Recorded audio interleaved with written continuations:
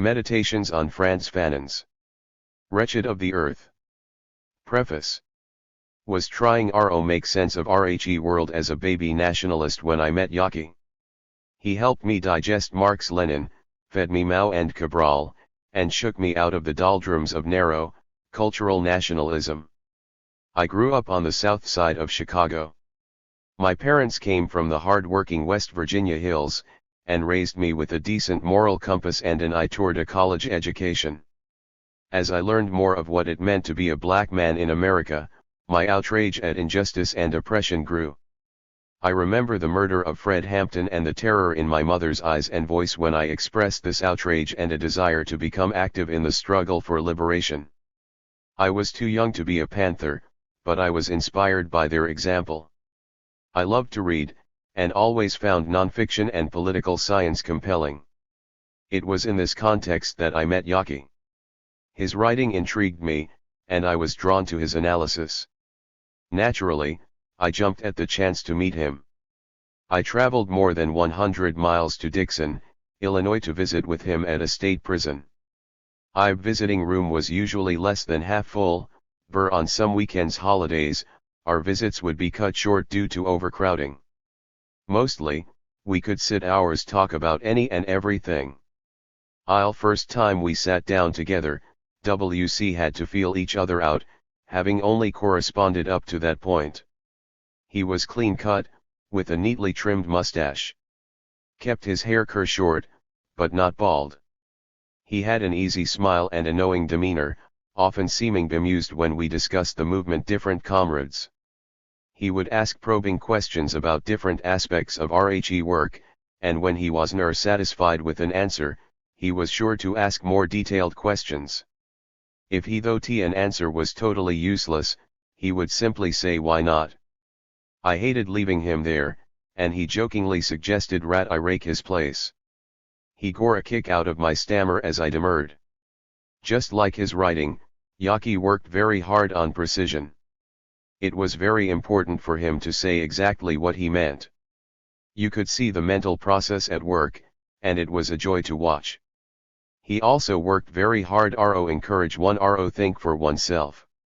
In fact, he felt that we should be working with people to help them learn how to think instead of telling them what to think.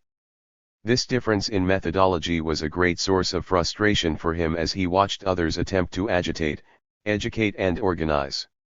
This collection is important because Yaki put his prodigious intellect and drive to work in the study of the descendants of enslaved Africans, and our current social, economic and political reality.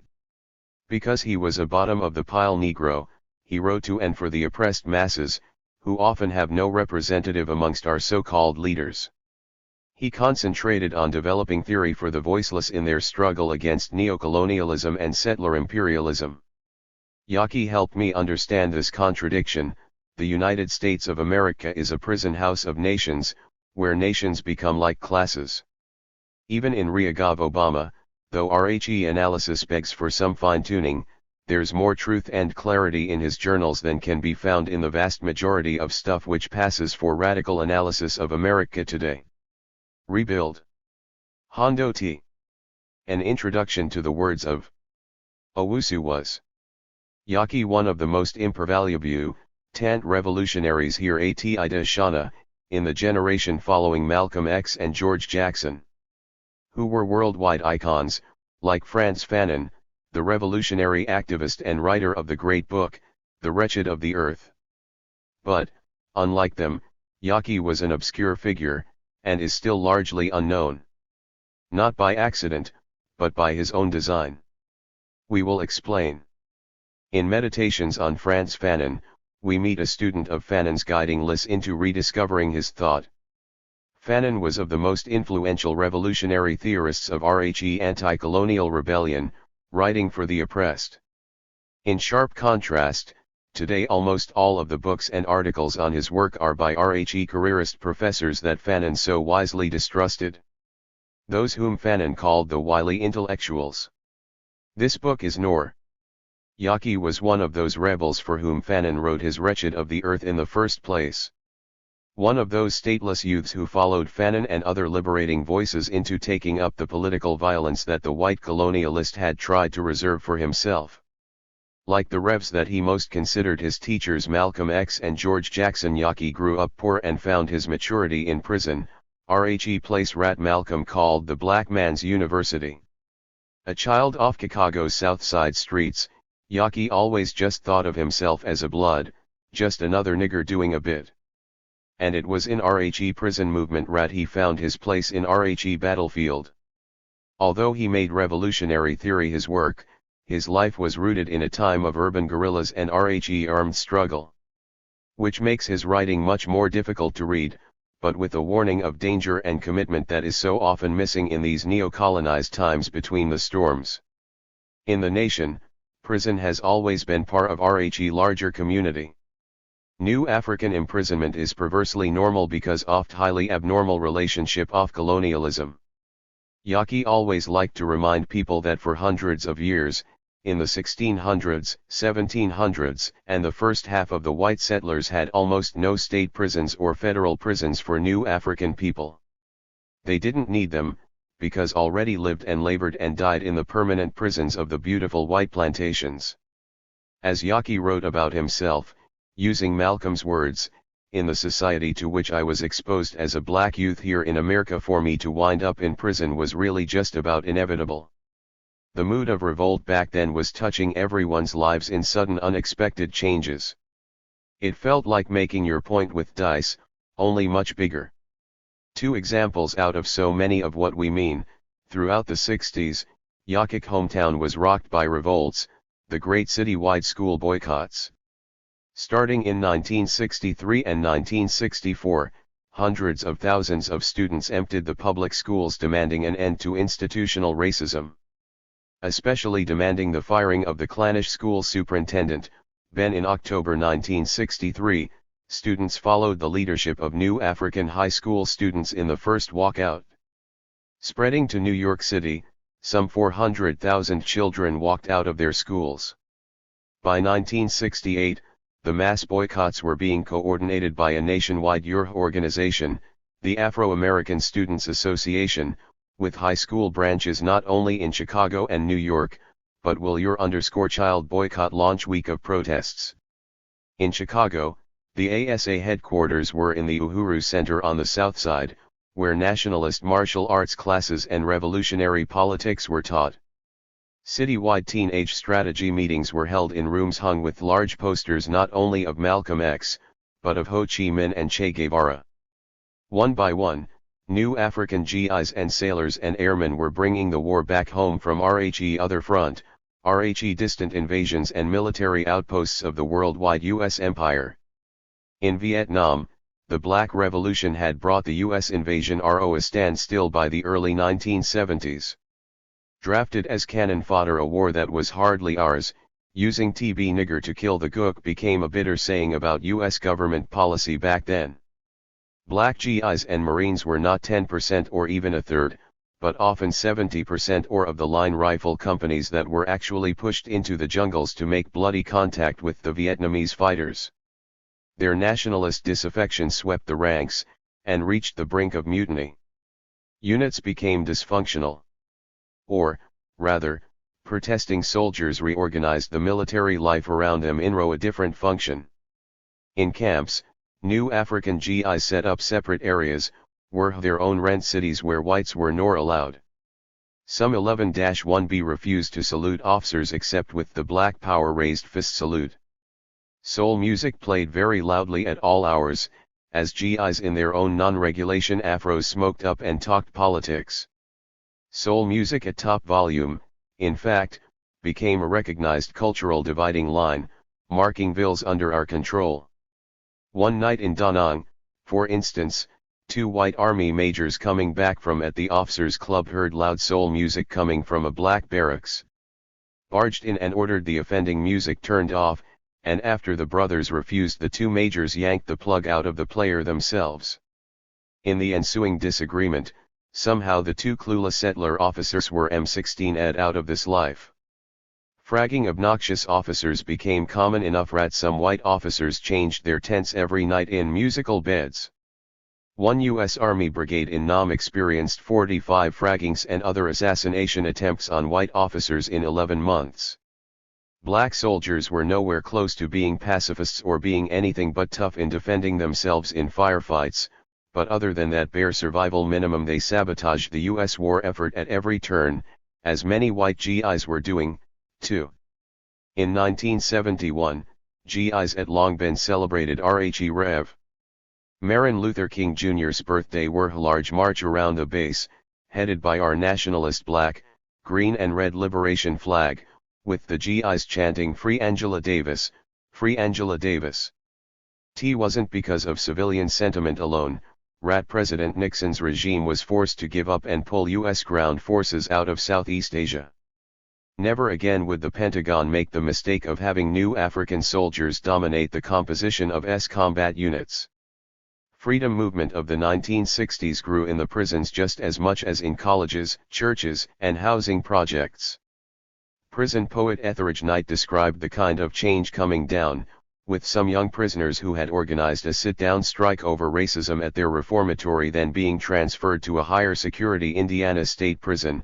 Morning of August 5, 1968, began like all other mornings in prison, disn Millie. A thick fog, rising out of nearby Lake Mubikes during the night. Bad crept over the Tevils and permeated the prison. And we settled into our usual routine to bend the news of TBC of some young brothers from downstate rumbled through TLX prison like an earthquake, shaking us out of our lethargy. Within minutes a crowd of onlookers lined the street leading to the admissions building. The back gate in the south wall the young ones came. Chained and manacled like a coffee of slaves, they bobbled along in their leg irons. They wore their hair long, flaring out from their beads and tikis and other charms bung around their necks. And as the line bobbled along, the young men would raise their manacled bands in the Black Power sign as they smiled or shouted to some recognized onlooker. At noon the mess ball buzzed with conversations about the new arrivals. And despite TJRFARs and anxieties expressed by some of the older black convicts in regard to the militant posture of the young blacks, there was a general air of pride among the black population and almost imperceptible lifting of the shoulders. Such political awakenings were taking place in most prisons, whether on a large or small scale.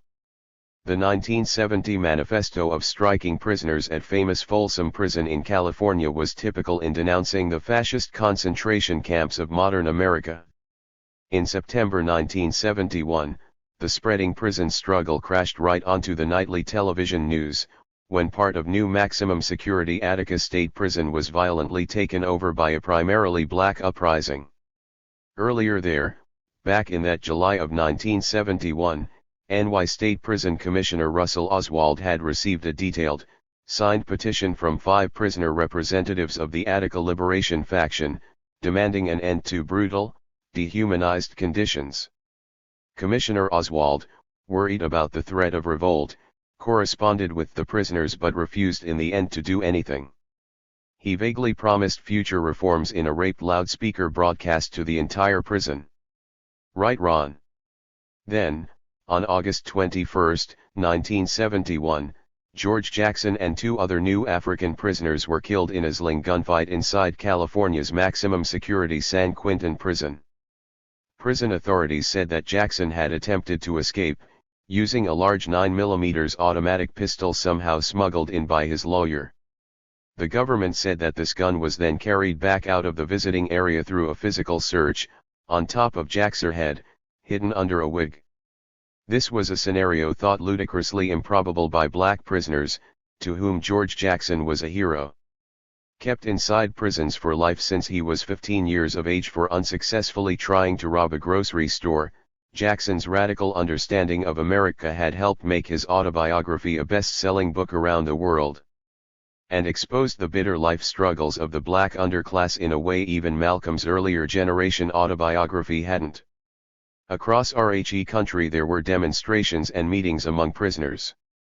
The next day, August 22, back in New York at Attica, 800 prisoners filed into the mess hall at breakfast and sat silently, each wearing some black article of clothing in a defiant memorial to their fallen comrade and brother.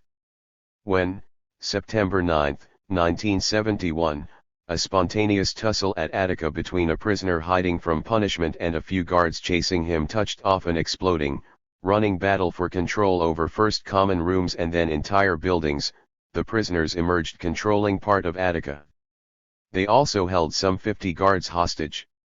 In their 5 demands addressed not to Commissioner Oswald but to the people of America, the Attica rebels stated, "Our men.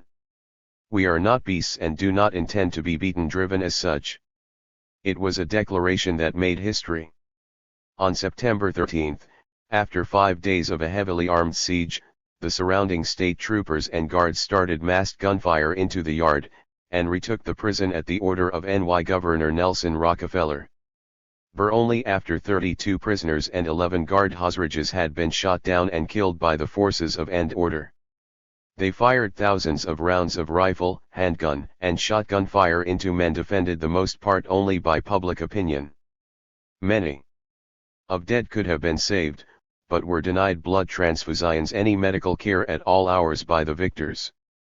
Severely wounded just bled out lying there on the ground. One doctor who later was admitted to the yard remembers being told by a guard, "Why do it? They're not people, they're animals."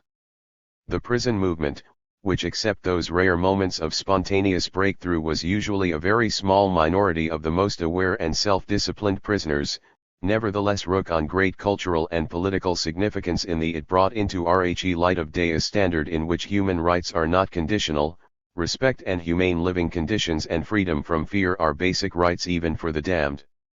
It exposed the enduring illegality of being New African, and the contradiction between the neocolonial surface equality of America and the real separate societies of oppressor and oppressed.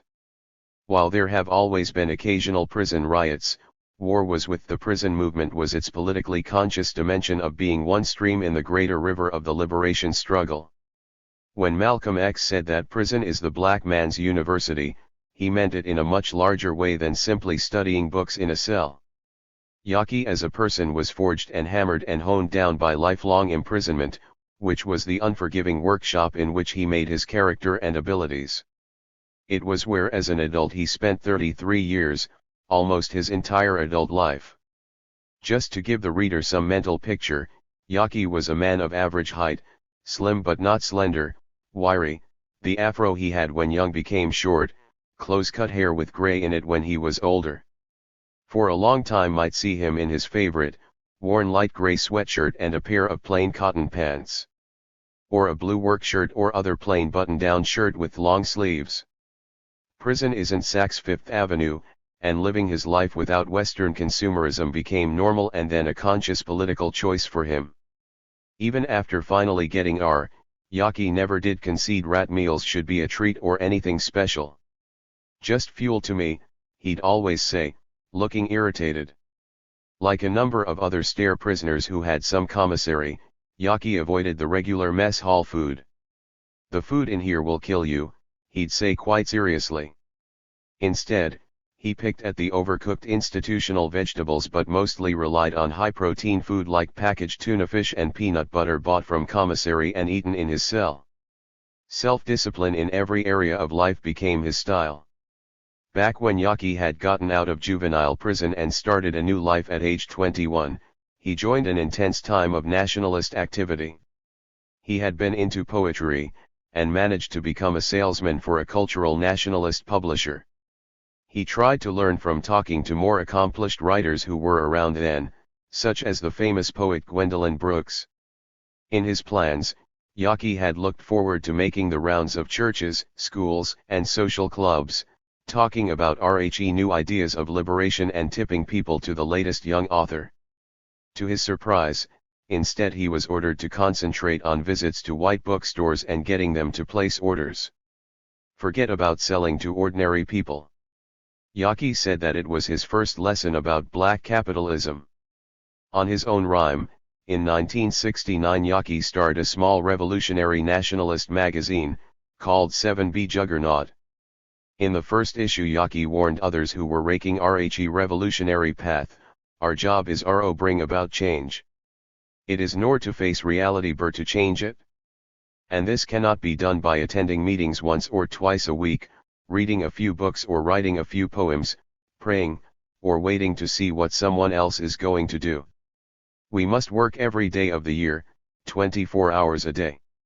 And every day must be a day of preparation and rehearsal. We must keep the goal always in mind. In a rough poem written in Malcolm memory back then, young Yaki said that he remembered my despair, my worthlessness as a man-child lost inside Babylon's steel cages, after being healed by Malcolm's words, faded. During those brief 3 years outside in the burning 1960s, Yaki was being drawn into primitive rebellion.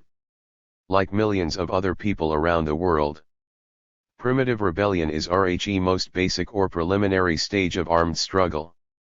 Eurocapitalism slants the word primitive to disrespect others, misusing it to imply backward ignorant. In reality, primitive simply refers to the earliest stage of things, the starting. As in the prehistoric cave paintings of primitive art, which are nevertheless among the world's great treasures. The 1950s Kenya Land and Freedom Army, which the West knows under the British label Mau Mau, is one of the best examples of this primitive rebellion. Seeing that there were millions of Africans and only tens of thousands of British settlers in Kenya, those early freedom fighters thought that an each one kill one strategy would easily Malcolm X saves Mau Mau needed New York art. He work.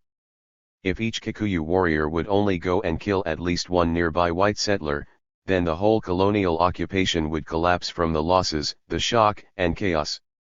Unfortunately, Lurianary armed struggle against a militarized capitalism turned out to be much more complex than that.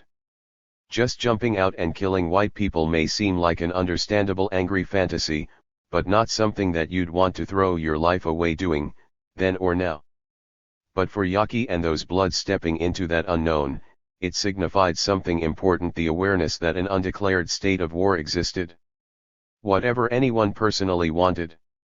Once, Rap Brown was stopped by a journalist as he was boarding an airliner, and asked what the civil rights struggle in the South had been like.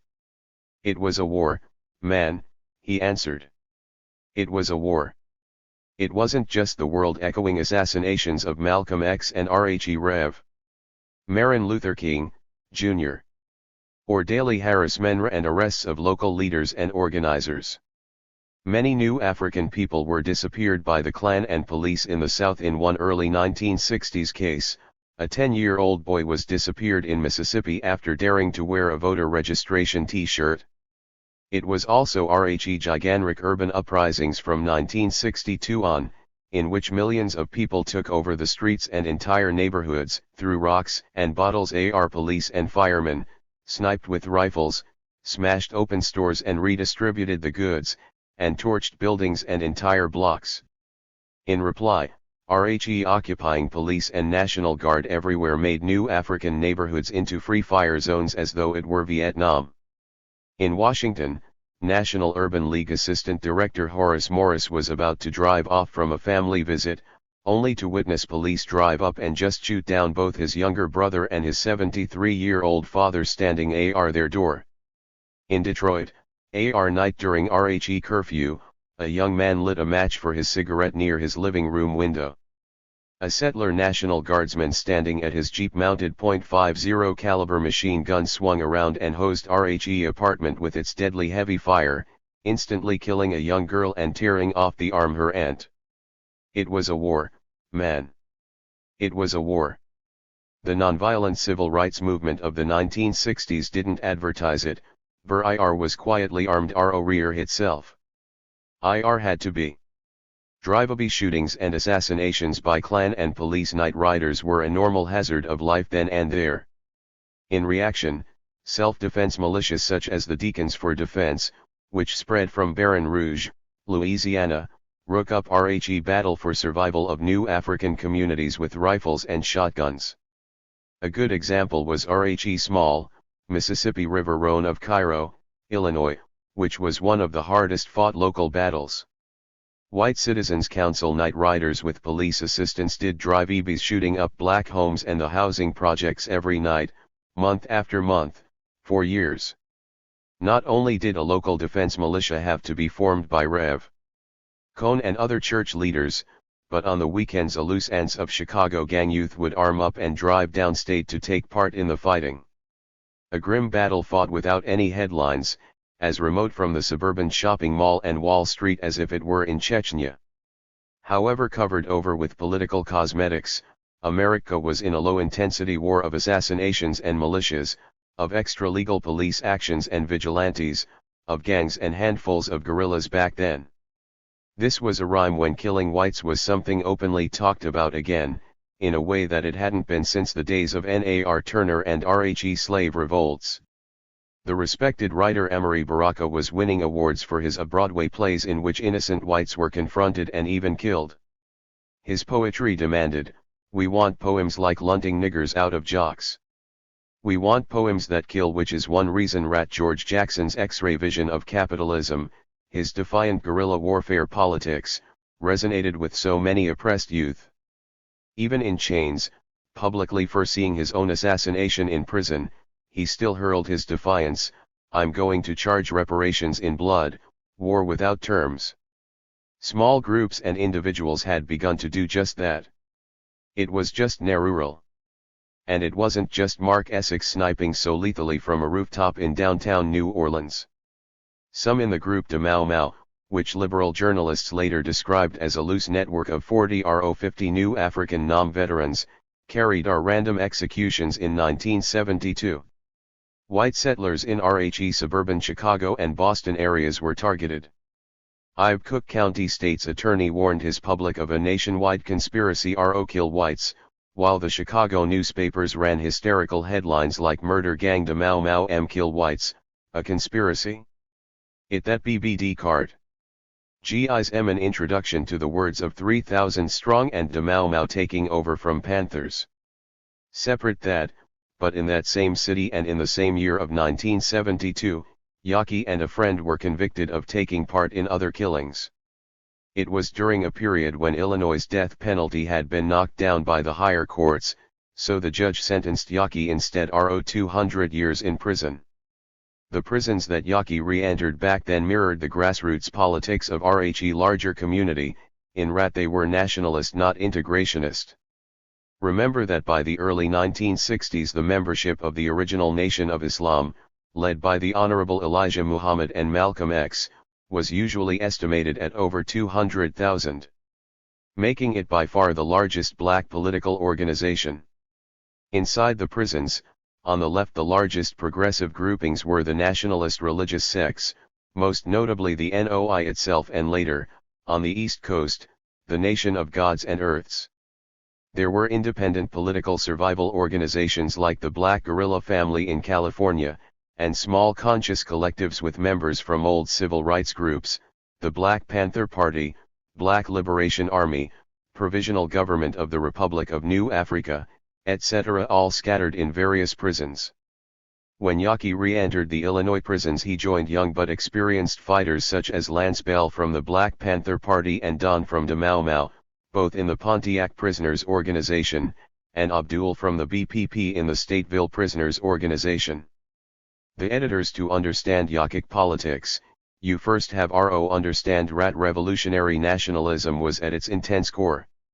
In this, Yaki was a direct heir of ex-revolutionary nationalism, recognizes we, having been developed historically as a colony, in reality comprise a separate nation of our own, a people who have the right of self-determination and who are sovereign unto ourselves.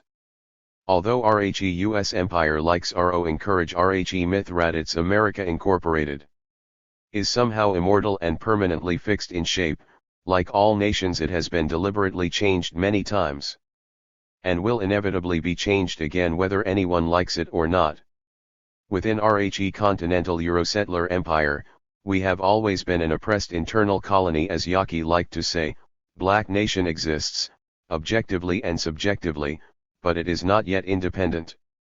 A Newsweek magazine survey in 1969 found that 27% of northern black youth under 30 would like a separate black nation, while supported the urban riots, and approved of the idea of black power. The government's own U.S. National Advisory Commission on Civil Disorders did surveys which discovered that the typical rioter had great pride in his race. He is extremely hostile to whites. he is almost equally hostile toward middle-class Negroes. He is substantially better informed about politics than Negroes who were not involved in the riots. Yaki always pointed out that there is no question of new African people escaping the acceptance of one nationalism or another. In fact, RHE ever-changing debate over war name people here should use, to Yaki only reflected the inescapable inner search for nationhood. It's generally understood that integration is a rejection of nationalism, but it's only the rejection of one nationalism and the acceptance of another. When we refer to people as integrationists, we're saying that they embrace the ideology of the dominant society, while rejecting the ideology of, say, black nationalism. We tend to be unmindful of the fact that nationalism is about ideology and politics, not color. When we refer to people as nationalists, we're saying that they have, or are shaping, an ideology and a particular set of social relations. The context and process of our name debates on these shores bade their effective point of origin at the onset of the oppressive relationship, the moment that we were captured, sold, placed into pens and dungeons and aboard ships bound west. Context and process evolved as we set foot on these shores. All of this constituted an assault upon our freedom, our history and humanity, and upon our identity. You recall the scene in the movie Inside the VE ship, and the brother says, "Talk to the sister or brother next to you. Learn their language, teach them your language." We must become one people. We didn't land on these shores with a collective identity as slaves, Negroes, blacks, not even as Africans. We arrived there as, say, Wolof Igbo, or Fula. However, we had already begun to change, to develop an identity as a new we initially named ourselves Africans, but underneath it all we knew. With the active support of tens of thousands in many different cities. A 5-state national territory was imaginatively claimed out of the historic Black Belt of 50 new African-majority counties, that had stretched in a contiguous arc up from the Louisiana Delta all the way to the Atlantic Ocean for much of the past several centuries. This not only reflected the traditional roots in the rural South that we had created with our labor, but an always present sense of separate territory. It isn't an accident that, to use just one example, in the former Harold Ickes public housing project on Chicago's South Side, which had a number of large apartment buildings, residents called their housing complex the land. In revolutionary nationalist understanding, our national territory is always called the land, and this phrase is a constant presence behind teaching.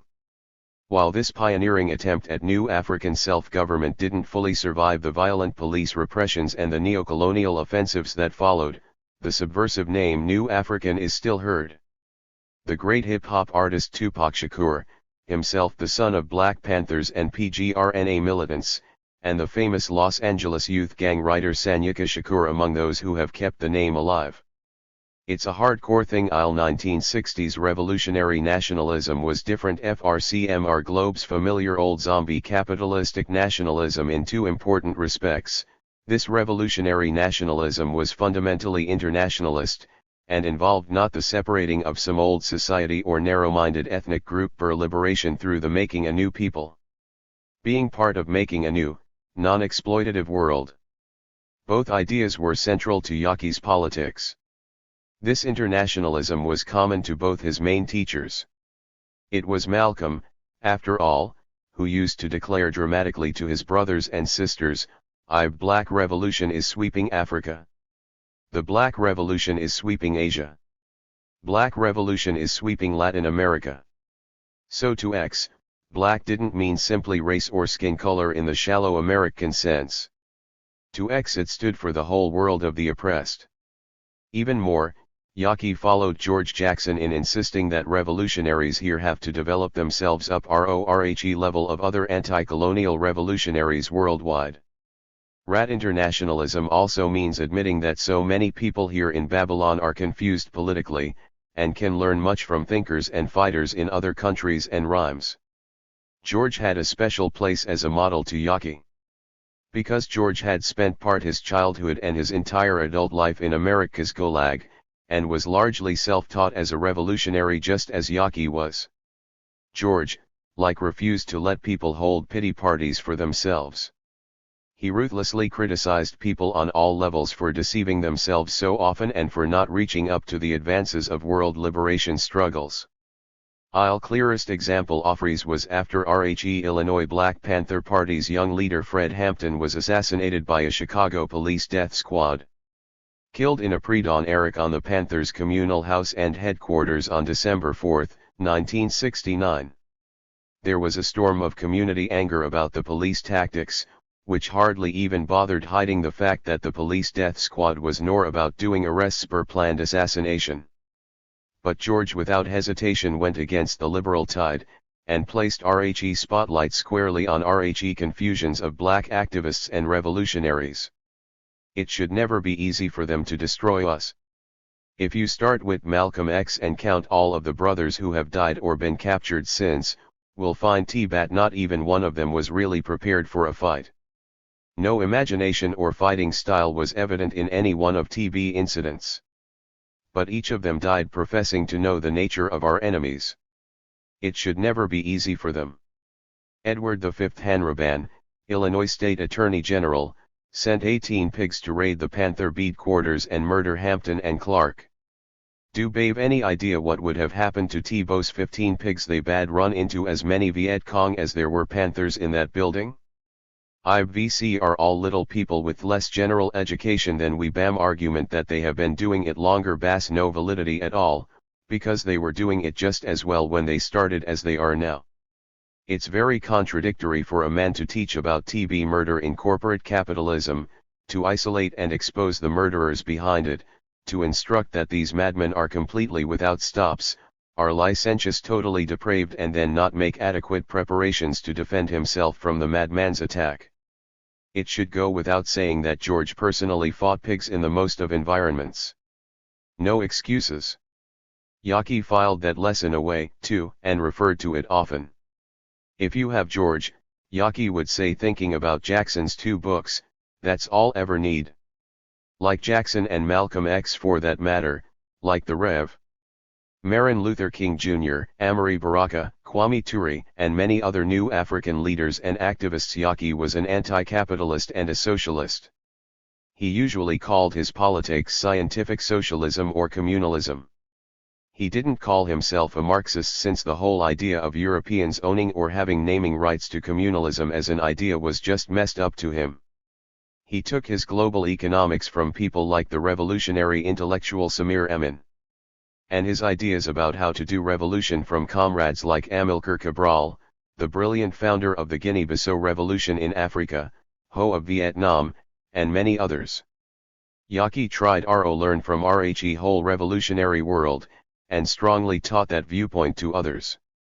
It didn't take long after you met Yaki to realize that he was not just smart, but unusually smart. Freaky smart. Smarter even than his writings seem. This is hard to describe, but it was like walking at night and then coming under a street light. In that diffuse cone of light, all of a sudden you can clearly see yourself and others by you, even read a newspaper you couldn't a few steps before. Being around Yaki was like walking under that street light in the darkness.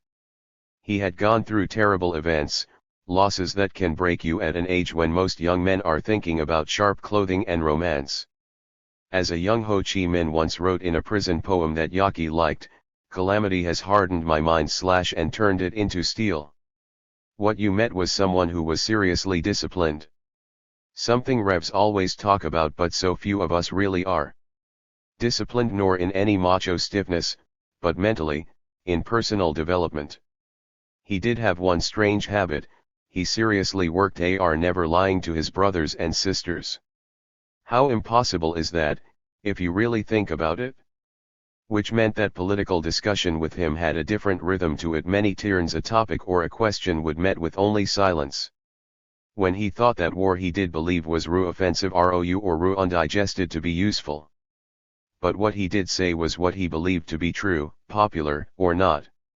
He worked at being calm, which with his anger and razor sense of the costs of human weakness was sometimes hard.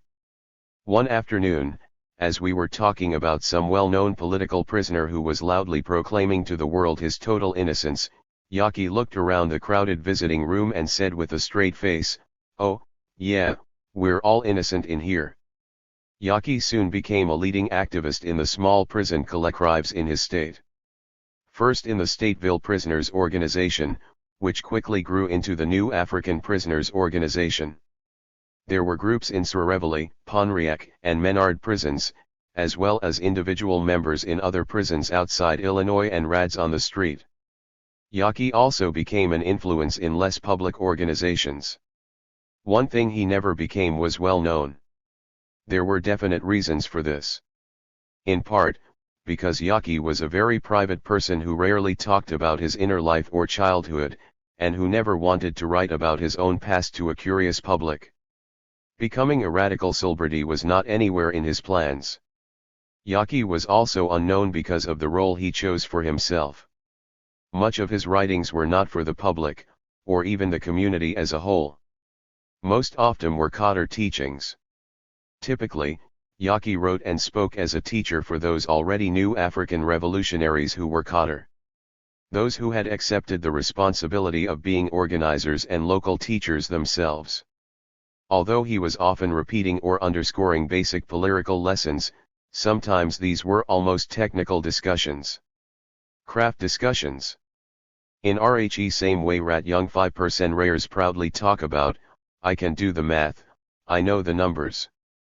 And as such his words meant to be entertaining, and rads often complained of finding them as hard to read as some textbook. Far from easy reading. But it's like, if I wanted to be able to design the row of water through a hydroelectric plant do brain surgery on an infant, at the very start you'd be cracking the books late into the night and studying for all you were worth. Yaki didn't think that trying to transform society was any easier. If you were Yaki's chosen audience, that meant he expected that you were reading carefully, hour after hour, dictionary by your side, just as he had to.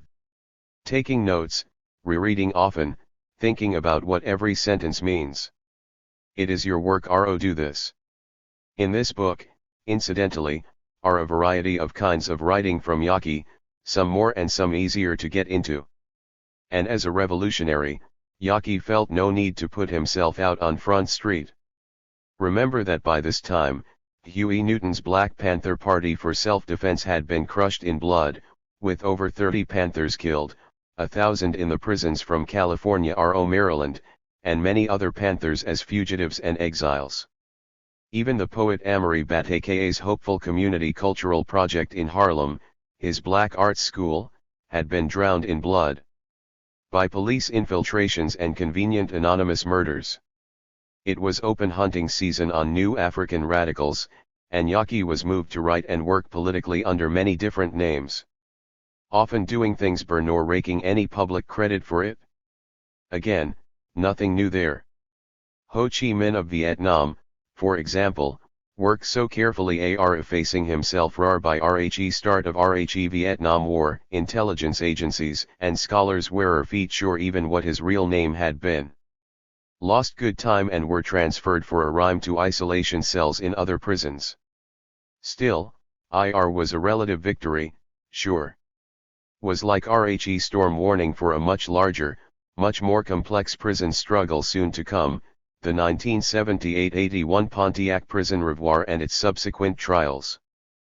Pontiac was the second oldest prison in the Illinois system, having been constructed shortly after the end of the Civil War, with cell houses and buildings tacked on as needed throughout the years. It was both a maximum security camp and a medium security one, holding some men who were mostly from RHE Chicago area. On July 22, 1978, at around 9:45 a.m., as some hundreds of prisoners were filing from RHE Rec Yard back a cell house, a small band of prisoners suddenly attacked the few guards. Within minutes, a lieutenant and 2 other male guards were dead, 2 male guards were down but alive, with seriously stab wounds, and a woman guard was assaulted. Much of the cell house was seized by suddenly loosed prisoners. To retake that part of the prison that afternoon, the state police and guards fired canister after canister of CS gas into the building. Prisoners who were running around and prisoners who had been already locked in their cells alike were gassed. Fires were sere, IR was general chaos. State had the bodies of the 3 slain guards and an upset white community. But they had no idea of why it had happened or who had done it. What was typical, the government didn't even care, really. Just so long as they could make an example and assemble enough new African victims for a mass lynching. An impressive sacrifice to terrorize and to show that they were firmly in charge. Just like at the infamous Abu Ghraib and Guantanamo prisons, the US Empire didn't care who was innocent guilty just long as they had enough colonial subjects in chains to vent their fear and anger on. In this case, the government claimed that a fictional grand conspiracy existed in which all the black gangs in the prison had banded together to plan and carry the Eric together, although there was no evidence against anyone. What followed was much more significant than the outbreak itself. 4 trade prisoners were indicted, of whom 31 ended up being tried. Some were tried downstate in various towns, primarily Bloomington, for lesser charges such as arson, mob action, aggravated assault, or burglary. 17 prisoners were charged with capital murder, and after defense motions they were divided into several trial groups and the first mass trial set in Chicago. This was one of the larger mass death penalty cases in U.S. history since the old slave rebellions. And, as usual, the defendants were primarily poor new Africans. But other than that, nothing at all about this was usual. It wasn't anything like Perry Mason or CSI on television. Nor even like anyone's idea of what criminal trials were like.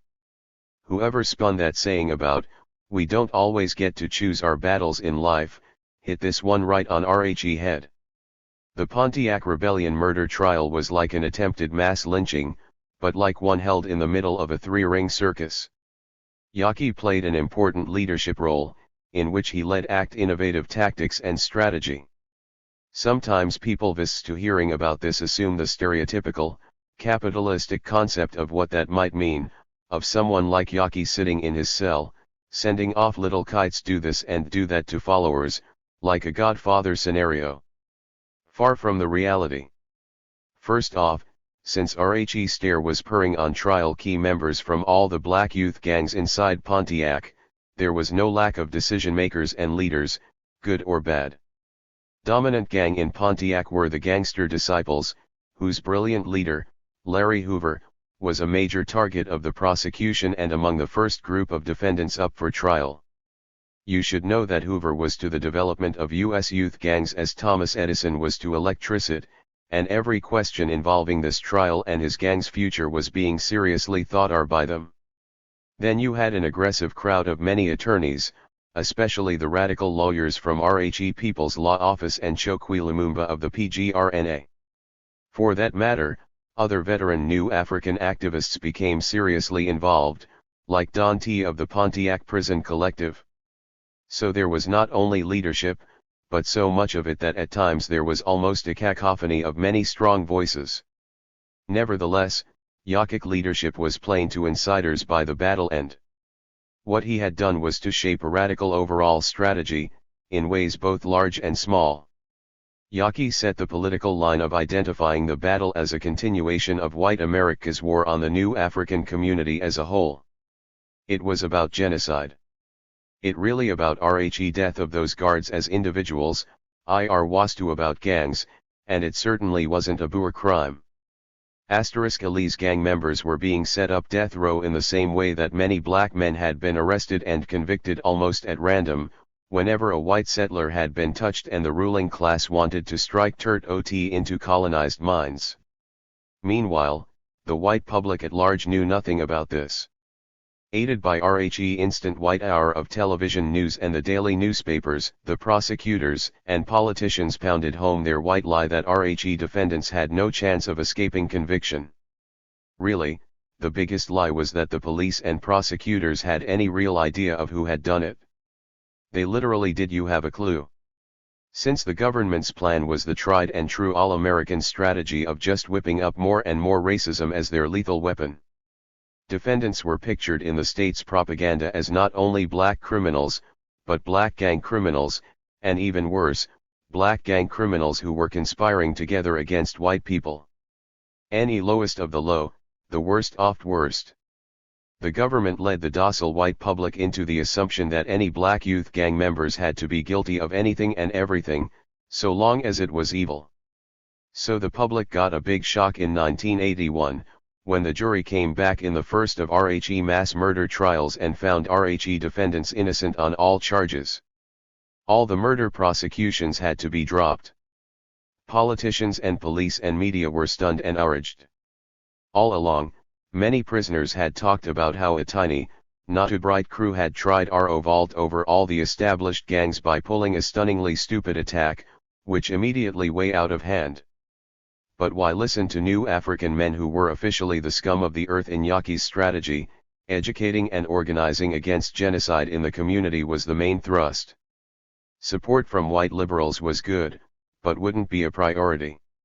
Almost immediately, outside the Fuse New African Organizatm Pontiac Divo New African Prisoners Organization members and supporters began a coalition of concerned organizations. A very vocal demonstration of several hundred protesters drove down from Chicago and chanted loudly outside RHE Pontiac gates. Although far from the big city and media attention, NAPO understood that the major media would be whiting their grassroots struggle anyway. But the Pontiac prisoners would be encouraged by the show of support, and word would spread through them and their families into the larger. In an innovative move, Yaki scrapped the usual way rat defense committees were set up. Instead of a single committee or coalition, which usually ends up being dominated by white left groups with their own agendas and feuds, and pushed to have two separate committees, coordinating but different, a new African committee built around the mothers and families and friends of the dance, did low-key but important work educating people around MARRHE grassroots level, church presentations and meetings in the housing projects, pressuring lower-level black politicians to rake stands. Even passing around literature on RHE special buses which take women down to the prisons for visits. While the White Support Committee, built around a few full-time organizers who had themselves been organized and politicized by Yaki himself, concentrated on both coalition activity with other progressive causes and working closely as the intelligence system for the legal defense. With their initial disadvantage of having no legal case, the prosecution was further shot down in jury selection.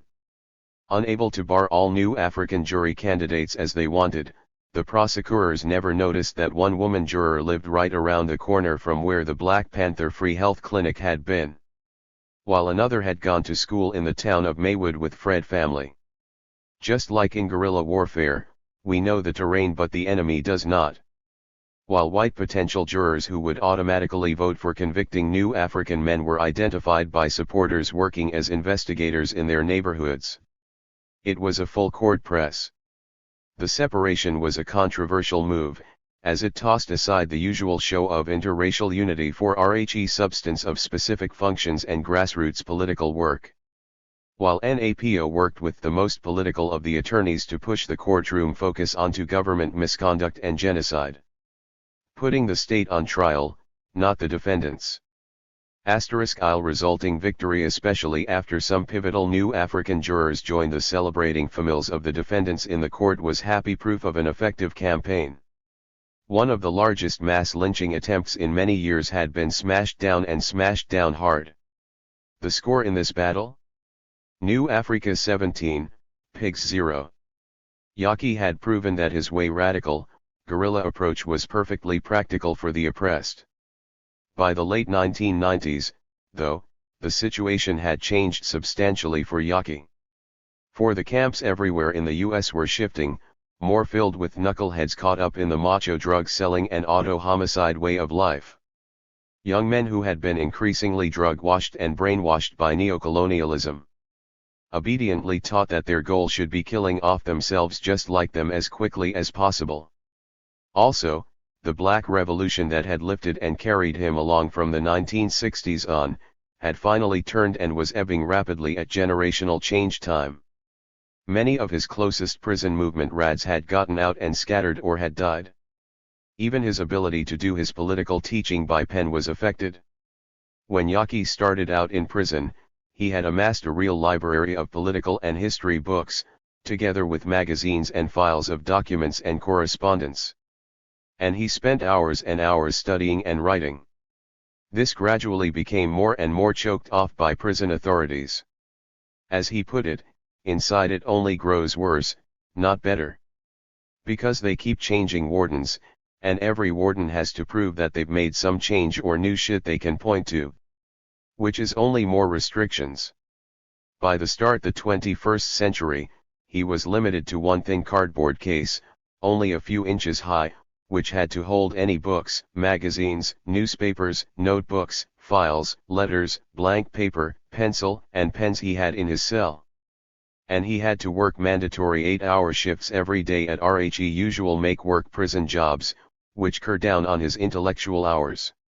All this led him to decide to center himself on one major project which only required 2 books, a reappraisal and explanation of Frantz Fanon's great revolutionary writing, Wretched of Earth. Winning his release in 2004, after 33 years, was an incredible thing for Yaki and his comrades. Any time afterwards that he was complaining about a bad day, he'd often be quick to add, "But it's a lot better than being in Dixon." And he was adjusting to a world that had changed so much since he had gone inside. After walking through a Target one afternoon, said, "It was disorienting to me. I've never been in a store this large." Then, in the late fall of 2007, he became ill, coughing a lot.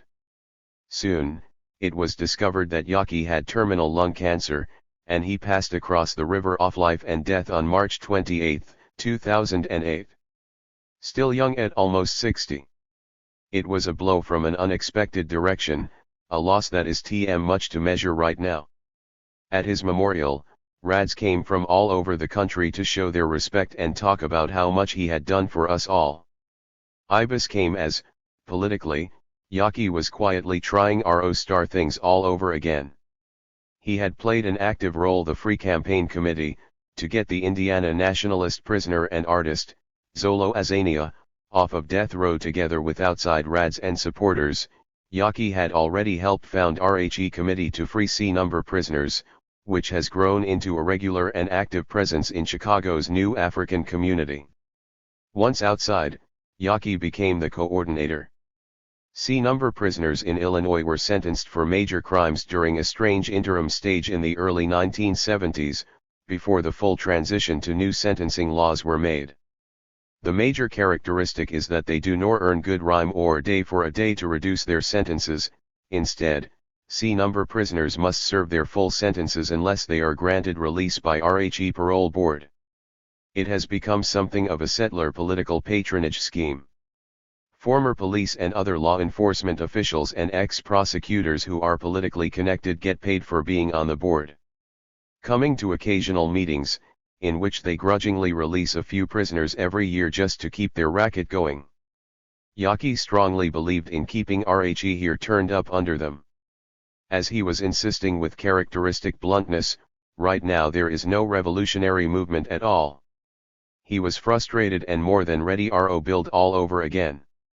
While, as he confessed, still learning this new world of the 21st century. Yaki was preparing to move to a new stage, to focus revolutionary thought on the more subtle but even more violent new type of neocolonialism that had changed the rules of the game. That's why he thought it was so important to do a retake of Frantz Fanon's Wretched of the Earth, which had first started to deal with this neocolonialism much more clearly. Yaki was still dead set on anti-capitalism, still a socialist and still a warrior for the nation.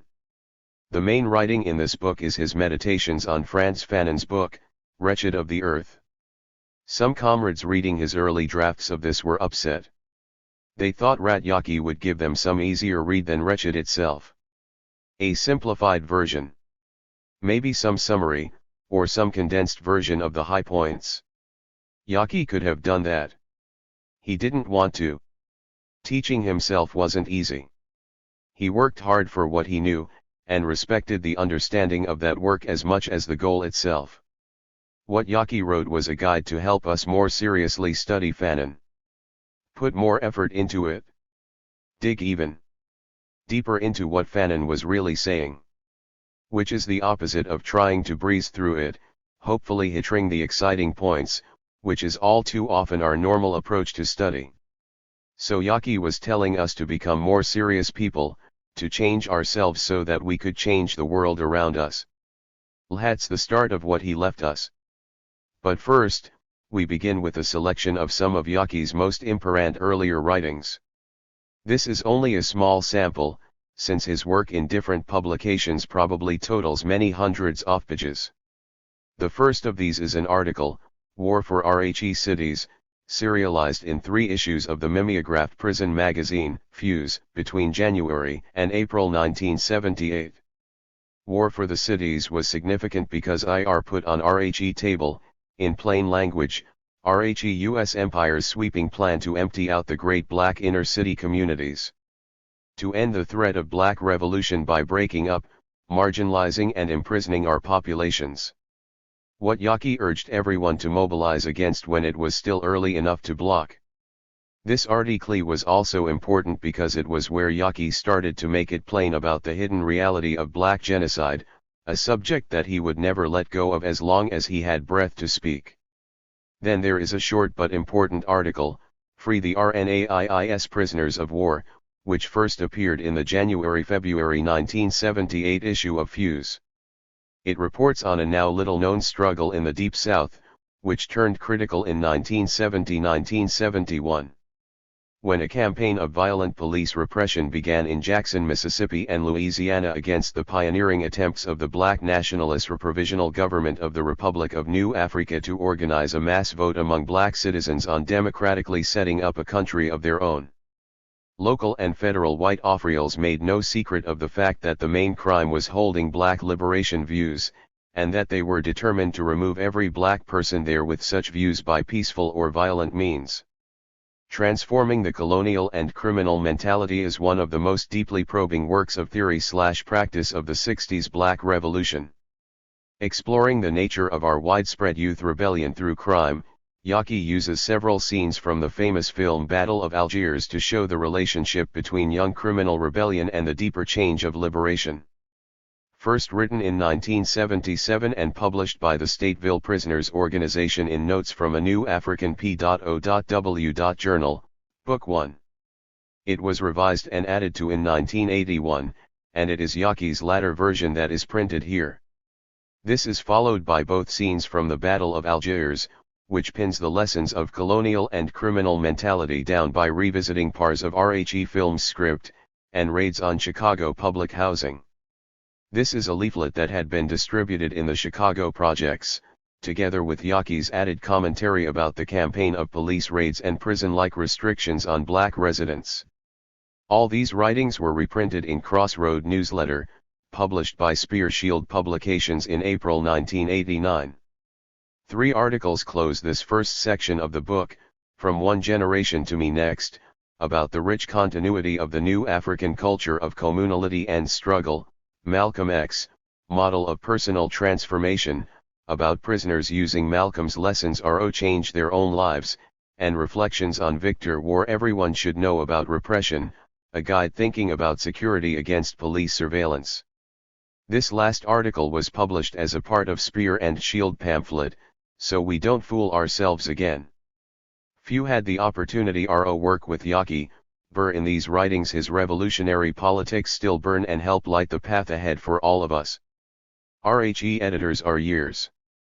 The Taylor 1930s and tenants cheer after shooting of a crew NERI and NPUB CHR cheered when the Surity bird C aft when the Harapai UIAE.L for services elevado by Luorcha family of Inchanchi war for the city's part Chicago's African, Puerto Rican and poor white communities are showing much concern over the plans now in progress to remove them from the inner city into outlying areas.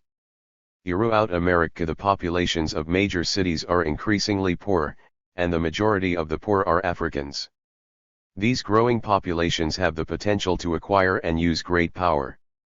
Those who rule America know instinctively that the cities are politically, economically, and militarily too valuable to them to be allowed to fall under the control of the African and other oppressed nations.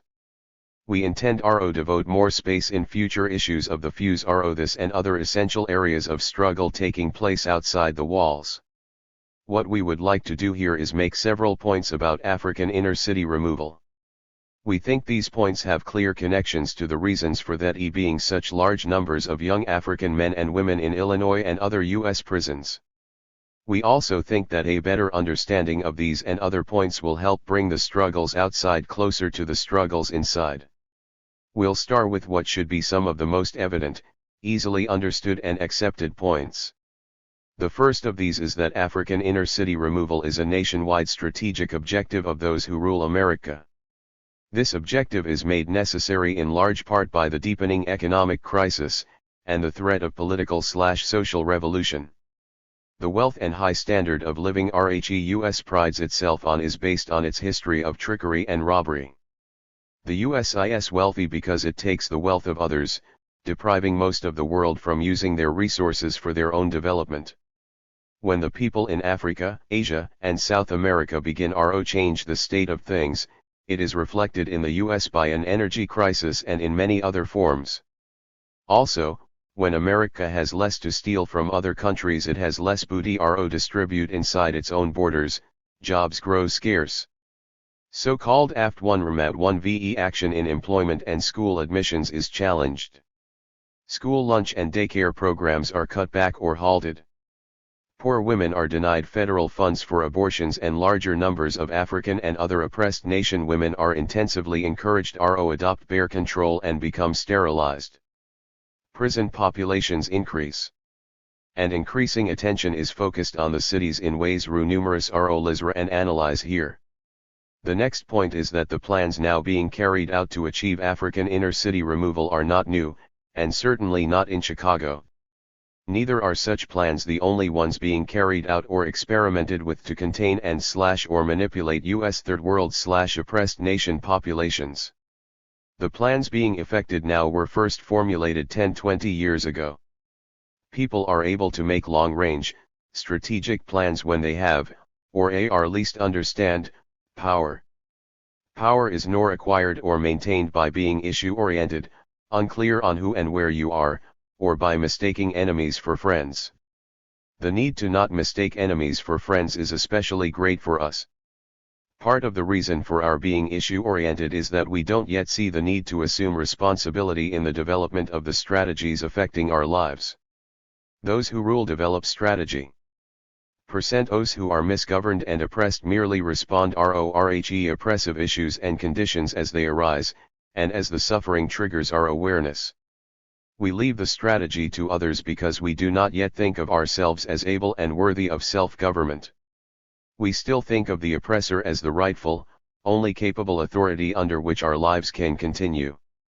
Until we begin to see those who rule America as adversaries, we will always be the objects of inner-city which is simply one of the forms of America's unique brand of fascist administration and genocide.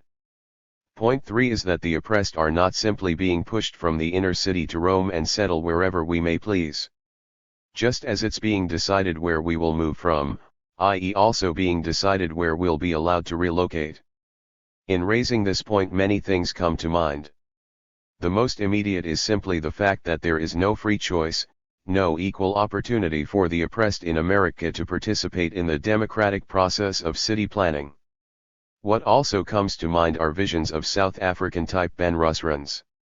Of RHE Soweto-type suburbs which surround RHE White City that Africans are allowed to enter only to work and only if they have their passbooks. Point 4 is that all of the above helps us to see more clearly exactly why our communities have been allowed to deteriorate, why there are increasing cases of arson, why RHE schools our children attend don't offer them the quality education which would allow them to acquire RHE skills and confidence required of peoples who have the need and desire to govern themselves. Our communities are filled with abandoned buildings because it's part of the plan to remove the African and other oppressed peoples from RHE inner city.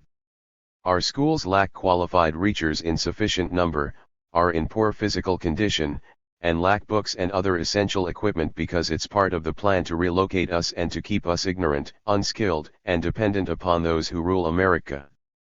Point 5 is that we are likely to see more IOW income housing going up in suburbs like Arlington Heights.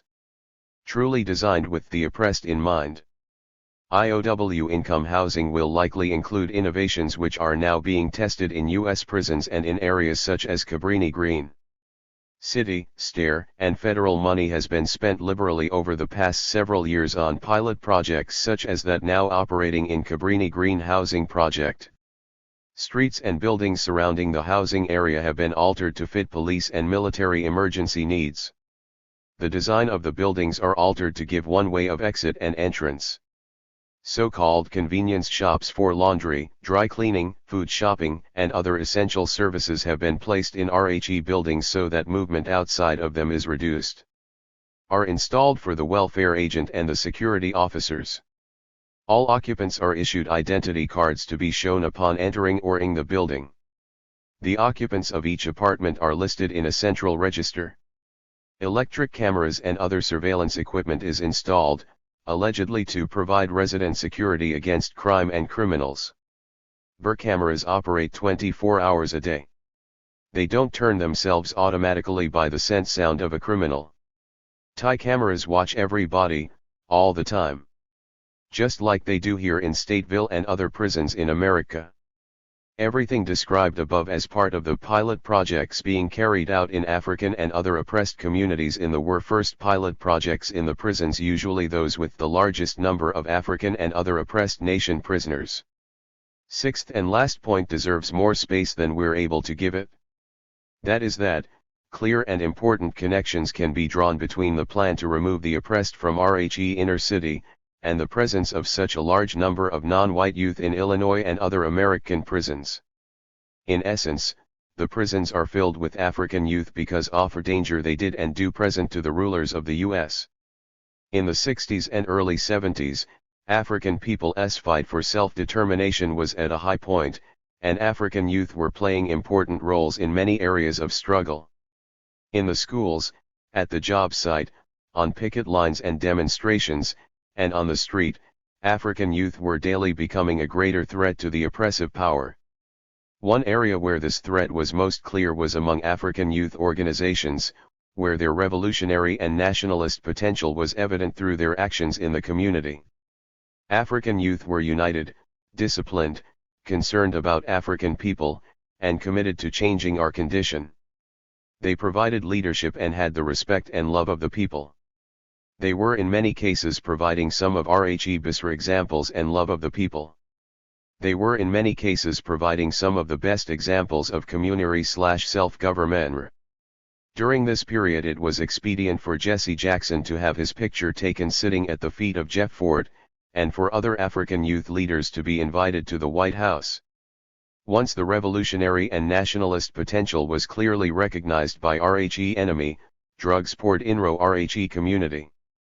African youth organizations became the targets of the COINTELPRO program, a program designed to prevent African unity, to stifle revolutionary nationalist development, to crush the movement for self-determination among African people. Enemy media began to create a climate of fear in the African by distorting crime figures and occurrences. They made all African youth, especially African youth organizations, appear as criminals and RHE enemies of African people and our progress. And because the enemy made African youth appear as the enemies of African advancement along the road to self-determination, African people felt relieved rather than alarmed when brothers were given long sentences and placed in prison. Those who rule Chicago and the rest of America were truly relieved after they separated African people in this way. They considered the imprisonment of African youth a sufficient means of bringing RHE rising right of African resistance rhyme enough at least for them to regroup, rethink, devise, and employ other tactics and strategy, and to strengthen their flanks. But as African youth entered America's prisons in larger numbers, the prisons became a front of battle. The development of awareness and commitment, the formulation of revolutionary and nationalist consciousness, and the fight for African self-determination did nor end when RHE prison gates closed. African men and women in prison know why we are here, and war we must do. We know that our ties to our people are unbreakable, and our determination cannot be shaken. The prisons are incubators. We study and struggle daily, and grow strong from the repression, concrete, and steel. The walls can't contain our minds nor our bodies, bringing the prison and the community closer together. Those who rule must tremble at the thought of the purpose of our imprisonment being nullified. D. Build to Win 2 Part 2, a genocidal war. Il War the cities is Part D. A larger war is not an end in itself. The larger war involves Africans, other oppressed nations, and the masses of the American imperialist state. All oppressed people inside U.S. borders are pitted against those who rule America in a war to determine the future of the cities. The war for the cities is a small example, a reflection of the larger war. One way to define this larger war in easily understood terms is to define it as genocidal. What is genocide? Most of us use the word genocide incorrectly, because we don't apply it broadly enough. We think of genocide only in real relation to Hitler, Jews, and gas ovens. When Africans in America think of genocide, all we see are millions of some people being killed all at some place besides America. In the past, some Africans may think of genocide in relation to native nation people, but even here, and even those Africans who think of genocide in relation to African people in America merely point to the period of chattel slavery. Or only to those areas where African lives are taken by the lynch mob, or by the police bullet, or in the area of sterilization. We must see that whenever we speak of our oppression and exploitation in any form, we're speaking of the genocide being practiced against us. The very word genocide, which was first used by Raphael Altman, means the physical, political, social, cultural, biological, economic, religious, and moral oppression of a people.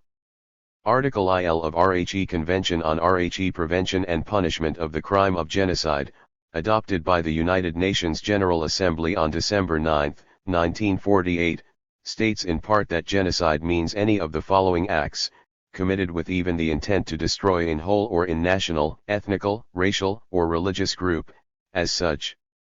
A. Killing members the group, b. Causing serious bodily or mental harm to members of the group, c. Deliberately inflicting on the group conditions of life calculated to bring about its physical destruction in whole or in part, d. Imposing measures intended to prevent births within the group.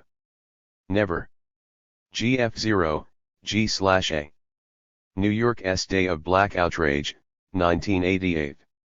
When looked at from this perspective, we see rat genocide occurs when any member of the group is killed. When one of our brothers or sisters is shot by city police, or when one of our sisters or brothers is shot or beaten to death by a prison guard. Either case is an actual instance of genocide against the entire an African killed on 47th St. or an African killed inside Stateville is African killed, it's genocide being committed against all African people. Any genocide is nothing but RHE oppression of the nation in many forms through which our national oppression was initiated and is maintained. Any form serious bodily or mental harm inflicted upon any one African is an instance of genocide against the nation. No matter where this takes place in the cities, the prisons, it's genocide against us all. Brothers and sisters in prisons are forced into behavior modification programs and institutions, and are made to undergo behavior modifying surgery, and filled with behavior modifying drugs. At the same time, our brothers and sisters, our children, are forced into similar programs and institutions outside the walls, and are made to undergo surgery. Our children are filled with behavior modifying drugs in the enemy-controlled schools. This behavior modification, all forms of serious bodily or mental injury inflicted upon any single African individual, is a means of maintaining our collective political oppression. The physical brutality which maims us, the psychological injuries which numb us, push us towards forms of escaping reality, and which drive us in increasing numbers to suicide, all these are symptoms of our economic oppression, our social and cultural oppression. And it's genocide. Our every condition of life is a manifestation of the genocide being practiced against us. The miseducation of our children, the bad housing and food, short life expectancy, unemployment, lack adequate medical facilities in our communities, RHE instability of our families, high mortality rates for our mothers and infants, all these and more constitute genocide. Whenever Africans in America talk of changing the conditions under which we now live, we're talking about ending genocide. If we talk about a push for excellence in education, we better understand that we're talking about bringing an end to the genocidal treatment of our children in the enemy-controlled schools. The conditions of life experienced by our people in the cities are genocidal conditions. The conditions of life experienced in the war for the cities, as we are forced to relocate our communities, are aimed at maintaining our political, economic, social, and cultural oppression. So when we talk about freedom and national liberation, we're talking about ending genocide. When we talk about independence, truth, and justice, we're talking about ending genocide. And whenever we talk about ending genocide in any of its forms, we're talking about self-determination for our people, about self-government, about black state power. Genocide, L, can be committed with RHE intent. RO destroy a group. The intent need not be fully realized before the group can be legitimately recognized as the target of genocidal practices. 2. Genocide can be practiced against if the intent is to destroy that group in whole or in part. In other words, genocide can committed against a single individual belonging to the group. 3. Genocide can occur without the actual killing of members of RHE group. Genocide can exist where serious bodily mental harm is inflicted members of the group, and environmental conditions of life are such that the physical destruction of the group is threatened, and where any one or more forms of such oppression exist to prevent the group's progressive, self-determined development. Genocide is a conscious, systematic policy practiced upon Africans by those who rule America, and it is carried out on all levels by both public and private political, economic, and socio-cultural institutions. In one form or another, genocide has been practiced against for more than 300 years. It began with the aggressive European invasion of Africa, it progressed with the Euro-American slave trade, during which millions of Africans died during the Middle Passage. All the deaths of African slave ships, at the hands of village raiders and kidnappers, plantation owners, masked night riders, and city police, were acts of genocide. Plantation alone didn't undermine our culture and destroy our families. America destroyed our culture, ripped our families apart, and took away our freedom and independence as self-governing people. America is still the enemy, and today it uses its prisons as genocidal weapons. American prisons are instruments used to practice political, economic, and social oppression of African people. Prisons are used to practice genocide, to practice physical and mental destruction of the group, and as one of the instruments used to prevent the group's successful struggle for liberation. American prisons are concentration camps. Entire U.S. criminal justice system is used as an arm of the government to repress and destroy the national liberation struggle. Part war for the cities of America should be looked upon as a means to an end, and not as an end itself. The cities are RHE nerve centers the American nation, and act in ways similar to the nerves and blood vessels of the human body. The cities pump life into the nation, many cities are combined to form nations/states. In modern societies, RHE city is the center of trade, commerce, and industry.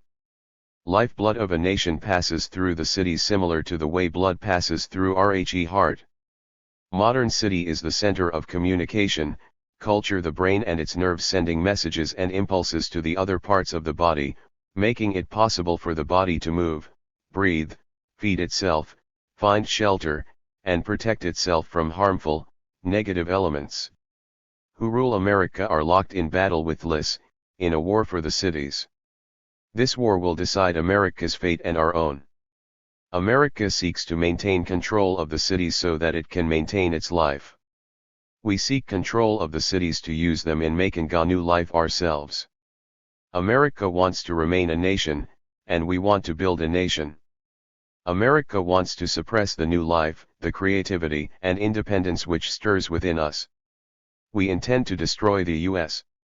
as a nation which oppresses and exploits others, because this is the only way we can survive the present, and grow beyond survival to develop new ways of life. Question I've asked myself over the years runs this way: who passed on most the dying? Most of the work? Most of the time in prison? Who is the hindmost in every aspect of social, political, and economic life? W. Bo Bass the least short-term interest or no interest at all in the survival of the present state. In this condition, Bog could we believe in the possibility of a new generation of enlightened fascists who would dismantle the losses of their hierarchy? Just how many Americans are willing to accept the physical destruction of some parts of their fatherland that the rest of the land and the world might survive in good health? How can the black industrial worker be induced to carry out a valid workers' revolutionary policy? What and who will guide him? I've commune. Ilk's central citywide revolutionary culture. But who will build the commune that will guide people into a significant challenge to property rights? Carving out a commune in the central city will involve claiming certain rights as our own out front. Rights that have not been respected to now. Property rights. It will involve building a political, social and economic infrastructure, capable of filling the vacuum that has been left by the establishment ruling class and pushing the occupying forces of the enemy culture from our midst. The implementation of this new social, political and economic program will feed and comfort all the people on at least a subsistence level, and force the owners of the enemy bourgeois culture either to tie their whole fortunes to the communes and the people or to leave the land, the tools, and the market behind. IFB will not leave voluntarily, we will expel him, we will use the shotgun and anti-tank rocket launcher. George Jackson, My. We begin with the fact that there is a vacuum which has been created by the absence of goods and services in our communities. Vacuum serves to weaken our areas, and to weaken us as people/narions, lessen our powers of resistance. Raze who rule America have deliberately gone about the business of making us dependent upon its boards of education, its courts of justice, its welfare agencies, city housing authorities, etc. America has broken the sense of community that used to abound in our neighborhoods, and in this way makes people feel isolated from each other, and dependent upon the state to solve all problems and satisfy all needs, and to define all wants. People on the block used to stick together. The neighborhood was a big, extended family. The children were the responsibility of the community, and all members of the community were responsible to and for each other. Young black brothers and sisters should ask older bloods what our hoods were in the 30s, 40s, 50s, and even early 60s. We need to check our history, and give special attention to the northern migrations, when we started moving to the southern cities, the northern cities, in the years following emancipation, the first 2 decades of this century, the 1920s, 1930s, and 1940s. The more urbanized and Americanized black people became, the more we abandoned each other, and the more shaky our family/social structure became. We came to depend less and less on each other, and to depend more and more on the oppressive state. Therefore, our first phase of our war for the cities must involve recreating a sense of community. If black/non-white/poor people are to survive and have a future in America, we must become responsible to and for each other. We must have mutual respect, and we must come to depend on ourselves/each other, and break our dependence upon the enemy. We must accept the fact that those who rule America are neither willing nor capable of satisfying our needs. It is nor in their interest to have us employed, fed, clothed, properly housed, educated, and healthy. Build to win. First in Fuse 1978, and MSSISSIP. We buy. Free the RNA 11. Prisoners of war.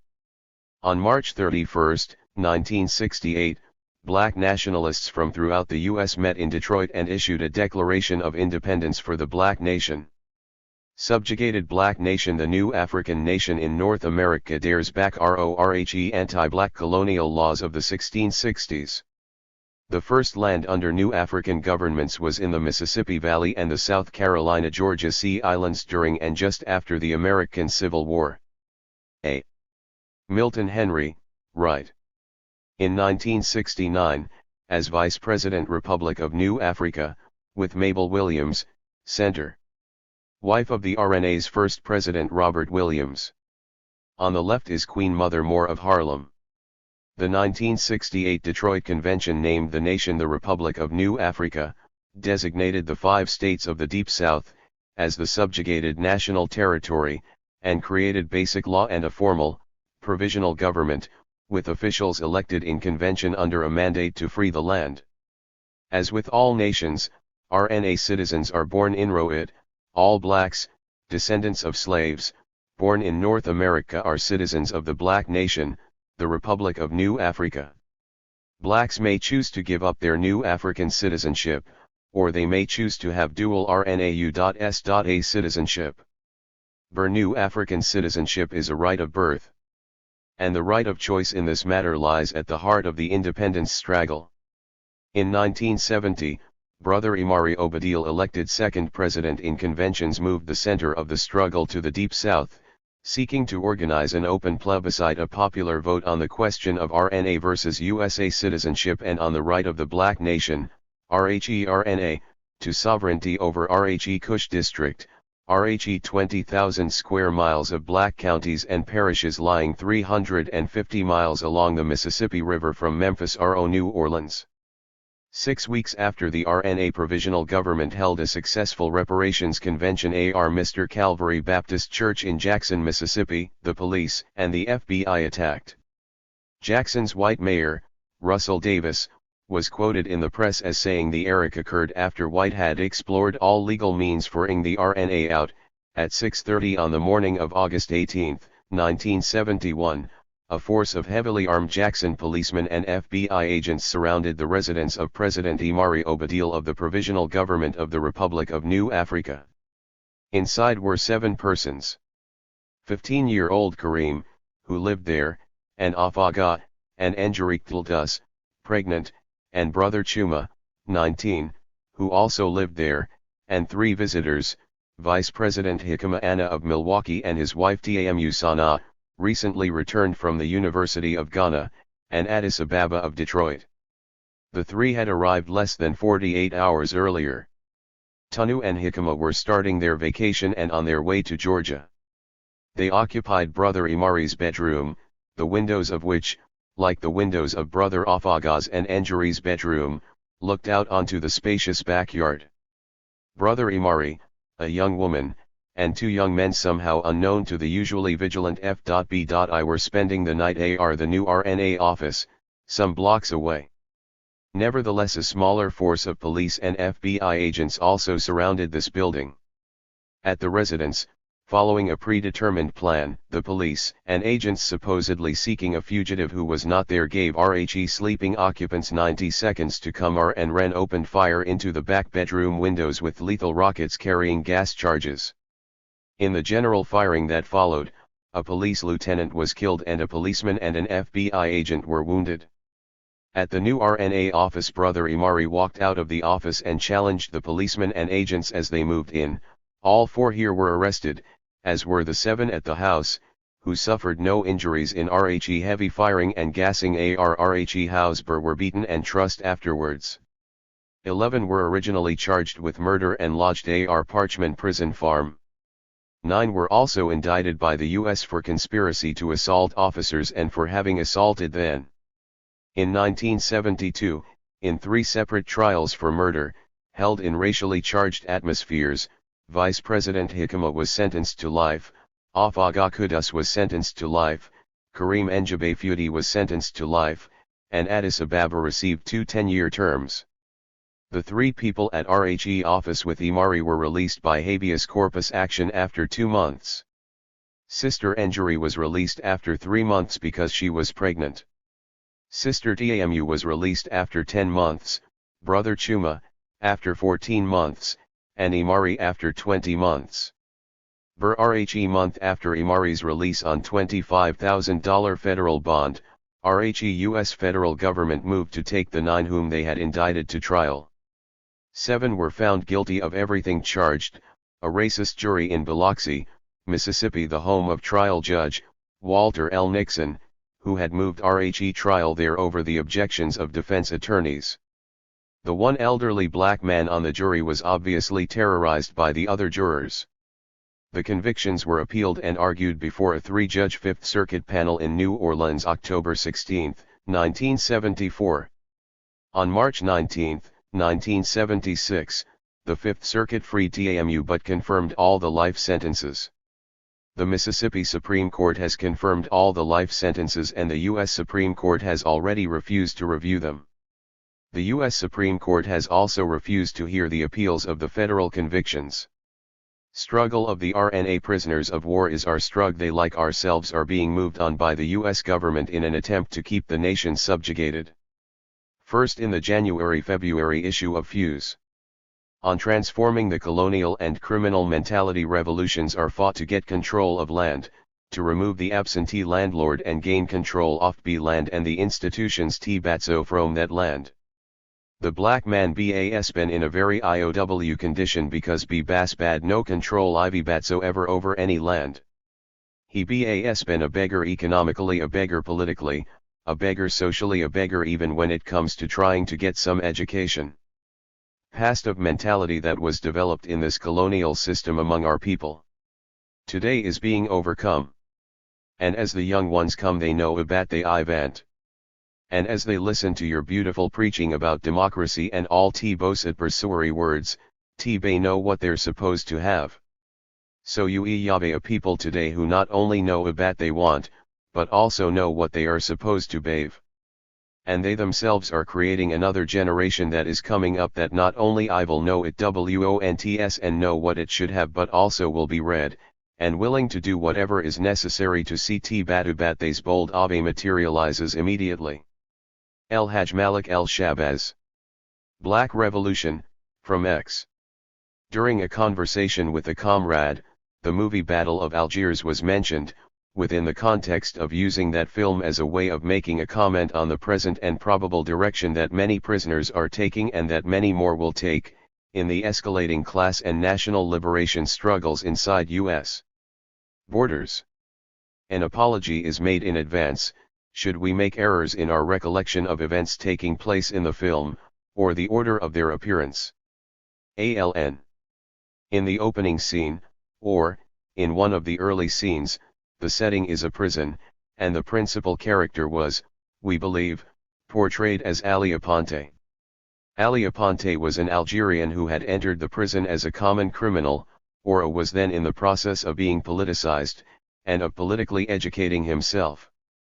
He was being approached by a revolutionary, a prisoner of war who had noticed Ali's strong sense of nationalism and his revolutionary potential, thus, his potential of becoming a revolutionary nationalist, rather than his remaining a bandit, a criminal, or a lumpen with nationalist sentiments, an emotional commitment to. We know this already sounds familiar to many, RVE been in rebellion all my life.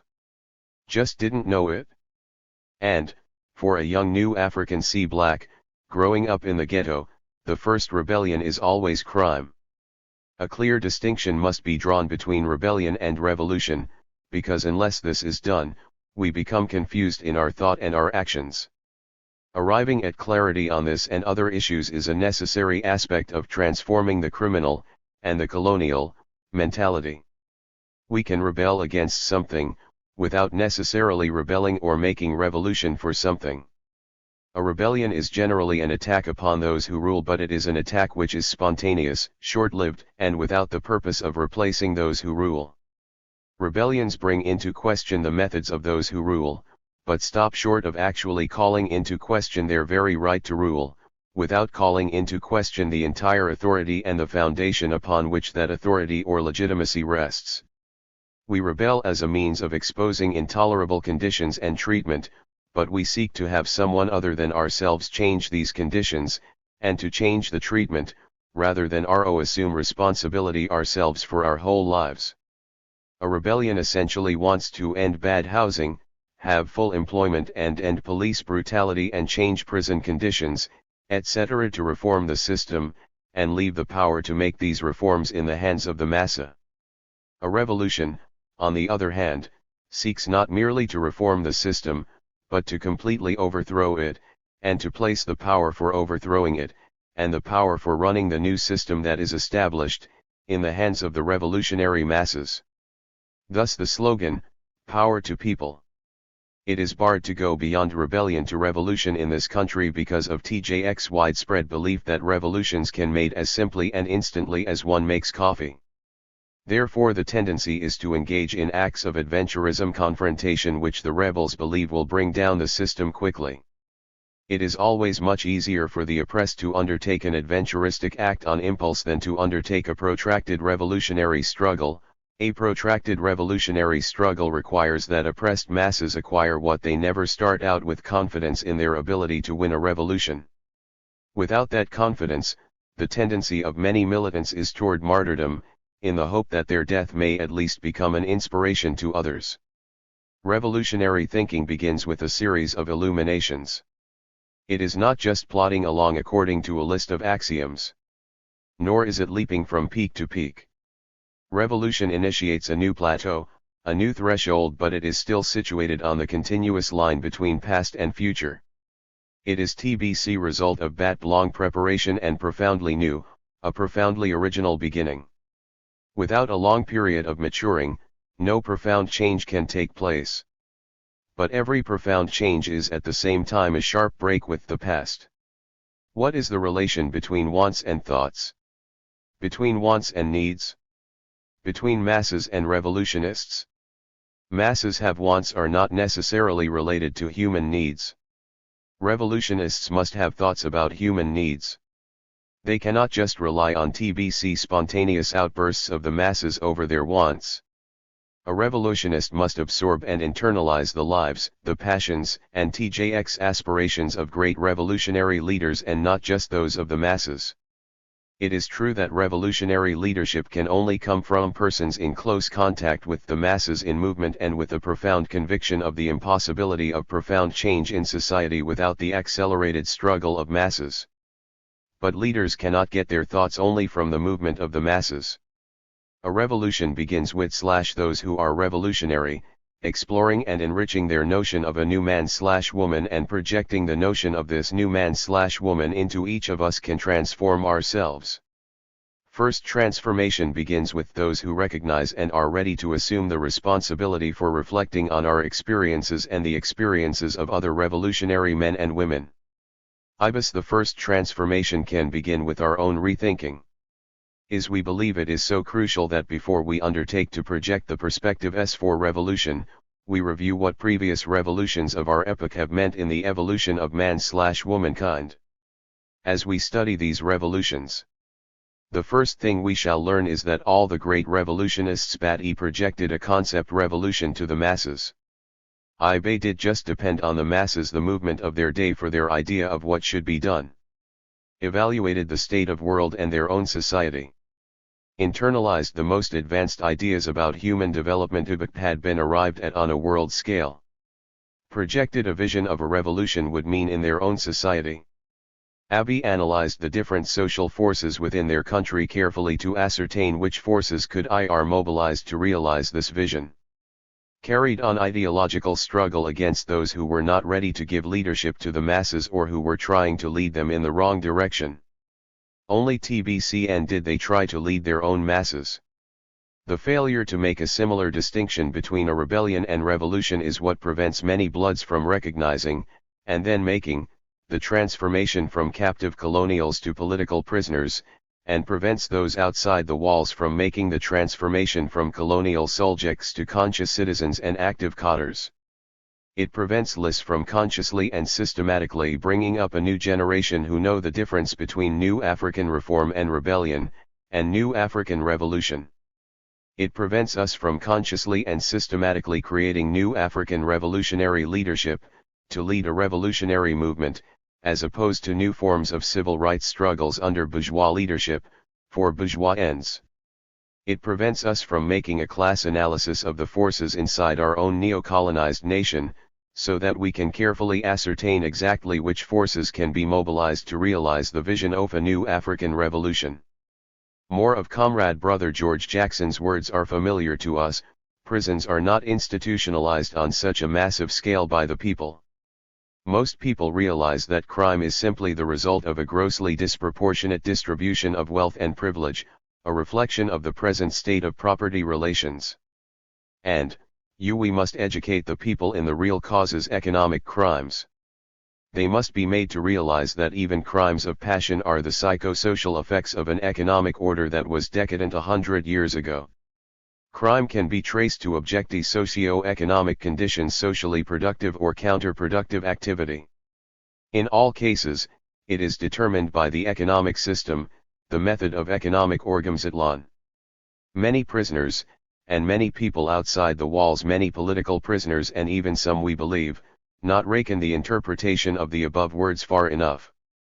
We feel this way because many comrades have based many of their beliefs and positions the inherent revolutionary capacity of lumpen their understanding of the above quoted statements. We tend to overlook the fact that Comrade George was making a broad analysis, describing objective factors and presenting a general ideological perspective. The grossly disproportionate distribution of wealth and privilege, and the crime that results from it, does not automatically make us revolutionaries. The real causes of crime are not necessarily not of themselves the causes of commitments to revolutionary struggle. Objective economic conditions, the method of economic organization, are not of themselves factors which inspire and or cement conscious activity in revolutionary nationalist people's war. Comrade George described the objective set of conditions, the economic basis of. He recognized that he had been objectively in rebellion all his life.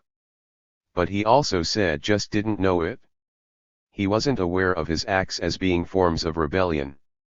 He wasn't conscious of himself as a victim of social injustice. And, he wasn't consciously directing his actions toward the destruction of the enemy. Met Marx, Lenin, Trotsky, Engels, and they redeemed me. For the first 4 years, I studied nothing but economics and military ideas. I met black guerrillas, George Big Jake Lewis, and James Carr, W.C. Nolan, Bill Christmas, Tony Gibson, and many others. We attempted to transform the black criminal mentality into a black revolutionary mentality. And comrades asked, in the past, what is the difference between these mentalities? Primarily because it was hard to see the difference, and it had been assumed that there was no difference between the lumpen and the outlaw or the revolutionary.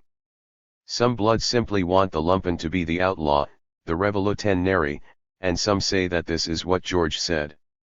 George said that the revolutionary was a lawless man, because revolution is illegal in America. Thus, the revolutionary, the outlaw and the lumpen would make the revolution. Some bloods read revolutionary actuality into the potentiality alluded to by George in his analysis of the economic basis of crime.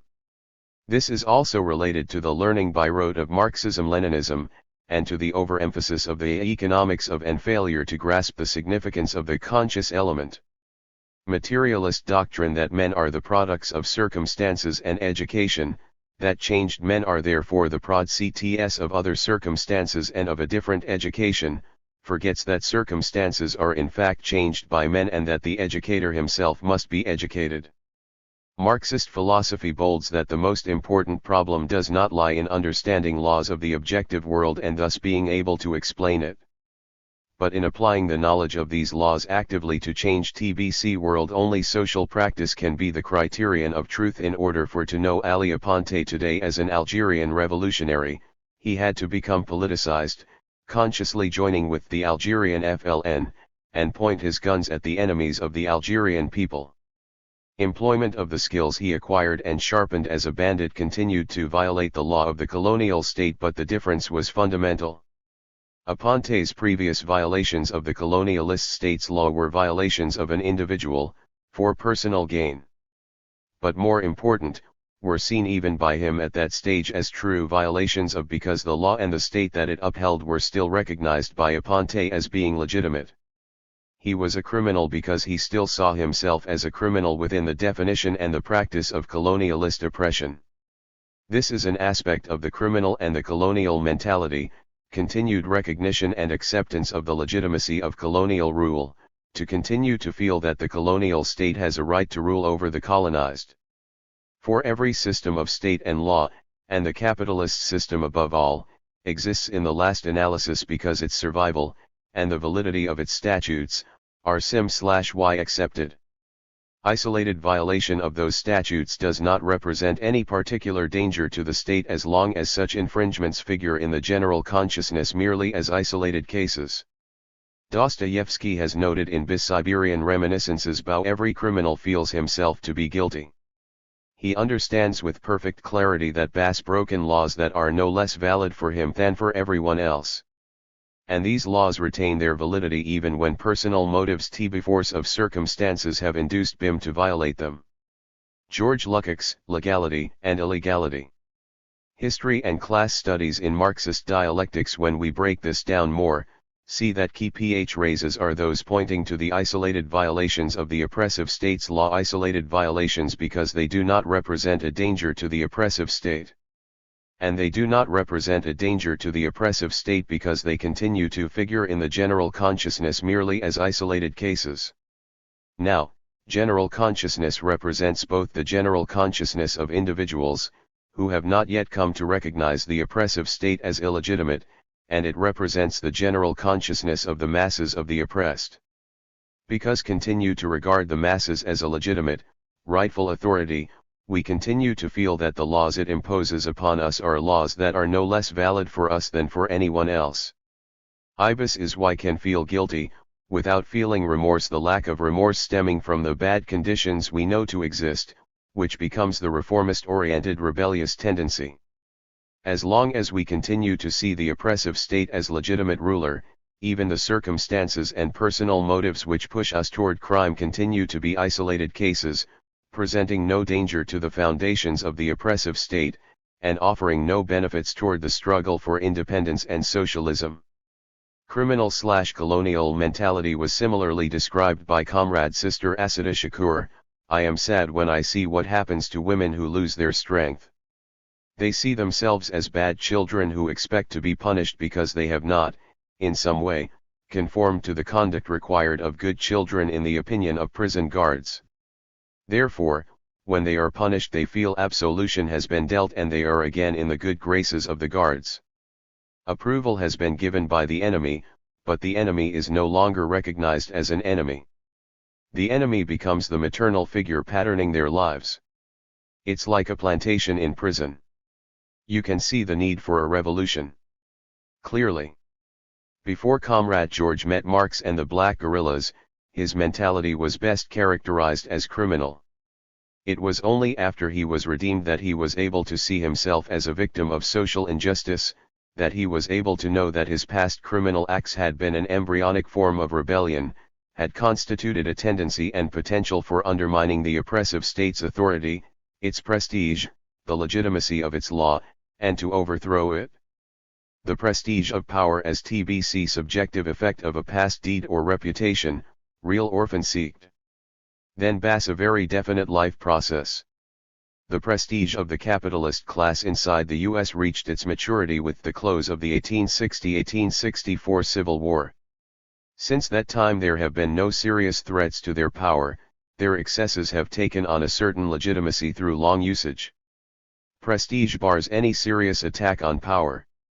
Do people attack a thing they consider with awe, with a sense of its legitimacy? In the process of things, the prestige of power emerges roughly in that period when power does not have to exercise its underlying basis violence. Having proved and established itself, it drifts, secure from any serious challenge. Its automatic defense attack instincts remain alert, small threats are either ignored away, laughed away, or in the cases T-Bat may build into something dangerous, slapped away. To the masters of capital, the most dreadful omen of all is revolutionary scientific socialism. Ibe Gravedigger evokes fear response. Prestige wanes if the first attacks on its power base find it wanting. Prestige dies when it cannot prevent further attacks upon itself. 0 Mro Jackson to the prestige of the oppressive state, is, first of all, to the image of its legitimacy in the minds of the people. To transform the criminal mentality, and colonial mentality, into a revolutionary mentality, is to destroy within the minds of the people the sense of a .e in which they hold the oppressive stare. For Comrade George to become first the political prisoner, and then a prisoner of war, he had to move beyond RHE mere %, standing of the objective economic law and its relationship to crime. He had to begin applying his knowledge of revolutionary activity aimed toward changing the world, toward changing these objective economic laws and eradicating their effect upon the people. We know George today as a revolutionary because he educated himself and then went on to change existing circumstances. If we were to leave the objective analysis/understanding of the economic basis of crime and proceed no further, we end up legitimizing the dope pushers in our communities, the pimps and other backward, reactionary elements who engage in such ity because of the circumstances caused by the present economic order. We continue to say the devil made me do it. If we don't move beyond an explanation of objective socio-economic conditions, and consequently don't move beyond the acceptance of criminal activity the part of lumpen as somehow honorable and inherently revolutionary, simply because they reflect the present state of property relations, what we will end up doing is condoning those relations in practice if not in words. We will end up accepting the ideology behind those relations as well. Revolution within a modern industrial capitalist society can only mean the overthrow of all existing property relations and the destruction of all institutions that directly or indirectly support the existing property relations. It must include the total suppression of all classes and individuals who endorse the present state of property relations or who stand to gain from it. Anything less than this is reform. George. And this applies not only to those who rule, to the monopoly capitalist, the world runners. It applies to lumpen as well. Actually, for those THIRD are not incorporated into the system, for whatever reasons, society provides its own alternative organized crime. In the ghetto this alternative is legitimized by fact that so many people are forced to engage in at least petty illegal activity in order to secure living income. Pervasiveness of TLX lucrative numbers racket and dope peddling rings further enhances organized criminality in TLX eyes of ghetto youth. Social scientists have observed that the role of criminal is one model to which such youth can reasonably aspire. It provides a realistic career objective, certainly more realistic than imping to become a diplomat or a corporation executive. Consequently, many ghetto youths turn to illegal activity: car thievery, pimping, prostitution, housebreaking, gambling, dope pushing, etc. as a of earning income. Most WJX don't turn to crime, still come into contact with and are affected by the mystique of organized crime, a mystique which is widespread in the ghetto. This mystique asserts that it is possible to spit in the face of the major legal and moral imperatives of society and still have financial success and achieve power and influence. To the extent that the Panthers were successful in penetrating the barred core of the ghetto and recruiting black youth, it would seem that they would be forced to confront the social implications of organized crime and its meaning for black liberation. TJXY were well equipped to do this, since many of their own activists and leaders such as Cleaver were ex-criminals. Cleaver did attempt to present such an analysis shortly before B disappeared from public view, but B did not take his analysis far enough and consequently B's conclusions only served to confuse matter further. Numerous sociological studies have shown that in many respects organized crime is only the reverse side of American business. It provides desirable though proscribed goods and services, which are not available to the public THIRD normal business channels. And although there is much public ranting against crime, organized crime, and it must organize to succeed as a business enjoys a certain degree of immunity from prosecution due to the collusion of police and public officials. Moreover, organized crime constantly seeks, as would any good corporation, to expand and even legitimize its own power, but it has no serious motives to revamp the present social structure because it is that structure, with all its inherent flaws and contradictions, which provides a climate in which organized can flourish. Hence, it comes as no surprise that in at least one major riot police recruited local criminals to help quell the rebellion. Criminals gladly collaborated with the cops because heavy looting during the riot bad seriously depressed prices for stolen goods and otherwise disrupted the illegal business operations upon which the criminals depended for their livelihood. Cleaver in this analysis, however, misread the social function of organized crime. In speeches and articles, B voiced approval of underworld notables as Al Capone and Machine Gun Kelly, the grounds that their criminal activities were instrumental in building the present power of ethnic groups such as the Italians and the Irish. He concluded that beneath the public facade there is a history of intense struggle for ethnic group power in the urban centers of America, and that organized criminal activity bass played an important part in advancing the status of various groups. But Cleaver failed to note that organized crime bass sought to advance itself totally within the framework of established society. It seeks more power for itself, and as a side effect it may bring more money into TB bands of TBs or that ethnic group, but organized crime is far from being a revolutionary force. On the contrary, its social function to provide an informally sanctioned outlet for impulses that officially are outlawed. It barely acts to uphold and preserve the present social order. Cleaver's analysis, to TJX extent that it reflected Panther thinking, revealed TLX organization's uncertainty about its objectives.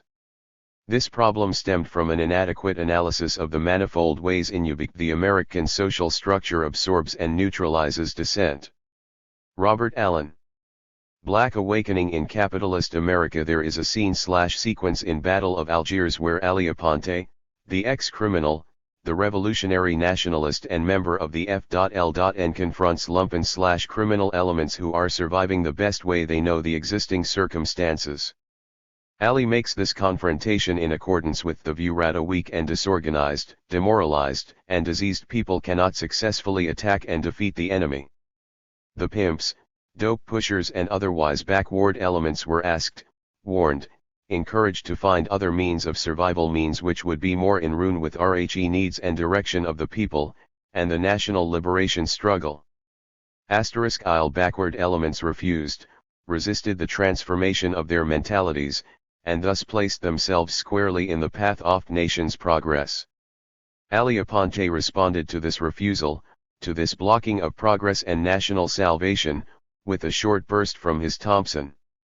What said about the need for conscious awareness and conscious activity, in order for there to be a transformation of the criminal and colonial mentalities, into revolutionary mentality, also applies to the definition of political prisoners and prisoners of war. We think that Howard Moore's definition of political prisoners, as quoted by Comrade Brother George Jackson in Blood in My Eye, is insufficient. Black people. Wherever they are, whatever their crimes, even crimes against other blacks, are political prisoners because the Essidim Bass dealt with them differently than with whites. Whitey gets the benefit of every law, every loophole, and the benefit of being judged by bis peers other white people.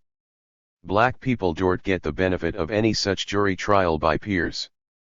Such a trial is almost a cinch to result in the conviction of a black person, and it's a conscious political decision that blacks don't rive those benefits. Definition is cool for helping to explain the colonial relationship that blacks have to America as a people. But it fails lay out true, proper, and necessary criteria for political prisoners. Practice is that criteria. On the bottom line, political prisoners are revolutionaries, they are conscious and active servants of the people. Political prisoners direct their energies toward the enemies of the people they do nor commit crimes against people. We say that Moore's definition and any similar definition is insufficient because it simply defines the situation of new African black people vis-a-vis the oppressive state. The definition says that all new African people, the whole new African nation, have a particular political relationship to America which is clearly separate and distinct from the political relationship that white people share with their government and its institutions. But this definition is insufficient from the perspective of a theory put forth by the nation, with the aim of building consciousness and providing a guide in the successful execution of a struggle for national liberation. In developing and spreading such a theory, it becomes necessary to analyze the different social forces within carefully, to ascertain which forces can mobilize to realize the vision of a new society. In Book 2 of the journal, the following position was put forth in regard to captive colonials, political prisoners, and prisoners of war. Moving to define African political prisoners and prisoners of war must also be within the context of national liberation revolution. Remembering that in the process of sing and building a nation, The first and major problem we run into is the present tendency to view all African prisoners political prisoners. There are reasons why most of us say that all Africans are PPS POWs. Some folks start from the fact of our kidnapping and enslavement more than 3 centuries ago, and the continuous struggle to break the chains. Some folks deal with the fact of our objective socio-economic conditions, and trace the cause of all crime to this source. By this means, to say that apolitical economic circumstances make all those who become a victim of them, automatic political prisoners and/or prisoners of war. Still others point to the enemy criminal justice system, which deals with Africans in ways different from whites. Point is that all TBCSE definitions simply point out the objective colonial relationship. Objective existence of African people, enslavement over 3 centuries ago don't alone make for national liberation. Objective conditions of the socio-economics of our neocolonial status don't alone make for building a nation. Objective reality of a criminal justice system which operates throughout the empire, and touches neocolonial subjects as well as the oppressed inside the mother country, but treats the oppressor nation nationals different from those of the oppressed nation, don't alone make for the independence and socialist development of New Africa. What we got to see more clearly is that, while all colonial subjects are the same, vis-a-vis the oppressor, one of the requirements for genuine and successful national liberation revolution is the making of an analysis of the oppressed nation's social structure. Conditions that all Africans in America experience are essentially and objectively colonial. But this doesn't mean that all African people have the same revolutionary capacity or inclination. When we define all African prisoners as political prisoners and/POWs, we aren't really defining political, simply defining African prisoners as colonial subjects, captured colonial subjects. Plain, and our objective status as colonial subjects gives the political content to our entire lives, our overall condition and experiences.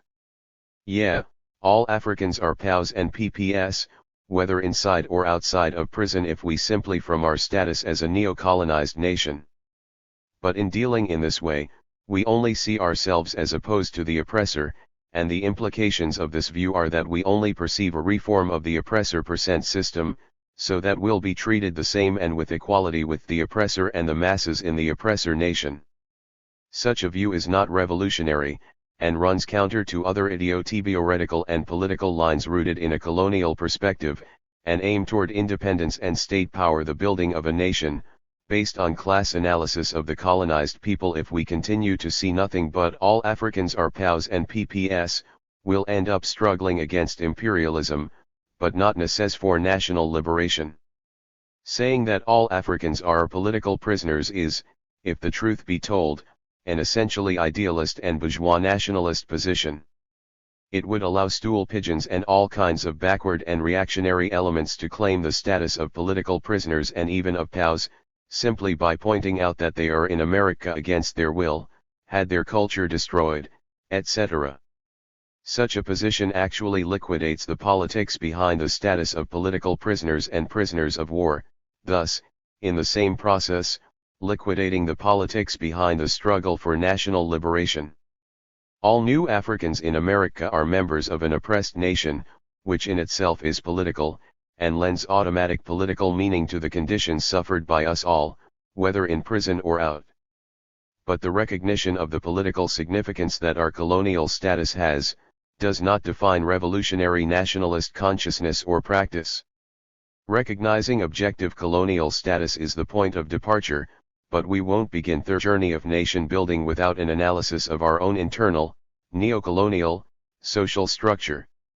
Just as we see the need for class analysis to take place outside the walls, the same analysis must take place for those inside the camps. Thus we say that in making our analysis of the nation, and in focusing particularly on those of us inside the camps, we see 3 sectors: the captured colonials, the political prisoner, and the prisoner of war. The captured colonials are the mass, general prison populations which Africans comprise. Simple status of a 20th century slave gives political character and significance to us all. but it doesn't determine whether that political character and significance will be good or bad for the nation and the struggle. The new African nation in America was formed because of and during the battles with Europeans in which we lost our independence. During our enslavement, the many nations and tribes from the continent shared one history, developed essentially one consciousness, acquired objectively one destined fall as a result of the suffering we all experienced as a dominated new African nation. But so far as the struggle is concerned, it must be realized that it is not the degree of suffering and hardship involved as such that matters. Even extreme suffering in itself does not necessarily produce the prise de conscience required for the national liberation Str Amilcar Cabral, revolution I Guinea, while the criminal acts of all Africans are the results of our general economic, political, and social relationships to the oppressive, imperialist state. There is no automatic, unquestionable revolutionary nationalist capacity and consciousness.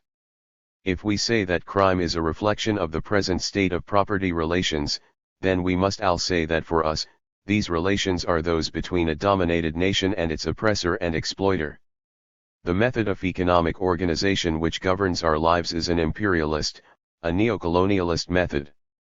Although this colonial system is structured so as to force many of us to take what we need in order to survive, and although there are conscious political decisions made by the oppressor, once we find ourselves in the grips of his criminal justice system, it must also be seen that a conscious political decision must also be made on the part of the colonial subject before his acts can have a subjective, functional political meaning within the context of the national liberation struggle.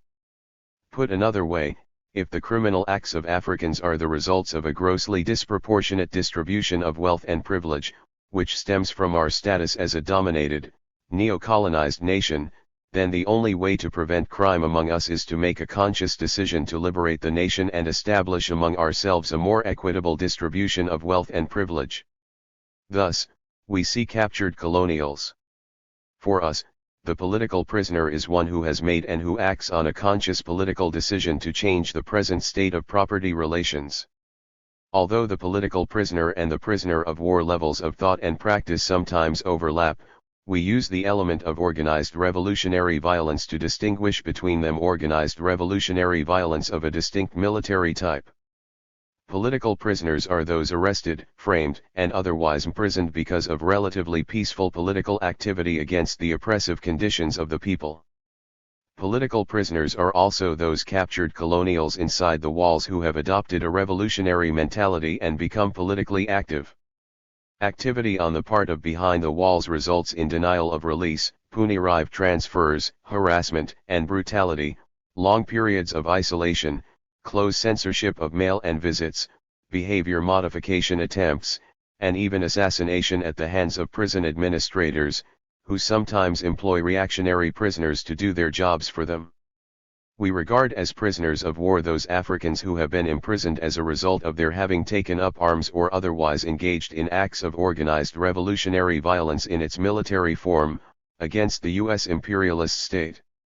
The act of expropriation, acts of sabotage, intelligence and counterintelligence activities, and support activities when directly linked to acts of military organized violence and/or organized groups which are part of the armed front. Also, those activities of an overt or covert nature which are linked to the actions of armed people's defense units. Those new Africans involved such activities and imprisoned because of them, are considered as prisoners of war. We also regard as prisoners of war those captured colonials and political prisoners who consciously commit acts of military organized revolutionary violence while behind the walls, as well as those who join or form organizations which are or will become part of RHE organized armed front and/or part of the armed people's defense units of the mass front. ALN prestige bars any serious attack on power. Do people attack a thing they consider with awe, with a sense of its legitimacy? While destroying the legitimacy of the enemy, we must establish our own. The allegiance of the people must pass from the enemy state to the new African. Ali Aponte's military activity was political activity, was inspired by, complemented, and was guided by the politics of the FIN, was guided by the new revolutionary nationalist theory and practice of the emerging Algerian state. Ali could make no serious attack on the power of the colonialist state until its prestige had been destroyed. And this destruction of the colonialist state's prestige and its substitution by the prestige, legitimacy, of the state, this does not take place all at once, but is a process. It builds in stages. Decreeing that dope pushers must find other means of survival is a part of the process. Enforcing the decree is part of the process. Satisfying the needs of the people, involving the people in the actual control of their own lives, moving with the people in seizing and using and further developing control of the productive forces and means of production is the process in its essence. Ali Aponte's elimination of pimps and dope pushers was the fulfillment of a state function. When Ali abandoned his criminal mentality and became a conscious revolutionary cadre, he became one of the most responsible members of the revolutionary people. Ali Aponte, ex-bandit, aspiring revolutionary, was formally politicized in prison, made a general commitment to the people, a particular commitment to the FLNB0th of which had to first base themselves on a commitment to himself. We come to a scene in the film where we see Ali after his release from prison, about to carry out an order, using his skills for the first time in the conscious commission of a revolutionary, rather than a criminal/personal, act. In brief, Ali has been told to walk in a certain place, at a certain time, where be met by a sister carrying a piece inside a basket. He's to approach the sister, take the piece, and approach a dog from behind and render a bit of criticism. He's to return the piece to the sister's basket, and then space. But, rather than follow these instructions, Ali takes the piece and jumps in front of the dog, waving the piece and running off at the mouth.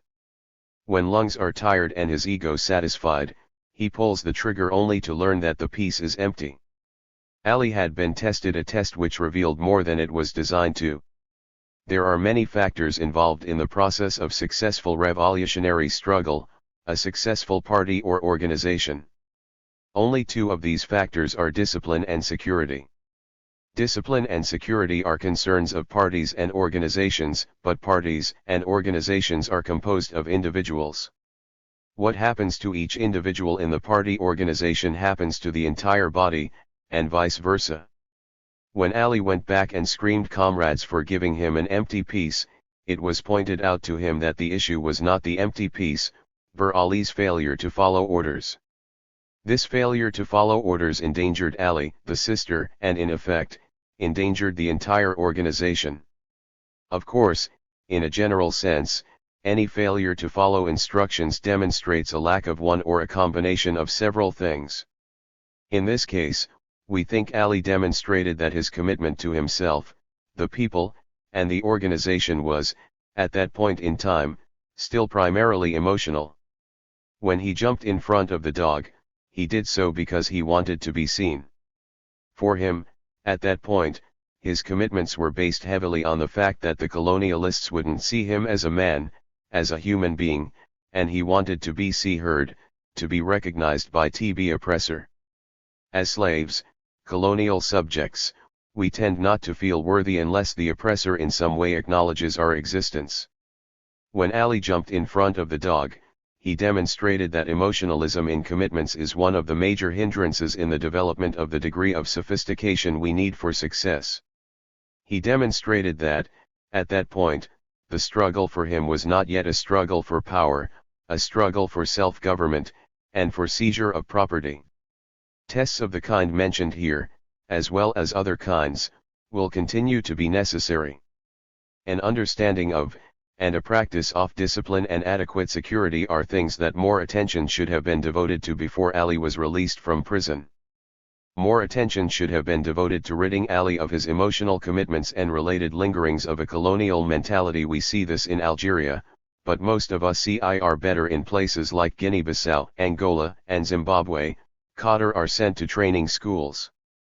PAIGC cadres spent years in their school in Conakry before they returned and began their work with the people.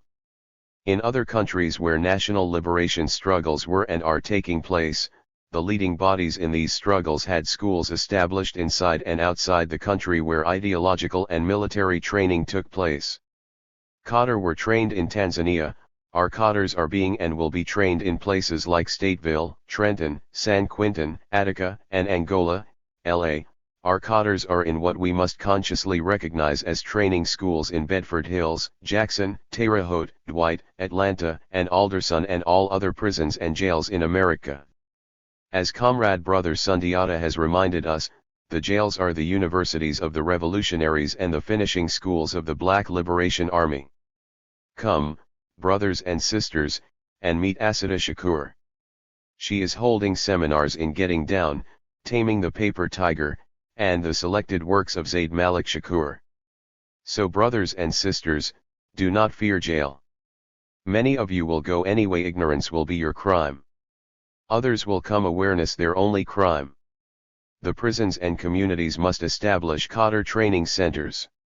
There must be planned, systematic programs to meet us when we arrive behind the walls. Seminars are part of a well-out, concretized curriculum. Organized. The prison movement, the August 7th movement, and all similar efforts educate the people in the illegitimacy of the establishment air power and hint at RHE ultimate goal of revolutionary consciousness at every level of struggle. The goal is always the same, the creation of an infrastructure capable of fielding a people army. From one generation to the next. Build to win the war. For independence and socialism. All power to the people. First published in From a New African 1981. Scenes from The Battle of Algiers. Scene 17. Terrace. Cater's house. Outside. Night. It is a starry night and there are few lights visible in the windows of the Kasbah. In the background, there is the triumphant neon of the European city, the sea, the ships at anchor, the shining beams of a lighthouse. Cater turns around gracefully, and goes to sit on the wall of the terrace. Raider, you could have been a spy. We had to put you to the test. Ali looks at Bim sullenly. Ali, with an unloaded pistol? Raider, I'll explain. Cater is a few years older than Ali, but not so tall. He is slender with slight yet sturdy bone structure. The shape of Bis face is triangular, aristocratic, Bis lips thin, Bis eyes burning with bard, but at the same time cunning. He continues to speak in a calm tone which has an ironic touch to it. Cater, let's suppose we're a spy. In prison, when the con racks you, you pretend to support the revolution, and then the French help you to ally, sure. By shooting at me. Cater, even that could be a trick. You escape, Ren show up at the address the brothers in prison gave to you, and so you are able to contact me. Ali, I don't even know your name. Cater, my name is Cater, Ali. Sorry Cater. In other words, in order to join RHE organization, you had to undergo a test. I could have told you to murder the barman, but an Algerian, and the police would let you kill him, even though he is one of theirs. By obeying such an order, you still could have been a double agent. And that's why I told to kill the French policeman, because the French wouldn't have let you do it. If you were with the police you wouldn't have done it. Ali Bass followed Cater's logic a bit laboriously, and bis fascinated by it. But not everything is clear yet. Ali, but I haven't shot him. Cater, you weren't able to. Important is that you TR'd. Ali, whatty important for me is that you let me risk my life for nothing. Cater, come on. Yet for exaggerating. The orders were to shoot him in the back. Ali, I don't do that kind of thing. Cater, then complain. Ali, still haven't told me why you didn't let me kill him. Because we aren't ready FCR the French. Before attacking, we must have safe places from which to depart and find refuge. Of course, there is the Kasbah. But even the Kasbah isn't safe yet. There are many drunks, pushers, whores, addicts, spies. People who talk too much. People who are ready to sell themselves, undecided people. We must either convince them or eliminate them. We must think ourselves first. We must clean out the Casbah first. Only then will we be able to deal with the French. Do you understand, Ali? Ali doesn't answer. Kader Bass come down from TLR wall and looks toward TK Casbah. Ali too looks toward the Casbah, immersed in the night. How many are Kader? Not enough. 18. Areas of Casbah underworld. Outside/inside. Day. March 1956. A warm spring wind, large white clouds. At the western edge of the Casbah from the upper to lower Casbah, TB Street of the Algerian underworld descends to the brothel quarter. SPEAKER, National Liberation Front, Bulletin Number, 24. Brothers of the Casbah. Me colonial administration is responsible not only for our people's great misery, but also for the degrading vices of many of our elders who have forgotten their own dignity.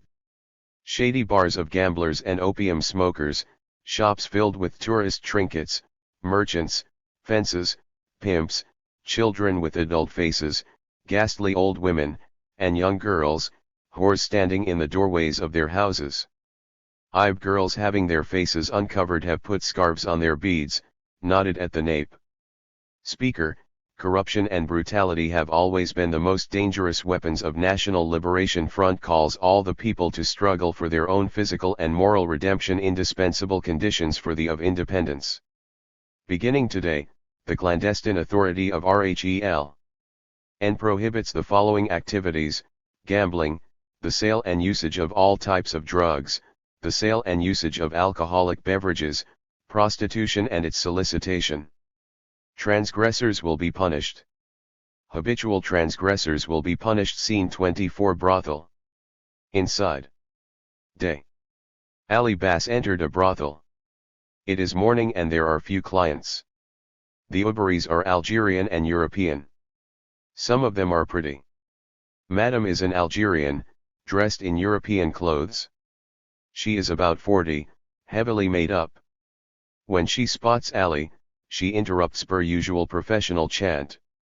She seems curious, yet glad. Madam. Ali la point. She stops herself, already sorry for having spoken quickly and imprudently. Ali doesn't answer her, but approaches with a steady and serious glance. Haven't seen you around for some time. I thought you were still in prison. Ali leans against the counter, never once taking his eyes off Burr. Is here? Madame, no.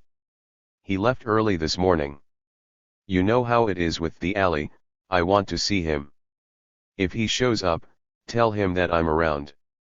Ali moves away from the counter and turns. He leaves without a word. The woman tries to understand what has happened, and follows him with a worried glance. 25. Street. Outside. Hassin, Ali, my son, where have been hiding? Ali turns suddenly, then pulls back so that Bis back is against the wall. Ali. All, don't move. Then B glances at TB others. Ali, hands still. Ibe others are three young Algerians, Hassin's bodyguards.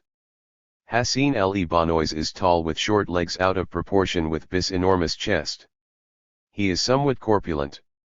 He has a wide face, a cheerful and self-confident expression. His clothing is a strange combination of Algerian and European, which does not, however, appear ridiculous, but imposing. At Ali's remark, Bis' expression changes, becomes amazed and baffled. But the same time, Bis' eyes give away the brain's attempt to find an explanation and a solution. You know, never carry weapons. Ali keeps Bis' arms and bands hidden under Bis' jalaba. Ali, I know. Hassin laughs warmly, and stretches out Bis' bands, which are enormous, thick and rough. Hassin, you afraid these? Ali, don't move, Hassin. Hassin, why are you afraid? We've always been friends. One might even say that I brought you up. Isn't it true, Ali? Ali, it's true. Hassin, what's happened to you? Ali, the F.L.N, has condemned you to death. Hassin is stunned. He speaks aloud his thoughts in a soft voice. Hassin, so come to this. Benbi bursts into loud laughter, and seems to turn to the three guards at back. Hassin, I'm dying of laughter. Ha. Ha ha. Ali doesn't speak. He continues to stare at Hassin. Hassin suddenly stops laughing. His tone of voice changes, becomes brusque and mad. Hassin, how much are they paying you?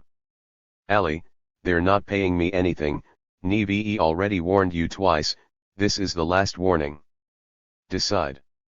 Hassin, what? What must I decide?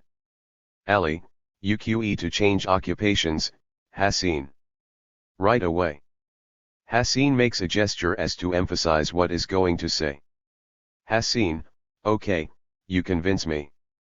Suddenly, unexpectedly, B lets out a shrill scream, like fencers who before plunging their swords, try to frighten their adversaries. Simultaneously, B hurls himself forward, head lowered and arms outstretched. Ali steps aside and releases a blast of machine gun fire. Hassan falls sat on his face. Is movement. Some passers-by approach. TJX3 boys try to escape. Ali, stop. Barrel of the machine gun is visible through the opening in bis jalabab. Ali's voice is quivering angrily. Ai, look at him well. Now nobody can do whatever he wants in the Kasbah. Not even Hassin, least of all you three pieces of shit. Go away and spread the word, go on. Raids on Chicago. Public housing IB following fact sheet is taken from a leaflet distributed in Chicago neighborhoods in December, 1988. Commentary following the fact sheet was written by staff. The most recent raid upon RHE Chicago housing projects took place on February 3, 1989, in Rockwell Gardens, 6 charged with gun and drug violations. 14 children picked up for truancy. Cabrini Green, 1015-1017 and Larrabee, a 10-story building with units, vacant, raided December 6. Massive show of force is assembled of 150 CHA personnel and cops. All 7 arrests are for criminal trespassing. Cabrini Green, 500 West Oak Street December 8. Of the 200 so apartments in the 19-story building, about half are vacant. 75 cops raid the building. 7 people are arrested, including a CHA janitor charged with theft for illegally renting out a vacant apartment for $50 per month. 6 people are charged with criminal trespass. Basic modus operandi: CHA and Chicago police surround and seal off the building, generally between 9 and 10 a.m. Armed cops, sometimes with dogs, are posted on all floors to prevent anyone from escaping from the building. A door-to-door warrantless search of all apartments follows. The nature of RHE searches varies from a walk-through rifling through cabinets and drawers and closets. For apartments where people are asleep, don't answer the door, are not home, passkeys are used to gain access. Some residents' reports of forced entry need further confirmation. Anyone who cannot show proper identification to prove they are on the lease is forced to leave, including boyfriends, relatives and friends. Starting with the raid on Prairie Courts, charges of criminal trespass were brought against these people. Residents are taken to a makeshift headquarters where they are photographed and issued ID cards. Every child 7 years of age and older must carry ID to gain entry to the building. At Rockwell Gardens, all residents were also subjected without explanation to a retina scan which records the blood vessels in the eye. This high-tech form of identification is said to be more accurate than fingerprints.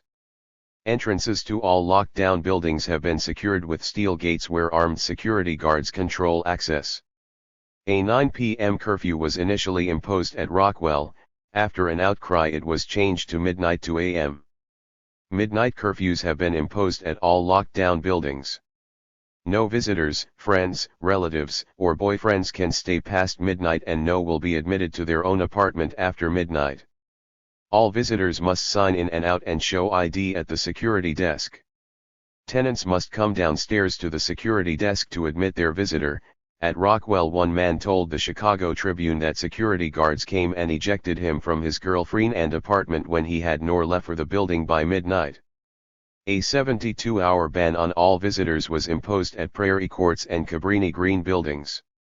Vincent Lane has said that background checks will be conducted on all tenants in the locked-down buildings. Anyone who has a criminal record or complaints of antisocial or on file with the CHA may be evicted. Lane has promised to institute surprise housekeeping inspections. Anyone who does nor mirror the CHA standards can be evicted. That are many things that we can say about the CHA raids. However, we are conscious new Africans and, despite being behind the prisons, we continue an active involvement in the struggle to liberate the nation and to build a socialist society. Therefore, no matter what we say about the raids, we always return to basic questions concerning our movement's need and ability to become the legitimate representative of African people who, consciously or not, require realization of these same goal. Obviously, the Chicago Housing Authority is not the legitimate representative of the Africans living in the raided buildings. One question then, for us, concerns the means that our movement must use in order to truly serve the interests of Africans throughout Chicago and elsewhere. One of the means that we use involves our manner of study and preparation, and another involves the way we carry on dialogue with other prisoners who may return to the communities outside the walls and become consciously active. When we study, we learn facts and we ask questions about those facts. For example, if it was a fact that the Algerian FLN issued a communiqué such as that on page 31 of this issue, how did it acquire its image of legitimacy among the Algerian masses? To find only parts of the answer, we'd have to look beyond the itself. We'd have to learn something about the prior of practice, the years of educating and serving the people on the part of those organizations that formed the before there was an FLN for the people to know. They knew only those organizations that had served the separate and varied interests of particular classes, groups, and strata of the people. The FLN represented a unity that had not previously existed, a unity not merely of the represented organizations, but through those organizations a unity of the Algerian people that had not previously existed. But before such unity comes much work. Our own movement needs ever greater unity. It will be the result of the work we put into creating it. And, the creativity must manifest itself above all in the cadres who work with / among / for the people, in the CASPA. We also impress upon ourselves that being a cadre, a freedom fighter, involves much more than being able to pull off expropriations to challenge the colonialist state's first-line defense.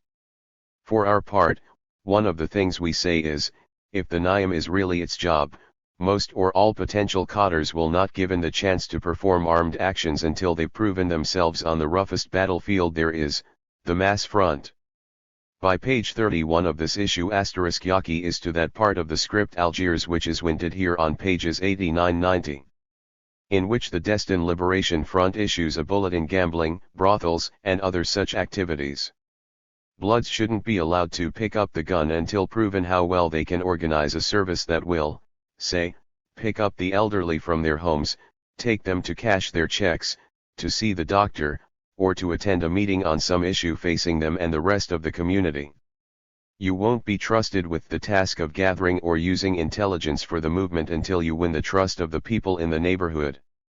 Performing such services and winning the trust of the people in such ways, are necessary if the NIAM is to come to be the authority upon which the masses seek are to help solve daily problems. It makes little sense to shout free land. If we can't free a few square blocks or square miles in cities, towns, or counties where new African and other oppressed peoples are a majority of the population. Ribui ID. This text was published in Crossroad in April 1989. To describe a revolution one doesn't have to describe armed actions. These are inevitable, but what defines and decides any revolution is the social struggles of the masses supported by armed action. Frantz Fanon, A Dying Colonialism. From one generation to the next. With continuity, unbroken except. Ours is a strew occasionally in our own minds. We have, and must continue to struggle from one generation to the next, evolving in time and space, a people in motion, regaining independence and making history. Uggle, a people's struggle, a struggle involved. Ours is a mass string the participation of the young and the old, the female and the male. Ours is the struggle of an entire people, a whole nation oppressed and moving toward a new way of life on a planet made mad by greed and fear.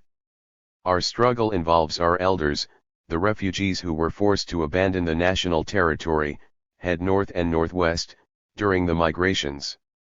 They were refugees, those who migrated the national territory during the WWI and World War II years. Our elders were refugees during the years of the Black Codes when they fled the national territory. Cities America are full of new African refugees who entered them during the 30s, the 40s, escaping the Klan and the Southern prison. One step ahead of the Hounds, a few minutes IROM generation to next. Ahead of the lynch mob is how many new Africans came north. Refugees, from the national territory.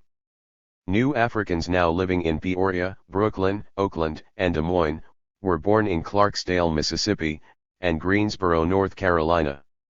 12-year-old bloods boarded trains in New Orleans, Mobile, and Atlanta, loaded with stained brown paper bags of cold chicken, cardboard suitcases, and dreams of big cities where work was available and where white folks weren't so mean. New African women who cooked in big pots for white folks in Charleston, came to New York and Chicago only to cook in greasy spoons or in the quiet kitchens of more white folks, for the same few dollars a week and all the leftovers they could carry. What of our past? Bad of our history? Bad of our future? I can imagine the pain and the strength of my great-great-grandmothers who were slaves and my great-great-grandmothers who were Cherokee Indians trapped on reservations. I remembered my great-grandmother who walked everywhere rather than sit in the back of the bus. I think about North Carolina and my hometown and I remember the women of my grandmother's generation, strong, fierce women who could stop you with a look out the corners of their eyes. Women who walked with majesty, who could wring a chicken's neck and scale who could pick cotton, plant a garden and sew without a pattern. Women who boiled clothes who bite in big black cauldrons and who bummed work songs and lullabies. Women who visited the elderly, made soup for the sick and shortened bread for the babies. Women who delivered babies, searched for healing roots and brewed medicines. Women who darned socks and chopped wood and lay bricks. Women who could swim rivers and shoot the bead off a snake. Women who took passionate responsibility for their children and for their Negboe children too. Women in my grandmother/s generation made giving an art form. Here, gal, take this pot of collards to Sister Sue, take this bag of pecans to school for the teacher, stay bare while I go tend Mr. Johnson's leg. Every child in the neighborhood ate in their kitchens. They called each other sister because of feeling rather than as TJR result of a movement. They supported each other through TK lean times, sharing TJR little they bad. Women of my grandmother's generation in my hometown trained their daughters for womanhood. Taught them to give respect and to demand respect. Taught their daughters bow to churn butter, bow to use elbow grease. 7 Bay taught their daughters to respect the strength of their bodies. To lift boulders and bow to kill a bog, what to do lower colic, bow to break a fever and bow to make a poultice, patchwork quilts, plait bear and bow to bum and sing. They taught their daughters to take care, to take sparge, and to take responsibility. Would not tolerate a lazy betfer or a gal with bead in TJR clouds. Their daughters bad to learn bow to get their lessons, bow to survive, bow to be strong. Women of my grandmother's generation were the glue that held family and the community together. They were backbone of the church. And of the school. They regarded outside institutions with dislike and distrust. They were determined that their children should survive and were committed to better future. From Women in Prison, How We Are by Comrade Sister Asada Shakur. Printed in Black Scholar, April 1978. We became refugees from RHE National Territory, we came with dreams and we wanted to forget the past, to forget the oppression and terror, RO Forger RHE snarls of rednecks and RHE strange fruit of poplar trees. Far too many of us forgot that the struggle goes on, from generation to the next. We were simply refugees, and nor yet free. The 40s, 50s, and even the early 60s were years which saw new African faces rubbed with royal crowns so they wouldn't be ashy, saw our heads plastered with maize, saw noses and lips as repulsive objects in the thin-shaped beauty standards of America. These same years saw us move gradually farther from our first stops upon leaving the trains and buses. They saw the families that came north move farther out south and into just abandoned by whites.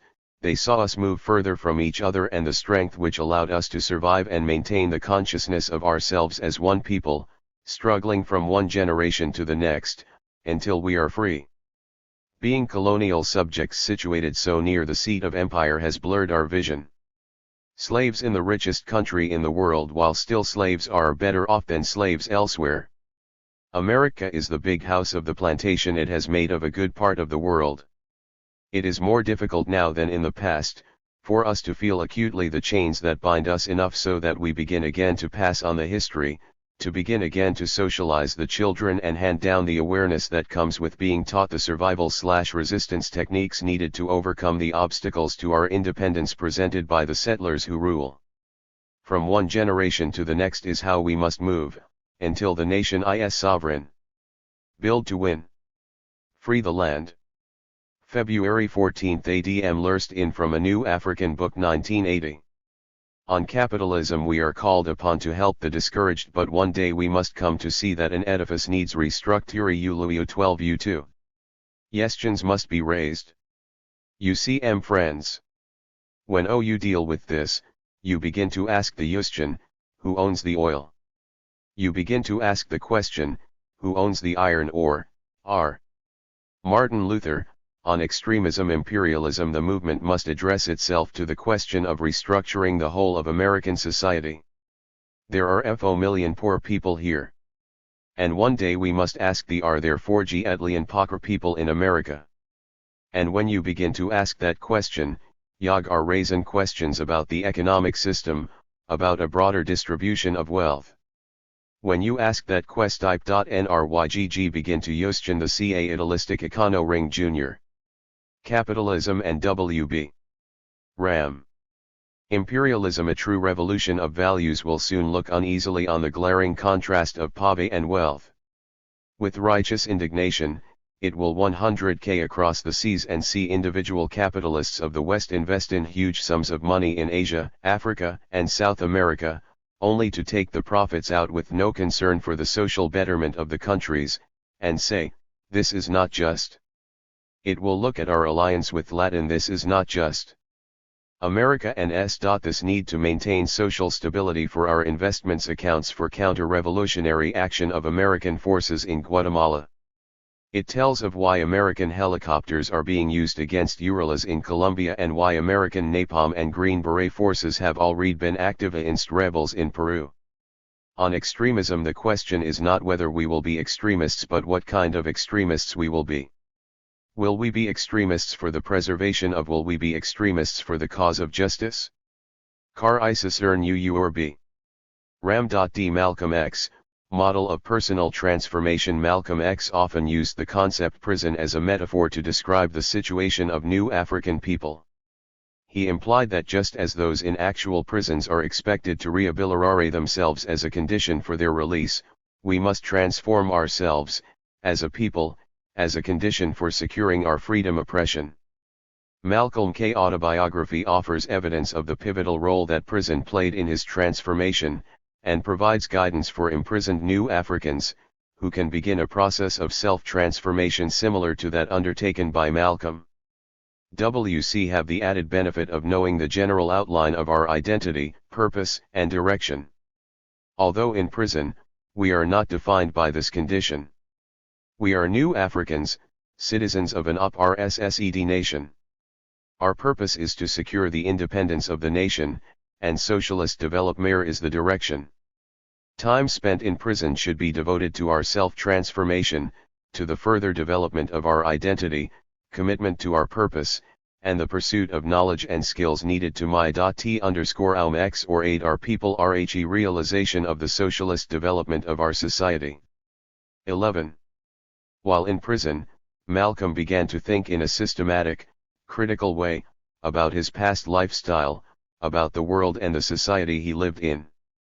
He began to question the way things were, and he realized that change in his life, and in the society was both possible and nice. While in prison, Malcolm began to think, but only after he began to read. Prior to his imprisonment, Malcolm had been enclosed in the world of the hustler, the player, the pimp, the gangster, the parasite, and he imagined himself outside of that world. Reading exposed Malcolm to new worlds. It allowed him to see that there were alternatives to the lifestyle and values of the social parasite. While in prison, Malcolm began to think, and to read, but only after he had been encouraged to do so by someone that he respected and who had taken an unselfish interest in him. Malcolm was later motivated by a new sense of self-worth and identity and purpose, as his family introduced him to the religious and political philosophy of Islam, as taught by Elijah Muhammad, and practiced by the Nation of Islam. Soon after leaving prison, Malcolm began to effect change upon the world, but he was able to do so because he had first changed himself, while in prison. Many imprisoned new Africans can follow his example, change themselves, become new men and women committed to acting upon the world to effect its radical transformation. As with Malcolm, such change would more likely occur if imprisoned new Africans are encouraged and assisted by individuals, groups, or a community seeking to make them part of a collective process of redemption and progressive social development. When imprisoned new Africans read autobiography, we should reflect upon our own lives, as we can easily identify with Malcolm, and see similarities between his life and our own. In fact, Malcolm charges us to examine our lives when he says, "Am I as I am?" To understand that of any person, this whole life, fro birth, must be reviewed. All of our experiences fuse into our personality. Everything that ever happened to us is an ingredient. Critical review of one's own life is the first step in the process of personal transformation. Also the hardest step to take, because it requires that one be brutally honest and unreserved in the examination and critique of one's fears and shortcomings.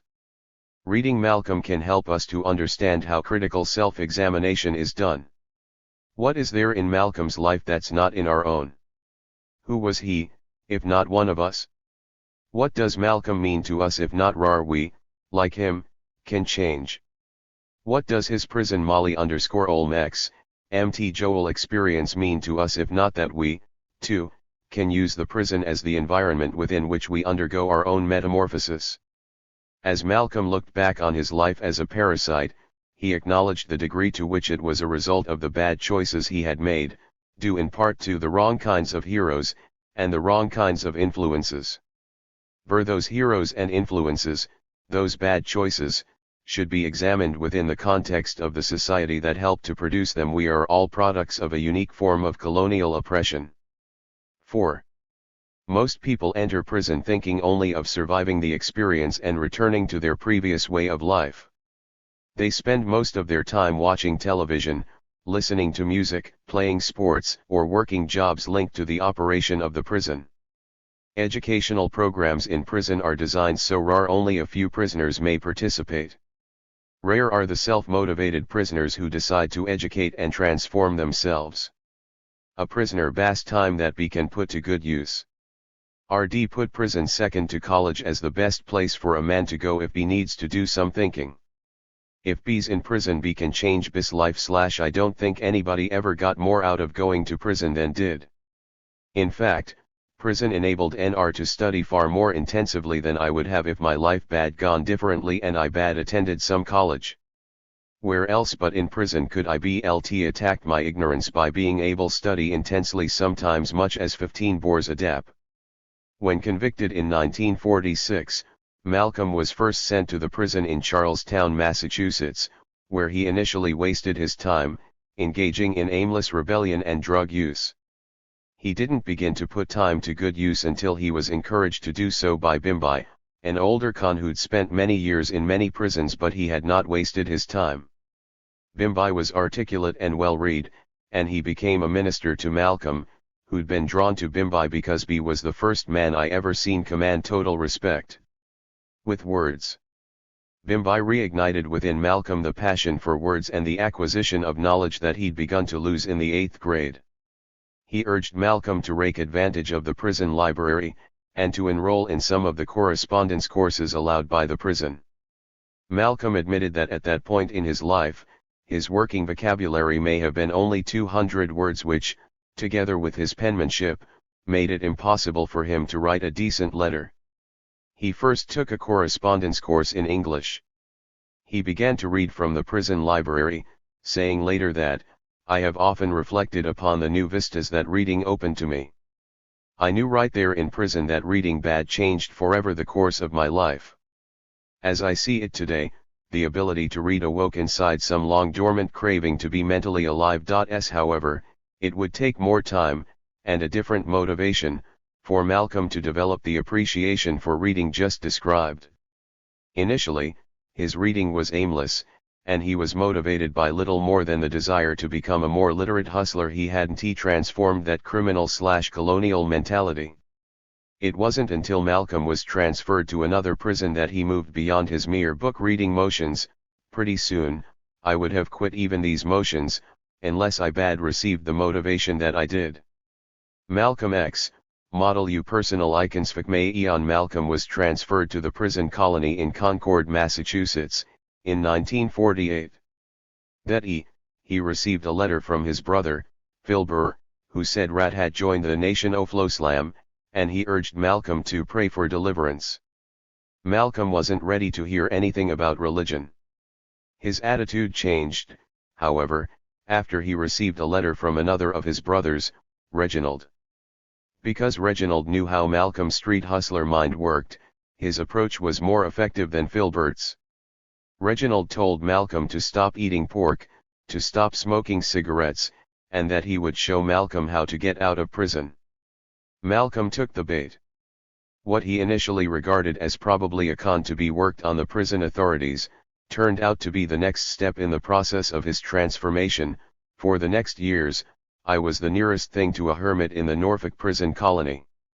I never been more busy in my life. I still marvel how swiftly my previous life's thinking pattern slid away from me. It is as though someone else knew of bad lived by bustling and crime. I would be startled to myself binking in a remote way of my earlier self as another person. It was at this point in his life that Malcolm began to read selectively and critically, and develop intellectual discipline to complement his spiritual and moral development.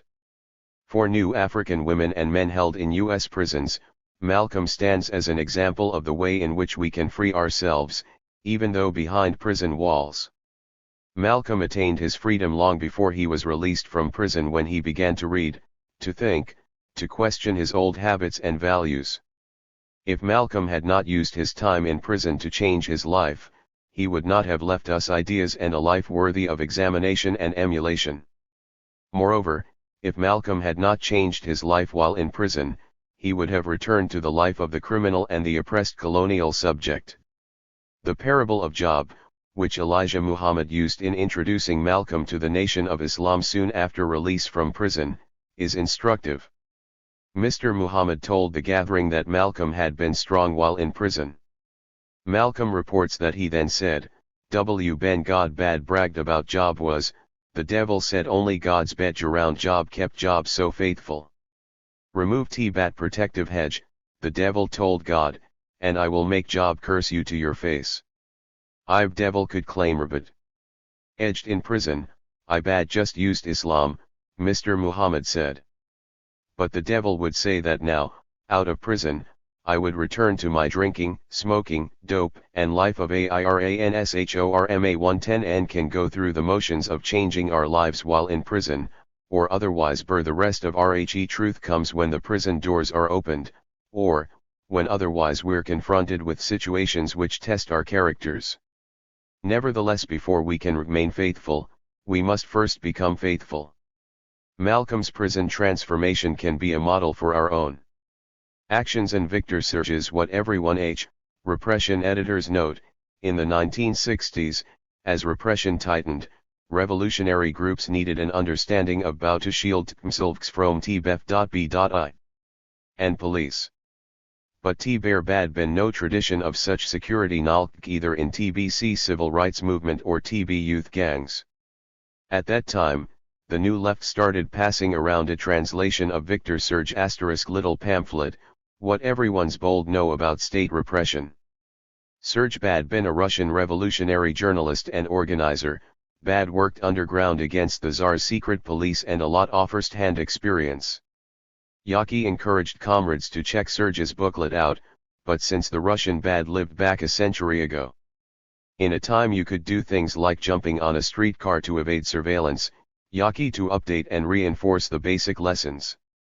To an active revolutionary, TB's understanding is like buying a kit or emergency equipment. If you are reading this kind of literature you need to TB1 read to FTGBT the political police. Part 1, Reflections 1. Victor Serge quickly corrects a common misconception about repression.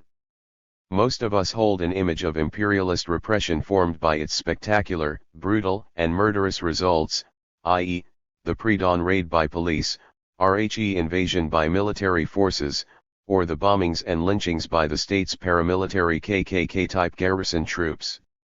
In other words, we view a part of the repressive process as if it were the whole, because this part is the most visible and impacting aspect, and the aspect most portrayed by the imperialist media as well as the media the colonized nation. But, Serge points out that, at the center of what everyone should know about the repression of the bourgeois imperialists what allows List to put the whole process into perspective is, the immediate aim of all repressive forces. Their immediate aim is, more to know, than to repress. To know, in order to repress at the appointed hour, RORHE can't desired if nor altogether. They can't repress what they don't about. Therefore, the most immediate aim of revolutionary cadres and the revolutionary masses is, in this context, to allow the opposition to know as little as possible %le, about anything, and anyone. We should understand that each time we perform the common act of opening our mouths and speaking, telling someone something about ourselves which has the potential of becoming a weapon used against us by the state, should that information fall or be placed in their hands, the way we think, what we think about, our habits, likes and dislikes, war we've done, war we may do, and how we may do it, etc. And, the body has a language of its own, too. That is, our movements can tell the opposition things about us that they want to know, in order to be able to repress us. If they watch our movements, they'll deny information that could be used to repress us and or our people. The enemy attention to such things is part of their science of repression. Paying due attention to such things should be part of the science of revolutionary cadres, and of the science of the revolutionary masses. We must share revolutionary science even as we discipline ourselves to stand vigilant over all our words and actions. 2. While building the cadre and mass bases that must share revolutionary science and realize it in practical struggle, we must see that if the foundations that build upon are shaky, then everything that comes to rest upon them will be shaky, too. If we allow cracks to develop in the very foundation of the new movement, in the consciousness and practice of cadres and masses, then corrosion will be a characteristic element in and of the structures, and our consciousness will be flawed. A major cause of cracks in foundations is undeveloped consciousness, incorrect political line, and unacknowledged or unrecognized liberalism and opportunism. These relate to the more apparent secondary causes, i.e., RHE mistakes, complacency, and general failures to discipline our words and actions.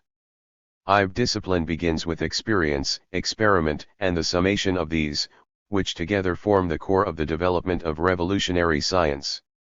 In the words of Phone Comrade, heightened discipline means, first and foremost, that we heighten our grasp and practice of the ideology, line, and strategy of the organization, and of the movement.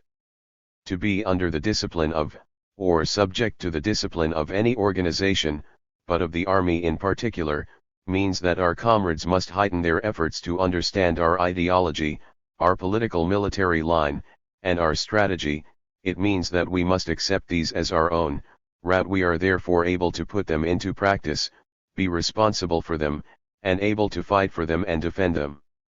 3. The tasks ahead, and the conditions under which they must be performed demand that we not take anything for granted, least of all, our survival. They know we're coming. In fact, they know far too much about those of us already here. And, unless we grasp this fact, in all its implications, we'll contaminate everything we touch, and expose everything we try to build. We have to search for, and then apply, the consciousness, the skills and methods that will eliminate or at least minimize the disadvantages incurred especially over the past 10 years, which have resulted in the further disruption of the revolutionary forces. 4. Serge also helps to place the image of RHE professional revolutionary into focus. It could be said that his entire book is about the most essential of those special qualities that enable the professional revolutionary to carry on the struggle against the political imperialist state's first line of armed defense. This insight into the substantive composition of the revolutionary cadre helps us keep in mind that, a. Political police and other armed/intelligence forces of the state are specialized defensive/offensive branches of yaki sayles, the oppressive state, and to struggle against them is merely to engage the primary instruments of physical coercion and repression that the state has at its command. In other words, we must keep in mind that the primary struggle is against the state as a whole. In this way, we can avoid being diverted by the struggles against its parts. The enemy is the U.S. imperialist state, not merely the F.B.I. or the street cop that commits the most recent act of colonial terror. Nerfati, when we seek to raise consciousness about repression, we want to focus on the repression of the imperialist state, not merely the repression of the FBI or the local police department. B. Imperialist state also has other instruments of coercion and repression, which assume political, economic, and socio-cultural forms, rather than physical/armed forms. Relative to the oppressed nation, all institutions directly or indirectly controlled by the imperialist state are repressive, perform counter-revolutionary functions, and are no less forces to be engaged in combat by revolutionary cadres and masses, than are the political police. C. He states repressive apparatus is also professional, and is organized on a scientific basis, with, as Serge says, special attention to their character, education, training, recruitment, intelligence, service record, their knowledge of the programs, statutes, origins, and methods of the revolutionary parties, and the histories of leading members. 5. Hunters must be able to track, and to know the habits and feeding grounds of their prey. Intelligent prey, the other hand, must know as much as possible about the hunter, which includes knowing where the hunter knows about the prey. If the hunter is tracking the prey, then the prey must learn to avoid leaving traces and trails. If the hunter pursues the prey based on knowledge of the habits and feeding patterns, then the prey must abandon those habits, avoid normal feeding areas, and maybe even change diets. The opposition wants to know whatever possible whatever we allow them to know. They want to know who you know, where you go, when, how often, how long you stay, what you say and do while nothing is really insignificant. They are on their job even when we don't see or hear them, and, to avoid being caught off guard, coming up short, or having to improvise a quick lie or a quick getaway, we must be on our jobs even when we think we don't have to be. 6. Making the need to know principle part of our very being, should be understood to involve more than merely being vigilant with regard to clearly identifiable and visible repressive forces, and those kinds of situations and activity where the need is most obvious. The application of need to know principle, literally means that no one inside organized structures know more than necessary, and it means absolutely no one outside organized structures know anything at all. It often happens that, we begin working with people who are later uncovered as planted agents of the state, or who turn traitor. In such situations, we find ourselves faced not only with the exposure of names, addresses, details of actions, and other information that such persons acquired in the course of doing work that they were responsible for, We also usually find ourselves faced with the exposure of information that such people acquired from others who failed to practice need to know. 7. Making need to know part of our being means getting into the habit of never volunteering information. Example, a sister doing maintenance work at an office building is mopping the floor of one of the offices. An employee of the firm approaches the office, stops at the door upon seeing the wet floor, and asks, "Is that wax?" The sister says, "You can walk on it." Now, if you ask the sister why she didn't say yes, it was wax, or no, it was too, well, in the first place, she'll say, with the air of a worked% teacher, instructing a cotter pupil, "I told him just what he needed to know. He seemed to need to know if he could walk on the floor. Then, too, he might have wanted to know if I was waxing it, which they say fin to do 3 times a week, but I don't. So, he left, without finding out from me, whether it was wax or not. And, if tomorrow or next year, I have to say what it was, I can say whatever I like, or whatever I need to say. Yep, I make a habit out of telling 'em just what they need to know, and no more. 8.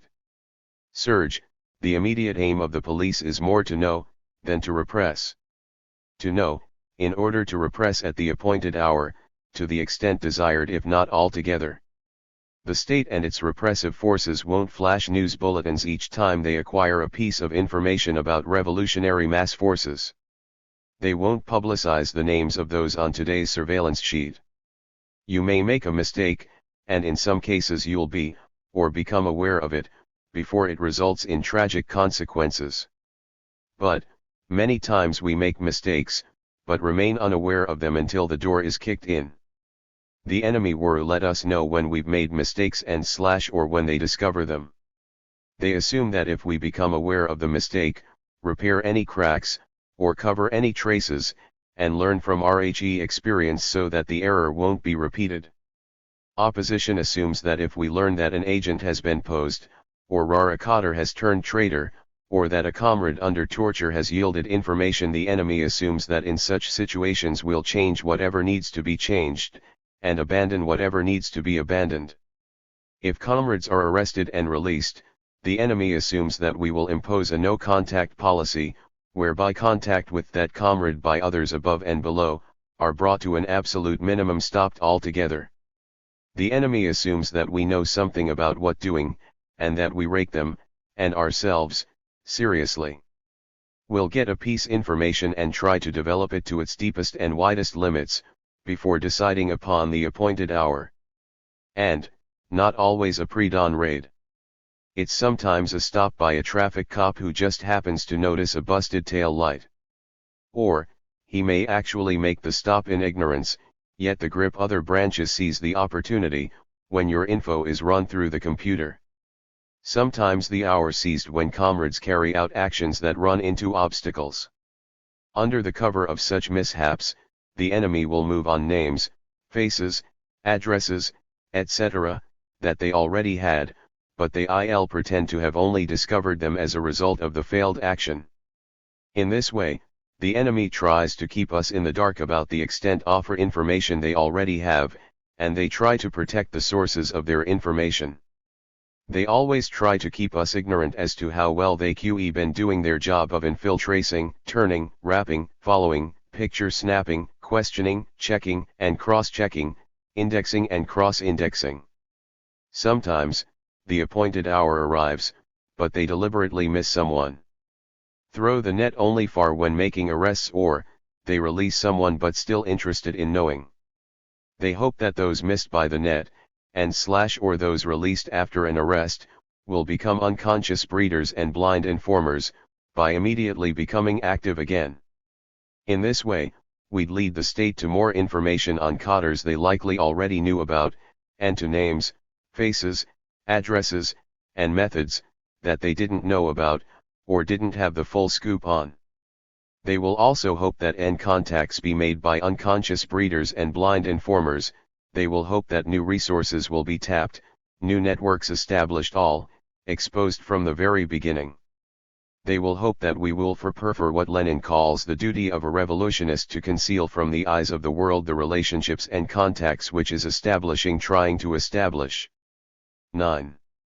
Surge, faced by this wily adversary, powerful and cunning, a communist party lacking clandestine organization, a party which keeps nothing hidden, is like an unarmed, with no cover, in the sights a well-positioned.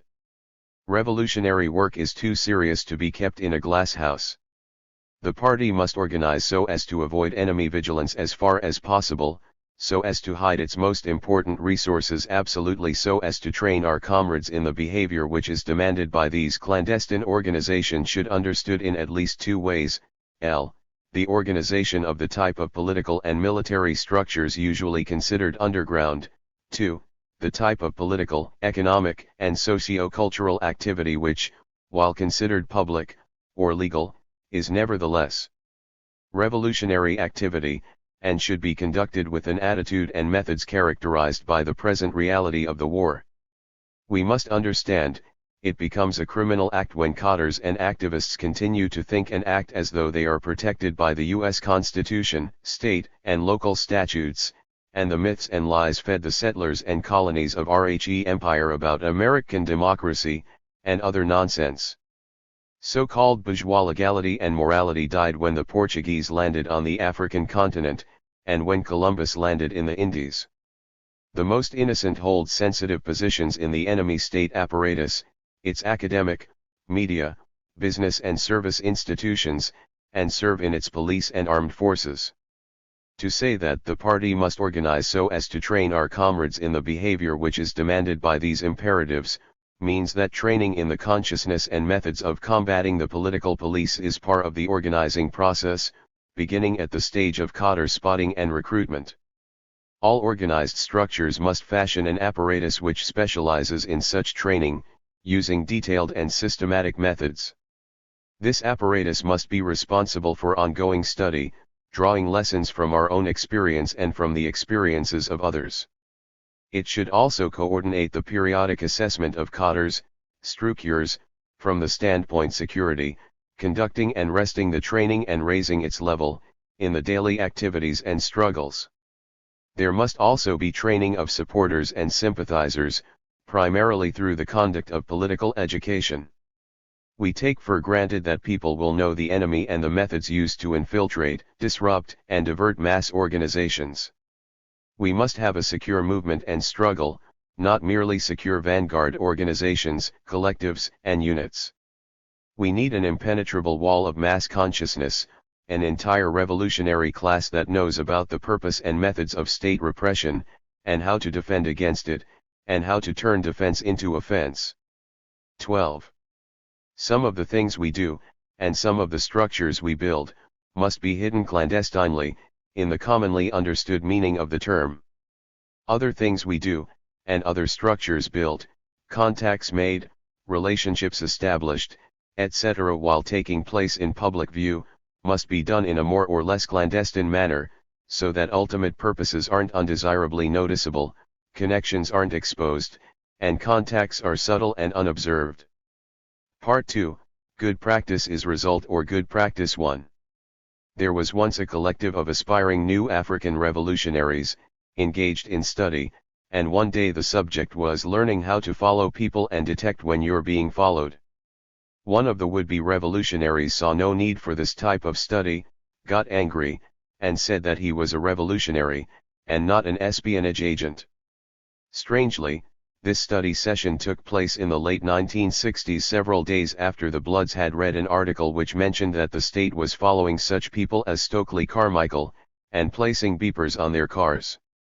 Other members of the collective tried to make the point that learning how to follow people, and to be able to detect and elude similar surveillance upon oneself, is an essential element in the training of all revolutionaries, whether they do public or clandestine work. Such training is part of the more practical side of the revolutionary science practiced by the professional revolutionary. 2. Serge has a chapter on simple advice to revolutionaries, and he points out that his suggestions a complete code of the rules of clandestinity, nor even of the precautions to be taken by revolutionaries. They contain no sensational recipe. They are simply basic rules. Strictly speaking, common sense should be enough to suggest them.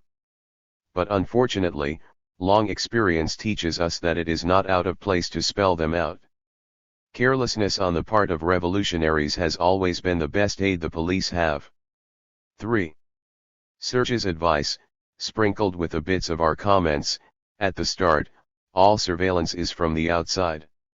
This always involves following the individual, getting to know their activities, movements, contacts, and then finding out their plans. Tailing sections are developed by all police in the most serious cases. 2 agents spied on the same person unbeknown to each other, their reports were cross-checked and used to complement each other. These daily reports were sent to the police to be analyzed by specialists. These officers were dangerously perceptive. They would draw up tables showing a person's deeds and actions, the number of visits, their length, regularity, etc. Sometimes, these tables brought out the importance of one member's relationships and his probable influence. Every revolutionary must regard themselves as being permanently followed. On principle, the revolutionary should never neglect to take the necessary precautions to prevent being followed. The simplest rules are: 1. Don't go directly to where you are going. 2. Turn down a deserted street. Check whether you are being followed. 3. When in doubt, turn back. 4.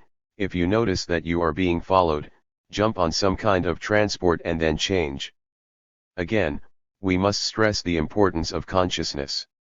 Security is not simply a matter of magical methods, especially when cotters only learn even the simplest methods in a mechanical manner, and by rote. Knowing the methods without having the theoretical perspective that allows them to be used in the most appropriate manner, is sometimes worse than not knowing the methods at all. Another thing to keep in mind, it's not a matter of paranoid when it comes to employing such methods, nor is it a question whether or not the opposition is actually following you. It's a matter of making a habit of being serious, apply science, being disciplined and vigilant. The enemy won't come up to you and say, "Watch yourself today, we're playing for real," and watching every move you make. More on war we mean by stressing the importance of consciousness. It happens that we got so-called vanguard forces who still believe it or not think that the time to get serious about security is after the state announces that civil ties are being suspended, or that martial law is being imposed. But, by that time, too late to start employing security methods, or to begin developing a more developed consciousness. By the time such an announcement is made, the lists of those to be arrested have already been compiled. So, one aspect of war we mean by consciousness, from the revolutionary perspective, is that, folks have lived in America all their lives, and studied and been part of the development of struggle against the state, but they still have the consciousness of bourgeois reformists, slaves, adventurers, and dilettantes. They still have the consciousness of the petty bourgeoisie, even while claiming to wage revolutionary warfare. 4. Write down as little as possible. It's better nor write. Don't take notes on sensitive subjects. It's better sometimes to forget certain things than to rake them down in writing. With that in mind, practice remembering addresses, names, etc. Where necessary, take notes which are intelligible only to yourself. Everyone can invent ways of abbreviating, inverting, transpose with correspondence. Take into account that your mail will be opened. Say as little as possible and try to make yourself understood only by the addressee. Mention no third persons unless absolutely necessary. Avoid all details about places, work, dates, and people. Learn to resort, even without prior arrangement, to what should always be very simple regimes for trivializing information. Don't say, for example, that Comrade Youssef has been arrested, but that suddenly fallen ill. And, of course, will not be the comrade's real or work name, but a code name used only between yourself and the addressee. Each comrade should have as many names as necessary, and these names should be known only to those with a need to know. In view of the fact that some correspondence between most comrades must take place, there must be face-to-face contact between such corresponding comrades so that the details of their exchanges can be arranged between them. It's also much better that each comrade have different systems for corresponding with each comrade, than to have a single system for corresponding with each comrade. In the event of the state discovering the system used with one comrade, they won't be able to use that knowledge immediately against other comrades. 5. Beware of telephones. All telephones. Never say anything over the phone that you wouldn't say to a police officer. Don't make appointments over RHE phone, except in pre-arranged, coded terms. And, when using such codes, make them sound as normal as possible, that is, don't have them sound as if they are obviously codes, or jagged parts of conversations, etc. 6. Make it a principle that, in illegal activity, a revolutionary should know only what it is useful or necessary to know, and that it is often dangerous to know or to tell more. I bless rat is known, the greater RHE security. Be on guard. Ions on Vic 10K searches. Against the inclination to give away confidences. Know how to keep quiet. Keeping quiet is a duty to the party and to the struggle. Know how to forget of your own accord what you should not know. It is a mistake, which may have serious consequences, to tell your closest friend, mate, or most trusty comrade a party secret which is not indispensable for them to know. Sometimes you may be doing them wrong, because you are responsible for war you know, and it may be a heavy responsibility. Take offense or get annoyed at another comrade's silence. This isn't a sign of lack of confidence, but rather of fraternal esteem and of what should be a mutual consciousness of revolutionary duty. 7. In the event of arrest, at all costs keep cool. Don't let yourself be intimidated or provoked. Don't reply to any question without having a lawyer present and without previously consulting with your lawyer. If possible, the lawyer should be a comrade, or at least someone who has a significant level of political consciousness. If it's nor possible to have a lawyer, don't say anything without really thinking about it. As a matter of principle, say nothing. Trying to explain yourself is dangerous. You are in the hands of professionals who are able to get something out of your every word. Any explanation gives them valuable documentation. Lying is extremely dangerous. It is to construct a story without its defects being too obvious. It is almost impossible to improvise. Don't try to be more clever than them. The relationship of forces is unequal for that. Never confess. When you deny something, deny it firmly. The enemy is capable of anything. Don't let yourself be surprised or disconcerted by the classic, "we know everything." This is never the case. It is a barefaced trick. Don't be intimidated by the eternal threat, "you'll pay for this." What you'll pay for is a confession, or a clumsy explanation, or falling for tricks and moments of panic, but whatever the situation of RHE accused, a hermetically sealed defense, built up out of much IAME5 yaki sayles silence and few definite affirmations or denials, can only help. Don't believe a word of another classic "we know everything" because your comrade so-and-so has talked. Don't believe a word of it, even if they try to prove it. With a few carefully selected clues, the enemy is capable of feigning a profound knowledge of things. Even if so-and-so did tell all, this is a further reason to doubly circumspect. Again, say nothing. Sign nothing. 8. Before the police and courts, don't try to establish the truth. There is no truth in common between the oppressed and the oppressor. Their truth is not ours. Before the judges of the oppressor, the comrade does not have to account for any act. The comrade can turn RHE courtroom into a school, or, the comrade can keep silent. 9. A supreme warning: be on your guard against conspiracy mania, against posing, adopting airs of mystery, dramatizing simple events, or conspiratorial attitudes. The greatest virtue in a revolutionary is simplicity, and scorn for all poses, including revolutionary and especially conspiratorial poses. Rebuild.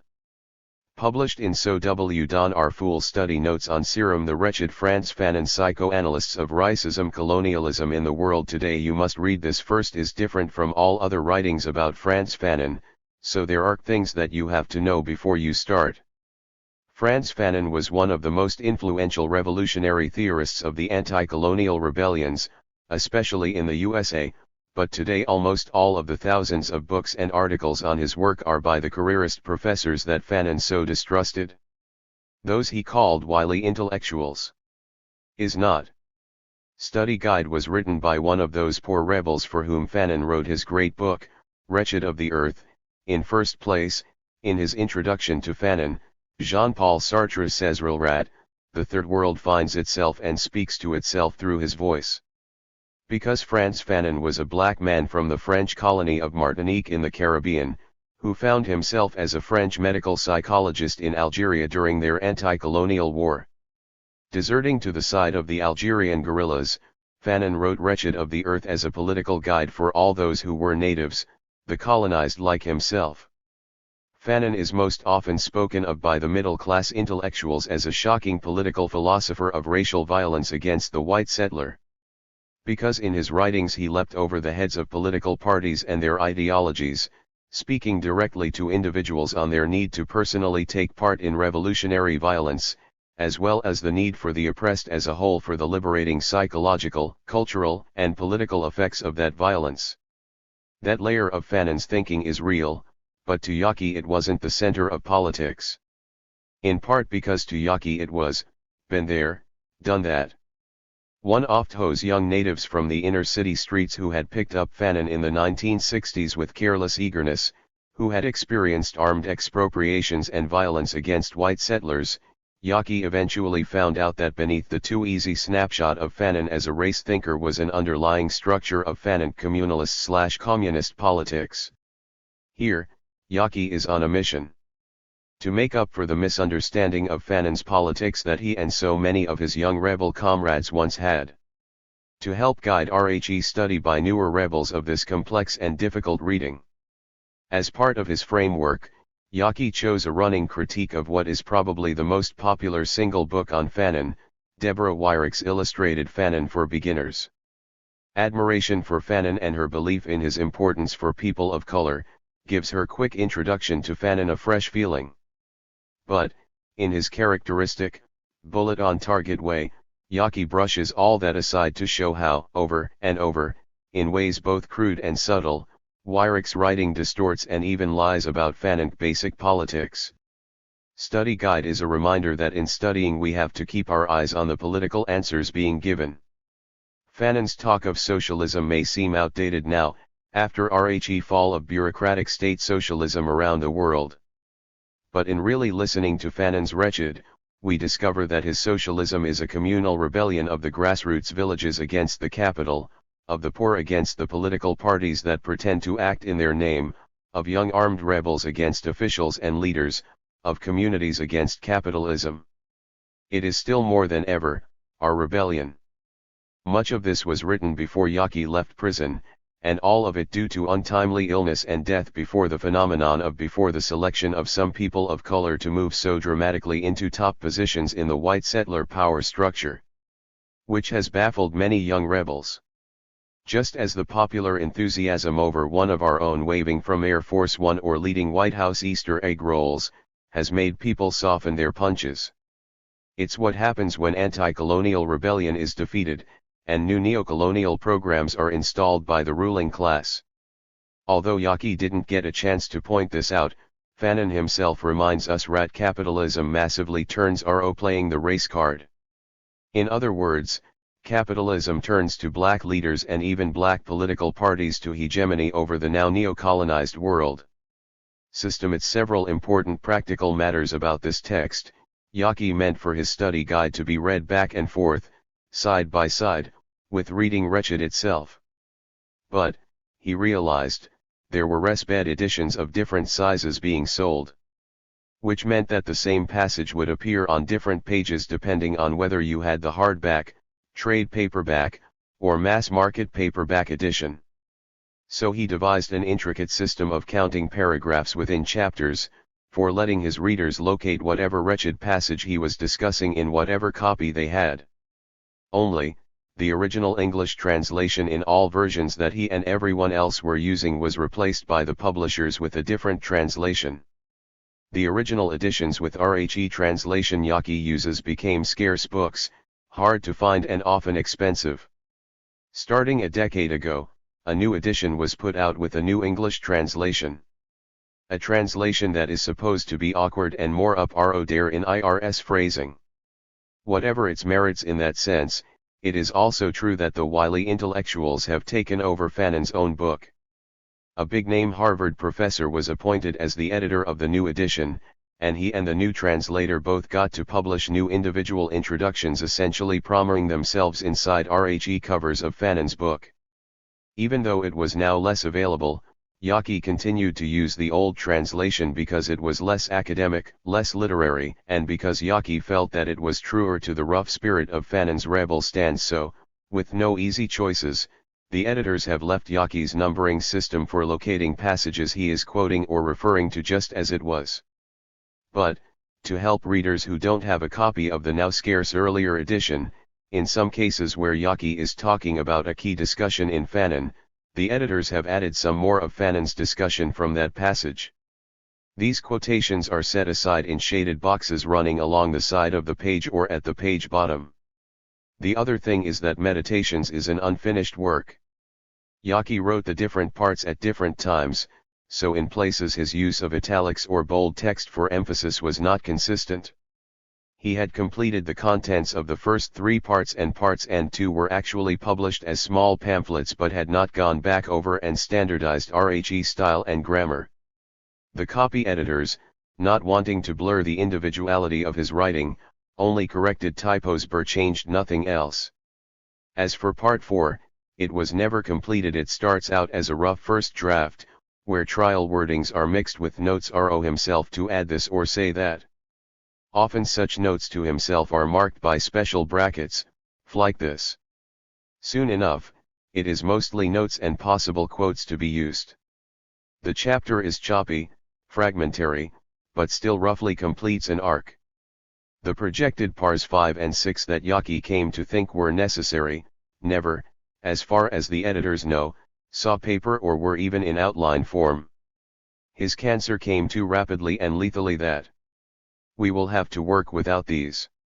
Still, Meditations is a major work, and in one sense it really is complete. Yaki never forgot how first read Fanon but didn't really understand it. So, Meditations above all tries to teach us how to read seriously, critically, for ourselves. It was always our task to finish this path for ourselves. It is us now. The editor's Meditations on Frantz Fanon's The Wretched of the Earth for NACs and other activists who struggle against racism and neocolonialism and for the setting afoot of new people. Part 1. By way of introduction, comrades, today, I started the 5th draft of this piece. My original intent had been to shape it for print and for distribution among a wide audience. However, abandoned that aim, 2 reasons. First, because I'm anxious to complete this project, and move on to others. Second, I want to return to a style of writing similar RO that used to produce book 1 off journal, i.e., when I wasn't concerned about style or about meeting the assumed expectations of an audience. I hope that these meditations will prove useful to you. They give me an opportunity to work out some ideas and to put some of them onto paper as seeds, hopefully, for later development. Strongly suggest that none of you be content with merely reading these reflections. You should study and reflect upon your own copy of Wretched, the sources that I list, and any other related materials. A note on citation: because there are several editions of UMSPED in print, I'm not using the standard form of citation with reference to page numbers. Instead, I am using a chapter and paragraph form. Designated the chapters as follows: Preface P concerning violence 1 Violence in the international context, i.e. spontaneity, its strength and weakness 2 Pitfalls of national consciousness 3 On national culture 4 Reciprocal bases of national culture and the fight for freedom 4 A colonial war and mental disorders Conclusion CIQE also numbered each paragraph, separately for each chapter, that, for example, cites the first paragraph of the preface, cites the fifth paragraph of the second chapter, cites the second paragraph of reciprocal bases, and cites the third paragraph of the conclusion. NB, from my reading of Wretched, 2E determined that chapter IA is actually the first part of the conclusion, that is, I believe they were separated by the editor/publisher, and not by Fanon. Nevertheless, I think they should be read as parts of a whole. 1.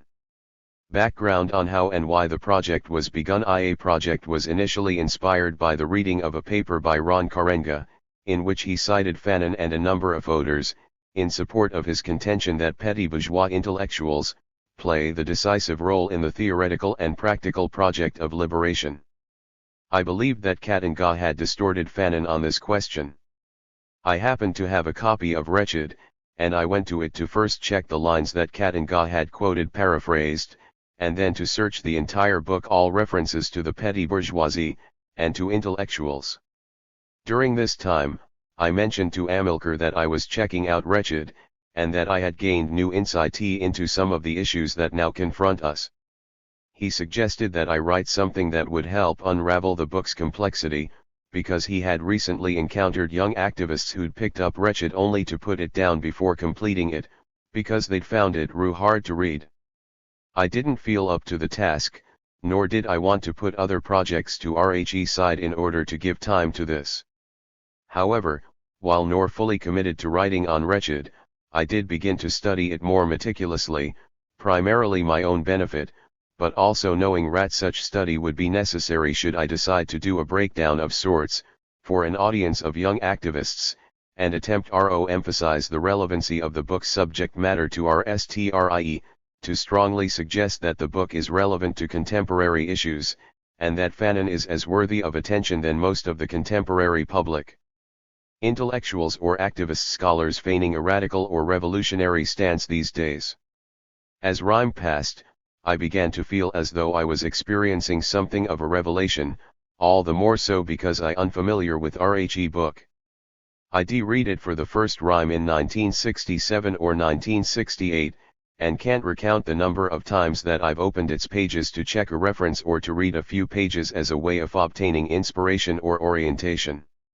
I became convinced that I should write something if only for Michel Fond, my comrades. Something is war you now hold in your hands. 1b.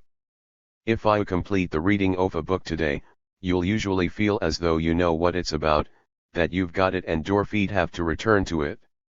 However, if you pick up that book a month from now, or a year from now, you're bound to be surprised when it appears that you're reading lines that weren't there originally. You'll gain new insight in certain concepts you thought you'd fully understood, you'll gain an understanding of propositions that had previously shot past you. What's happened between the first reading and the second?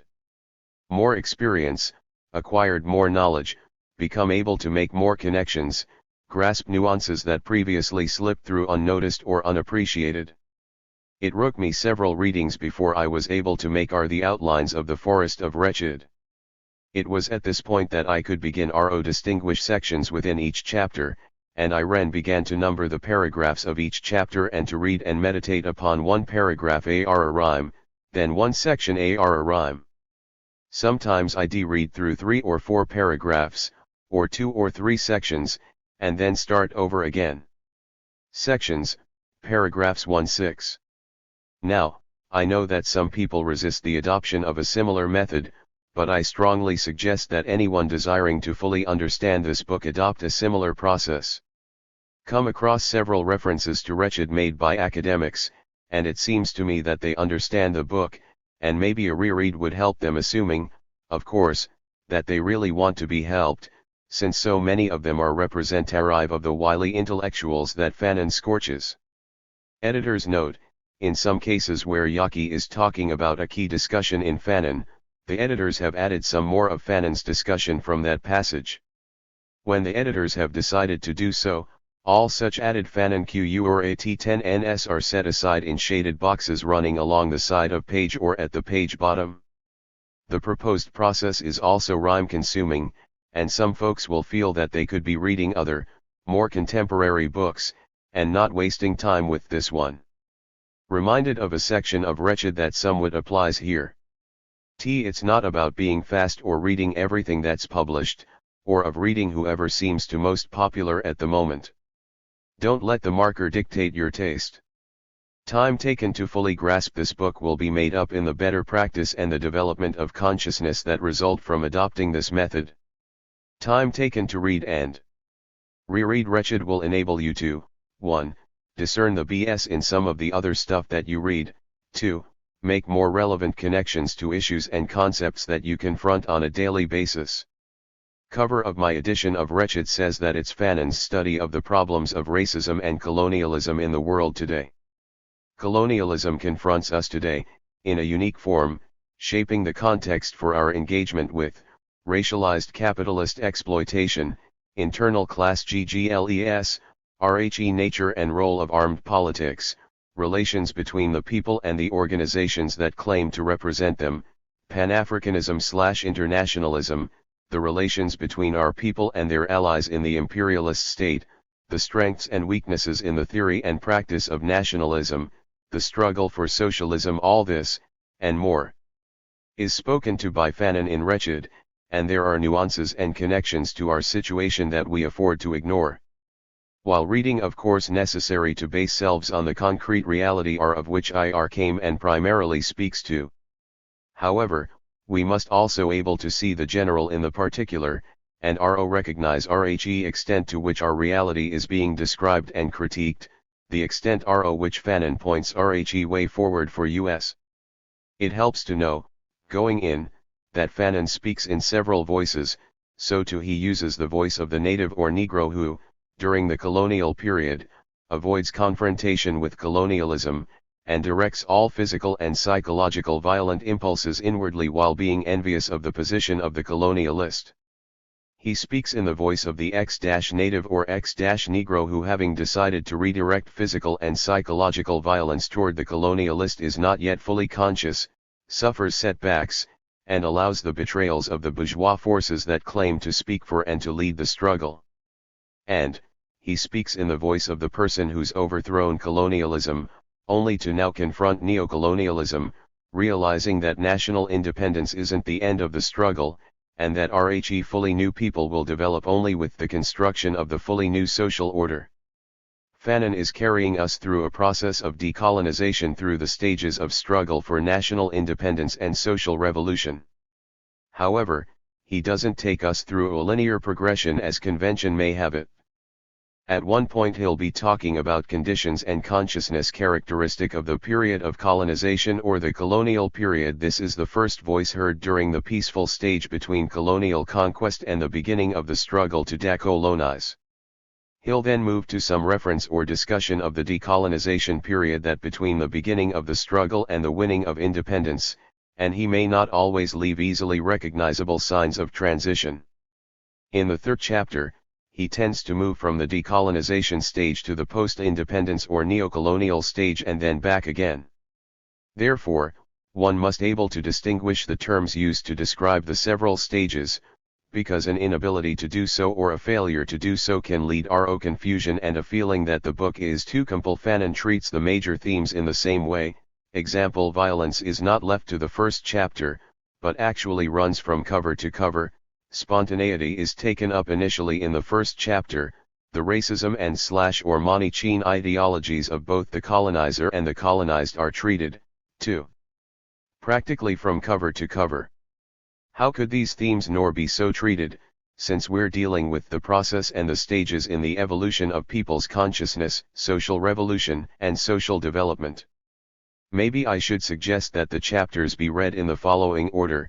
First, read RHE preface. Then, read chapters 1, 2, and 5, as parts of a whole. Then, read chapters 3, 4, and 4a, also as parts of a whole. Then, read IA, which is not so much about violence as it is about reparations. And the conclusion. Chapter 1 introduces the themes of colonial violence and revolutionary violence, i.e. that the violence of colonialism isn't merely physical military, and that the violence of the oppressed peoples, once redirected, must also take other than physical or armed forms. Ch2 is also on the theme of colonial and revolutionary violence, but focuses on the spontaneity of the initial forms of the people's violence, a spontaneity essentially characterized by its lack of coherence, consciousness, and foresight. Read Ch5 with Chsn2 because it deals with violence and the need for the liberatory process to concern itself with all sectors of the personality. Asterisk. Ch3 is about class struggle and what could be called theoretical premises for the deconstruction of race. For Algerian's criminality, his impulsivity, the violence of his murders are therefore not the consequence of the organization of his nervous system nor of characterial originality, but the direct product of the colonial situation. Fact that the soldiers of Algeria have discussed this problem, that they are not afraid of questioning the beliefs fostered amongst them by colonialism. Once again, the objective of the native who fights against himself is to bring about the end of domination but he ought equally to pay attention to the liquidation of all untruths implanted in his being by oppression.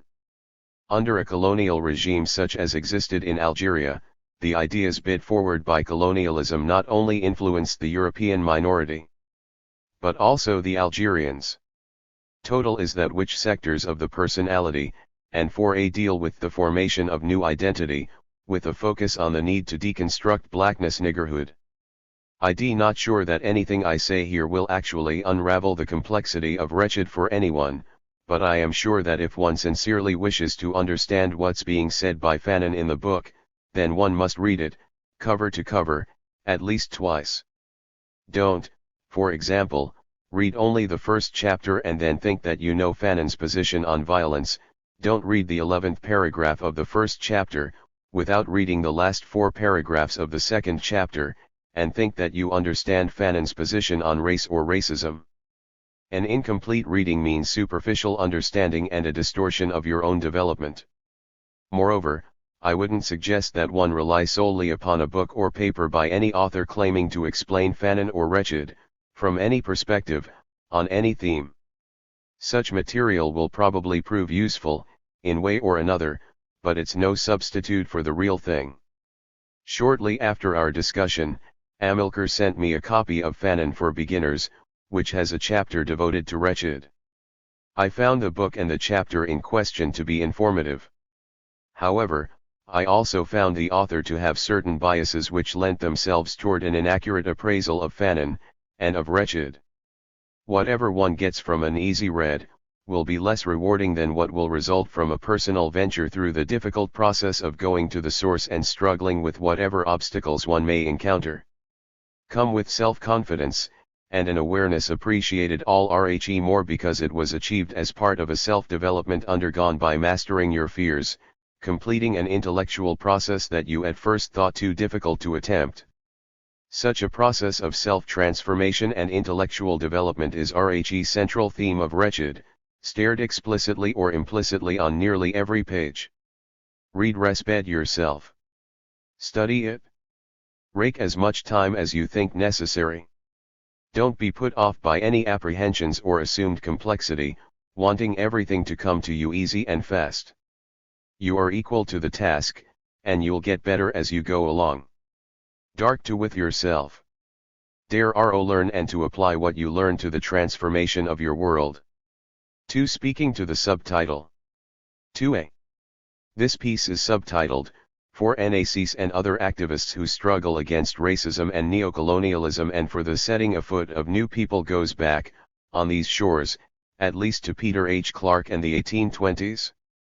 Can we say we've already begun to share the school as manifested by our practice that rhe words produced, and the lines and ideas we've tested over the years, already lend themselves toward shaping a distinct body of thought?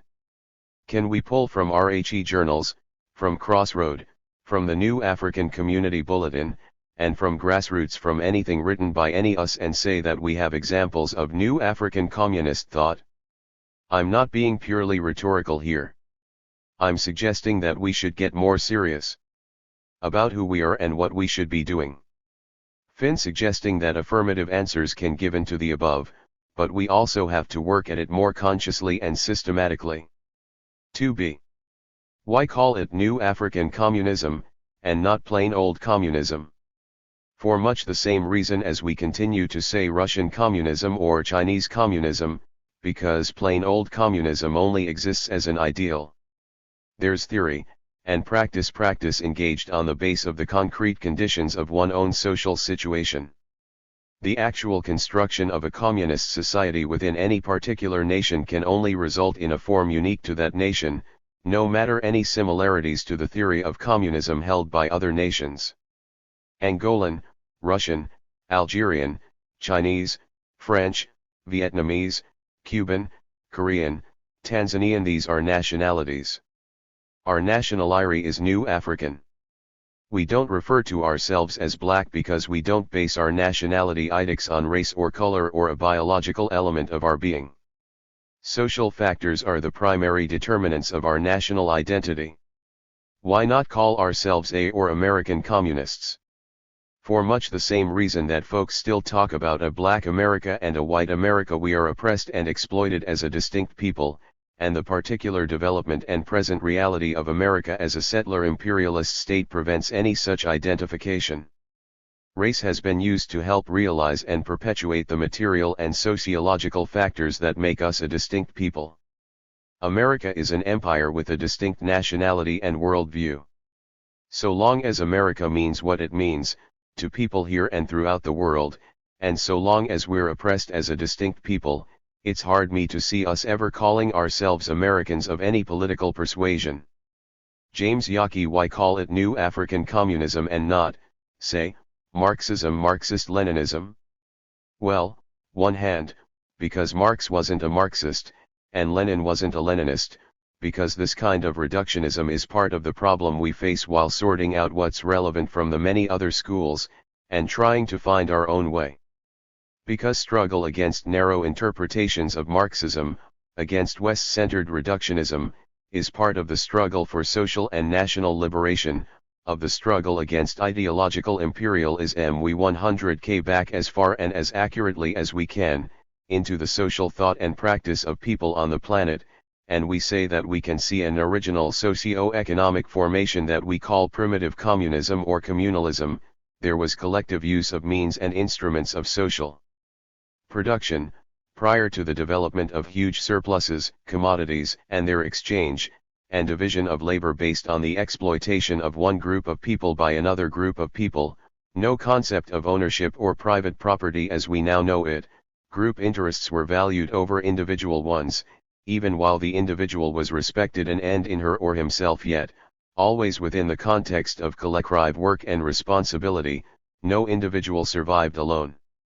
The Bambara have a saying, "Who am I without the others? In coming to life I was in their hands, and in leaving it I will be in their hands." We outline the primary characteristics of that type of formation, those kinds of social relations, and, together with a critique of the way we now live, we shape a vision of modern communalism. Only these days we call it communism. Marx called it scientific communism or scientific socialism, and he made particular contributions to that body of thought. However, we must remember that neither Marx nor anyone else single-handedly created what we now regard as the theory of communism. From the communalism of the past, unto today, untold numbers of individuals and peoples have made and are making contributions to that body of thought, as they practice/struggle to approximate the ideal in their actual social situations. Now, in case you missed it, the four elements are material elements. They are parts of a creation mythology. Char describes the origin of the world as arising from within the world, and not outside of it. You can call IR a primitive materialism, if you like, and when you study, and notice the dialectics within the philosophical system of these early Africans, you can call that primitive dialectics, if want. There was RHE point of origin of what we today call dialectical materialism. Now, I know this subject needs more treatment, but it will have to done at another rhyme. Pam's Yaki Sayles 2c. The struggle against racism is, in the spirit of Fanon, one in which we struggle to become anti-racist in both our thought and our practice. Also an attempt to approximate the communist ideal, transcending RHE boundaries of racialized discourse and practice that were erected by the oppressive apparatus, and which serve to reproduce, reinforce, and sustain it. Because race and racism will be discussed below, all I want to say here is, no matter how we see the relation between racism and capitalism, I think they should always be mentioned together. That is, I believe it's counterproductive to ever talk about racism were immediately and thoroughly linking it to capitalism, so that no one can be unmindful of the need to struggle against capitalism if they claim to be anti-racist or against racism. Racism is used to justify and facilitate the exploitation of peoples, and it's based on the false belief that humanity is divided into a plurality of races that stand in relation to each other as inferior or superior based on physical and/or cultural differences. There are no people and groups of people, united and distinguished by common history, habits, interests, etc. Sometimes we call all of this nationality or ideology. To anti-racist is, first of all, not to hold the false belief in an alleged plurality of races. ROB against racism is to combat all beliefs and practices that facilitate the exploitation of peoples, particularly when such exploitation is supported by RHE social construction of race. Any attempt to destroy racism with but an explicit link to the struggle against capitalism ultimately serves only to reinforce racist ideology and to shield capitalism from attack. On the other hand, an attempt to combat capitalism without an explicit link to anti-racist discourse and struggle allows capitalism to use the belief in race held by oppressed peoples, and appeal to the racism of citizens of the oppressive state, thus undermining all revolutionary initiative. This combat also requires that we begin to delink ourselves from the use of language that reinforces and reproduces racial ideology, example the terms white and black in reference to the identity of peoples. This will be a difficult process, because, the capitalist system depends upon continued use of such language, and its ideological apparatus is designed to oppose and undermine all attempts to delink. 2. Peoples oppressed through means of racial ideology have scorned to accept these terms as legitimate and as their own, even as they tend to acknowledge the constructedness of race and the terms used to make and perpetuate its reality, references to the realness race, the means through which race as a reality is constructed.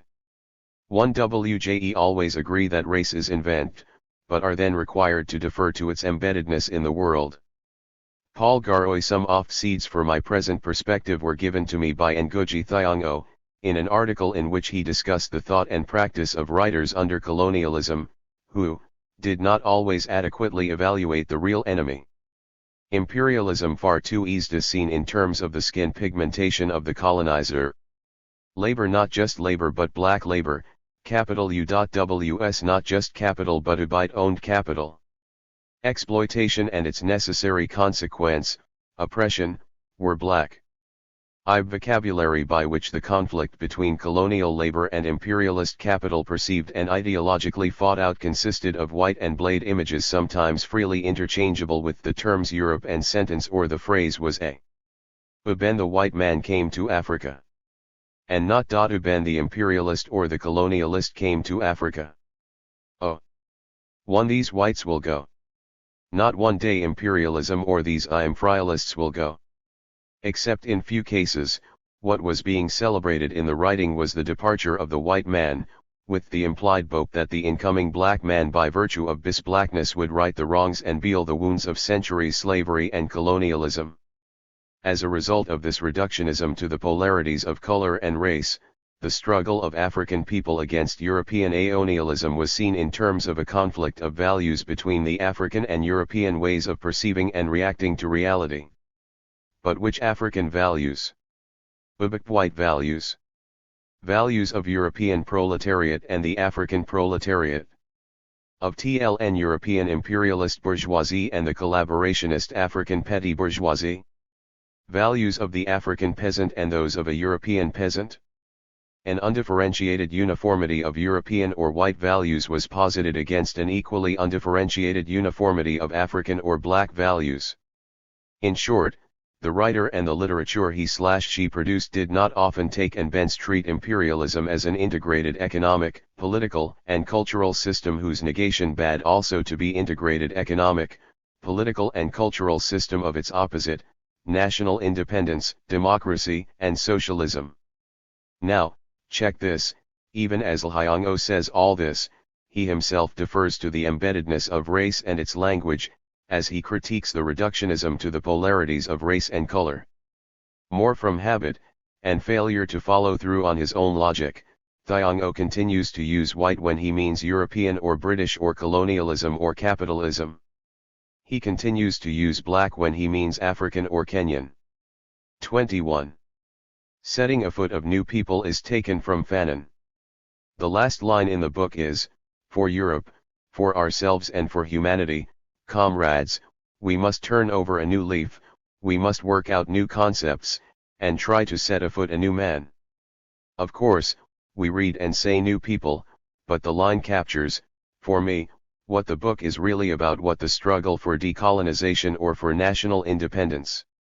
What the struggle for socialism is about. To turn over a new leaf can mean, in this instance, the creation of a new set of social relations, socialist social relations. On the basis of these relations we seek the attainment of so high a level of consciousness in all members of society that the norms of law and morality merge into a single code of conduct for all members of the society. 6 The phrase new people thus refers to the immediate identity and social reality of the people as they struggle, and upon reaching a stage of independence and revolutionary seizure of power. It also refers to the ongoing struggle and development of social relations that carry us toward that ideal code of social conduct, and economic arrangement. Check this, decolonization, influences individuals and modifies them de mentally. It brings a natural rhythm into existence introduced by new. The thing which has been colonized becomes. I think it's important to keep this concept of the new people in mind as we think and move all through each day, especially as it relates to the objectives of the struggle. Objectives are to be kept in mind no matter what the particular issue one deals with, because all issues are important, all are revolutionary, and all are related to our need to help modify individuals. Simply put, the objective is to modify the people, of the struggle to Humanism is mentioned several times by Fanon in the book and, as I pointed to earlier, the book is about the struggle for a revolutionary, socialist, humanism. Example: struggle for freedom docs not give back to the national culture its former value and shapes. This struggle, which aims at a mentally different set of relations between, cannot leave intact either the form or the content of people's culture. After the conflict there is not only the disappearance of colonialism, but also the disappearance of the colonized. The humanism that we seek, a humanism that truly places its emphasis upon the social and political needs of the whole of our people, is the opposite of what passes as humanism under the bourgeois order. The bourgeois order claims to value the dignity and inherent worth of people, but its ideals of private property, individualism, and exploitation unmask the true concerns of Capian humane essence. The revolutionary, socialist humanism that we seek has to be based on the collective/social ownership of the major means of production, the end of exploitation and all forms of oppression, because only on this basis can all people be allowed the conditions to fully develop as individuals, and to realize the ideals of humanism. As we develop our new concept and practice of humanism, we'll need to keep the struggle against patriarchy and all forms of gender oppression also up front. How can claim to seek to create a social environment that will allow the full and free development of each person, and not pull out all pillars of oppressive social relations? 3. A few words on the preface to Wretched. You may be tempted, as I was, to skip the reading of the preface, thinking it a poor substitute for the words of Fanon. Or, you may think it unnecessary. Read War appears as one European's address to other Europeans, on purely European concerns. In either case, you'd be mistaken. Sartre says beforehand essentially what Fanon says on most of the major themes of the book. I only take issue with one assertion made by Sartre, as you'll see below. Otherwise, the preface is as good a place as any to begin one's study of, and meditation upon, wretched. 3a. The struggle against racism and colonialism involves struggle between classes. Sartre opens on the theme of class, i.e., the manufacture of a native elite, a bourgeoisie, from beginning to end, which serves as intermediary between the people and colonialism, and is branded with the principles of Western culture. The contemporary decolonization process involves struggle between the class forces within colonized society, and is of central importance in RHE fight for liberation and social revolution. To paraphrase both Sartre and Fanon, in order to effectively engage and overcome the settler imperialist state, we fight among ourselves the Rouault struggles forming parts of a whole, from beginning to end. Some of the new concepts that we must work out involve interpret or reinterpret the concept and break it free of definitions grounded in dogma, WS-centeredness, or the biases of other schools of thought and political tendencies. Our emphasis regarding the concept has to shift from the purely objective, and begin to include the subjective criteria. We also need to work out new concepts in relation to the major forms of class struggle, i.e. ideological, political, socio-cultural, as well as economic, and begin RHE efforts to ground the new forms in a mass base, a proletarian/revolutionary/socialist line and class stand. I think that, overall, the most important form of mass-based class struggle would be ideo-theoretical to promote the intellectual development of the majority of RHE people, RO guide practice in all fields. It never hurts to raise these points, at every appropriate opportunity. Anti-intellectualism in RHE US and the rest of RHE West is about having the people hooked a what to think program, rather than a how to think program. Everyone is or can/should be intellectual, because we all have mental capacity and a need to develop and use it in the collective mastery of our society.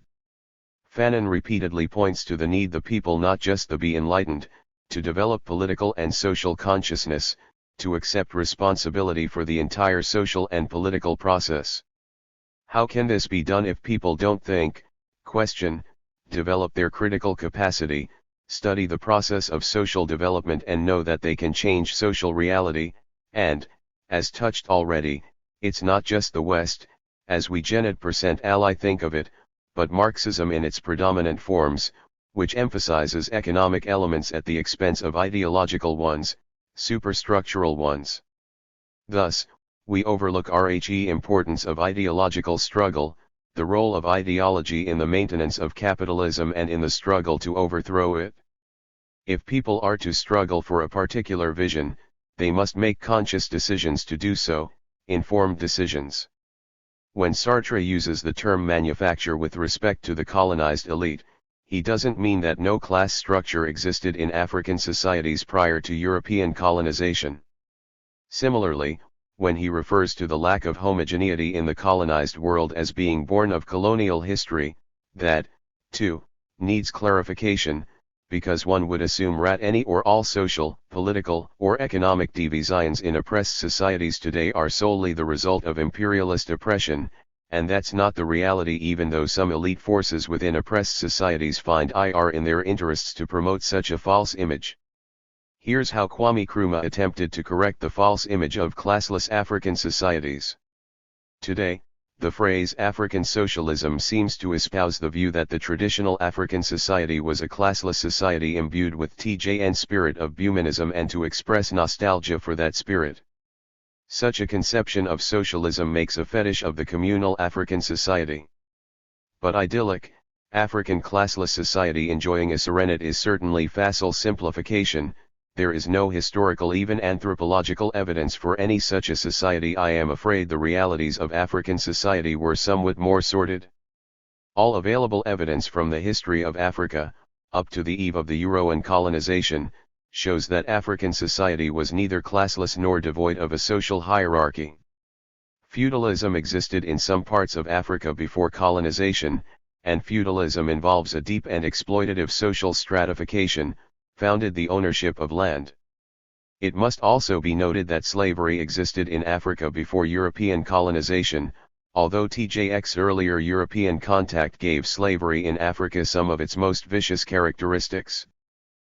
Truth remains, however, that before colonization, which became widespread in Africa only in the 19th century, Africans were prepared to sell, often for more than 30 pieces off silver, fellow tribesmen and even members of the same extended family and clan. Colonialism deserts to be blamed for many evils in Africa, but surely it was not preceded by an African golden age or paradise. A return to the pre-colonial African society is evidently not worthy of the ingenuity and efforts of our people. All this notwithstanding, one would still argue that TBC basic organization of many African societies in different periods of history manifested a certain communalism, and that the philosophy and humanist purpose behind that organization are worthy of recapture. A community in which each saw bis well-being in TBC welfare of the group certainly was praiseworthy. Even the manner in which the well-being of the group was pursued makes no contribution to purposes. What socialist T-Buggles in Africa must recapture is not the structure of the traditional African society but its spirit, for the spirit communalism is crystallized in its humanism and in its reconciliation of individual advancement with group welfare. Pre-colonial African societies had their own elites, their own classes and class struggles. Imperialism merely arrested the independent development of these social formations, and stamped them with the principles of Western culture. Greed, exploitation, individualism, patriarchy, these were peculiar to the West, and they were among the indigenous traits looked for by colonizing agents as they sought out promising adolescents to join the first generation of go-betweens. The very first go-betweens were adult members of colonized societies, whose pre-existing class consciousness and interests led them to serve the interests of imperialism, which found pre-existing African class structures and used them to serve its purposes. 3b. Give some attention to the meaning. The creation of native elites, of course, nor unrelated to colonialism's creation of native. As Sartre describes the evolution of succeeding generations of the elite, he takes us from discussion of those who speak only when ordered to, through to the fourth generation, represented by Fanon. These are ex-natives, who begin to bend the language of the colonizer to the new requirements of colonized people. What is an ex-native? Essentially, the same as an ex-colored, an ex-Negro or an ex-Black, even an ex-African American. Fanon gives the key when points out that, because it is a systematic negation of the other person, and a furious determination to deny the other person all attributes of humanity, colonialism forces the people it dominates to ask themselves the question constantly, in reality, who am the native and the Negro, the Black and the African American? These are persons who are struggling for a new identity, which can only result when they attain or regain freedom as a people. They are persons who have been denied independent development and the unfettered expression of their own ideologies. They haven't yet accepted the responsibility to develop a self-awareness, because they can't or delink from the definition of humanity established by their oppressor, an oppressor constantly telling them that they aren't human. Let's pick up Fanon.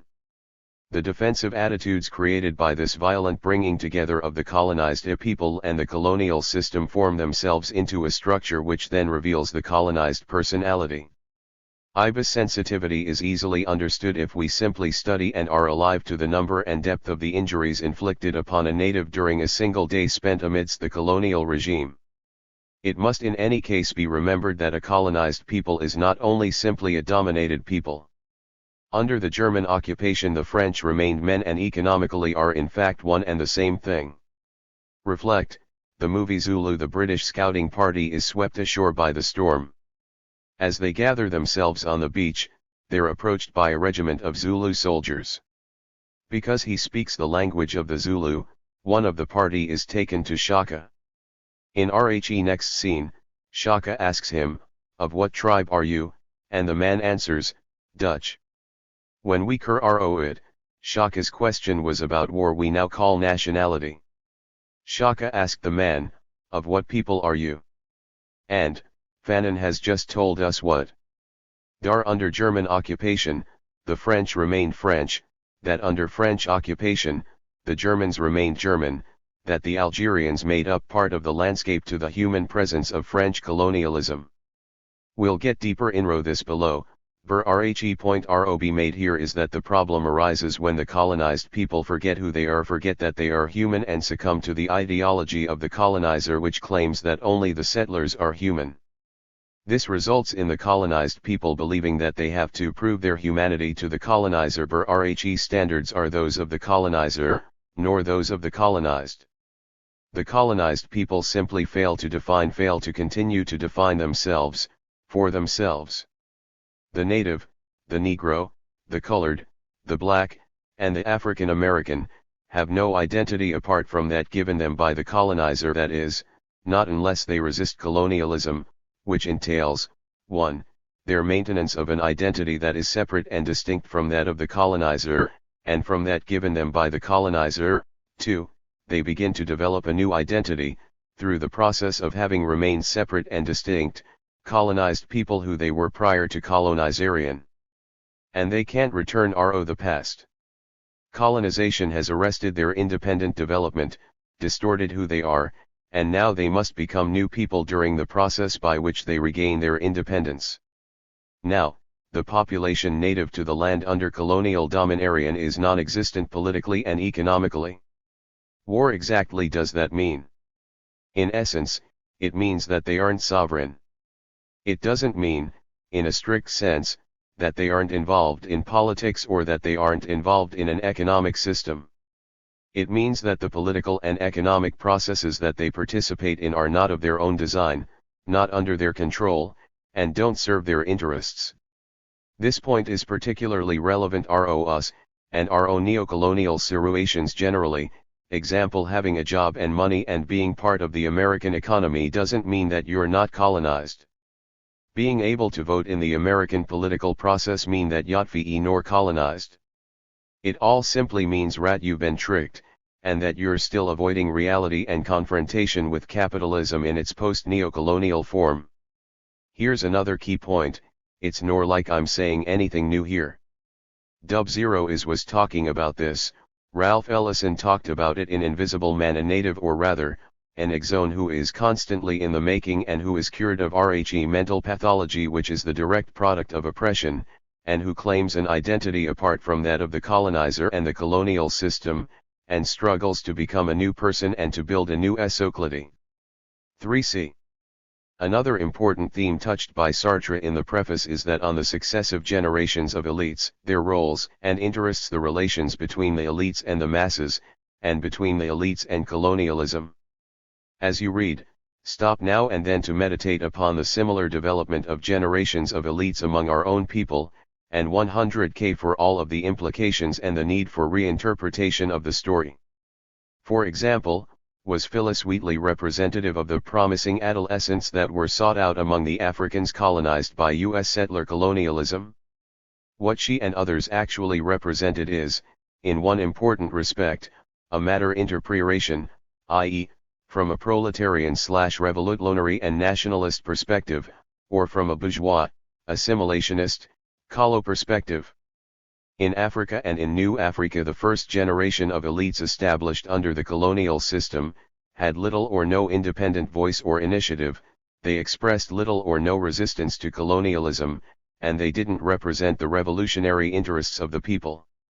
Who cares if Wheatley was the first Negro to did she say? Did she call George Washington a settler colonialist/slave owner? Did she call upon the newly colonized Africans to rise up and throw off the chains? Did she bend language the new requirements off people as they sought to regain independence and sovereignty? The point is this, even in 17th century colonial America, Africans were trying to regain their independence, that is, most of them were, while others were trying to accommodate themselves to the new colonial situation. The 18th and 19th centuries, here, saw the rise of our second generation of elites, and there was also the rise of nationalist and socialist voices, speaking to the struggle to regain independence and create a new social system. The third generation of elites was distinguished from those preceding it by a greater degree of frustration over their failure to be included. Highly pushed the struggle for integration and equality, while strengthening their base as a class. But again, there were left petty bourgeois currents, the evolution of those earlier nationalist and socialist voices. Most importantly, there were the masses of the people, who had always maintained an identity and a set of interests that were separate and distinct from those of the colonizer. Without this base or foundation, the elite would have no standing. Why are we not more aware of the social reality and political consciousness of the lower classes of the people, nor more aware of the existence of nationalist and socialist currents in our social development? Because the tendencies that they represent haven't written the history books or otherwise been legitimate as the propagators of our story. Elite forces that write the books, get time on talk shows and space in the US press. They interpret our past and issue the commentary on current events through their own class perspective, and based on rare own class interests that they hold in common with their capitalist/colonialist masters. Rebuilding requires reorientation and reinterpretation. We don't yet have what could be called a revolutionary people's history, because those doing writing are part of the wrong class, and express the wrong interests.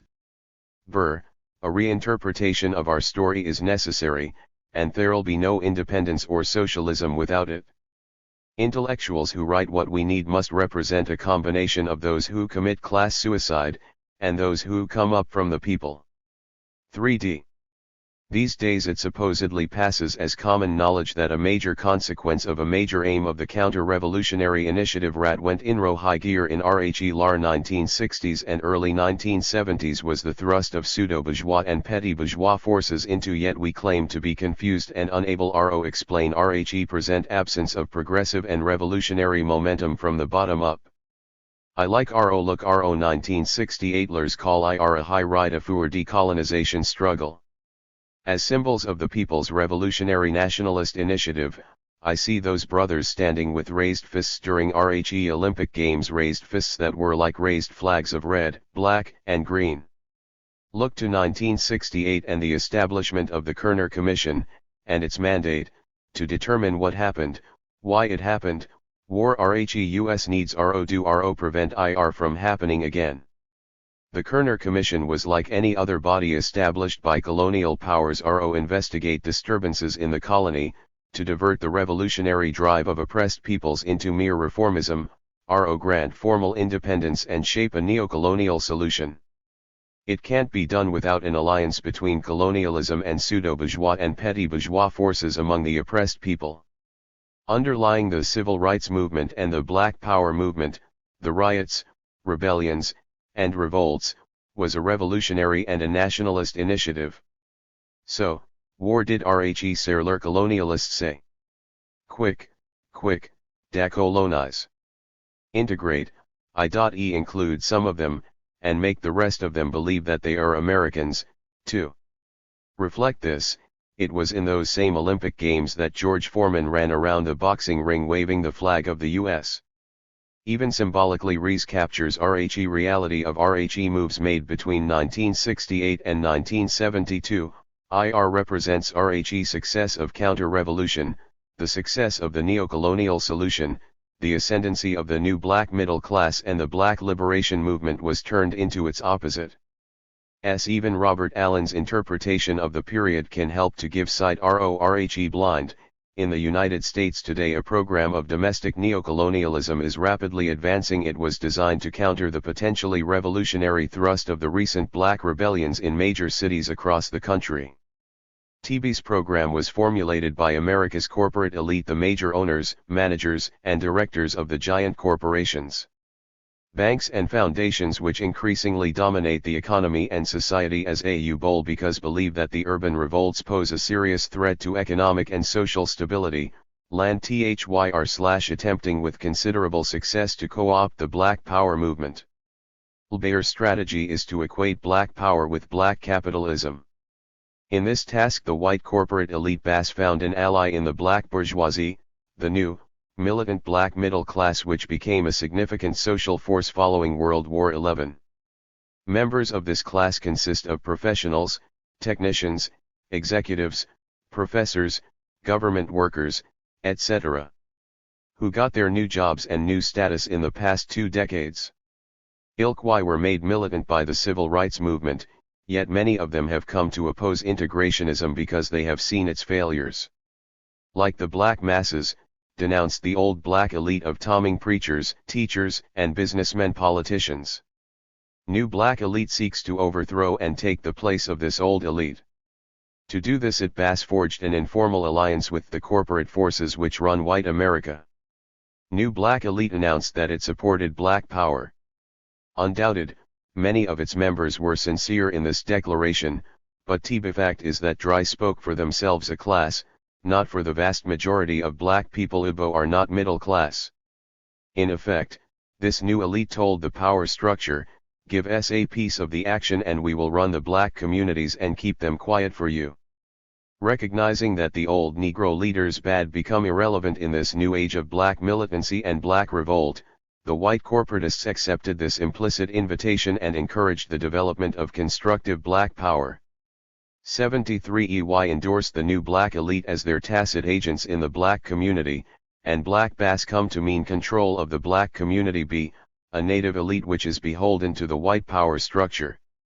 Thus, while it is true that blacks have been granted formal political equality, the prospect is barring any radical changes that black America will continue to a semi-colony of white America, although the colonial relationship will take a new form. Remember, Allen published the above in 1970. Take just a peep at what's happening today. George Curry, writing in Emerge, 1199, that the attack on affirmative action would essentially wipe out black middle class.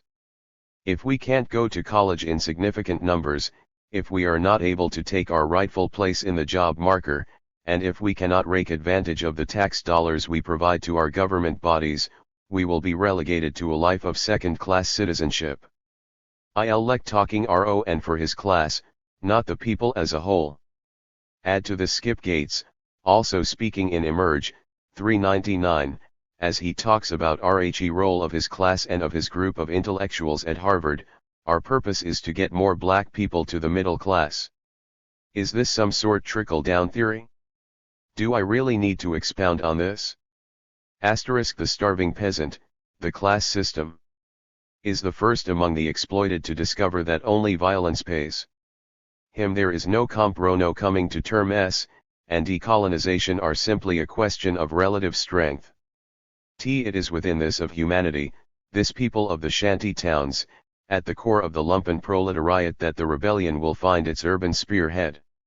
For the proletariat, that horde of starving men, uprooted from their tribe and from their clan, constitutes one of the most spontaneous and the most radically revolutionary forces of a colonized people. 3.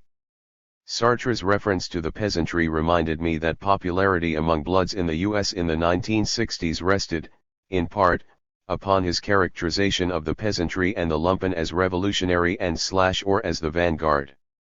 These characterizations have been widely and succulenged, over the years, and on an international level. While our practice has proven the unsoundness of prior beliefs, we've failed to put the premise to a thorough theoretical analysis, and put it to rest, which will allow this or similar incorrect views to surface again and to disrupt the momentum of the next revolutionary thrust. A revolutionary class must, recognize that a class, and that its members have common interests and enemies, 2, engage in conscious, unified action in pursuit of its interests, 3, act as the vanguard of the whole people. Fanon clearly described both the peasantry and the lumpen as initially absent these features. Why did he refer to them as revolutionary? These questions are all the more necessary because Fanon later described both the peasantry and the lumpen in different terms. And, his subsequent comments on the peasantry seem to confirm the observation that he saw in them a force that was spontaneously resisting certain principles of culture, and that segments or strata of the peasantry sporadically resisted colonial occupation. Fanon bends the stick several times in Wretched in order to emphasize a point. In this instance, he bent it in order to contrast the elite and reactionary bourgeois classes and strata, against the traditional, patriotic, and progressive strata and class within the people as a whole. Moreover, Fanon's characterization of the lumpen was also not uniform, i.e., he pointed to progressive and reactionary tendencies within the strata, leaving us to conclude that the lumpen is, essentially, of a petty bourgeois character, i.e., vacillating, and illegitimate or would-be. Capitalists and parasites. PV Keep in mind, simply performing an objectively political or progressive act reflect a subjective class/revolutionary consciousness, just as consciousness alone is insufficient to change the world. We must remember that colonialism has often strengthened or established its domination by organizing the petrification of the country districts. Ringed round by merle nuts, witch doctors and customary chieftains. The majority of country dwellers are still living in the feudal manner, and the full power of this legal structure of society is maintained by the settlers' military and administrative officials. Colonialism. The lumpen proletariat a considerable space for this reason any movement for freedom ought to give its fullest attention to this lumpen proletariat. The peasant will always answer to rebellion. But if the rebellion's leaders think it will able to develop without taking the into consideration, the lumpen proletariat will throw itself into the battle and will take part in the conflict, but this time on the side of the oppressor. 3f. Contrary to Sartre, Fanon's message to oppressed peoples does include important themes on RHE character and roles of citizens of settler imperialist states. I'd like to think that Sartre was simply overzealous when, says of Fanon, if he had wished to describe in all its details the historical phenomenon of decolonization, he would have spoken of us. This is nor at all his intention. That's simply not true, and Sartre even contradicts himself when, he says, why read it if it is nor written for us? For two reasons. The first is that Fanon explains you to his and shows them the mechanism by which we are estranged from ourselves. And, he gives the second reason. Fanon brings the process of history into the clear light of day. The dialectic which liberal hypocrisy hides you and which as much responsible for our existence as for his. In the first pages of Resped, Fanon introduces us to the Manichean ideology of the colonial system, and he makes it clear that RHE colonized people adopt this Manichean perspective in their evaluation of the settlers and themselves. However, as I pointed out above, Fanon is taking us through a process of development. By the end of the second chapter, he shows us how and why RHE colonized people begin to abandon that form of. In this connection, Deborah Wyrick asks, how can a people wage an anti-colonial struggle without reinforcing and replicating the very categories that have organized its own oppression? Or, per another way, how can necessarily Manichean combat promote a post-Manichean? Fanon's answer, stated simply, is that the oppressed people must reject and abandon Manichean divisions if they want to avoid reinforcing and replicating them. In a paragraph that should be reflected upon in its entirety, he points out that racialism and hatred and resentment cannot sustain a war of liberation. He adds that RHE people reach a point in RHE struggle when they begin to take stock of the situation, increase their knowledge and their political and social consciousness, and this allows them to pass from total, indiscriminating nationalism to social and economic awareness. The people who at the beginning of the struggle had adopted the primitive Manichaeism of the settler blacks and whites, Arabs and Christians realize as they go along that RHE fact of having a national flag and the hope of an independent nation does nor always tempt certain strata of RHE population to give up their interests or privileges. People find out that the iniquitous fact of exploitation can wear a black face, or an Arab one, and they raise the cry of treason. But the cry is mistaken, and the misrake must be corrected. Treason is nor national, is social.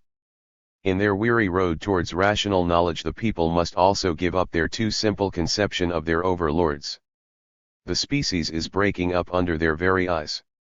As they look around them, they notice that certain settlers do not join in the general guilty hysteria. There are differences in the same species.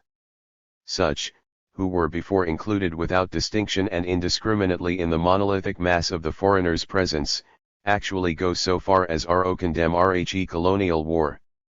The scandal explodes when the prototypes of this division of the species go over to become Negroes or Arabs, and accept suffering, torture, and death. Fanon continues, Thai settler is nor simply the that must be killed. Many members of the mass of colonialists reveal themselves to be much, much nearer to the national struggle than certain sons of the nation. Barriers of blood and race prejudice are broken down on both sides. Consciousness slowly dawns upon truths that are only partial, limited, and unstable. Thus, we begin to refuse to identify ourselves, refuse to identify anyone in racial terms. When Fanon says, early on, that what parcels out the world is to begin with the fact of to or not belonging to a given race, a given species, he's not putting this forth as unalterable reality, but as something that needs to be changed. He's merely describing RHE Manichin world, RHE capitalist/colonialist world, the imperialist world, reflecting the state of consciousness of colonized peoples as they begin the struggle to become new. When Fanon later talks about the species breaking up before our eyes, he's talking about the breakup of races themselves, the races which were constructed as part of the construction of world capitalism, and which must be deconstructed along with the deconstruction of capitalism. Breakup of the species now identified by skin color, becomes a new species to be characterized by what people think and by what they do, distinguished by social and political consciousness, and economic awareness. Weyrich also notes that Fanon didn't separate friends from enemies by the use of any fixed notions, such as race or religion, and she cites a passage from Fanon's A Dying Colonialism, for the FLN, in the new society being built, there are only Algerians. From the outset, therefore, every individual living in Algeria is an Algerian. In tomorrow's independent Algeria, it will be up to every Algerian to assume Algerian citizenship or to reject it in favor of another. How did Fanon distinguish friends from enemies? Friends were those who actively worked for Algerian independence, the FLN and its supporters in Algeria, anti-colonial people in France, formerly colonized nations throughout the world. Enemies were those who worked against Algerian independence, i.e. the colonial government in Algeria and its supporters, the government in Paris and its followers, developed nations with a vested interest in maintaining the imperialist status quo. 12 Ibis is what allows every individual living in Algerian to be an Algerian. This is why friends and enemies are distinguished by the choices they make, the positions they take with regard to the struggle for independence and for socialism. Eli. Part Ruo. Concerning violence and THZ development of new people 4a. In RHE First Ruo chapters of Wretched, Fanon emphasizes rat violence is essential to the initiation and maintenance of colonialism. Example %EIR first encounter was marked by violence and their existence together, that is to say, the exploitation of the native by the settler was carried on by dint of a great array of bayonets and cannon.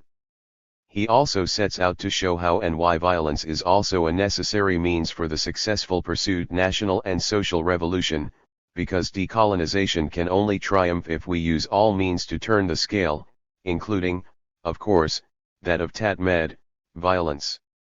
Since the publication of Umsped, people have read those and similar lines, and come away with a narrow or one-sided concept of violence.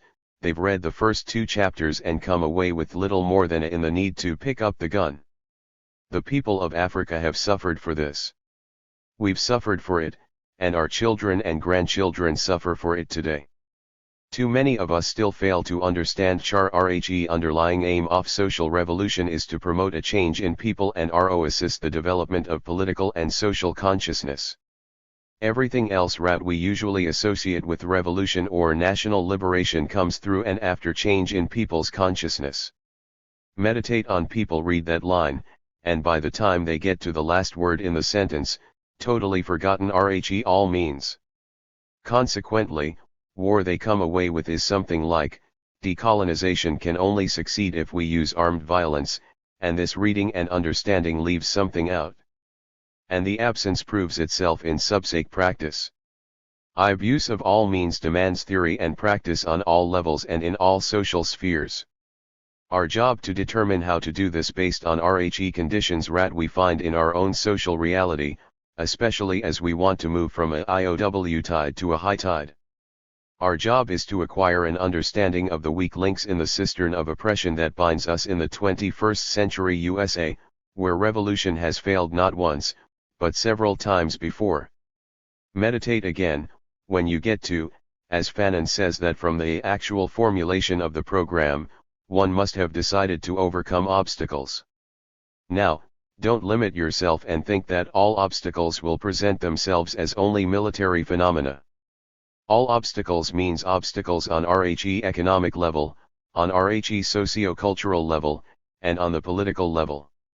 As you formulate a program, you must have a broad vision, a comprehensive social platform that addresses issues of mental and physical health, education, social services of all kinds, economic welfare, the production and distribution of food and clothing, adequate housing. You have understand that you and RHE people are waging a struggle to fully control and administer your own society, and you must assume responsibilities beyond those of wanting to vent your frustration or act out your ideal conception of the heroic guerrilla and merely go out and shoot at someone. And, of course, this awesome responsibility, as James Boggs called it, requires united and coordinated effort, because no one person can do everything, but every person can do something and all jobs are more or less equally important. That is, the soldier is no more important than the person putting out the newsletter, or the person organizing the students, the person agitating on issues such as no-rent housing, or people's control of the airwaves.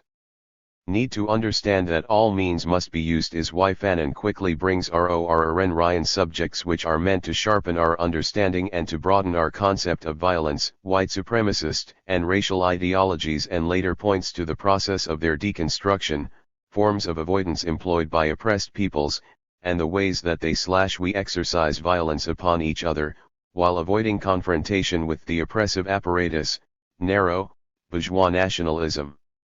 And its pitfalls, the process of forming new, collective identity, relations between leaders and the people class struggle, and the need for ever greater people democracy, all of this in the first chapter.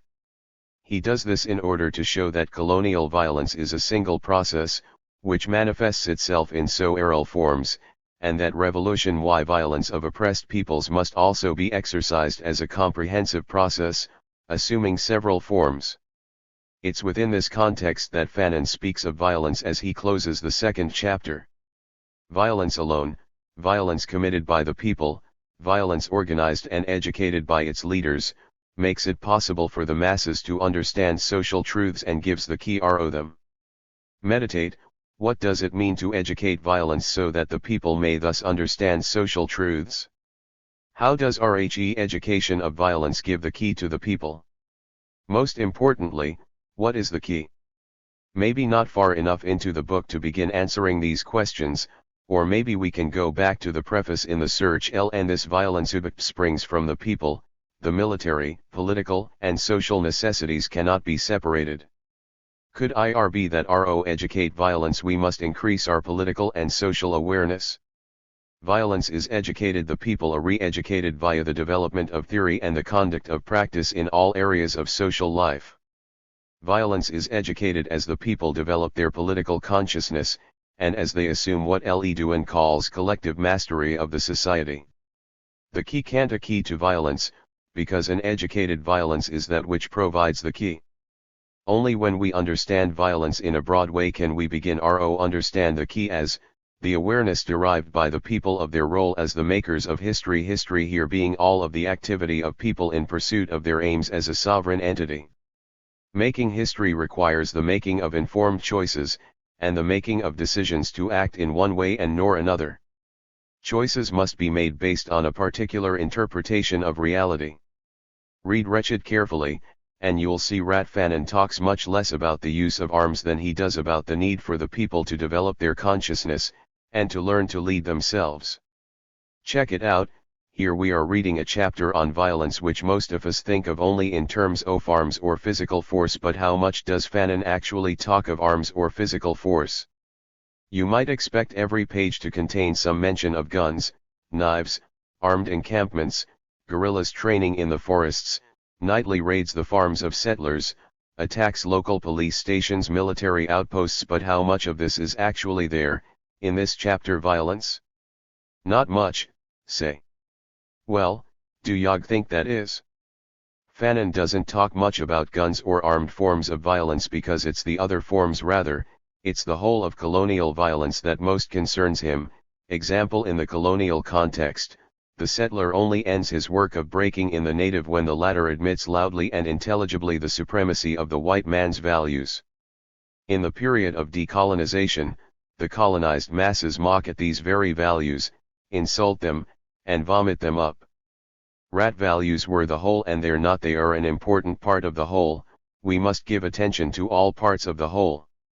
Colonial violence must be negated by revolutionary violence, i.e., when the colonized mock Western and Euro-American values, insult them, and vomit them up, during our period, in fact, comparable to our 1960s and early 1970s, when we had, for example, a black arts movement, and debated the need for, and the value of, a black aesthetic, and the poets rapped about new values as they mocked those of the man, the singers sang about new values as they insulted those of the system, the writers wrote novels and essays about new values, they vomited up those of white America. But today, we still send our children to the schools of the US, where they pledge allegiance to the US and its flag, and in 1,000 ways, every day, we and our children admire loudly and intelligibly the supremacy of Euro-American, capitalist values, and demonstrate the effectiveness of colonial violence and the absence of a counter-violence,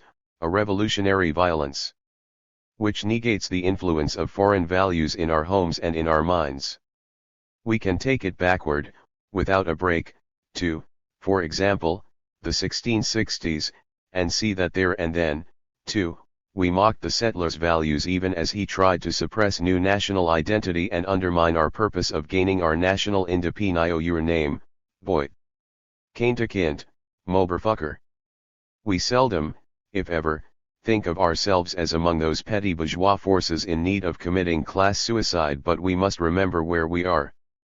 Here, in the seat of empire, even our slaves are petty bourgeois, and our poverty is nor what it would be if we didn't in 1,000 ways also benefit from the spoils of the exploitation of peoples throughout the world. Our passivity wouldn't be what it is if not for our thinking that we have something to lose. How much more necessary must it be for us to focus on the need to develop a revolutionary consciousness, here in our belly of the beast, where even the so-called radical left is little more than appendage to bourgeois liberalism and in many cases serves as a buffer between capitalist colonialism and a people's struggle for independence and socialism. Critical thought is suppressed by the media and the market and the educational process. 4b. Let's start with same questions and meditate on the first paragraph of the first chapter, National Liberation, National Renaissance, the restoration of nationhood to the people. Whatever may RHE headings use the new formulas introduced, decolonization is always a violent phenomenon, the replacing of a certain species of by another species of. Without any period of transition, there is a total, complete, and absolute substitution. To tell the truth, the proof of success lies in a whole social structure being changed from the bottom up. RVE meditated this paragraph and, among the questions raised about it are, L. What is violence, and why is it necessary? 2. What is decolonization? 3. What is social structure, and why is change thereof a necessary criterion for the success of the struggle? 4. What does Fanon mean by species and why does he put IR within quotation marks in this paragraph? 5. Why does he refer to the restoration of nationhood and what is a nation? Only after going through wretched several times, and then returning to reflect on this paragraph, was I able to recognize the context in which Fanon was speaking here. That is, L. He appears to be telling us what is, but actually telling us what was. 2. He seems to be speaking in absolute terms, suggesting, for example, that there will not be, should not be, a period of transition, and that instead there be a simple, mechanical, substitution of species, a mere change of place, one for the other. This is nor the case. Taking us through the process of struggle, Fanon starts at the beginning of the birth of revolutionary consciousness and confront Aryan, he gives us a look through the eyes and inro RHE mind of the colonized person who stands in RHE colonial period and is only beginning to engage the process of decolonization. That is, it's in the colonial period that the people look ahead and tend to believe that there should be no period of transition, and they assume that there will be a simple substitution of themselves for the settlers. At the beginning of the struggle, the people understand, for example, the multiple meanings of the term species rat causes fanon to qualify it. I know it's kinda like giving away RHE plot, but we need to jump to the second chapter for a moment, and try to unravel a bit of complexity, because it's there that fanon, then speaking in the voice of one who's matured a bit and suffered a few setbacks during RHE decolonization period, tells us that, while the native thought that he could pass without transition from the status of a colonized person to that of a self-governing citizen of an independent nation, while he grasped at the mirage of his muscle's own immediacy, he made no real progress along RHE road to knowledge. His consciousness remained rudimentary. Now, he chosen to make this connect between the first and second chapters between the subjects of violence and spontaneity as a way of erecting my own flashing light, and to make the point that Fanon makes repeatedly throughout the book, but that we tend to miss, it's not a mere matter of using armed forms of struggle. To paraphrase Fanon, the people can't become self-governing citizens in a truly independent nation, without developing their consciousness, no matter how much or how well they fight or how skillful they are in the use of weapons. Failure to grasp this fact accounts for much of the backsliding among would-be activists, and for many of the failures of past attempts at revolutionary transformation on these and other shores. National liberation or revolution is about TB transformation of people and their Fanon started by giving us a glimpse of the state of people at the beginning, and we should reflect upon our own beginnings, past and present. In our present, we stand in what I call a post-neocolonial period, but no matter what it's called, it's a period of beginnings, a period before the fighting starts and we engaged in building foundations for a renewed effort to decolonize, to delink from the capitalist way. In this context, Fanon reminds us that as we look ahead, we must be able to determine which is a true decolonization and which a false, and the importance of a coherent perception of appropriate means and tactics, i.e. how to conduct and organize the movement. In order to determine RHE best means and properly conduct the struggle, we gotta ask questions, call into question everything about colonialism, post-neocolonialism, and capitalism. Some people may think that the raising of questions is unnecessary, or that the answers are obvious. I read that first paragraph more rhymes than I can remember, but the questions weren't always raised, and the answers weren't then, nor are they now, obvious. My understanding of wretched and of Fanon's thought, and of the our social revolutionary process always suffered for my failure to raise and properly answer these and similar questions. I know FM alone. When Fanon implores us to question everything, we must rake rat literally, and probe the meaning and implications. Underneath it all is a quest to share with Fanon that obsession, about the need for effort to be well informed, for work which is enlightened and freed from its historic intellectual darkness, so that we may hasten the growth of consciousness, a necessity from which there is no escape if we wish to make progress. Through the process of raising questions, we challenge ideas and structures, and we transform ourselves all through reflection. Fanon wants us to raise questions because he wants us to think critically. Is a simple, but fundamental point, one of the keys to a truly independent and progressive future. Reflect a bit, too, on the phrase intellectual darkness and get away from RHE conventional, Western, Euro-American idea that ordinary people aren't, can't be or shouldn't be intellectual. Get away from the idea that only certain people or groups can be intellectual, and think about everyone as intellectual. Even go back to the first paragraph and reflect on that question about the social structure being changed, from RHE bottom up, and connect this to the need for all of the people to develop and exercise their mental capacities in RHE effort to solve RHE theoretical and practical problems of the society. This reminds me of a line from George Jackson, the oppressive stare has molded the people through a what to think program, and the task of the people to develop a how-to-think program. To question. To imagine that things can be different and that RHE people themselves that you can make all necessary changes. There will be no revolution without theory or without mass participation and RHE assumption of responsibility by you/the people. As we attempt RO rebuild, it's fitting we reread and meditate on this book by Fanon, especially if understand its relationship RO the problems we face 40 years after it was. There are some who think that the slogan rebuild means that we, in some mysterious way, start where we left off, meaning the high ride of struggle in RHE 1960s and early 1970s. It's assumed that we can start to rebuild by miraculously producing an instant high tide which, of course, should include armed actions. It's assumed that the new high tide can created by simply wishing it, calling it.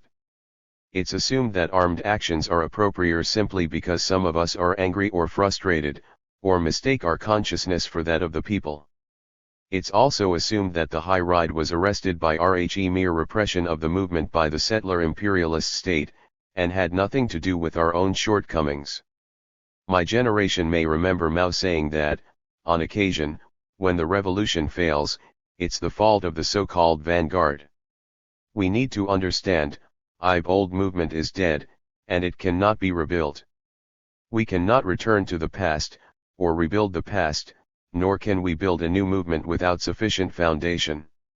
If we consider that the late 1960s represented the high tide of a process, we have know when and how that process was started. A tide is the result of the kind of work that most of us shun as if it were a plague.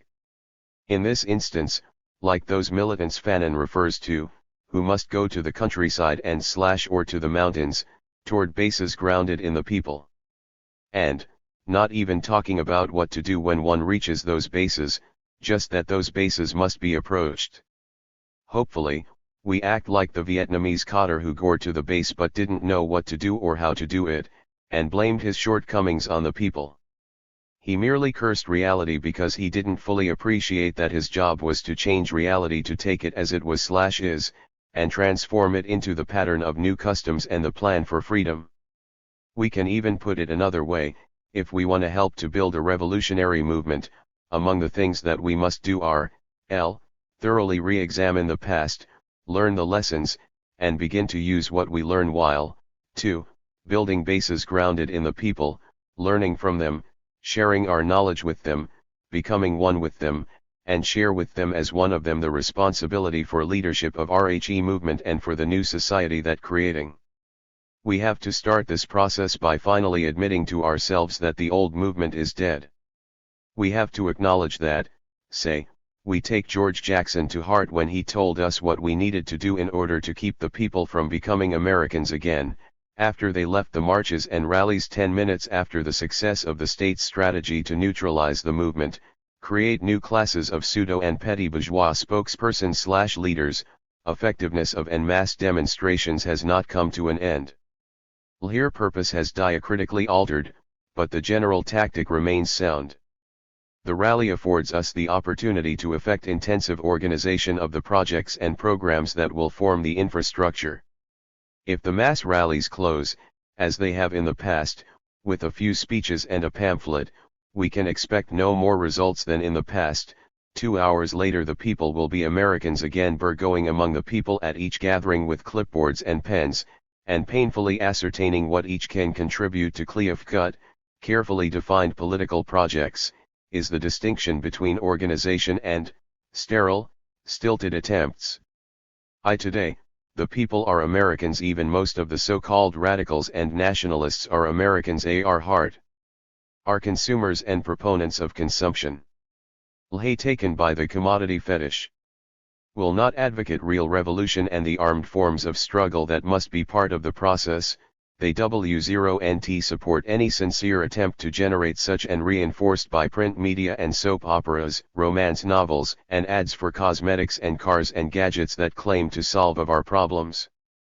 We become confused when we find RHE 5-minute talk isn't enough to overcome the pressures TBAT force people to conform on TBJB, or to give in to the children want TB latest fashions, toys, and video games. Then, we want those things ourselves, don't we? consumers that we are. Americans that we are. Check it. Of this is about values and about the forms of colonial violence that creep into our homes and into our minds. Job of the would-be cotter is to begin to analyze and understand our concrete reality and to apply what we learn in the books to this reality. We have to be creative in shaping forms of revolutionary violence in order to negate colonial violence in all its forms, on all levels. But dig this, it's always about concrete conditions. You have to figure out exactly where we are. Is this place? How did we get here? Sound too simple, really, which may account for our inability to grasp it in a timely manner, forcing us to have to start from scratch every 30 or 40 years. We study other revolutions, the struggles of other peoples, and we are inspired by them. However, we find it hard to generate a struggle of our own, because we still have, on one hand, that great divide among ourselves, i.e., those that wanna be free, and those rat wanna accommodare themselves to the fetish days. Agitation is not to be based on the integration of a water fountain or a bus, but, say, the robbery of the people by the insurance companies and those that make the legal drugs that far more people are addicted to than those using the crack. The people are being stuck up every time they fill their gas tanks. I would be irresponsible if I failed to note this essential point for anyone serious about change these days. You cannot do the depth and breadth of the work if I all have to spend 12 hours a day working for IBM because you have to pay rent and there are other bills. Some of us have to rethink the collective, 21st century style, contemporary America style. Some of us will have to support at least one cotter. At least one real cotter. Working for change is a full-time job, and we can't continue to try to do this work solely from within or by using the few hours per day after work that we say we're using for the cause. What is violence, and why is it necessary for successful decolonization? Since talking about colonial context, it will be necessary to know something about colonialism and how violence is manifested in the colonial context. In my search for answers to the questions, I first went to the dictionary and then to the thesaurus, and here is what I began to work with. Violence is that which injures. Violence is that which abuses, it's that which puts to a wrong or improper use. Violence is maltreatment. Check it, every time you say nigga, bitch or hoe, you're committing a violent act. Violence is treatment, or procedures, that distorts, infringes, or profanes.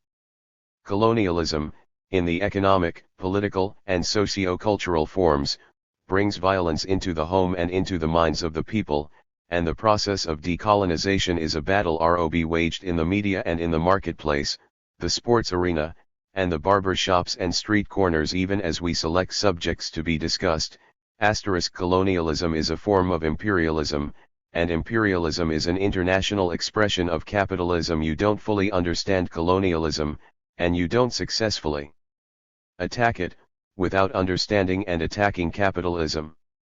The colonial world is a world divided into compartments. It is probably to the existence of native quarters and European quarters, of schools for natives and schools for Europeans, in the same way we need not recall apartheid in South Africa. Yet, if we examine closely the system of compartments, we will at least be able to reveal the lines of force it implies. This approach to the colonial world, its ordering, and its geographical layout will allow us to mark out the lines on which a decolonized society will be. The colonial world is a world cut in two. Dividing line. The frontiers are shown by barracks and police stations. In the colonies it is the policeman and the soldier who are the official go-betweens. The spokesman of the settler and his rule of oppression.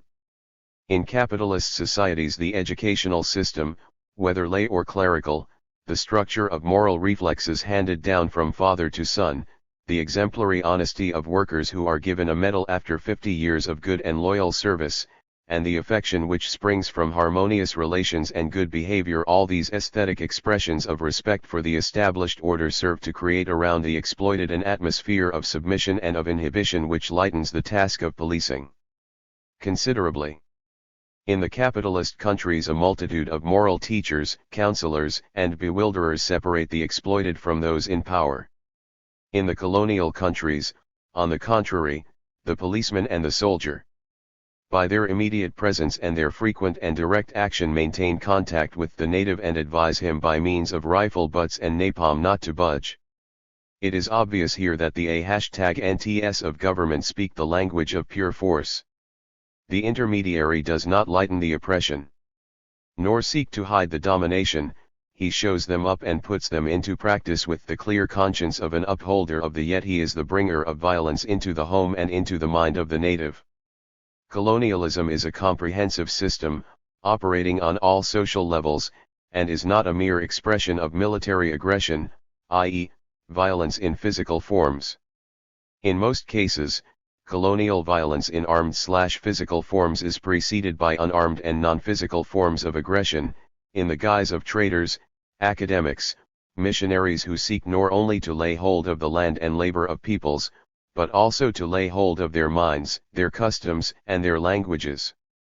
These violent actions suppress, distort, injure, frustrate, infringe, profane and unduly alter the targeted peoples and their social orders, and cripple the people's ability to resist and regain their independence. Let's take a look at wretched description of colonialism. Colonialism means the forceful occupation of another people's land in order to extract material benefits, thus it means compelling the colonized to work for the colonizee's economic interests. If there aren't enough suitable native workers, more can be imported. This is where slavery comes in handy. Fanon believes that colonialism depends on racism. Enslaving or oppressing another group people easier they look different than you do. Colonialism also means imposing the cultural values of the colonizing nation upon the colonized. This is called the civilizing mission or the white man's burden. Such phrases mask and justify the massive theft that drives the colonial **CT. Modern European colonialism began with Columbus. Voyages of discovery involved claiming new land for European powers. Growth of consumer capitalism mandated the growth of colonialism, and vice versa. Exploitation colonies had the sole purpose of producing wealth and extracting marketable commodities. Caribbean plantation colonies are prime examples. Settler colonies had the additional purpose of moving large groups of people from the colonizing nation to the colony. The United States was a settler colony, as was Australia. Colonialism is a single process, manifesting in several forms, and each of these forms injures oppressed peoples, i.e., colonialism is, as a whole, a form of the exploitation of natural resources, and the prevention of the independent development of industry, the drawing of arbitrary national borders, and the implantation of alien political systems, the imposition of a Eurocentric educational system, and the distortion of the history of the colonized people, the daily psychological injuries inflicted upon a native during a single day spent amidst the colonial regime, or the use of arms to enforce all of the above. Therefore, colonial violence must be negated by revolutionary violence. That violence exercised by oppressed peoples who contests for power by opposing the ideas who uphold the existing social reality and creates new ideas and a new social reality. Revolutionary violence contests colonial rule on the streets, in the schools, in the homes, and in hospitals. It repairs what colonial violence has impaired. It renews the momentum and initiative that colonial violence has caused to stagnate. It liberates what colonial violence has arrested. Example: colonialism is not satisfied with merely holding a people in its grip and emptying brain of all form and content. It turns to the past of the oppressed people, and distorts, disfigures and destroys it. This work of devaluing pre-colonial history takes on a dialectical significance today. The dialectical significance is that even today, we have to deal with the past as part of the process of shaping the future. It's also that here, for us, inside the belly of the beast, where the material dominates, we must begin to place greater focus on the non-material ideas over things, help people to become aware of the workings of economic relationships by first helping them to develop their analytical skills and their ideo-theoretical capacities, their intellectual capacity. You must understand that this is a necessity in any coherent program. Colonialism creates a colonized personality, and total liberation is that which concerns all sectors of the personality. Fanon says again, it is not only necessary to fight for the liberty of your people. You must also teach Tibat people once again, and first learn once again yourself, what is the full stature of a damned by other a people, for its liberation leads it, according to circumstances, either to refuse else to explode the so-called truths which have been established in its consciousness by the colonial civil administration, by the military occupation, and by economic exploitation. Armed conflict alone can drive out these falsehoods created in which force into inferiority the most lively minds among us and which, literally, mutilate us. Now, let's meditate on some of this. It is not only necessary to fight so that you can raise your own bag and declare the existence of your own nation. You must also teach the people, once again and first learn again yourself, what is the full stature/meaning of being human, of being sovereign and having the capacity to pursue your own aims. To define for yourself the content of your humanity and not have it defined by others, especially when those others are oppressing you, arresting your development, and restricting you to an environment that alienates you from yourself, from what you would or could be if not for their violence. Why is it that we can only find cohesion when in the presence of the colonizing nation? In one sense, it's because that presence imposes itself upon us in a way that prevents us from concentrating our energies upon our own human needs. That presence is everything about the thought and practice of the colonizing nation and its influence upon us and our heretofore inability to delink from it and create our own presence in the world. To a great degree, we do know who we are, and afraid to even try to fully manifest ourselves. We know that we aren't really natives or Negroes, that we aren't blacks, African Americans, but we're afraid to cut the cord. It's safer and easier to continue to be blacks, because we can do that without undergoing the discomfort and insecurity that comes with the effort to delink. To put it another way, focus the last two sentences in the second quoted paragraph, not only been depersonalized as individuals, but as a people, in the collective sphere, the level of social structures. What does it mean for a people to be depersonalized on the level of social structures? It's very simple, really. It's about losing independence as a people, it's about not having authentic classes because the development of the nation/people has been distorted and frustrated by colonialism. Thus, all the social and political science of the colonizing nation says that either the colonized people don't have their own classes, or that are in some strange way unequal members of the classes of the colonizing nation, a body of individuals who only find coherence when in the presence of the colonizing nation. Reflect on that for a while. Now, the third quoted paragraph takes us again to the issue of the forms of colonialism and the expression of its violence in each of these forms, i.e., its civil administration, its economic exploitation, as well as its military occupation. As colonialism causes the death and mutilation of the colonized people, it also creates the native, the IV 141. Negro, which Fanon described as an arrested image of a type of relationship. Yeah, niggerhood is the same as being a native, a Negro, black and African American. It's not really about the color of the skin, but about G type of relationship that we otherwise refer to as colonialism, imperialism, as capitalist exploitation, the relationship between the master and the slave, the settler and the native, the white and the black, the bourgeoisie and the proletariat, the oppressor nation and the oppressed nation, the exploitative ruling class and the revolutionary class. Colonial violence, that which has ruled over the ordering of the colonial world, which has ceaselessly drummed the rhythm for the destruction of native social forms and broken up without reserve the system of reference of the economy, the customs of dress and external life. It attacks, as a whole, the colonized people's material and intellectual life. We begin to see a direct connection between the forms and effects of the process of colonial violence, and the demand for an inclusive program of national and social revolution, where Fanon talks of muscular tension and begins to list the forms of avoidance along which the paths of revolutionary violence must travel, while negating colonial violence.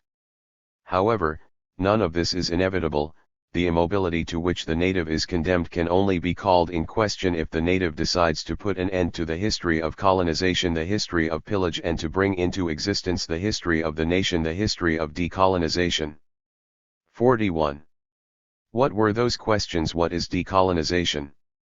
Let's say that from the NAC perspective, revolutionary violence and decolonization are the same, that the terms describe the same process. For example, Weirich's definition of decolonization is that it is a process of changing from a colonial territory to an independent nation, occurring in social and cultural ways, as well as in political and economic ones. So, I'd say that this describes the process of revolutionary violence, as well as the process of decolonization. Granted, simply pointing to social and cultural ways and to political and economic ways leaves out the kind of detail that most young activists and would-be codders are quick to ask for. Most folks want blueprints handed to them. Fact is, I don't have all the answers, been in prison and removed from the setting where the answers are most likely to be found. Now, I could talk in more detail on each of the areas, but it would all be more or less abstract, because only those out in the real world can locate and link themselves to the concrete realities in their environments that will allow motion to be made. My job is to help with the and the have to find the what's for yourselves, and then test the theory, test the lessons, find the appropriate ways to take reality as it is, and transform it. My concern is that we more fully and firmly grasp the hows and the whys, and begin to maintain some continuity from one generation to the next, and not continue to repeat the pattern of having to start from scratch every 20 or 30 years. This kind of continuity will help us to create social environments in our homes and neighborhoods that will allow entire families to be conscious and active, and not just one member of the family, allow entire communities to be conscious and active, and not just one family, on one block, surrounded by Americans.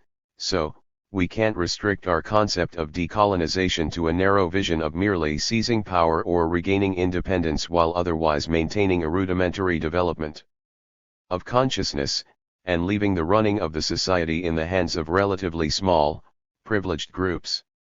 To end the static period, brought on by colonial oppression, is not only to regain a certain physical or political independence, but to pursue a certain path of social development. When the nation stirs as a whole, the new not an a posteriori product of that nation, rather coexist with it and triumph with it. Independence is, but an indispensable condition for the existence of men and women who are truly liberated, in other words, who are truly masters of all the material means which make possible the radical transformation of society. Decolonization is the renaissance of the nation, a revival or rebirth, it's the restoration of nationhood to the people. Think here in terms of dynamism and dialectical relationships.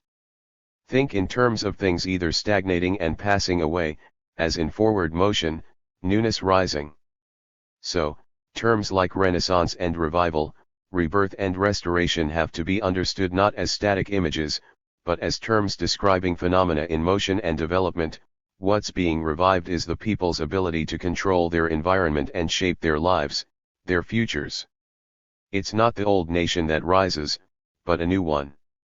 Decolonization is the establishment of new relations between individuals, new names for people, for schools and streets, and sometimes, even a new name for the and it only appears, initially, to be a program of disorder because it opposes the order of the colonial system. Decolonization requires an ordering, a discipline, a coherence. It's an historical process which can't be understood, become intelligible. For the people's decision to call into question the colonial world. A program is a plan, and a plan means we must reflect upon our situation, and develop a vision of how we want to live. It's not enough to say that we simply don't want to continue till we as changing the way we live demands a vision of a new way, and we presently lack that vision. I say that we lack the vision because few of us understand the need for it, not enough of us put in not and the time to reflect upon the present reality in a critical way. We lack vision because not enough of us work on making the analyses of the concrete situation, and too many of us lack the ability to take our reality, as it is, and begin to transform it. We haven't yet learned to apply theory in and through the test of practice, and our shortcoming leads us to downplay the need for theory only because we don't know how to develop it, test it, evaluate and adjust it. Decolonization is, the replacement of a certain species of people by a new species of people. Now here, only in one context, is there meant a restoration of the native inhabitants to their former position as an evolving, independent people, by and through the process of removing the colonizer. In a broader context, there are actually two species being replaced, because the colonizer can't remain the same if colonialism truly comes to an end. There is no colonizer without the colonized. Both species are affected by the decolonization process, both species are replaced, transformed into something new. Decolonization must have a period of transition. From our studies, from our observations and our practice, we know that leaps don't happen all at once, in an instant.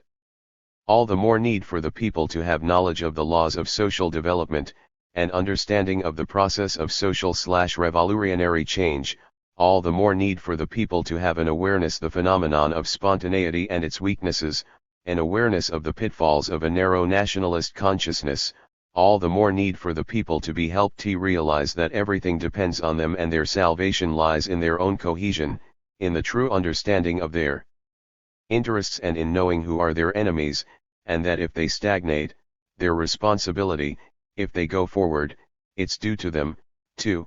There is no such thing as a demiurge, there is no famous man who will take responsibility for everything. The demiurge is the people themselves, and the magic hands are finally only the hands of the people. Decolonization is class struggle among the people, a struggle not simply between groups, but between, so they can avoid the creation of neocolonialism, and not have to realize 2 or 3 years after independence that they have been frustrated, that it wasn't worthwhile fighting, and that nothing has changed but the form. Why is this so? Because the people didn't adequately change, advance in their knowledge, their political, economic and social awareness, etc. Check it again, decolonization influences individuals and modifies them fundamentally. It transforms spectators into privileged actors and is introduced by new. The thing which has been colonized becomes during the same process by which it frees itself. Is the heart of the book, the key to it. Decolonization, the revolutionary process, is about influencing and modifying people. The revolutionary process aims to transform spectators into revolutionary process is introduced by new people. Not until the people have made fundamental change within themselves do they begin the revolutionary process. The process includes new language, which means the people have already begun to shape new meanings, new consciousness, and language is its medium. Revolutionary process exhibits a new humanity. It seems that Fanon's thought is a bit contagious. I'm beginning to share his obsession with the need for consciousness developed by the people, so that they can use their magic hands to fully control their lives. Of course, I mean the masses or the lower classes or even the proletarian masses, and not the intellectual elements as we generally think of them. How did we used to say it? Power to the people. The aim is to turn all of the people into leaders and into intellectuals.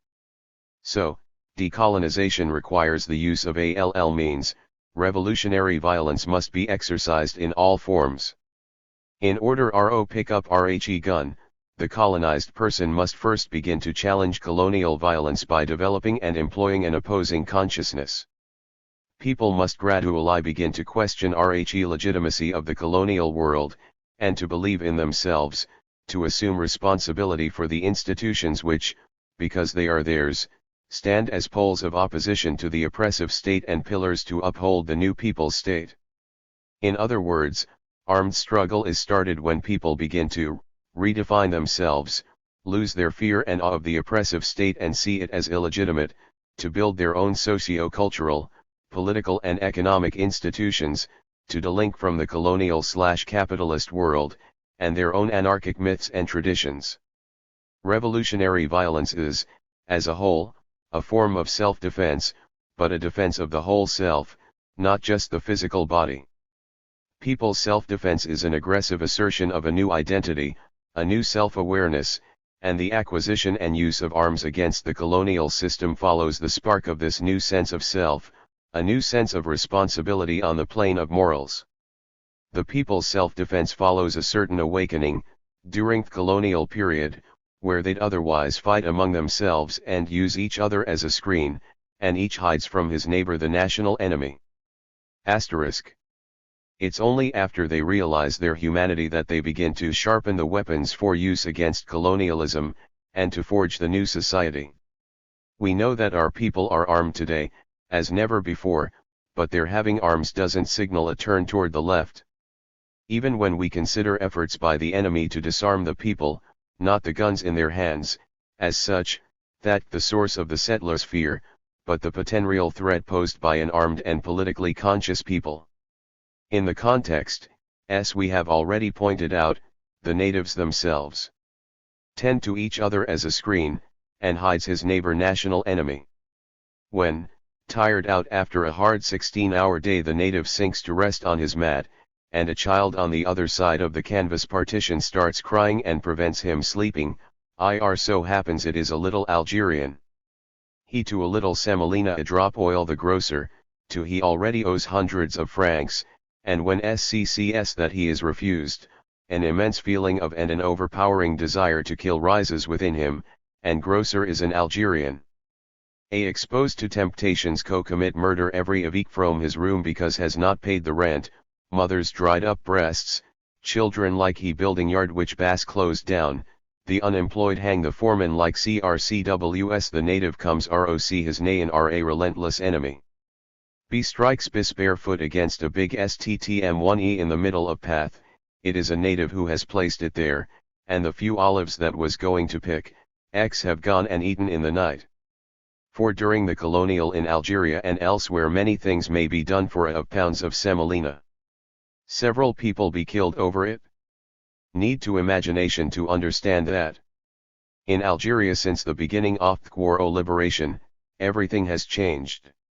Whole family a la mountain village in Algeria, may in a sin asterisk evening be given to a company. The donkey may transport a wounded fighter, and when a few days later the learns of the death of his animal which has machine guru.ed by an aeroplane, will begin threatening and swearing. Will not question death his will ask anxiously the man safe and under the colonia anything may be a loaf of bread or a miserable sheep. Relations of with matter, with the world outside and with are in the colonial period simply relations with food. For asterisk colonized man, in asterisk contest of oppression like in Algeria, living does nor mean embodying moral values or tacking his place in the coherent and fruitful development of the world. To live means kccp existing. Every date is a victory the result work, but a victory a triumph life. To steal dates or to allow one's sheep to eat the grass is not asterisk question of negation of the ewoperty of s, nor the transgression of a law, nor lack of respect. These are attempts murder. In order understand that a robbery is not an illegal or an unfriendly action, an attempt at one must have seen in Kabylia men and women for weeks asterisk time Roger earth out of the valley and bringing up in baskets. Underscore is going to take the punishment. Are down in the plain with the police, the army, and the tanks. On the mountain only Algerians. Up above there is WTH the promise of a world the grave, below there are the French with their very concrete aviation, beatings up and are to come up against you of. Here we hatred which is characteristic in segregated societies. 5.179 Violence redirected TB people have TB time to see that the liberation BAS been TB business of ECB and that the leader bas no special merit. When the PEOF4E have taken violent part in the national liberation, they will allow no one to set themselves up as liberators. Show themselves to be jealous of the results of their action and take good care not to place their future, their destiny, or TB fate of TB country the bands of living God.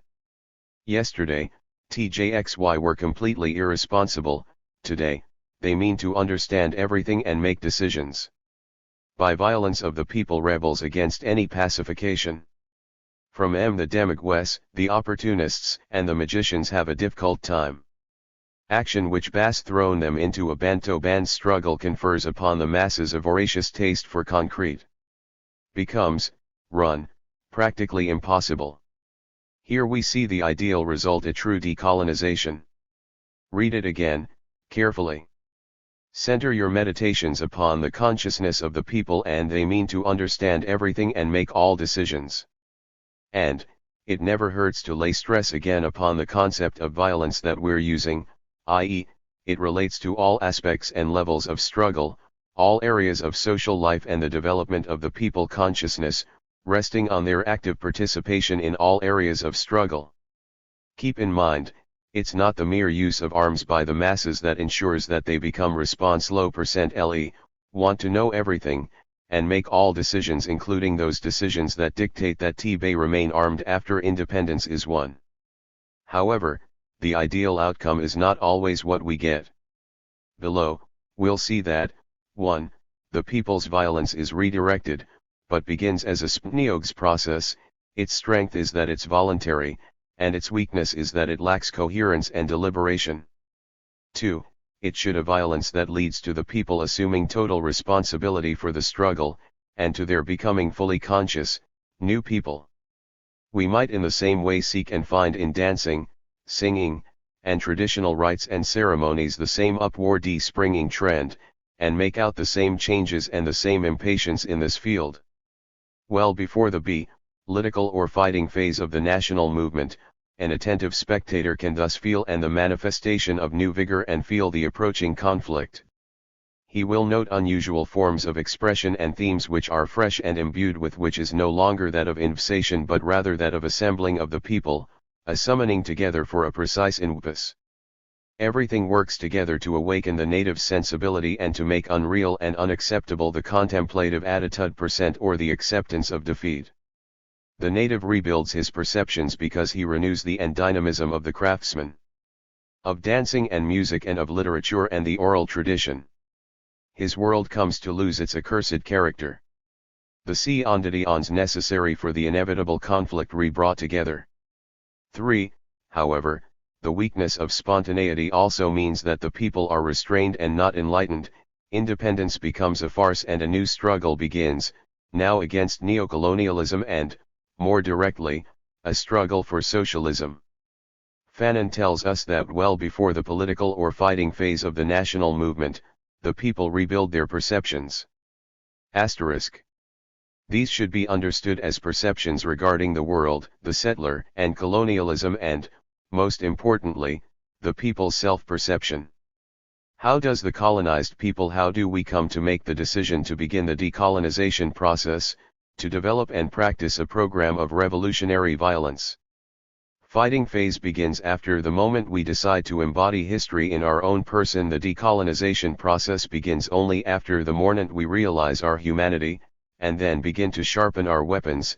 RHE process of revolutionary violence begins only after we vomit up bourgeois/Western values, and only after 15 VE discover that our lives, our breath, our beating hearts are the same as those of the settler, that his skin is of no more value than ours, and this discovery shakes the world in a very necessary manner.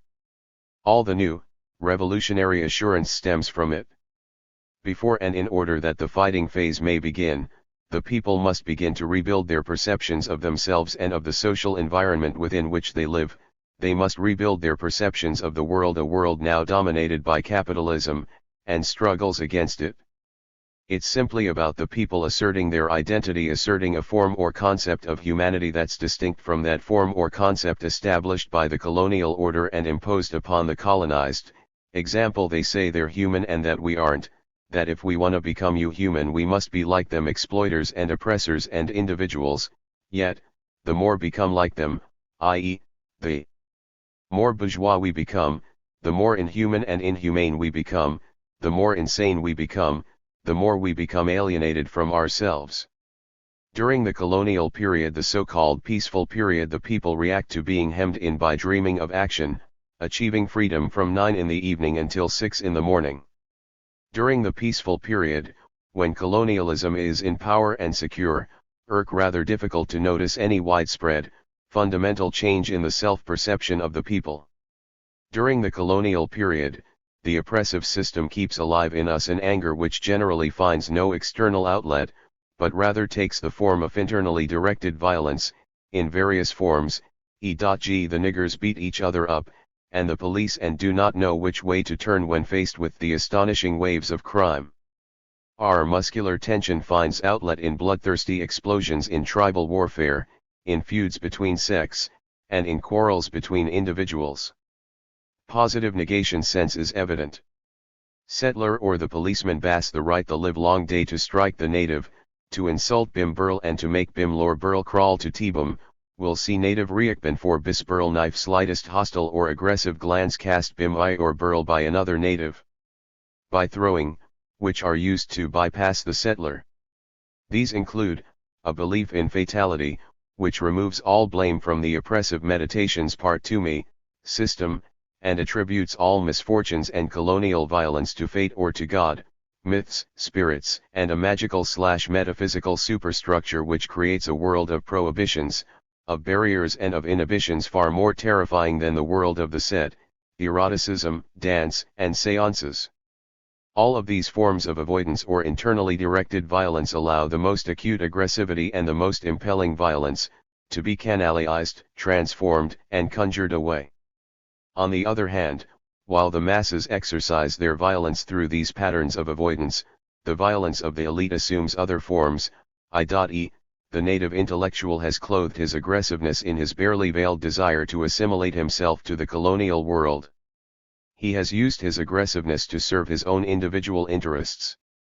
As we read about this canalized violence, we should make an effort to uncover the forms of avoidance that are peculiar to us. Most of us read Wretched and fail to make the connections between the colonial situation that he describes, and the one that we are subject to. Don't we exercise our aggressiveness against ourselves? Don't we witness bloodthirsty explosions in the form of gang warfare and black-on-black crime? On the individual and the collective levels, don't we evidence a positive negation of common sense as we, too, try to persuade ourselves that colonialism and capitalist exploitation and alienation don't exist? Don't we, too, grab hold of a belief in fatality? And, what about our myths, spirits, and magical/metaphysical superstructure? In our context, we employ conspiracy theories, the zodiac, and numerology, Kent cloth and phrases from ancient languages. We invoke the power of a diet and the taboo of certain animals as food products. Without a doubt, we have our own prohibitions and inhibitions that we use to avoid a confrontation with the reality of colonial violence, our own barriers that we use to avoid delinking from the colonial world. So, we come back to the questions: how do we begin to rebuild our perceptions? How do we come to make the decision to engage the decolonization process? How and why do we begin redirect our violence? How do we come to make the decision to embody history? How do we realize our humanicity? Again, it's only after we do this that the fighting phase begins. And yet, Fanon says that it's during the struggle for freedom that a marked alienation from the patterns of avoidance is observed.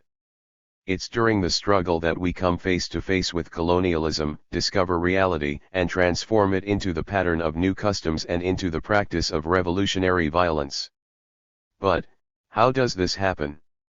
It happens under the influence of internal and external factors, under the influence of changed and changing objective and subjective conditions, under the influence of class forces inside and outside of the structure of the people. Most of all, it happens more or less spontaneously. One thing we must always keep in mind, one thing that Fanon and Cabral and so many others take pains to remind us: people are the nation, and they maintain the national culture and identity, distinct from that of the oppressor, even when the oppressor appears in power and secure.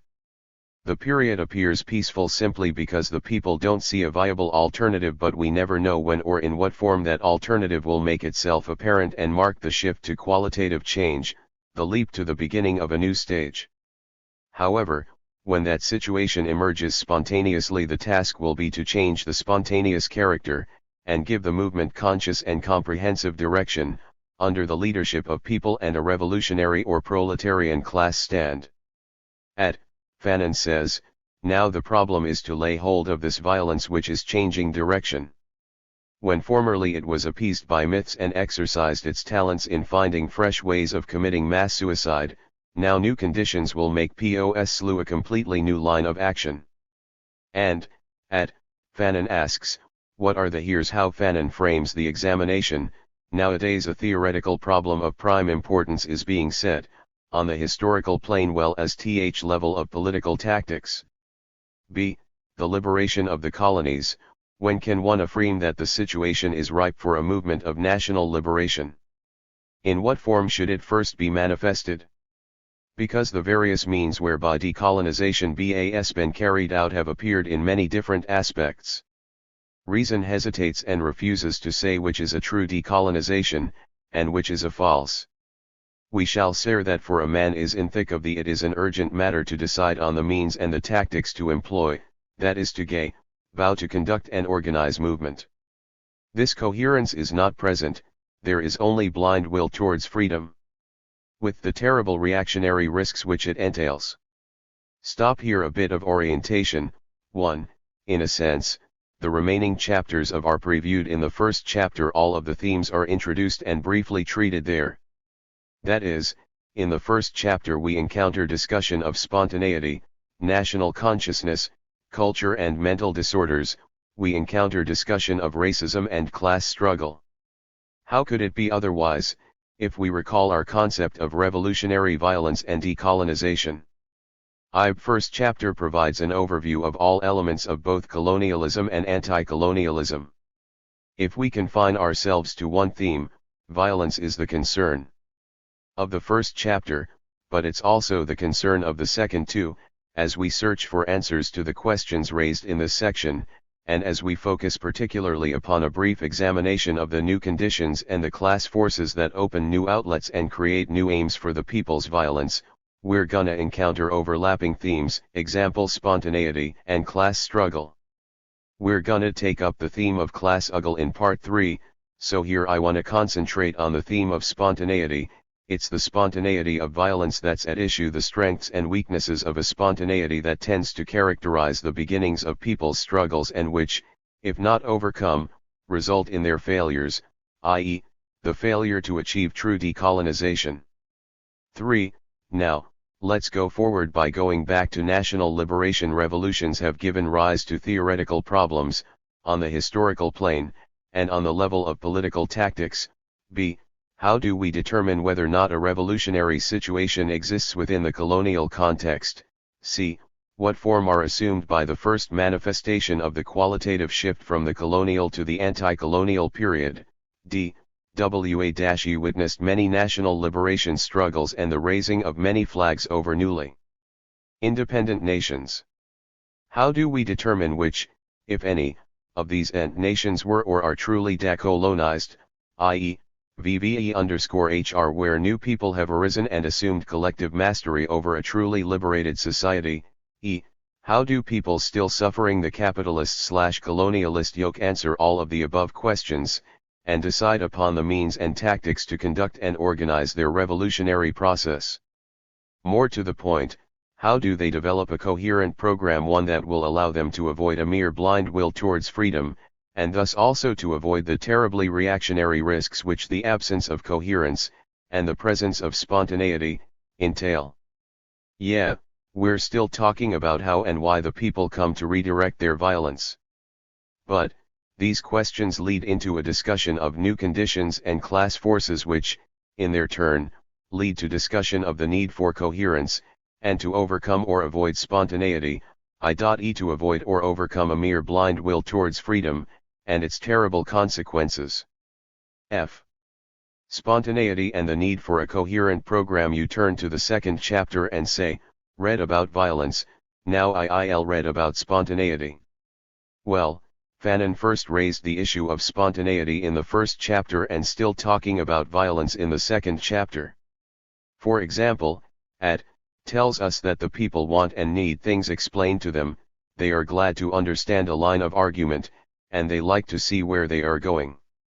He then points out that, at the beginning of his association with the people, the native intellectual overstresses details, and carried away by the multitudinous aspects of the fight, he tends to concentrate on local tasks, and fails to see the whole of the movement all the time.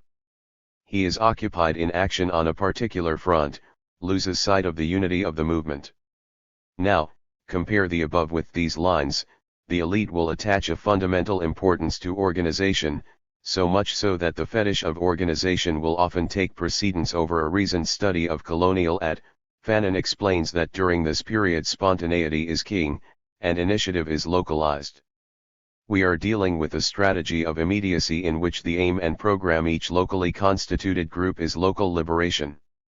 If the nation is everywhere, then she is here. One step further, and only here is she to be found. Tactics are mistaken for strategy. The art of politics is simply transformed into the art of war. As begin to read the second chapter, notice that Fanon opens it on the subject of a difference between the so-called leaders, and the mass of the people. You know me, I went to the dictionary to see if I could get a better grip on rhythm, and I did, basing it on an ordered, recurrent alternation in the bow of, that relates to forward movement, the aspect comprising all the elements that relate to forward movement, movement marked by regular recurrence of related elements, effect created by the elements that relate to development. You have to pardon me if I'm a bit slow, or seem to take unusual and extended routes to points that you reach in more conventional and timely ways. To some of us, not immediately clear that a difference of rhythm implies difference in class/consciousness, interests and tactics, ways and means of conducting and organizing the movement, identity, purpose and direction, true from false decolonization, blind will and coherence. A difference of rhythm means that the elements are unrelated, like another way of saying class contradictions or contradictions between IVVO ideological worldviews. Next, notice how Fanon points up the distinction between those who want an immediate bettering of their lot, and those who want to limit and restrain the former. Now, a better lot doesn't just mean, say, a higher wage, it also means the all-round development of the person/people. Then shown that the politically informed person, under colonial domination, is one who knows that a local conflict is not a decisive settlement between the people and the system of colonialism. No doubt, someone is asking, what does all this have to do with spontaneity? True to form, I went to the dictionary and to the thesaurus to check the word spontaneity, and I began to work with the quality or state of being spontaneous, voluntary or undetermined action or movement. When I checked spontaneous, I focused on L, proceeding from natural feeling or native tendency without external constraint, 2, arising from momentary impulse, 3, controlled and directed internally self-acting, 4, not apparently contrived or manipulated. Synonyms are impulsive, haphazard, instinctive. Antonyms are studied, and deliberate. The shared meaning element of the synonyms is acting or activated without deliberation, insight, forethought, or knowledge. I then shifted my attention to the subtitle of the second chapter, and asked myself what may Fanon have meant by the strength and the weakness of spontaneity. Course, I had to reread and meditate on the chapter several times before it began to hit me. The strength of spontaneity is its positive progressive character, action that's self-motivated or unrestrained by external forces. The weakness of spontaneity is evidenced when the action is taken without sufficient deliberation or knowledge, without sufficient development of consciousness and conscious direction, coherent or comprehensive direction, which coordinates. 225. The movement as a whole. It's easy to notice that although Fanon often points to the people's violence as impatient, spontaneous, and intuitive, he portrays this action in its objective aspect, as the manifestation of the strength of spontaneity. This comes across in one paragraph fairly clearly. But it may happen that the country people, in spite of the slight hold that nationalist parties have over them, nay a decisive part either in the process of the maturing of the national counter-T-brog working in with the action of nationalist parties, or, by substituting T themselves and simply for sterility of the parties. However, for every reference to, or example of, the strength of spontaneity, there are 2 or 3 references or examples of spontaneity's weakness which Fanon discusses primarily in reference to the character and activity of the leaders, the bourgeois nationalist parties, or the intellectuals. The weakness of spontaneity is revealed when the so-called leaders and/or the intellectuals fail to make an analysis of colonialism from a revolutionary perspective, rather than using the bourgeois models of political or social science, and suggesting reformist solutions. It's also seen in the failure of these forces to put themselves to school with the people, in other words, to put at the people's disposal the intellectual and technical capital that snatched when going through the colonial universities. If these forces truly have the interest at heart, then they should go to the people and help to prepare them to lead the struggle and to govern themselves. They should help the people to shape a vision of the new society, a vision developed as they challenge and critique the capitalist colonialist world.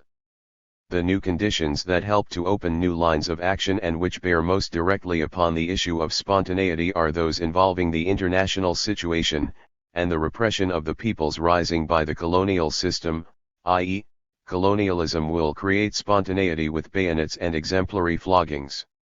With regard to the latter, Fanon shapes the context by first rephrasing, the questions that he first posed but let us return to that atmosphere of violence, that violence which is just under the skin. We have seen that in its process towards maturity many leads are attached to it, to control it and show it the way out. Yet in spite of the metamorphoses which the colonial regime imposes upon it in the way of tribal or regional quarrels, that violence makes its way forward, and the native identifies his enemy and recognizes all his misfortunes, throwing all * the enemy is aware of ideological weaknesses. For he analyzes the forces of rebellion and studies more and more carefully the aggregate enemy which makes up a colonial people. He is also aware of the spiritual instability of certain layers of the population. The enemy discovers the existence, side by side with the disciplined and well-organized advance guard of the rebellion, of a mass of men whose participation is constantly at the mercy of their being too long accustomed to physiological wretchedness, humiliation, and irresponsibility. The enemy is ready to pay a high price for the services of this mass. He will create spontaneity with bayonets and exemplary floggings. Dollars and Belgian francs pour into the Congo, while in Madagascar levies against Hova increase, and in Algeria native recruits, who are in fact hostages, are enlisted in the French forces. The leaders of the rebellion literally see the nation capsizing. Whole tribes join up as Harkis, and it's under such conditions that the guns go up by themselves. Colonialist repression follows, but far calling a halt to the forward rush of national consciousness, urges it on.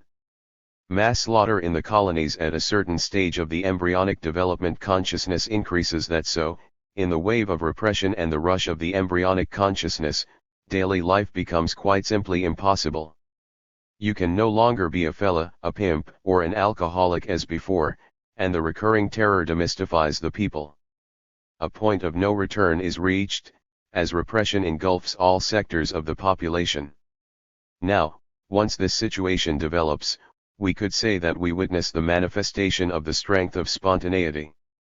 However, what happens after the guns go off? Spontaneously.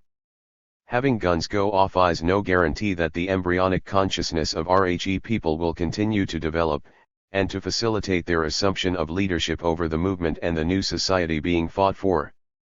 Now take a 100K at those forces. What are the forces which in the colonial period open up new outlets and engender new aims for the violence of colonized peoples? In the first place, there are the political parties and the intellectual or commercial. There is also the peasantry and the colonialist bourgeoisie. We already seen how the colonialists create spontaneity with their repression of the people. They also create or take advantage of existing spontaneity by introducing the idea of nonviolence and by encouraging a compromise solution, which signifies to the intellectual and economic elites of the colonized country that the bourgeoisie has the same interests as them. The spontaneous rising the people, and the existence of other national liberation struggles modifies the approach of the colonialists, who then set out to capture the vanguard, to turn the movement of liberation towards the right, and to disarm the people. Towards this end of dislocating or creating diversions around the upward thrust of nationalism, the colonialists take advantage of the ideological weaknesses and social divisions among the people. As we 100K at the role of the bourgeois nationalist parties, we should note that Fanon is not questioning the principle of the party, but rather the makeup of their leaders and the nature of their followings. This note is for those who, for whatever reason, don't appreciate the need for and the role of structured organizations for the people to use as both weapons in the struggle against oppression, and as tools in the construction of the new society. To begin with, the characteristic feature of certain political structures is that they proclaim abstract principles but refrain from issuing definite commands. Entire action of these nationalist political parties during the colonial period because they model themselves on those parties and principles of the colonialist and the oppressor, who never ses a chance of setting the niggers against each other, will be extremely skillful in using that ignorance and incomprehension which are the weaknesses of the lumpen proletariat. This hour of human effort is not the forces of rebellion, it will find itself fighting as hired soldiers side by side with the colonial troops. In Algeria, it is the Tariat furnished the Harkis and Messalists. In Angola, it supplied the road who nowadays precede the Portuguese columns. In the Congo, we find once more the proletariat in regional manifestations in K&D Katanga, while at the Congo's enemies made use of it to organize spontaneous mass meetings against Lumumba bourgeoisie and its worldview is action of the electoral type, a string of philosophico-political dissertations, the themes of the rights of the peoples to self-determination, the rights of to freedom from hunger and human dignity, and the unceasing affirmation of the principle. I hope said enough about violence so that as you read passages like the one above, you'll know that the opposition of the bourgeois nationalists to violence is an opposition to any form of fundamental change in the system of neocolonialism, colonial imperialism, capitalism, and patriarchy. Violence to them ism. 1m is any talk about all power really being in the hands of the people, it's any threat to their interests and to the interests of their capitalist masters. As you read, you should try to picture any and all individuals or groups any voiced positions that seem to fit the bill, or that can be accurately characterized as narrow, bourgeois nationalist/reformist/post-neocolonialist as representative of the intellectual or commercial elite. Farrakhan or Jesse Manning, Matt Abel, Cornel West, or Skip Gates. What about some of the other persons or groups that talk about self-determination or empowerment and sometimes even use the word liberation, but they really think assimilation or parity or pluralism or, as is common these days, a bourgeois-oriented multiculturalism? What they're saying is, give us more power. Parties show a deep distrust toward the people and pass the same unfavorable judgment upon them as the settlers. They fail to direct their propaganda towards the masses, and they don't try to organize them or to use existing structures and them a nationalist or progressive character. Do not go out to find the mass of the people. Do not put their theoretical knowledge to the service of the people. As the people spontaneously engage the colonial system, the bourgeois nationalist parties make the most of the manna, but do not attempt to organize the rebellion. They don't send leaders into the countryside to educate the people politically, or to increase their awareness or put the struggle onto a higher level. The difference in rhythm continues after independence, precisely because the people now at the head of affairs did not explain to the people as a whole, during the colonial period, what were the aims of the party, the national trends, or the problems of international politics. Ironically, the reformist activity and bourgeois character of nationalist parties indirectly takes a progressive twist, because, in their speeches, give a name to the nation. In this way the demands are given shape. There is, however, no definite subject matter and no political or social program. There is a vague outline or skeleton, which is nevertheless national in form, what we describe as minimum requirements. The politicians who make speeches and who write in the nationalist newspapers make the people dream dreams. They avoid the actual overthrowing of the state, but in fact they introduce into their readers' or hearers' consciousness the THIRD-WORLDISM ferment of subversion, and the imagination is let loose outside the bounds of the colonial order. Consideration of the intellectuals should begin at, where Fanon first mentions them, e.g. as the masses begin to vomit up bourgeois values, the phenomenon is ordinarily masked because of the action of certain intellectuals and, as the masses demand that the last shall be first, the intellectuals bring variance to the petition. We've already noted the tendency of intellectuals to contribute to the development of spontaneity by their fetish for organization and their focus upon the immediate environment rather than upon the movement as a whole, and their failure to make a reasoned study of the colonial system and of their own social structure. In order to assimilate and to experience TK oppressor's culture, the native Bas bad to leave certain of bis intellectual possessions in pawn. These pledges include his adoption of TBT forms of thought of the colonialist bourgeoisie. Thus there is very easily brought into being a kind of class of affranchised slaves, or slaves who are individually free.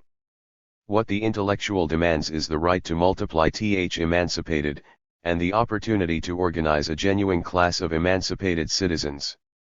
The other and the mass of the people have no intention of standing by and watching individuals increase their of _what they demand, not the settler's position of staff settler's place.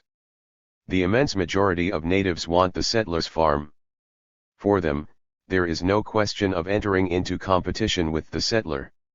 Want to take his place he elites of the colonial countries, those slaves set free, when at the head of the movement, inevitably end up by producing an ersatz conflict. The truth is that they never make any real appeal to the colonized people, they never mobilize them in concrete terms. Of course, there are individuals within the bourgeois classes who break from the class orientation and begin to make a contribution to the formation of a coherent and deliberate program. Fanon first mentions this tendency within the context of conditions which favor a backward surge of intellectuals towards bases grounded in the people, and an eradication of the superstructure built by these intellectuals from the bourgeois colonialist environment. When such intellectuals begin to live among the people, they, too, begin to vomit up bourgeois values, and individualism disappears, and they adopt the method of communal self-criticism. They abandon the habits of calculation, of unwanted silence, of mental reservations, and the spirit of concealment. Fanon picks up the same theme obviously there are TK found at the core of political parties, and certain WBO turn their backs upon farce of national independence. But very quickly their questionings, their enarrow, and their anger obstruct party machine, and these elements are gradually isnapped, and then quite simply brushed aside. At this moment, as existed, a police will fall upon them. With no security in TLR towns, avoided by the militants of their former party, and rejected by its leaders, these undesirable firebrands will be stranded in country districts. Then is that I will realize bewilderedly that the and without delay ask them the question to have not yet prepared answer, when do we start? These left petty bourgeois elements haven't prepared an answer to the question because, despite their antagonism toward the right bourgeois elements, they, too, have traditionally ignored the masses and failed to analyze their own social structure and to develop a coherent plan. Here that Fanon places this theme within the context of the decisive intervention of people, in certain circumstances the country people are going to intervene in decisive fashion both in the struggle for national liberation and in the way that the future nation marks out for itself. This is a fundamentally important phenomenon, and he proposes to study it in detail, as will we. Fanon sets the stage over the next several paragraphs, with a more detailed description of the process that was initially noted and here our focus is clearly upon the phenomenon of spontaneity. We shouldn't surprise to learn that there are two wills at play, a contradiction between progressive and reactionary tendencies within the party. Again, both tendencies have neglected to involve the masses, which reflects the broader contradiction within the movement and among the people as a whole.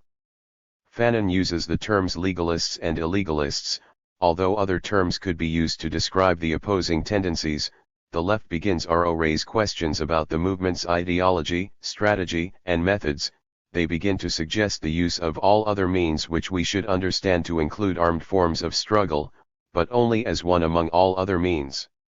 Here, coherent program means one in which all elements of social life. We have seen that inside nationalist parties, the will to break colonialism is linked with another quite different will. That of coming to a friendly agreement with it. Within these parties, the two processes will sometimes continue side by side. In the first place, when the intellectual elements have carried out a prolonged analysis of the true nature of colonialism and of the international situation, they will begin to criticize their party's lack of ideology and the poverty of its tactics and strategy. They take into question their leaders ceaselessly on crucial points. What is nationalism? What sense do you give to this word? What is its meaning? Independence for what? And in the first place, how do you propose to achieve it? They ask these questions, and at the same time require that the problems of methodology should be vigorously tackled. They are ready to suggest that electoral resources should be supplemented by all other means. After the first skirmishes, the official leaders speedily dispose of this effervescence which they are quick to as childishness. But since these demands are not simply effervescence, nor the signs of immaturity, the revolutionary elements which subscribe to them will rapidly be isolated. The leaders, draped in their years of experience, will pitilessly disown these adventurers and anarchists. Party machine shows itself opposed to any innovation.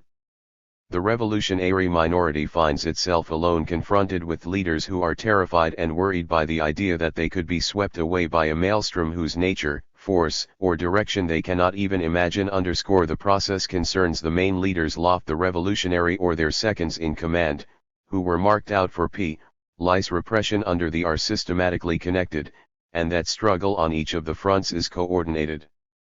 The right wants to compromise with colonialism, to change the system from within, as we often hear it said. They claim that joining, say, the Democratic or Republican parties will solve the problem. Even a third or independent party that plays by the rules of repressive stare is held out as a solution. So, RHEI intellectual elements and the militants combine to form a new party. They declare a new line. They end up going underground, or in the countryside or the mountains, while also realizing that activity in the urban centers alone be sufficient to overthrow colonialism. As they join RHE people who are rebels by instinct, spontaneous action soon follows. Colonialists. It must be emphasized that these men have come to head of the party by their untiring work, their spirit of sacrifice and the most exemplary patriotism. Such men, who have worked their way up from the bottom, are often unskilled workers, seasonal laborers, or even sometimes chronically unemployed. For them the fact of militating in a national party is not simply taking part in politics, it is choosing the only means whereby they can pass from the status of an animal to that of a human being.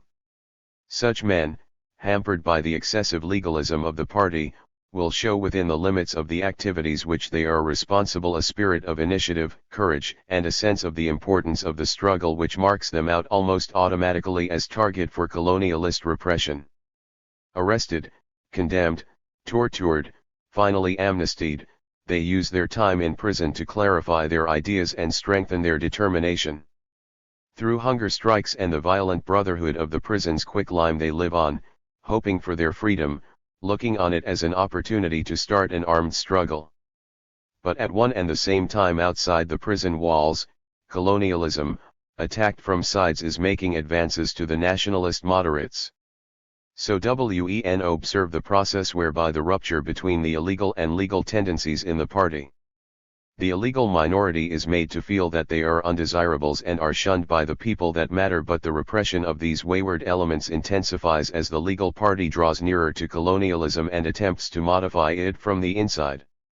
Illegal minority thus finds itself in a historical blind alley. We should pay particular attention to, where given one of the reasons why, in the beginning, there's a veritable triumph for the cult of one-sided analysis of the thought and practice of the bourgeois parties and their leaders has caused a rejection of all politics rather than a righteous rejection of reactionary political thought and practice. The New Left now substitutes its own superficial line for that of their former comrades, which, in practice and over the long run, proves to be just as dangerous as the line that they repudiated right in essence. The next paragraph captures this, as we see that there's still no program. And, we see the circumstances under which spontaneity is king and revolutionary politics are abandoned for RHEARR of war. Sparks a widespread feeling of the spontaneous action, darity and accomplishment, as the people wills itself to sovereignty. However, the enemy launches an all-out offensive, which calls the people's euphoria into question. Soon, the spontaneous impetuosity is condemned to self-repudiation, not only with regard to the mobility of guerrilla warfare. TB leaders of the rising realize that the various groups must be enlightened, that they must be educated and indoctrinated, and that an army and a central authority must be created.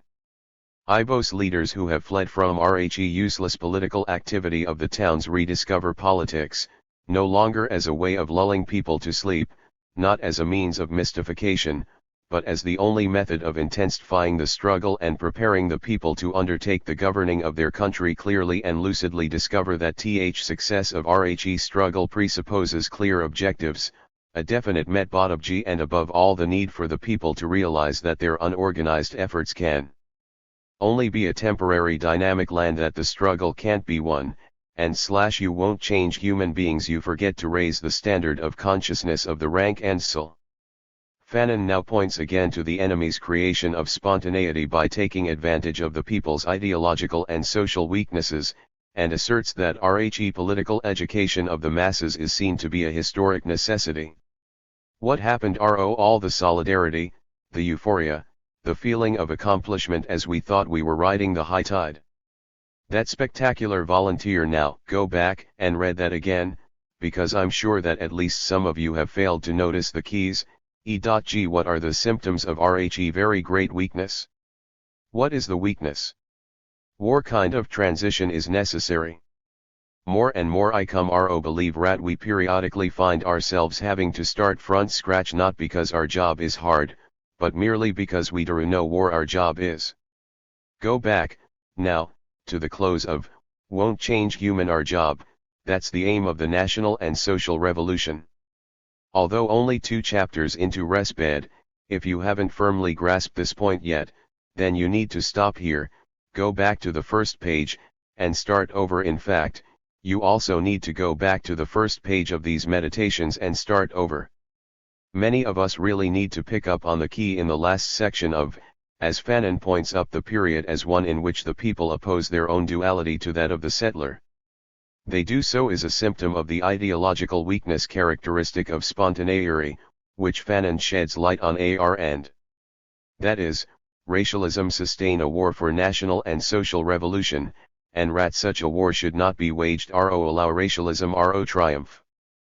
People who hold and depend upon racialism do yet fully realize their own humanity, and, among other things, they easily fall into the trap of the settlers' treatment of them as human within the colonial context. The native is so starved for anything at all that will turn him into a human being. His consciousness is so precarious and dim that it is by the slightest spark of the message for all of us is that explanation is very necessary, and that the people must see where they are going and how they are to get there.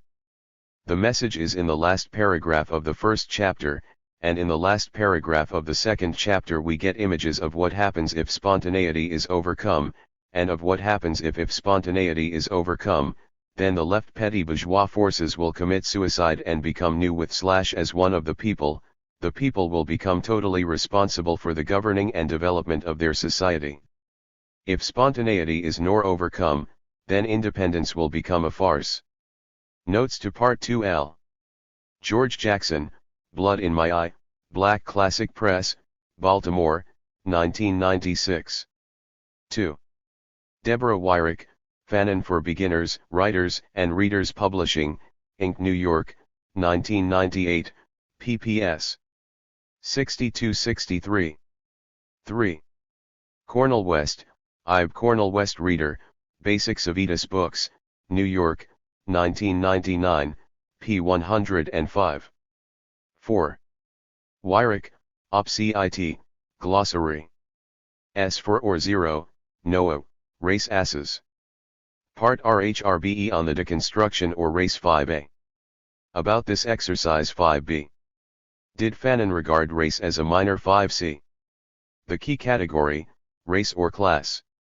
Fanon on race, racism, class, and the struggle for socialism, Meditations 5e.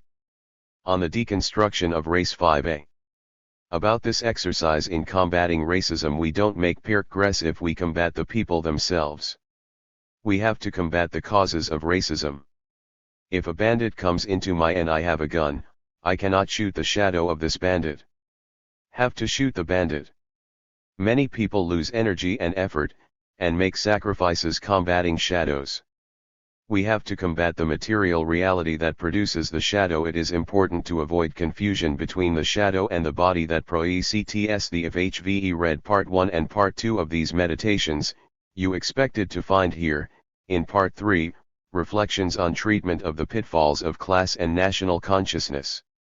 Moreover, you would expect to find, in part 4, my reflections race, and racism.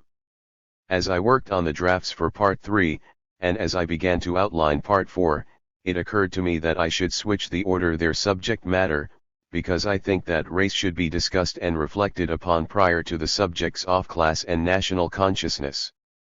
We need to address ourselves to the deconstruction of race, and we should begin the process of eliminating the word from the vocabulary and consciousness of the world's peoples, all as part of our process of eliminating racism, and transforming the material reality that race serves.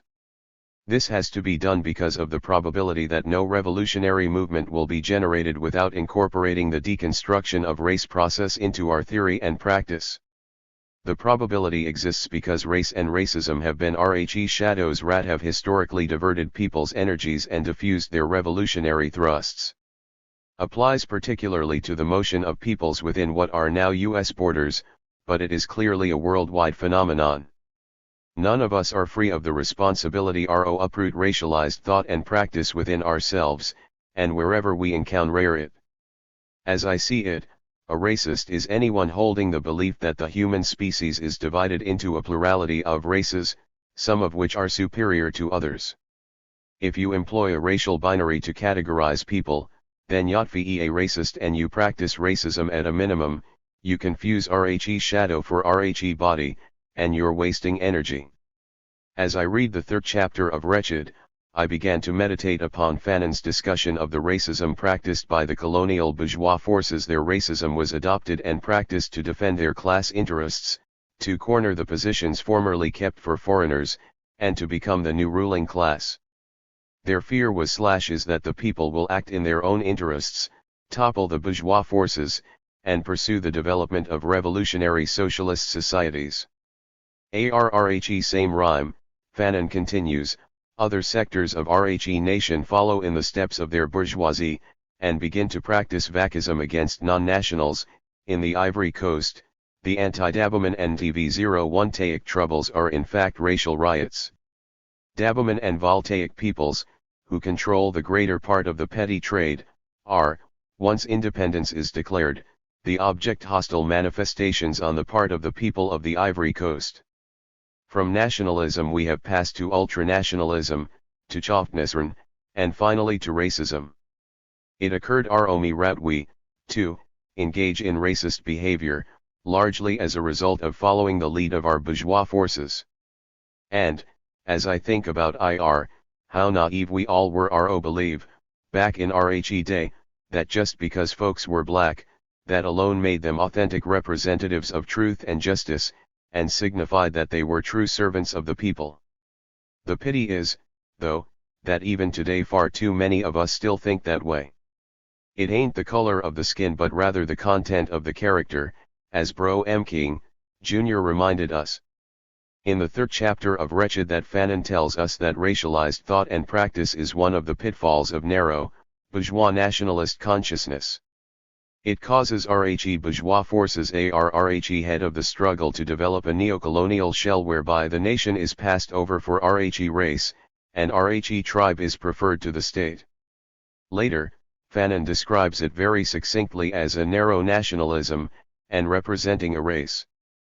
Fanon proposes, instead, a revolutionary nationalist consciousness and program, incorporating attention to the elimination of racism, consciously avoiding all forms of racialism, while also defeating the bourgeois forces that stand in the way of the struggle for genuine independence and socialist development. Wretched addresses the deconstruction of race because Fanon clearly urges the abandonment of racial identities, and he proposes the adoption of identities based on class, and/or nationality. He encourages us to begin to identify ourselves as human. Wretched is about the deconstruction of race because Fanon calls for the elimination of racism as part of the process of transforming oppressed peoples into new people, as they build new, socialist nations, and as they help RO build a socialist world.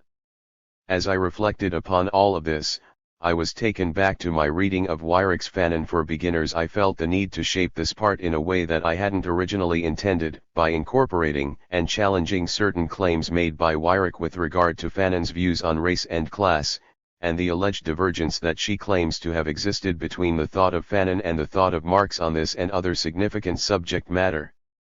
Fact is, Weirich has an obvious bias against scientific socialism, which is linked to her desire to establish the priority of race over class, i.e. to allege the irrelevance or inapplicability of socialism or the struggles of underdeveloped countries and peoples, while positioning bourgeois forces to leadership. My aim in making what may appear to be an excessive excursion into Weirich's work is to shed light on the parallel between Fanon's treatment bourgeois forces in Wretched, and what should be our treatment of the bourgeois forces in our midst. Points must be made, seeds must be planted for the development of theory and practice around this theme. The deconstruction of race requires that we deal with the role of bourgeois forces, especially those who feign a progressive, radical, or nationalist stand. IR requires that all forms of national class struggle be engaged with these allies of capitalism, whose fear of socialism causes them to use the shadow of race in defense of their class interests, while diverting the people from anti-capitalist struggle. Recall, we're talking about the same bourgeois forces who, under a confused and militant guise, clouded the issue with skin analysis at the height of the last upsurge. The only reason we have to get roach there is color of our skin. Ilni oppress us because we are black, and we are going to use that blackness to get out of the trick bag they put us in. We are going to build a movement in this country based on the color of our skin. Black people do not want to take over this country, want to be in concepts and social relations. We should take up studies and struggles that re-examine presently held so-called truths about race, while raising new questions on the relation between race/ism and capitalism. Example: how did differences in social custom and physical characteristics become racialized bases for the class and national exploitation of peoples, and, subsequently, become the fetishized forms for discrimination in their own right? We should study everything ever written on the subjects of class and class struggle, approaching the study critically, and help create new concepts and language that gives them an immediate meaning to people who may not know the name Marx, but who need to know that they are members of a class, and they and their fellow class members are either leading or being led, active or passive participants in struggle with other classes for control of their lives and futures. People need to know that class, like race, is a socially constructed concept. But, unlike race, RHE concept of class arises from an observation of the actual contradiction resulting from the unequal appropriation of the social wealth by one group, at the expense of others. We use the concept to help us understand the processes and mechanisms of social divisions and social and progress, no matter what terms we use to identify the opposing forces. Decolonization is the meeting of two forces, opposed to each other by their very nature. There is, terms such as settler or bourgeois can be used to identify the regressive, pro-capitalist forces, and terms such as native or proletarian can be used to the progressive, revolutionary forces, those most representative of the struggle for socialism. I don't doubt we may need new terms, but it won't matter what terms we use if we know what it is that we struggle against and what it is that we struggle for if we can't relate the terms to the concrete ways that we live, and to the ways that we want to live. Let me try to illustrate the point. Fanon made a crucial point that, under the colonial system, a middle class which accumulates capital is an impossible phenomenon. Now, precisely, it would seem that the historical vocation of an authentic national middle class in an underdeveloped country is to repudiate its nature in so as it is bourgeois, that is to say, in so far as it is the tool of capitalism, and to make itself the willing slaves of that revolutionary capital which is the people. We don't have to engage in industrial productivity, or live below the poverty line, in order to be proletarian to begin developing a proletarian consciousness. It is, however, necessary we repudiate our own nature, in so far as it is bourgeois. Country and authentic national middle class ought to consider as its bounden duty to betray the calling fate has marked out for it, and to put itself to school with the people, in other words to at people's disposal the intellectual and technical capital that it has snatched when going through the colonial universities. But unhappily we shall see that very often the national middle class does not follow this heroic, positive, fruitful, and just path. Rather, it disappears with its soul set at peace into the shocking ways, shocking because anti-national of a traditional bourgeoisie, of a bourgeoisie which is stupidly, contemptibly, cynically bourgeois. Amilcar Cabral with the paragraph at, Fanon planted a seed rat was later cultivated by Amilcar Cabral. Fanon was expressing what's now commonly referred to as the concept and process of class suicide, which is most associated with Cabral, and rarely, if ever, with Fanon. Cabral's elaboration held that, to truly fulfill the role in the national liberation struggle, TB revolutionary petty bourgeoisie must be capable of committing suicide as class in order to be reborn as revolutionary workers, completely identified with the deepest aspirations of the people to which belong. Ibis alternative to betray the revolution or to commit suicide as a class constitutes the dilemma of the petty bourgeoisie in the general framework of the national liberation struggle. The positive solution in favor of the revolution depends on what Fidel Castro recently called the development of revolutionary consciousness. TB's dependence necessarily calls our attention to the capacity of, although Fanon and Cabral spoke on class suicide with particular reference to bourgeois class forces, we should understand that the concept, 1, speaks to individuals rather than to an entire class, 2, speaks to individuals within all classes within oppressed societies. Masses, or the majority of the people within both oppressed and oppressor nations must develop revolutionary consciousness, which doesn't happen spontaneously. Moreover, racial deconstruction must be an integral component of a viable revolutionary consciousness, particularly for all people within U.S. borders. To commit class suicide means to kill the consciousness of the bourgeois/capitalist order that exercises hegemony in our lives and minds. We think of revolutionary activity as that which takes place outside of ourselves as overthrowing of capitalist institutions and property relations, but we seldom think of need uproot the bourgeois ideas in our own minds, to repudiate the values, morals, and the entire range of beliefs that we now hold insofar as they are bourgeois. When Cabral calls us to reborn as revolutionary workers, most of us don't get beyond the tired images of the industrial proletariat or working class. But Cabral actually suggests images of any and all men and women who strive to become completely identified with the deepest aspirations of the people to which they belong, to become people who work to produce revolutionary transformations in their society and within their individual selves. We need to critically study everything ever written on the origin of the word and concept nation, and on the evolution of nationalism. While engaged in this study, we must avoid the quagmire of both bourgeois and doctrinaire Marxist interpretations. Like race and class, the word and concept nation has also been socially constructed by peoples as they've made their own history, and defined from the perspective of their own needs and interests.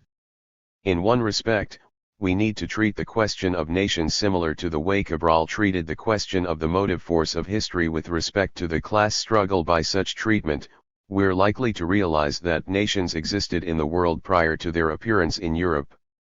We must come to distinguish modern from pre-modern, capitalist from pre-capitalist, nation sovereign. The Jacques Ries and desperate deeds, those bands armed with cutlasses or find their nationality in the implacable STR which opposes socialism and capitalism. Self-criticism has been much talked about of late, but few people realize that it is an African institution. Whether in the jmas of Northern Africa or in the meetings of Western Africa, tradition demands that the quarrels which occur in a village should be settled in public. It is a communal self-criticism. Of course, and with the note of everybody is relaxed, and because in the last resort we all want the same things. But the more the intellectual the atmosphere of the people, the more completely he abandons the habits of calculation, of unwanted silence, of reservations, and shakes off the spirit of concealment. And it is true that already at that level we can gaze that the community triumphs, and that it spreads its own light and its own from oppressed nations. And, just as there is pro-capitalist, bourgeois nationalism, there is also pro-socialist, revolutionary nationalism, whereby peoples shape a new nationality in the implacable struggle which opposes socialism to capitalism. We must also cultivate a new stand, and begin to test/practice new styles of work. For example, cast off those mental reservations that Fanon mentions and begin to talk people, especially talk to them about socialism, the subject that Fanon says is most feared by masters of capital. However, we need to learn to notice the socialist alternative people without always having to use the word. We need to learn how to discuss socialist alternatives so that people feet rush to push the panic button, and can come to recognize these alternatives as reasonable and feasible. We need to begin build communalist transitional structures wherever possible, so people can experience socialism in their lives, and break loose of the grip of the capitalist propaganda. We need begin fight for socialism, here and now. If the people around us aren't talking about socialism, should be easy to see part of the reason for their silence on the matter is our silence on it. Moreover, talking about socialism, using examples or scenarios drawn from our own immediate circumstances, demands that we talk about building a non-racial socialist society, as does, for example, Julius Nyerere, who held that the basis of socialism is a belief in the oneness of humanity and its common historical journey. To paraphrase him, socialism is not the benefit of black, brown, yellow or white people. Its purpose is the service of all people, and there can be no socialism without the acceptance of human equality. 7 This exercise is about more than our desire to read and understand Wretched, about more than our need to understand the anti-colonial struggles on the African continent. This exercise is also about us, and about some of things that we need to understand and to change in ourselves and our world. It's about our need to begin a mass-based and mass-oriented debate on race and class, and on capitalism and socialism. This exercise is about us, because too many of us still think that the enemy is white people, or that problem is white racism. Rare are too many of us who fail target capitalist system as the enemy and as the problem, too many of us who equate racial equality with liberation. In this instance, however, we fail to equate liberation with an end to all forms of the social alienation and economic exploitation that are characteristic of capitalist society. We fail to equate empowerment with the kind of power held by the people in a genuine people's democratic order. As I read Wretched and come across Fanon's discussion of the bourgeois orientation of Negroism, I can't help but make connections to Afrocentricity, and realize that the predominant character of latter leads up the same kind of blind alley entered by the men of African culture of which Fanon spoke. As Fanon discusses Manichaeism and racialized binary thinking, I can't help but make connections to those among us who want to discuss race treason or treason to whiteness, without also discussing treason to the very idea of race or, of a treason to if it's sufficient to dismantle only one side of the racialized binary construction. Blackness is no less an unnatural social construction than is whiteness, and is no less in need of deconstruction. Connections can also be made to the use of black as a political and nor a racial term without defining politics. Black is not truly deracialized in this instance.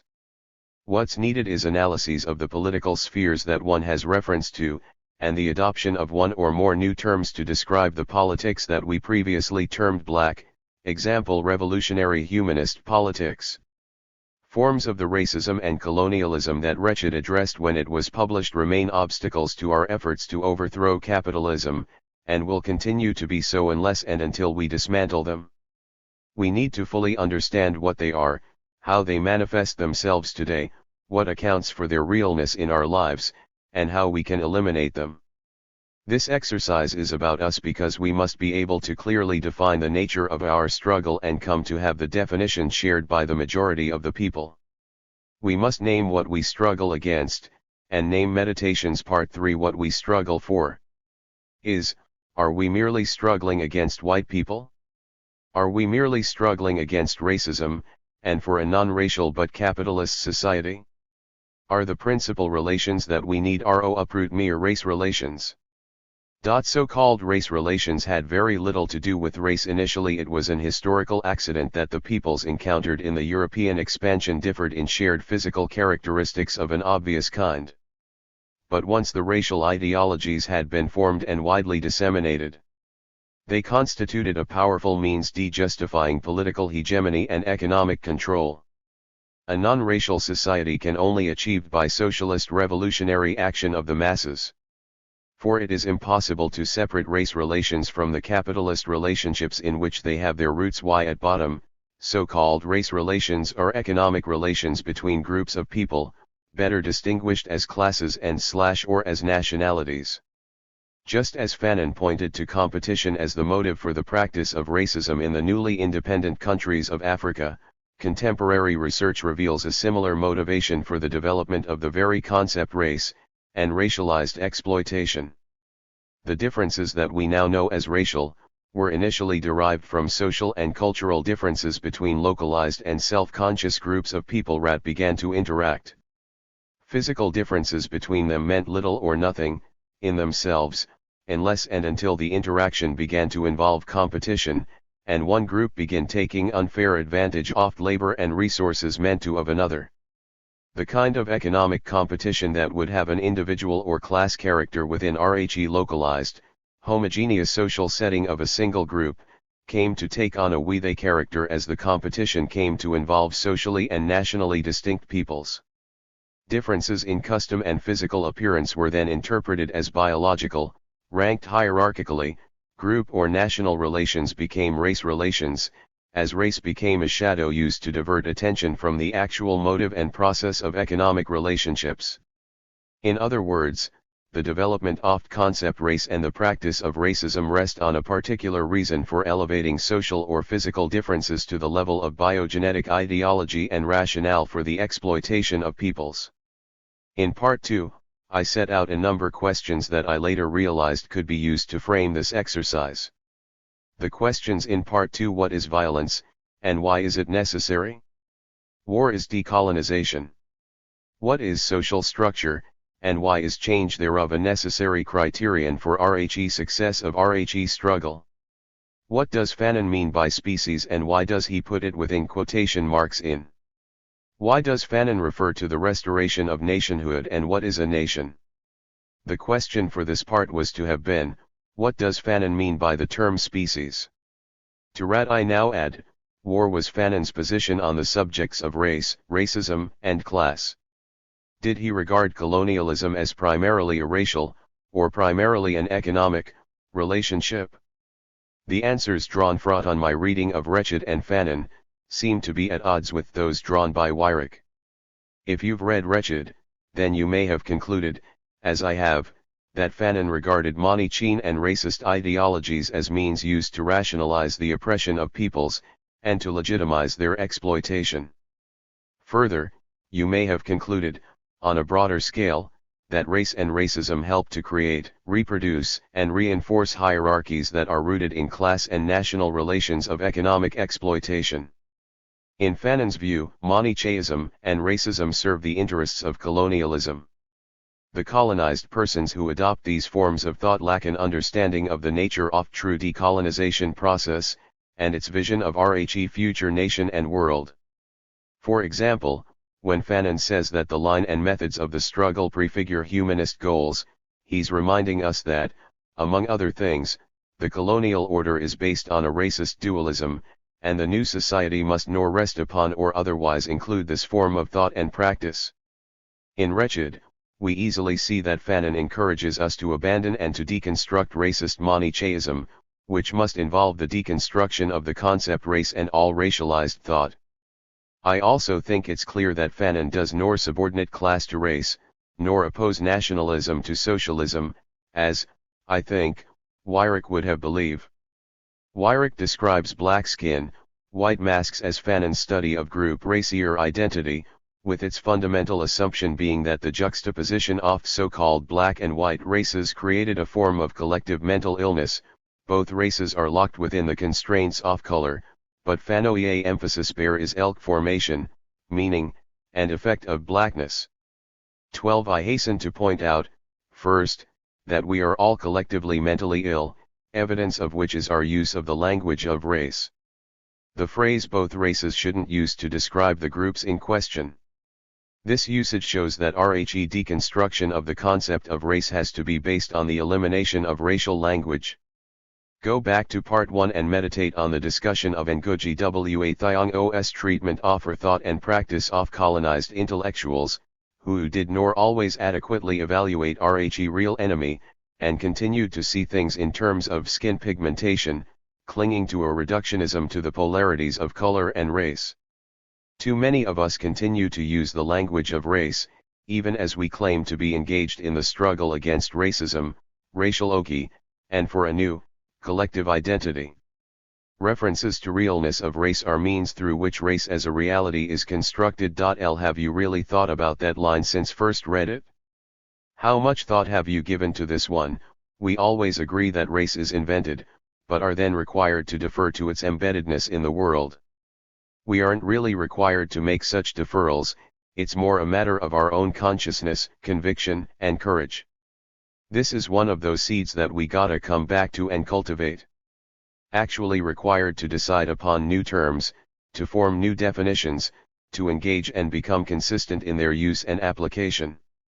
In my last reference to Weyrich, I emphasized the word both to help point up that we're locked within RHE constraints of color, which is one the effects of blackness, and of accepting it as an authentic identity.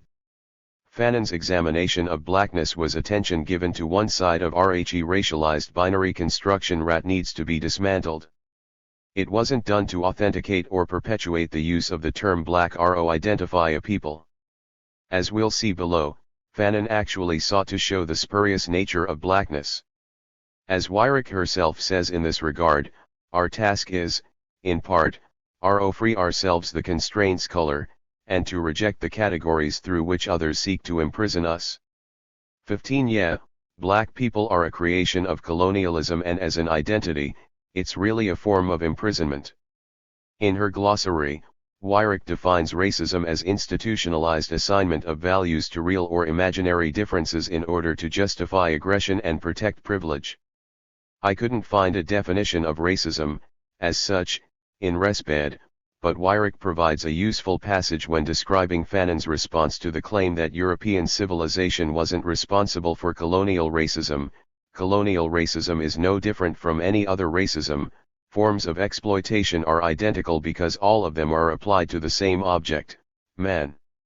16. Is Fanon defining racism as exploitation, or is he, like Weyrich, saying that racism is used to facilitate exploitation?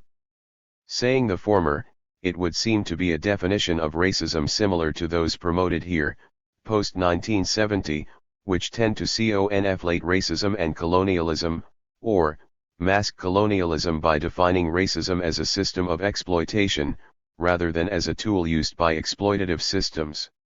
This confuses us and leads us to struggle against racism, but not necessarily against capitalism, and for socialism.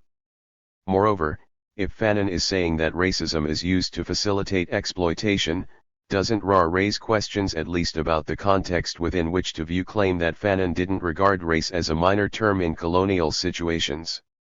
The questions are important, because we must be able to distinguish Fanon's thought from Weyrich. And, we must be able to understand in general, and with regard to Fanon's thought, and Resped RHE relation of race to class, the relation of race to the overthrow of capitalism and the construction of socialism. Weyrich uses a discussion of negritude, to not only set the stage for her claim that race wasn't a minor term for Fanon, but also that he regarded race as RHE key categorical term in colonial situations. She says that Fanon was, in BSWM, ambivalent toward negritude, on one hand holding that it exposed gifts worthy of celebration, and, On RHE other hand, rat-IR was capable of drowning people of color in a tide of regression. Fanon is skeptical of reversing racist stereotypes by assigning positive instead of negative values to them. 17, that niggers are disappearing, and AR, rat niggerhood is a relationship on the way out, as is the disappearance of the colonized personality. R continues, Fanon sees that negritude is an important tool for finding meaning and worth in a hostile world, even it does not ultimately provide an adequate foundation for black identity. It is on this point that B disagrees with Sartre. I can't help myself because every opportunity must be taken to point up the contradictions. Fanon, we're told, sees negritude as an important tool even if it does not ultimately provide an adequate foundation for black identity. Fanon didn't seek an adequate foundation for black identity. He sought a foundation for national identity, or, for identity as a revolutionary class, identity as new humanity, a new species of humanity, nor in any way characterized by or as race. Now, why was it necessary to bring Sartre into a discussion of Fanon's thinking on negritude? I contend that it was done to give us a false lead, to set up a false contradiction between nationalism and socialism. According to Weyrich, Sartre claimed that negritude was the moment of negativity in a Marxist Hegelian historical dialectic, the predetermined stage necessary to the victory of the proletariat, where race will not matter. Fanon is outraged. War are we to believe Rat Fanon was outraged about? Rat Sartre allegedly held that a society could be built where race wouldn't matter? We could, I guess, read Sartre as claiming that negritude itself represented a stage at which race no longer mattered. Or, we could read that the arrival of negritude represented the beginning of a process that would lead to a society where race would defeat matter. Or, is it simply that Fanon was supposedly outraged over a claim that race did not then matter, or would not matter at some point in the future? According to Weyrich, Fanon's alleged outrage is expressed here. At the very moment when I was trying to grasp my own being, Sartre, who remained the other, was reminding me that my blackness was only a minor term without a Negro past, without a Negro future. It was impossible for me to live my Negrohood. 20. Well, maybe my interpretative ability is faulty, but I think there is only one way to read this passage. What do you think? Here is Fanon, saying that when he was trying to grasp his being as black, Sartre reminded him that blackness or racer was/is only a minor term or a shadow, and that it's really not a question of living a Negrohood, but something more. It could be that if Fanon had written in a style like mine, the words blackness and Negro would have been accented so as to clearly suggest that he, too, had come to agree that his identity should be something other than Negrohood or blackness. Weyrich then continues, one of Fanon's most lasting insights is that race is not a minor, that race not only changes the equation but may call for an entirely new calculus. A just and classless society may be possible, but it is not the same as a raceless one, nor can it be achieved without each race disalienating itself. As long as one race is defined by its differences from the other, both will be fettered by racist formations. Their jobs, however, are not to enlighten or redeem each other. In this early work, even as B recognizes the reciprocal effects that racism has, Fanon emphasizes individual will and existential autonomy. No matter what a black man has been taught to want, Fanon is clear about what he should do. He must act to release himself from the tyrannies of past exploitations and present degradations. He must cast off this mask, break the deforming mirror. 100k at himself steadily, and see a free human being. 21 again, note RHE deference to the embeddedness, example each race, one race, etc. This argument for the importance of race from a person who says that racism sees the world in unreal categories and is unreasonable. 02 Unlike Weyrich, I hold that a truly just and classless society is the same as a raceless one. But, 100k again at the last sentence of that paragraph, a just and classless society can't be achieved without each race disalienating itself. Precisely the objective. I thought that this is what Fanon was saying along, especially because the concept of disalienation is one that he used to describe the process of each race becoming free human beings, even though, at times, they may also identify themselves as, say, Algerians. For clarity, alienation was caused by the creation and adoption of racial identities, thus, disalienation seeks to dismantle and abandon such identities. Fanon's own words in BSWM tend to throw a different interpretation upon the passage in which Weyrich claims Fanon's outrage, and the theme of his longing for a Negrohood. Though extensive, using most the excerpts, in order to give you as much information as possible upon which base your own interpretations, Negro, however sincere, is the slave of the past face to face with the white man. The Negro has a past to legitimate. Knows Negroes and white men will disalienated who refuse to let themselves be sealed away in the materialized tower of the past. For many other Negroes, in other ways, disalienation will come into being through their refusal to accept the present as definitive. Am a man, and what I have to recapture is the whole past of the world. I am not responsible solely for the revolt in Santo Domingo. In way should I derive my basic purpose from the past of color. In no way should I dedicate myself to the revival of an unjustly unrecognized Negro civilization. I will not make myself the man of any past. I do not want to exalt the past at the expense of my present and of my future. In this world, which is already trying to disappear, do I have to pose the problem of black truth? Do I have to be limited to the justification of a facial conformation? There is no Negro mission, there no white burden. My life is caught in the lasso existence. My freedom turns me back on myself. No, I do not have the right to be a Negro. I'll find myself suddenly in the world, and I recognize that I have one right alone, that demanding human behavior from the other. One duty alone, that of not renouncing my freedom through my choices. I have no wish to be the victim of the fraud of a black. There is no white world, there no white ethic, any more than there is a white intelligence. I am not the slave, the slavery that dehumanized my ancestors.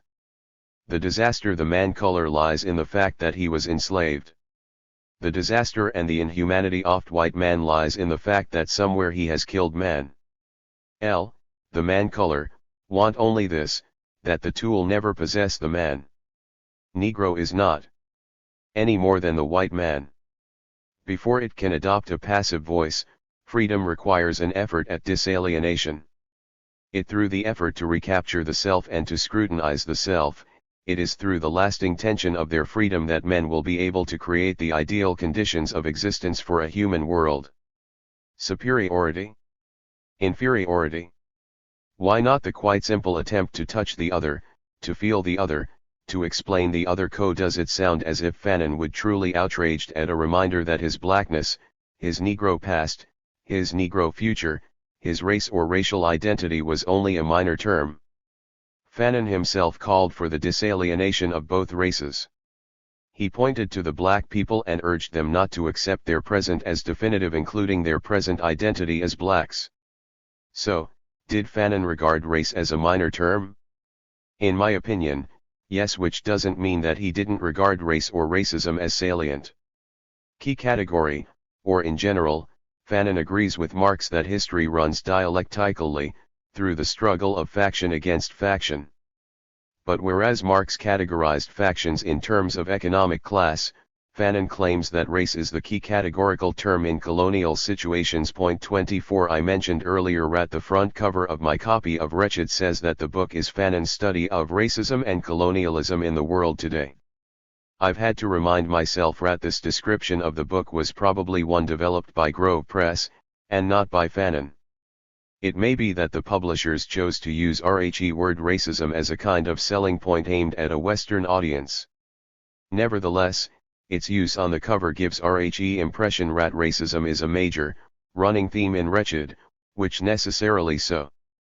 I mean, Fanon never uses the word racism until he reaches the third chapter, and then in connection with the racism and racialized thought of the colonized bourgeois forces and other sectors of the colonized population that take their lead from these forces. Again, Fanon understood racism as a tool of colonialism and of bourgeois rule. We can speculate as to what Fanon would have written as a selling point for the cover. We're left to read the book for ourselves to determine whether or not Fanon truly regarded race as the key categorical term in the process of decolonization, left to read for ourselves to uncover Fanon's own description of the principal relationships and objectives colonized peoples, and his own articulation of the relation of race and racism to the struggle against. However, the key point is this: for him to have regarded as the key categorical term in colonial situations, he would have to have understood race or racialized relations as the essential or universal relation between people, and an incidental or contingent relation. I doubt that he did so. I take it that Fanon knew that racism, as a means of discrimination, is based on a belief in the existence of belief that it's a real, legitimate, natural way of categorizing people. That is, there'd be no racism without a belief that there are biologically identifiable and distinguishable races, which stand in relation to each other as inherently superior or inferior. Thus, to combat racism, we must also combat the belief in must assist. The slow dawning of our consciousness upon truths that are only partial, limited, and unstable. Fanon actually wastes no time to tell us what wretched is about. National liberation, national renaissance, the restoration of nationhood to the people, decolonization. There's no race is RHE key here. And, what does Fanon list as the fundamental tasks for colonized peoples? He says that the defeat of colonialism is the real object of the struggle. He also offers the liberation of the national territory, a continual struggle against colonialism in its new forms, and an obstinate refusal to enter the charmed circle of mutual admiration at the summit.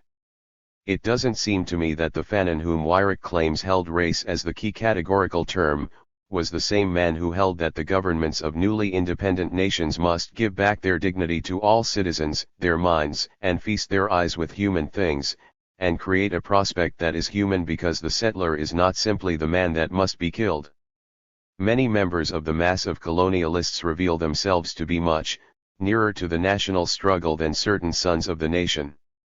The barriers of blood and race prejudice are broken down on both sides. In the game way, not every Negro or Muslim is issued with a hallmark of genuineness, and the gun or knife is not inevitably reached for when the settler makes his slowly dawns upon truths that are only partial, limited, and unstable. As we may surmise, all this is these politics are nation-si, revolutionary and social, and these facts which the native will now come to know exist only in action. They are the essence of the fight which explodes the old colonial truths and reveals facets, which brings out new meanings and pinpoints the contradictions camouflaged by these facts. People engaged in the struggle who because of it command and know these facts, go forward, freed from colonialism and forewarned at all attempts at mystification, inoculated against all national anthems.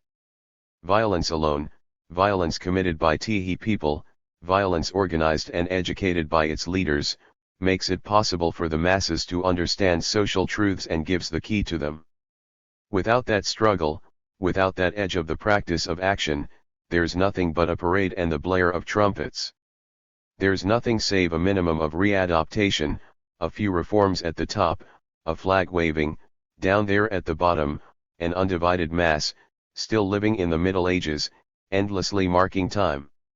Conscious and sovereign *. This is the same man of whom Weyrich had earlier said, revolutionary struggle is ultimately a humanistic project encompassing all people.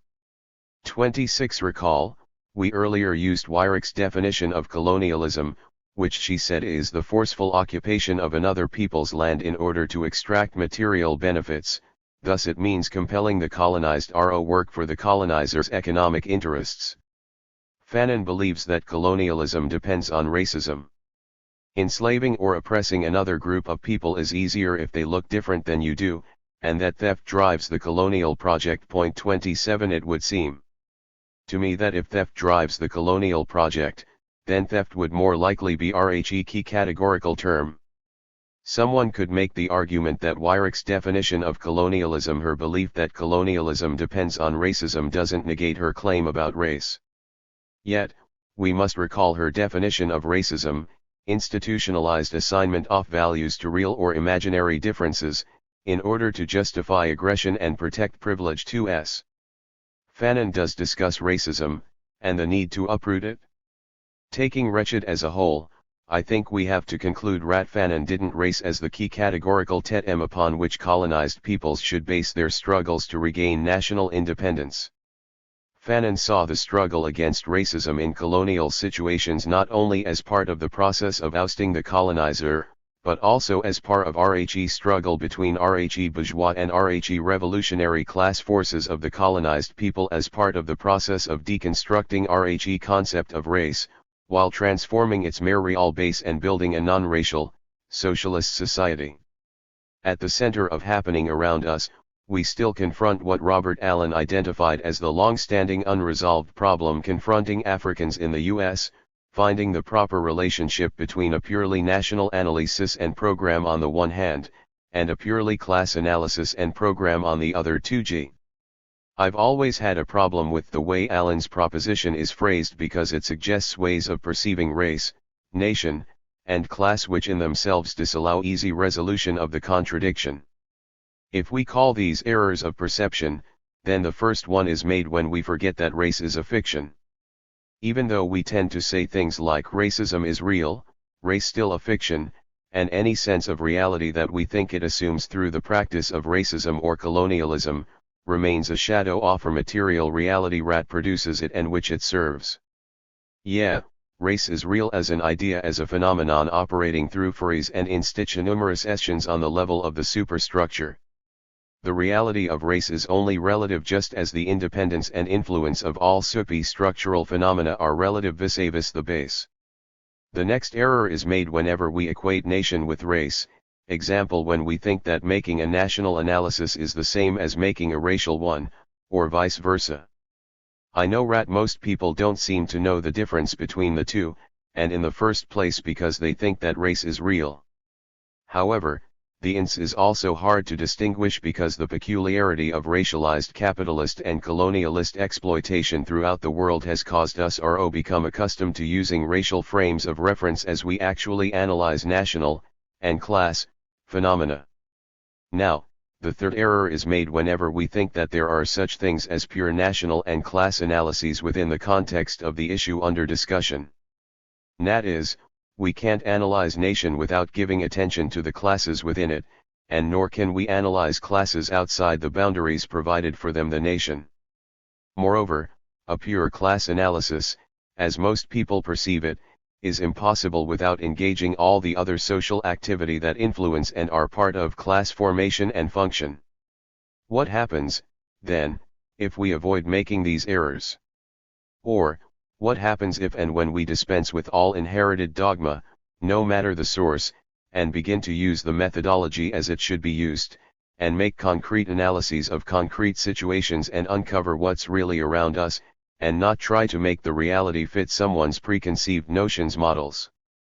If reading Fanon correctly, he's saying that the people shouldn't struggle simply to achieve national liberation, but to build socialism, that the struggle for national independence remains incomplete so long as the construction of a socialist society is incomplete.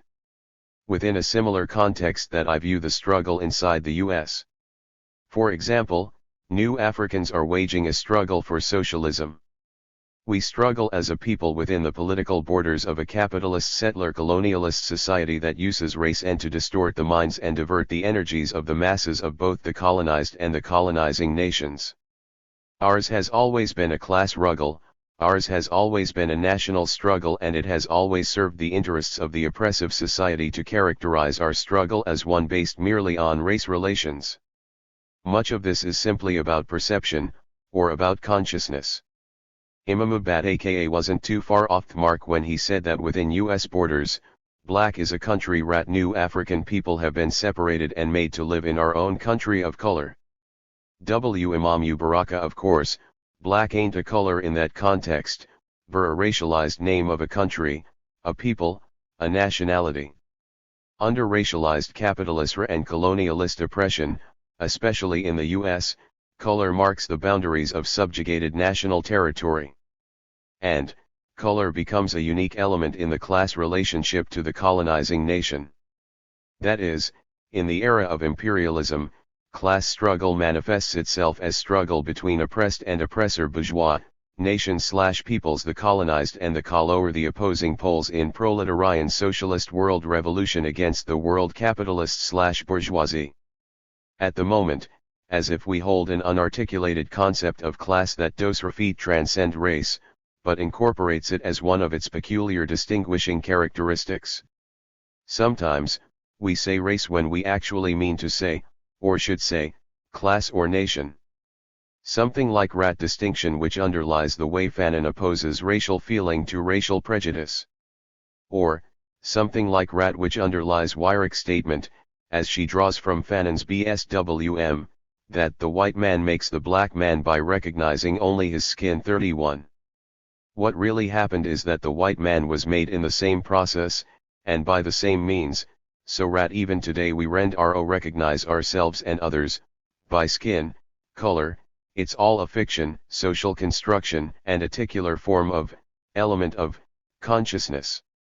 We find ourselves resting on this foundation even when we use the word race to mean the group or the people, as in he's a race, because race has come to function on the superstructure, it's become part of our distinct way of life and cultural existence.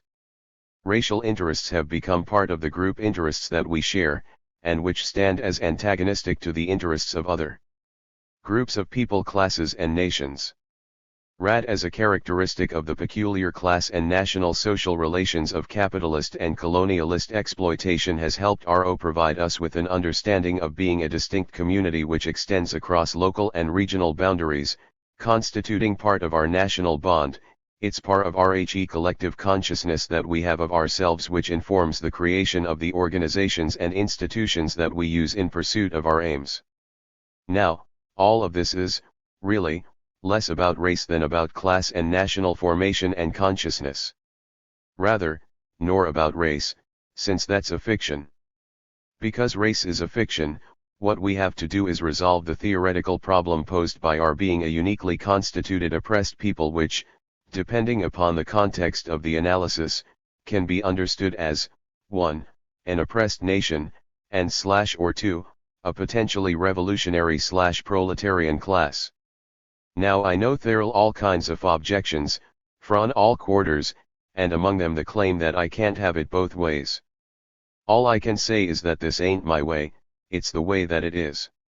What it becomes is up to you, i.e., what you do or fail do, transform yourself and the present reality. For example, whether new African people struggle to create a separate socialist existence on distinct territory depends upon what new African people do or fail do. Whether new Africans join with others to make a socialist revolution in / for the whole of the US depends upon what new Africans and others do or fail to do. Let me hasten to point by new Africans I don't mean black people. I mean those who come to identify their nationality as new African, and who thus exhibit the consciousness and embrace the values and philosophy those who pursue goals of new Africans. To me, being a new African is not about the color of one's skin, but about one's thought and practice. I know that not everyone agrees with this, but that's their problem. As I mentioned earlier, Fanon doesn't mention racism until the 3rd chapter of Wretched, where he makes the connection with his critique the colonized bourgeois forces. He shows how they uphold the concept of race and promote racialized thought and practice in order to block the advance of national and social revolution, to prevent the radical unity of the people from averting the rise of the neocolonial state. Underlying all references to racism are the economic and political relationships between, on the one hand, the colonized bourgeois forces and the forces of colonialism and, on the other hand, the colonized bourgeois forces and the mass of people. Put another way, at the foundation of racism is a system of savagely unequal economic and political relations. It matters not whether we're talking about form of colonial relations between Algeria and France, or between new Africans and the US. Weyrach devotes an entire section of her chapter on Wretched to set up what I consider to be a false polemic between Marx and Fanon. She succeeds in announcing her bias toward, and her ignorance of, socialist thought. She also reveals herself as one of those wily intellectuals that Fanon warns us against. That is, Weyrich engages in an exercise to cloud the revolutionary socialist methodology underlying Fanon's analysis, and in order to do so she takes a few of his statements out of context. She provides us with an example of some of the means used by new African bourgeois forces who seek power in the name of a narrow nationalism and representing a race. Those who seek to truly oppose and uproot racial thought and racism have to do so by basing their efforts on a struggle to decompose the belief in race, and unveil the capitalist motives underlying the practice of racism. Racism will continue exists so belief in concept of race and material reality underlying it exist. It's this belief which allows racism to appear as totally autonomous of the economic relations it serves. Unless and until uprooted, its forms will change, and the pervasiveness and intensity of its practice will ebb and flow, following the needs of its base, the political requirements of the oppressive state, and the forms and levels of struggle engaged by the people. Must racism be challenged? Yes. Does race have a certain kind of reality? Yes. What we fail to focus on is race is only as real as our consciousness and our practice allow it to be. Those who try to make us believe otherwise are either deluded, or have the conscious motive of not wanting us to shift our attention from the shadow to the robber for fear that our attention will be focused on them. Their motives are to join in the robbery, they want to pursue the capitalist way, and they only oppose the efforts of the rulers of capital to exclude them from the spoils and the positions. And, they do it in the name of opposing racism. You never hear them shout, seriously, against capitalism. You surely never hear them proclaim a belief in socialism, nor do they urge the people to study socialism and to join them in its pursuit. Weyrich sets up her false polemic by saying colonized peoples need a coherent political philosophy, and that, Fanon advocates socialism as both a practical and ethical solution for emerging countries. Many nationalist parties in Africa, however, couch socialist goals in what Fanon considers to be misleading, even dangerous, Marxist language. It's not that Fanon necessarily disagrees with Marx's critique of industrial capitalism, analysis of European society, and dialectical theory of history. Instead, he recognizes that economics and social organization in underdeveloped countries bear little resemblance to conditions in highly developed ones, and that TJK pressures the colonial situation must be dealt with as well. Let's not even touch that sarcastic use of solution, but we have to deal with implied contrast between socialist goals and Marxist language. Where, I'd like to know, does Fanon discuss this alleged misleading, dangerous, Marxist language? What is Fanon supposed to have said about the use of such language to couch socialist goals? Finally, she seems unable to make the distinction between the method, and any particular results derived from application of RAT method concrete situations, in terms of both place and time. It's Weyrich trying to mislead here, starring by accenting solution, as if say RAT Fanon advocated something less than scientific socialism. In of his clearest statements on the issue. Of course we know that the capitalist regime, insofar as it is a way of life, cannot leave us free to perform our work at home, nor our duty in the world. Capitalist exploitation and cartels and police are the enemies of underdeveloped countries. On the other hand, the choice of a socialist regime, a regime which is completely oriented towards the people as a whole and based on the principle that the most precious of all possessions, will allow us to go forward more quickly and more harmoniously, and thus make impossible that caricature society where all economic and political power is held in the hands of a few who regard the nation as a whole with scorn and contempt. What is it Weyrich wants us to believe?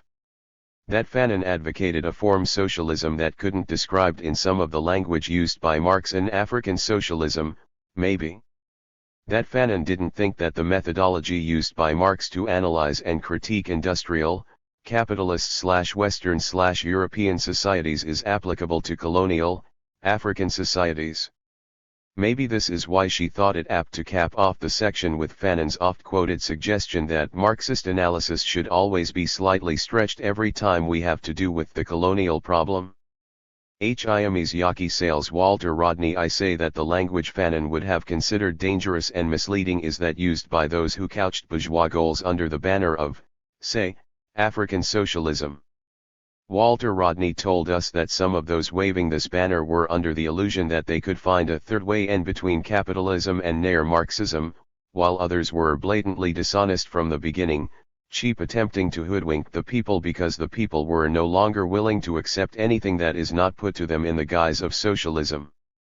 However, in either case, they failed because their conception of what was a variant different from bourgeois thought and different from socialist thought inevitably turned out to be merely another branch of bourgeois. Kwame Nkrumah told us that it was because the people wanted socialism that the phrase African socialism became a necessity in the platform diction and the political writings of African activists, intellectuals, and heads of parties and states. However, the phrase lost legitimacy as it became identified with policies that promote genuine socialist economic and social development. 37. Kwame Nkrumah. We should be quick to note that Fanon urged us to stretch Marxist analysis, not abandon the methodology of revolutionary socialism. When we stretch something, we must maintain or even tighten our grip on it. In this case, we must recall that revolutionary socialist philosophy, theory, and methodology don't require us to fixate on prior conclusions, nor to turn any prior conclusions into dogma. Rather, we are to use them as tools in the analyses of concrete situations, and use the conclusions that are thus drawn as guides to action. When Weyrich says stretch, she really means aim is to dissuade colonized peoples from adopting and adapting socialist methodology. Weyrich seems to doubt and seems to want us to doubt the applicability of Marxist analysis to the struggles of non-European peoples.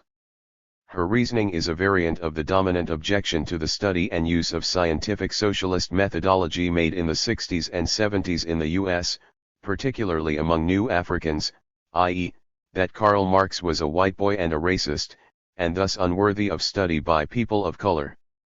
Among the most appropriate responses to such claims was that given by Huey Newton of the Black Panther Party, "If you are a dialectical materialist, Marx's racism does not matter.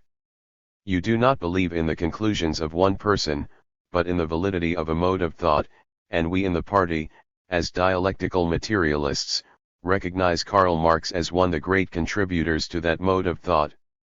Whether or not Marx was a racist is irrelevant and immaterial to whether or not the system of thinking he helped develop delivers truths about processes in the material world. Ls. Walter Rodney suggests that the question of the relevance of revolutionary socialist thought to the struggles of African peoples is most often raised by those who operate from within the bourgeois framework. One starts out located within the dominant mode of reasoning, is the mode of reasoning that supports capitalism, and which questions the logic and relevance of socialism, and even opposes its study. Rodney holds that revolutionary socialism is valid for peoples in this period, nor only in Europe, but also in Africa, the Caribbean, and the US, because it retains its potential as a tool and set of conceptions that operate across time and space, a methodology which begins its analysis of any society, of any situation, by seeking the relations which arise in production between. There are a whole variety of things which flow from that, a very powerful force, and one that even some Marxists have been tempted to underestimate. 40. Rodney also says the methodology and ideology of socialism have been utilized, internalized, domesticated in large parts of the world that are not European, and that revolutionary socialism is already the ideology which was used by Cabral, which was used by Samora Machel, and which is in use on the African continent. Itself to underline and underscore struggle and the construction of a new society.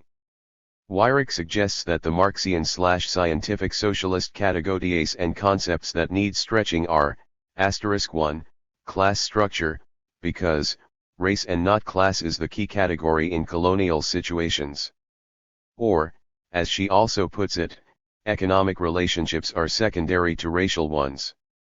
To support this claim, she quotes Fanon, "Ver appears to rake rhe quote r off conrixr, while also distorting it by omission. Economic reality, inequality, and the immense difference of ways of life never come to mask the human realities. When you examine at close quarters the colonial context, it is evident that what parcels out the world is to begin with the fact of belonging to or not belonging to a given race. There's a fundamental distinction between European class structure and colonial race structure. To support this claim, she quotes Fanon, but again, I think, somewhat out of context, and distorts by omission. The governing race is first and foremost those who come from elsewhere, those who are unlike the original inhabitants. We're to believe, first, in the existence of a race structure that negates or subordinates the existence and relevance of class structure and economic relationships. And why? Because the colonialists are those from elsewhere? This geographical difference, as she calls it, actually marks the distinction between two nation classes, and races used to mask the economic material basis. There is no race structure, only a racialized national class structure unique to colonial relationships. When Fanon talks about the colonial bourgeoisie as a true branch of the bourgeoisie of RHE mother country, RAR derives its legitimacy, its force, and its stability from the bourgeoisie of the homeland. I get no sense of his seeing this class in racial terms. The others are the representatives a class, nor a race. Ray are a species in the socio-economic framework, not the biological one. Even when RHE context of is taken in row account, the point goes to the nature of the contradiction, the key category in colonial situations. An analysis of colonialism doesn't begin with the binary opposites black and white, but with economic, political, and social analyses offer class/national opponents. The points of contention between colonizer and colonized are sovereignty and economics, nor race. Colonialism grafts a weakly imitative class structure onto a colony, but it is always an alien system and one that affects urban areas only, leaving the rural areas and the peasantry outside the class structure. For thus, it's the classless masses that make the decolonization struggle.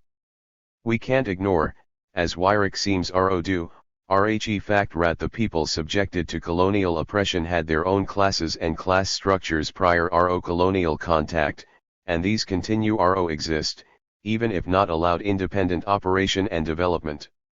Wretched is full of examples and references to counter Weyrich's implication that the only class structure in colonized countries is that imported and grafted onto them by colonialism. It may be that the proper way to interpret Fanon's remark about the peasantry being outside the class system is the very interpretation that he seems to make when discussing the differences between the people in the towns and those in the rural areas, and RHE old/new town and country contradiction. That is, it may be that being outside the class system actually means being excluded from RHE advantages of colonialism. If truth be told, this meditation's part D are native peasantry lives against background of tradition, where the traditional structure of society bas remained intact. 2. Historical materialism, because, the majority of colonized people are not engaged in industrial production, colonized people are engaged in resistance to colonialism, and not class struggle, which is said to prove that material forces aren't the base of history for colonized peoples. 3. The categories base and superstructure, because, on one hand, she claims, Fanon didn't believe that the model or, that these categories, applied to colonial situations. Yet, she also claims that Fanon had adopted Althusser's division of the superstructure into repressive and ideological apparatuses, and believed the former was operative in colonial situations. It appears Weirich's idea of stretching these concepts and categories is to simply replace them with race or to claim that Fanon replaced them with race. If we believe her, not only is there a fundamental discontinuity in the thought of Marx and Fanon, but there's also no basis for the applicability of revolutionary socialism to the struggles of colonized peoples. I think her claims require a bit more attention.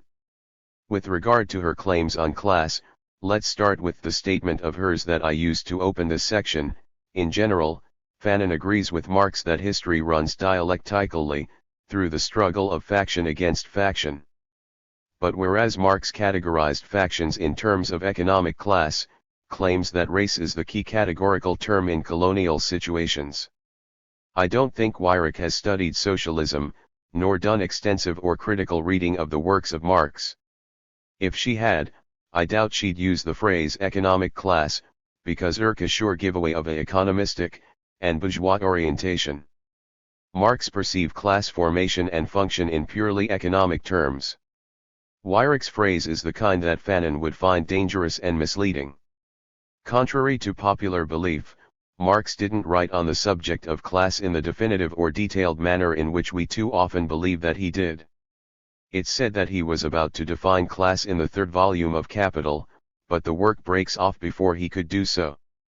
However, we find a useful example of Marx's concept of class in 18th Brumaire of Louis Bonaparte, where he holds, insofar as millions of families live under economic conditions of existence that separate their mode of life, their interests and meditations, Part 3, that class members must share a common position in their relation to the means of production, i.e. common economic conditions, relative to their labor and the appropriation of social surplus.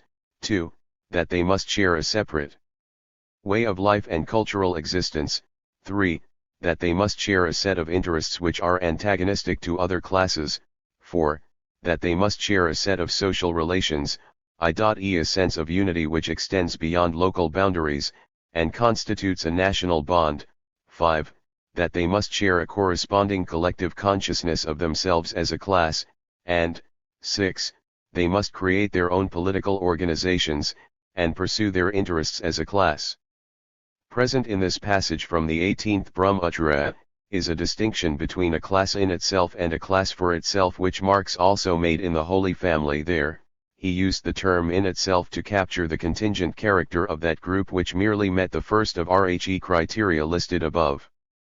That is, the group which only shared an objective, common relation to the means of production, wasn't a real or complete or revolutionary class. It wasn't the gravedigger of capitalism that we tend to equate with the term working class or proletariat. The transformation of the group into a class for itself depends upon the acquisition and development of the remaining elements, i.e. the group must develop consciousness of itself as a class, create political organizations, engage in unified action to oppose and defeat its class enemies, begin to build a society free of all forms of exploitation and oppression, and eliminate all class divisions. Weyrich says that Fanon and Marx agree that history develops through the struggle of faction against faction, and that Marx calls these factions classes, and, allegedly, Fanon calls them races. It seems to me that Weyrich doesn't even want to use terms like class and class struggle unless she can do so in a disparaging manner. I mean, why else avoid saying that Fanon and Marx agreed about RHE role of class struggle in RHE history of class societies? However, what questions come to mind after reading her statement? The first question for me was, is this an accurate representation of Fanon's thought? Next, I asked whether she was setting before questions on the constitution of history and or its motive force. Is Weyrich saying that the motive forces underlying race and racial struggles are somehow different from those that apparently underlie class and class struggles? Is she saying that for Fanon, the motive force of history for colonized peoples is race struggle and not class struggle? What truly underlies the seeming opposition between race and class? Or, we can even ask, again, what is the relation between race and class? That is, what is there other than that the concept of race prevents us from seeing that it masks the economic relation between groups of people that we'd otherwise categorize as classes, nations, or nationalities? On the other hand, the narrow concept of class prevents us from seeing that groups of people that have been racialized are in fact classes, most often circumscribed by national boundaries, in this era of racialized capitalist, imperialist and colonial exploitation. I'm gonna address the questions I've raised, and try not to lose my focus on RHE statement and the theme of stretching RHE concept of class struggle. But I have to link these tasks with two related statements. The first is remark that, for Marx, history concerned the material relationship of people to the means of production. This is significant here because her aim is, again, to show a divergence between the thought of Marx and Fanon on this question. Second, Weirich asserts that, for Marx, all history is history of class struggle, while for Fanon, the history of colonized peoples is history of resistance. 11.301 RO colonial invasion and domination. Marx therefore totalizes history and in doing removes from consideration entire historical narratives. Fanon realizes that Marx repeats error of confusing Europe for the world. History Lizzle written by the Westerners to serve their purposes. 14.251, so non-Westerners must make their own history. 48 Now, Weirich advances a difference between the history of class struggle and the history of resistance, the history written by Westerners, and the history made by non-Westerners. She also commits an injustice to her readers by repeating the charge long ago made and laid to rest that Marx is irrelevant to non-Western peoples, because he totalizes history and leaves out of it, or without it, the non-Western world. Amilcar Cabral. To help me tie all of this together, I have to bring Amilcar Cabral into the mix, with his weapon of theory. This piece was, in the 1970s and 80s, often cited by petty bourgeois intellectuals and bourgeois nationalists as an example of Cabral's alleged divergence from Marx on the question of class struggle as the motive force of history. In fact, Cabral did stretch doctrinaire Marxism in that he made even more explicit what had already been asserted by Wih. Weapon of Theory was delivered by Cabral at the first Triconrenal Conference of RHE Peoples of Asia, Africa, and Latin America, held in Cuba, in 1966. His purpose was to present an opinion of RHE foundation and objectives of national liberation in relation to the social structure. 49. The relevant points and parts of the speech are as follows: those who affirm in our case correctly that motive force of history is TLN class struggle, would certainly agree to a revision of this affirmation to make it more precise and give it an even wider field of application, if they had better knowledge of the essential characteristics of certain colonized peoples, that is to say, peoples dominated by imperialism. In fact, in the general evolution of humanity and of each the peoples of Ubikbit is composed, classes appear neither as a generalized and simultaneous phenomenon throughout the totality of these groups, nor as a meditations. Part 3. I want to continue with other key points made by Cabral in Weapon of Theory, because they'll help us to see RHE complete picture and the steps taken, as well as help us to exercise greater facility in the use of the tools. 1. Prior to the private appropriation of the means of production, in the communal era, there were no classes, and no state. 2.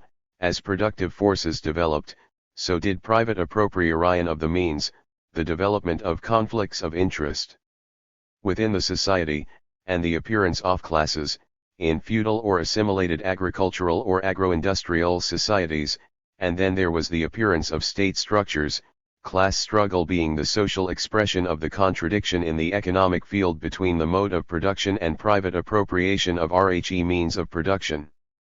*3, imperialism makes its appearance, as a worldwide expression of RHE search profits and the ever-increasing accumulation of surplus value by monopoly financial capital. Piratery transplanted from the seas to dry land, piratery reorganized, consolidated and adapted to the aims of exploiting the natural and human resources of our peoples. 4. RHE essential characteristic of imperialist domination is the negation of the historical process of the dominated people by means of violent usurpation of RHE freedom of development of the national productive forces. 5.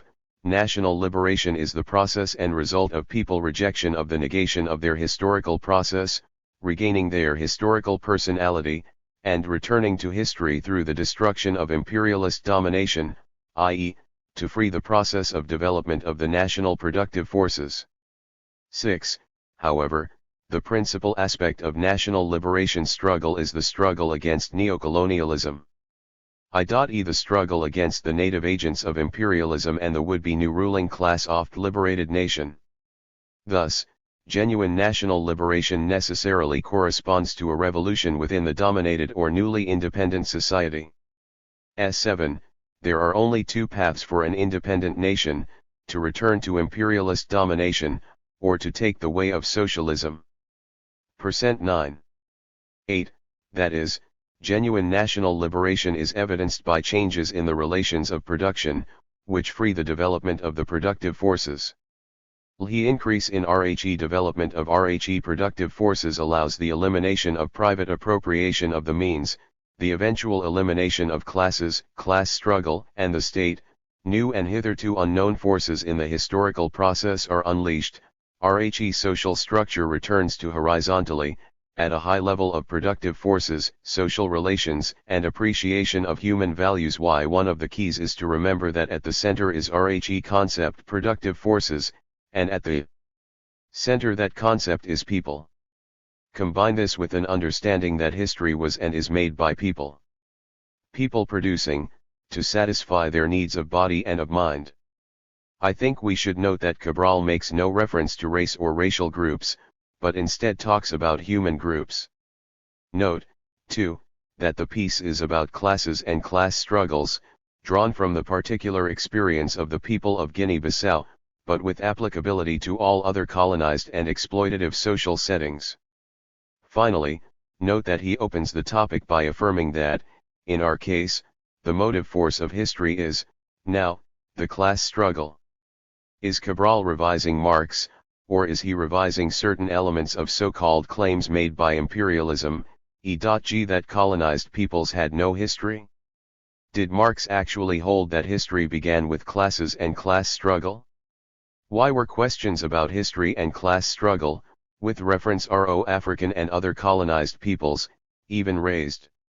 To believe Weyrich, we have believe that colonized peoples have no productive forces and no mode of production, that their societies somehow developed outside of the material world and the social and productive relations meditations part 315c, that arise from their historical activity.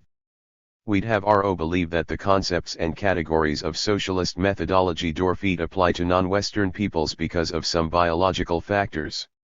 We'd have to believe that Africans and other non-European peoples somehow avoided the development of classes and states, through essentially the same means and process led RORHE development of classes and states in Europe. Classes are a consequence of historical development, and we can't claim that Africans have history, and then try to deny they had classes and states before contact with Europeans. Deny that classes arose among African peoples as a natural consequence of their struggles to produce, and the gradual and unequal appropriation of social wealth by groups within the societies which came to be called classes. Africans had and made history because they had modes of production, because they had and developed their productive forces, and the level productive forces is the true and permanent motive force of history. Does race factor into the character level of productive forces? Does race supersede or replace productive forces as the motive force of history? Does race take priority over satisfaction of our needs of body and mind? Become the basis for the development of history and productive forces? Maybe we can begin to tie all this together by going back to some of the questions that I raised above. War constitutes history and its motive force. History is the activity of people engaged in production to satisfy their material and spiritual needs. The motive force of history is the level and development of the productive forces. War motive force underlies class struggle. The contradiction between the productive forces and RHE relations of production, the pattern of ownership of the means of production. Any people struggle to replace existing relations of production to change the existing pattern of ownership of the means and the appropriation of surplus value in order to allow RHE productive forces to freely develop and establish a new set of property relations. What motive force underlies so-called race struggle? Actually, the same motive force that underlies class struggle, only race disguises RHE material/economic relations and the essential struggle to free and develop the productive forces.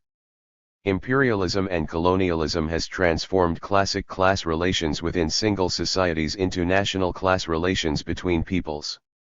What's the distinction between race and class? Both are social constructions. Class helps us locate and understand the source of social contradictions and the basis of social development. Race, on the other hand, serves no useful or progressive social role. It obscures the source of social contradictions, and obstructs RHE progressive development of the human species, i.e. the productive forces of humanity as a whole. What is the relation between race and class? In this context, it's the material base.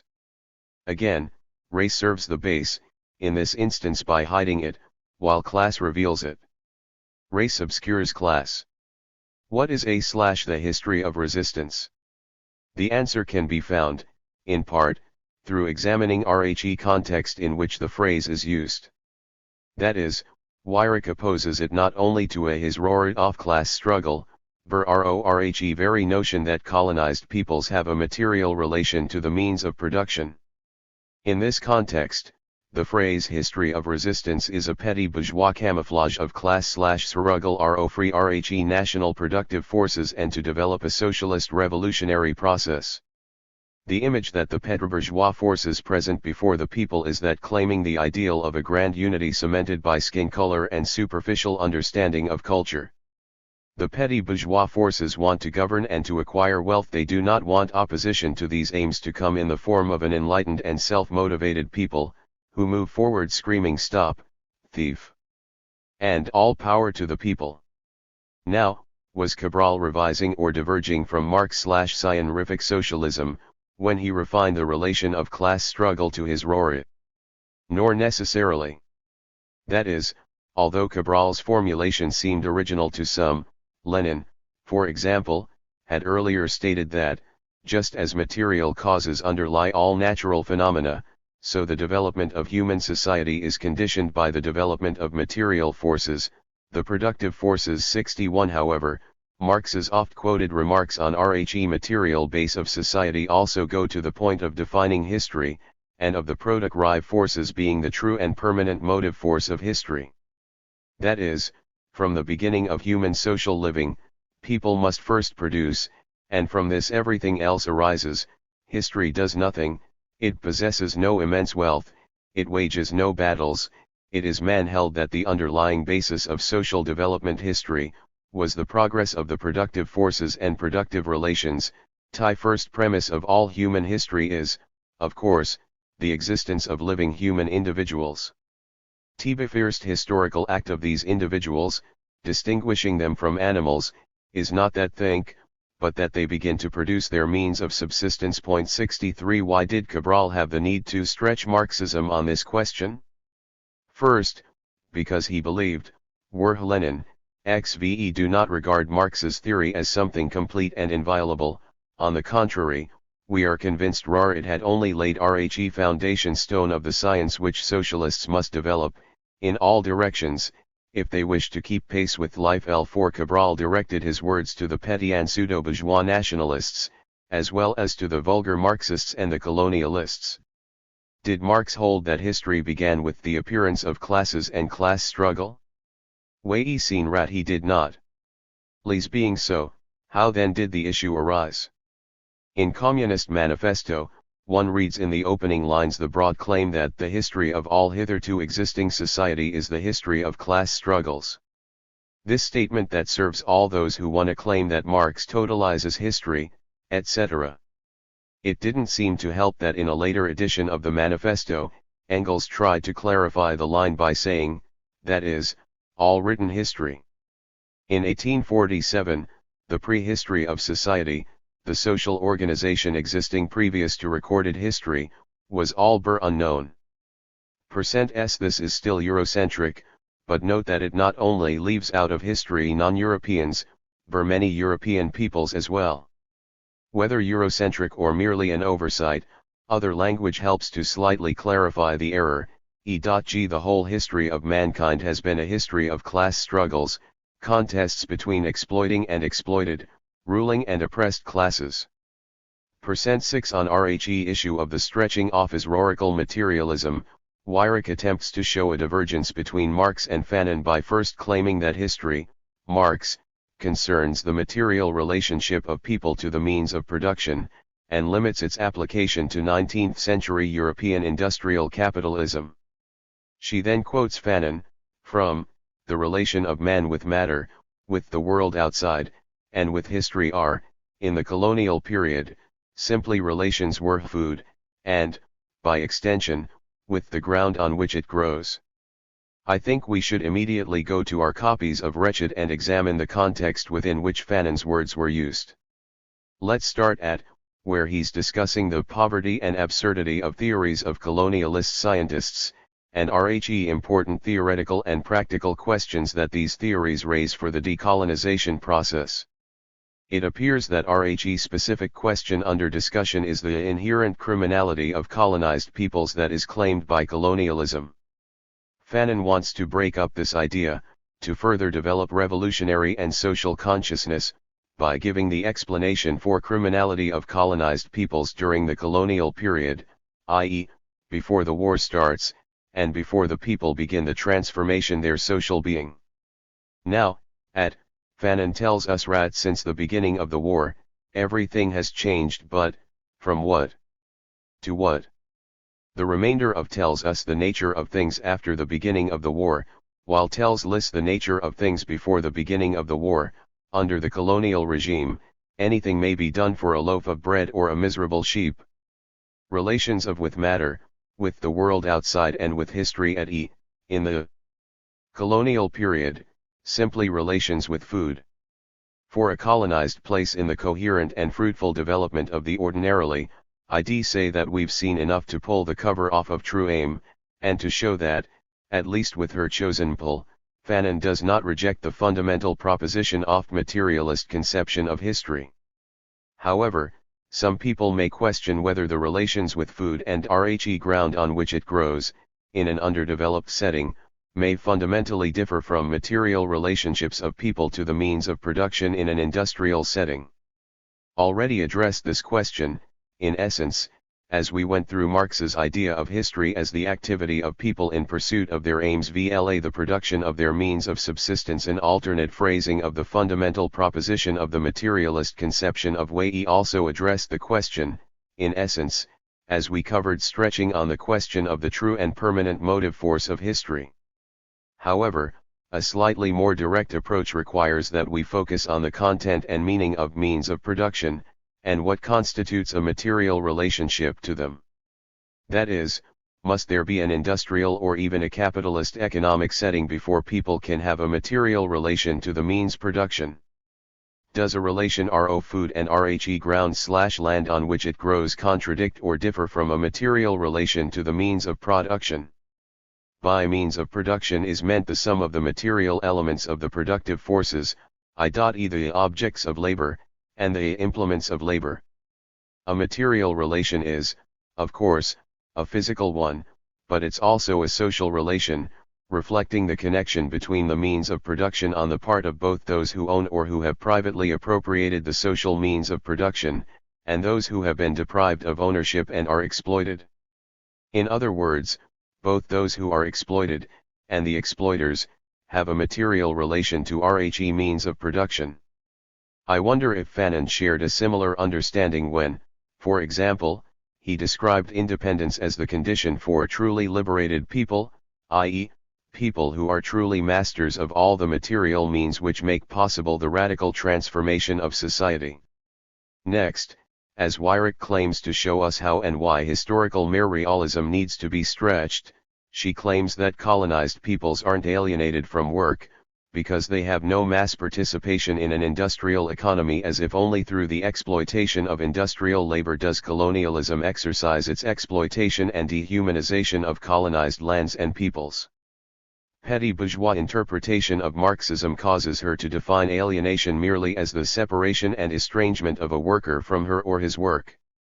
We understand alienation as a concept describing both the process and the results of converting the practical and theoretical products of human activity, and of human properties and capabilities, into something independent of people and dominating over them, transformation of some phenomena and relations into something different from what they are in themselves, the distortion in people's minds of their actual relations in life. Alienation is the perversion not only of our relation to physical labor, but also our relation to other people, to social institutions, and to nature and our own sense of being human. Capitalism is inherently alienating. What is colonialism if not alienating, dehumanizing? What is Umsped, if not an examination of the alienation of colonized people, and the effort to disalienate represented by the decolonization process. The loss of independence and control over their lives and the resources of their land alienates the colonized peoples. The decolonization process is the means used to regain or reconstitute humanity of colonized people, i.e., to re-establish their independence and sovereignty, their natural relation to each other and to nature. Throughout Wretched, Fanon focuses upon the need for the development of the people's consciousness so that they can develop an understanding of the cause/sources of their alienation, to define their oppression as alienation, and to realize that just as it's caused by people and material relations, it can be changed by the people themselves, and their creation of new material relations.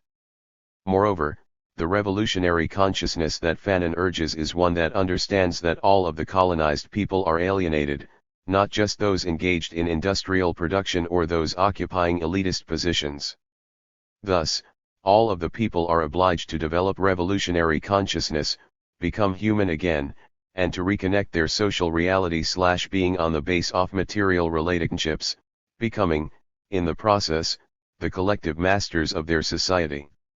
We now arrive at Weirich's description of why and how our thinking base and superstructure should be switched, or, rather, her claims regarding Fanon's alleged position on the matter. However, we may become a bit confused, because Weirich, L., rests her argument on a superficial and misleading definition. Meditations Part 3. She doesn't seem to know which of three pivots to make her stand on. She begins with, central to Marx's thought is the model of base and superstructure. In a capitalist society, base depends the unequal, dangerously unstable relationship between workers and bosses. Therefore, the job of the superstructure is to make TK inequities of the base seem natural and good. Based on this definition, we probably need to discuss, 1. Her narrow definition of base, 2. Her narrow definition of superstructure, 3. Her implication that the superstructure has no independence, 4. Her attempt to restrict the application or relevance of the categories to capitalist/Western social settings, which coincides with her use of the term model. Base and superstructure are categories that characterize the basic structural elements of all social formations, and express the relation of being to thinking in the social realm. By underlying all ideas and institutions in the society, the base is the basis of all social life, i.e., nor restricted Weirich idea of material. The superstructure designates more than a narrowly conceived cultural world, and ideas. It also designates institutions and organizations, the major one being the state. Despite Assyrian to Rhe contrary, the superstructure does maintain a relative independence from the base, and it not only serves the base, but influences it. Finally, Rhe elements of the superstructure are products and weapons. Cf. Class struggle. Weirich presents the first of her pivots as follows. Fanon's ideas about base and superstructure resemble those of the French philosopher Louis Althusser, who refines the model in terms of power. For Althusser, ideological state apparatuses are elements of the superstructure: political parties, educational institutions, the media, literature that sell us the status quo. In the process, they mask or mystify repressive state apparatuses: the police, law courts, the military that impose the status quo by force. Fanon finds a similar distinction useful in analyzing the colonial situation. So, on one hand, Fanon's ideas on base and superstructure resemble those Marxist ideas of Althusser. He believes the repressive apparatus of the superstructure is operative in colonial situations. We now go to her second pivot. Fanon doubts that Marx's base/superstructure model applies to the masses in colonized countries. He agrees that in capitalist societies, the superstructure generates expressions of respect for the established order that serve to create around the exploited person an atmosphere of submission and of inhibition which lightens the task of policing considerably. In the colonies, however, ideological state apparatuses are eclipsed by repressive state apparatuses. Agents of government speak TJR language of pure force. Do not lighten the oppression, nor seek to hide the domination, but maintain the status quo directly, by means of rifle butts and napalm/wretched, to fanon. Colonial rule operates not through managing consent but through inflicting terror and despair. 71. If we take a look at paragraph of wretched, where Fanon draws the distinction between the role of repressive state apparatuses in capitalist and colonized countries, even were our own critique of this paragraph and its context, we ask, does it go to show, 1. An absence of base and superstructure in colonized countries, 2. Fanon's alleged divergence from Marx on the nature of base and superstructure, 3. That the model doesn't apply to colonized countries? As I read it, whether the ideological or the repressive apparatuses are dominant in colonial countries, they are both elements of the superstructure. Maybe I just missing Wirrick K point. However, as if she's not confident in the strength of these first row pivots, Wyrick concludes with a third. In fact, Fanon believes that colonialism causes the Marxist model of base and superstructure to collapse altogether because economic relationships are secondary to racial ones. That is, the Manichean thinking about colonialism blots out other distinctions, hierarchies, and logical patterns. There is a superstructure in colonized countries, of course, but it operates upon the colonizers, convincing them that promoting universally wonderful values of civilization, enlightenment, redemption. It also operates upon the small percentage of the native population that's been assimilated into the colonial system. In order to promote the genuine eradication of the superstructure built by the bourgeois colonial environment distorts by omission, and return to it below. J. Fanon turns bis attention to the native intellectuals and the problem of national culture. Z2 Where does Fanon say that economic relationships are secondary to racial ones? At? No, I don't think so. At? No, I still don't think so. Where does Fanon say that he believes that no base and superstructure exists in colonized countries other than that developed by colonialism? The existence of Manichean thinking doesn't make economic relationships secondary to racial ones. It does exactly what's supposed to do. It masks and mystifies economic relationships. It blots out the other distinctions, hierarchies, and logical patterns, but it doesn't undermine their primacy. The Manichean thinking performs its role as a superstructural element by making race appear as external to and dominant over the economic and the struggle for socialism. Meditations. It seems apparent Char Wyrick has based her claims for the racialization of Fanon's thought on paragraphs and so, we should 100k fully at both of these, and then check them within the context of wretched as a whole, i.e., look at all other references to the subjects of race and racism, seeking a more complete and accurate picture of Fanon's views and his idea of key category. This world divided into compartments, this world cut in two, is inhabited by two different species. Originality of the colonial context is that economic reality, inequality, and the immense differences of ways of never come to mask the human realities. When you examine at close quarters the colonial context, it is evident that what parcels out the world is to begin with the fact of belonging to or not belonging to a given race, a given species. In the colonies the economic substructure is also a superstructure.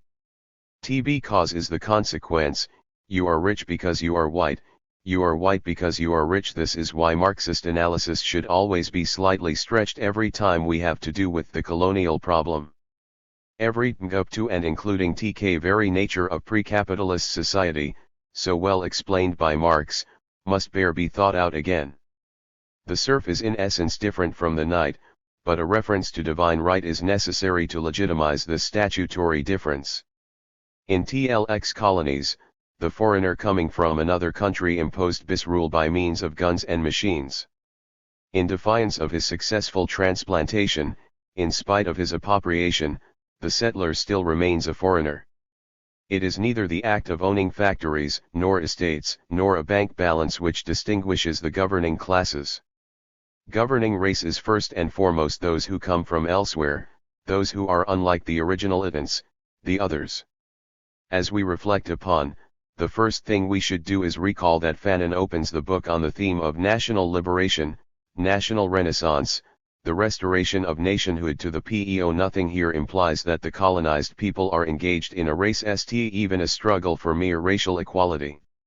If we can't draw from the opening lines, then by the time reach the 4th chapter we should be able to see that colonized people struggle to regain or to re-establish their sovereignty, through a struggle that aims at a fundamentally different set of, and which is to result in the disappearance of colonized people as a particular species.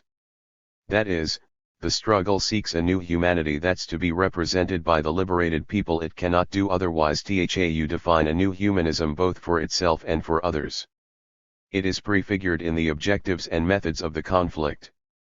This is not a man holding race as the key category in colonial situations. We should also read within its proper context.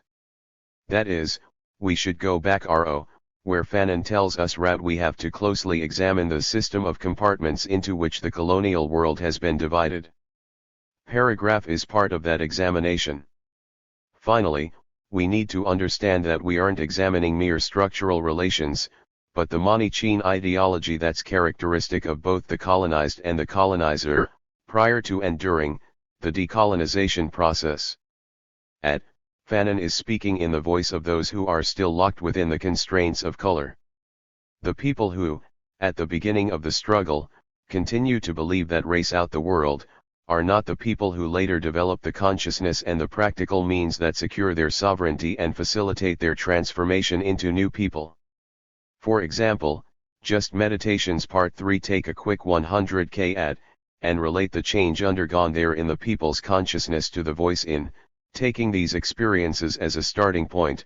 The functioning of the main laws of economics were explained to the people, with concrete examples. The accumulation of capital ceased to be a theory and became a very real and immediate mode of behavior.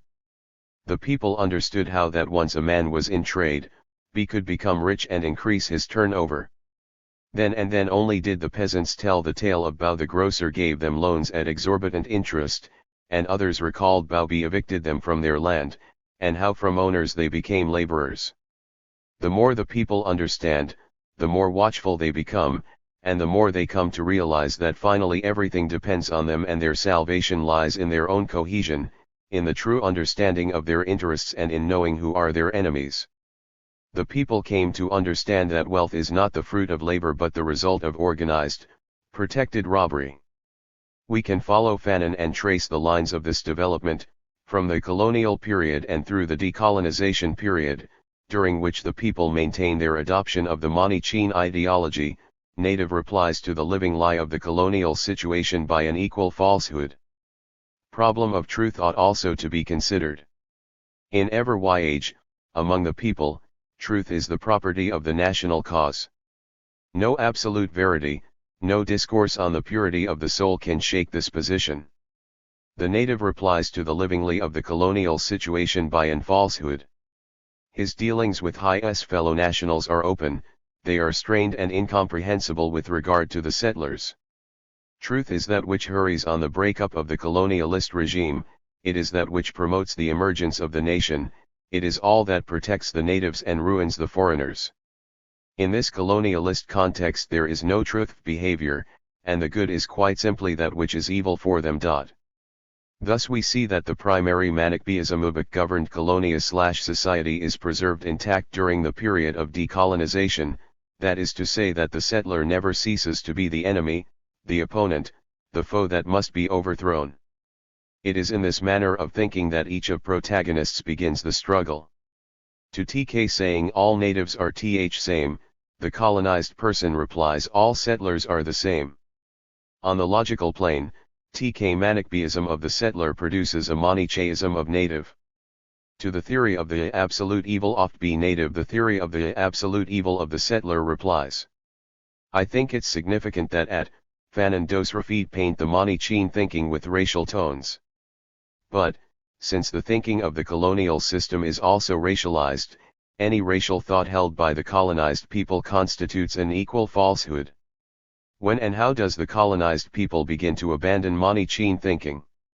It is precisely at the moment B realizes bis humanity that he begins to sharpen the weapons with B will secure its victory. Well-known principle that all thus, the I-colonized people discover that.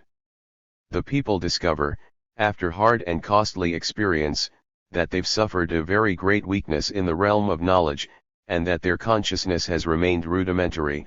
All these reactions signify that to dual world of the settler obey badla post own duality. The recognition and reconstitution of the humanity of the people is the first step out of the Manichean constraint of color or race, and dualism in general. This represents an example of the superstructure influencing the base, as ideas grasped by the masses become a material force, leading to motion to change the system of property relations, i.e. to overthrow colonialism, regain national sovereignty, and begin to build socialism. When the people begin to see themselves as the same as the settler, this allows them to begin to develop the struggle on the base of the truly key category. Example: to be more than the settler is to move beyond a biologically based identity and set of tests, and to begin the development of society on the basis of economic and political needs and interests. It's to understand that colonialism is fundamentally about the economic and political relations between those who are exploited, and those who do the exploiting, even though race or racism is a component tool used in the process. All of this is a part of the reality that's later discovered and helps lead to the shaping of a plan for freedom. The reality is that the struggle against racism is a necessary part of the struggle against colonialism, but the defeat of colonialism is the real object of the struggle. We don't have an immigration problem, we have a capitalism problem. Our examination of paragraph and its context should close with some reflection on the closing paragraphs of Wretched's second chapter, which in themselves should undermine any claim that Fanon saw race as the key category in colonial situations, or that he in any way characterized the decolonization process as a race struggle. We've already seen, Fanon raise the people's recognition of the very great weakness in their knowledge, and the rudimentary character of their consciousness. Weakness was also spoken to by Cabral, who again shows us the continuity between his thought and that of Fanon.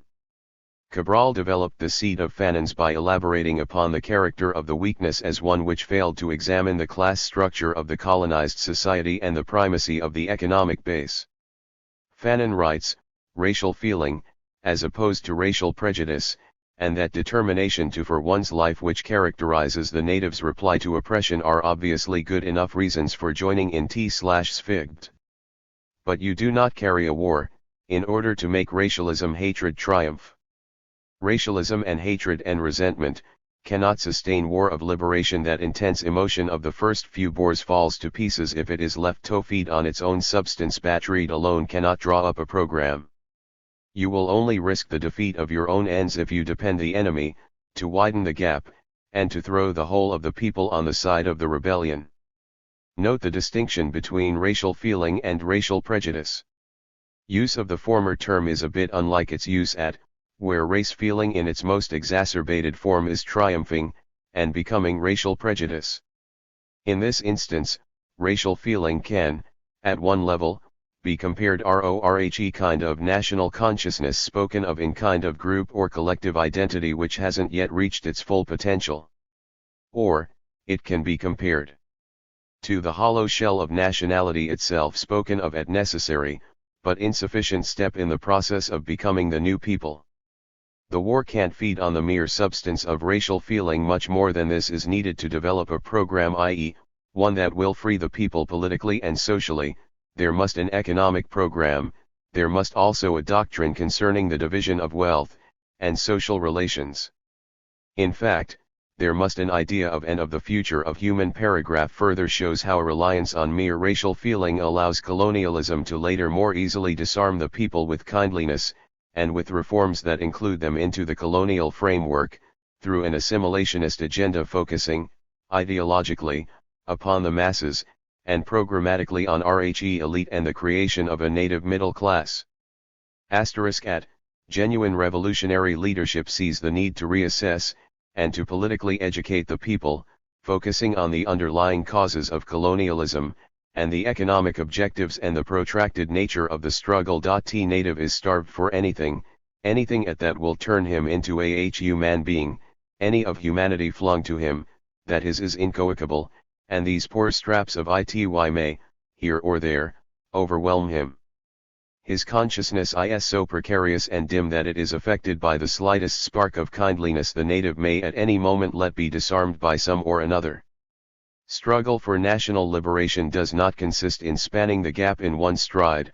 The drama has to be played out in all its difficulty every day, and the sufferings engendered far outmeasure any during the colonial period. Down in the towns the settlers seem to have changed. Our people are happier, they are respected. Day after day by. They must not imagine that the end is already when the real objectives of the fight are shown to them. They must not think that they are impossible to attain once again. Things must be explained to them, the people must see where they are going. And how they are going to get there. The war is not a single battle, but rather a series local engagements, and to tell the truth, none of these are decisive. Continuing to challenge the Manichean categorization of entire groups through a dualist lens, Fanon urges insight that, certain fractions of the population have particular interests and that these do not always coincide with the national interests. People will thus come to understand that national independence sheds upon many facts which are sometimes divergent and antagonistic. Such a taking stock of the situation at this precise moment of the struggle is decisive, for it allows the people to pass from total, indiscriminating nationalism to social and economic awareness. People who at the beginning of the struggle bad adopted the primitive manichaeism of the settler blacks and whites, Arabs and Christians realize as they go along that it sometimes happens that you get blacks who are whiter than the whites, and that the fact of having a national flag and the hope of an independent nation does not always tempt certain strata of the population to give up their interests or privileges. Militant who faces the colonialist war machine realizes that while is breaking down colonial oppression is building up automatically yet another system exploitation. Ibis discovery is unpleasant, bitter, and sickening, and yet everything seemed to be so simple before. The bad people were on one side, and the good on the other. The clear, unreal, idyllic light of the beginning is followed by a semi-darkness that bewilders the senses. The people find out that the iniquitous fact of exploitation can wear a black face or an Arab one, and raise the cry of treason. But the treason is not national, it is social. The people must be taught to cry "Stop thief."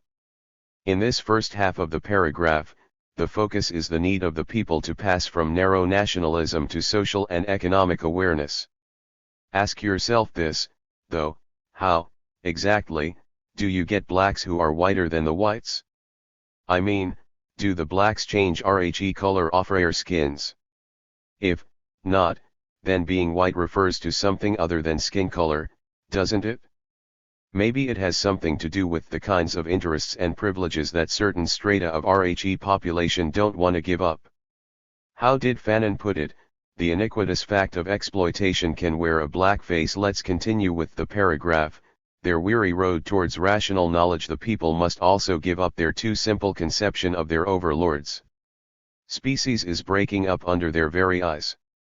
As TJXY 100K around them, they notice that certain settlers do not join in the general guilty bysteria. There are differences in the same species. Such men, who before were included without distinction and indiscriminately in the monolithic mass of the foreigner's presence, actually go so far as to condemn the colonial war. Scandal explodes when the prototypes of this division of the species go over to the enemy, become Negroes or Arabs, and accept suffering, torture, and death. Reflect on meaning of the too simple conception. Cf. their overlords that the people must give up. To consider them all in merely racial terms is surely hard to forbear. It's more. Even when moving beyond race to the socio-economic and political, the people see any species is breaking up under their very eyes, and we notice differences within the same species. Just as earlier we had to reconfigure the images of blacks and whites, now we have to figure out what means when the settlers become Negroes or Arabs. The differences within the species, that is both size, colonizer and colonizer, are marked by forms of thought and practice. Worldview stand thus. People see that, settler is not some New York the man that must be killed. Many members of the mass of colonialists reveal themselves to much nearer to the national struggle than certain sons. Let's look a bit at a few key phrases in starting with Fanon's use of the term species, and he used the term race as if they were interchangeable. In the opening paragraph, there's no use of the word race, and the species in question are characterized as the colonizer and the colonized, i.e., species is used as a socio-political term, not a biological one, and refers to groups of individuals having common interests. However, the term can be used to refer to racial categories, but only within the Manichean framework. Taking wretched as a whole, I contend that Fanon uses not only the term species, but also, the term race refer socio-political groups, and not biologically distinguishable groups. This world is divided into compartments. This world cut in two is inhabited by two. Originality of the colonial context is that economic reality, inequality, and the immense difference of ways of life never come to mask the human realities. When you examine at quarters the colonial context, it is evident that what parcels out the world is to begin with the fact of belonging to or not belonging to a given race, a given species. In the colonies the economic is also a superstruct. Cause is the consequence. You are rich because are white you are rich. This is why Marxist analysis should always be slightly stretched. Ever why time we to do with the colonial problem? There, with reference to the coherent process of struggle and the simultaneous creation of new people.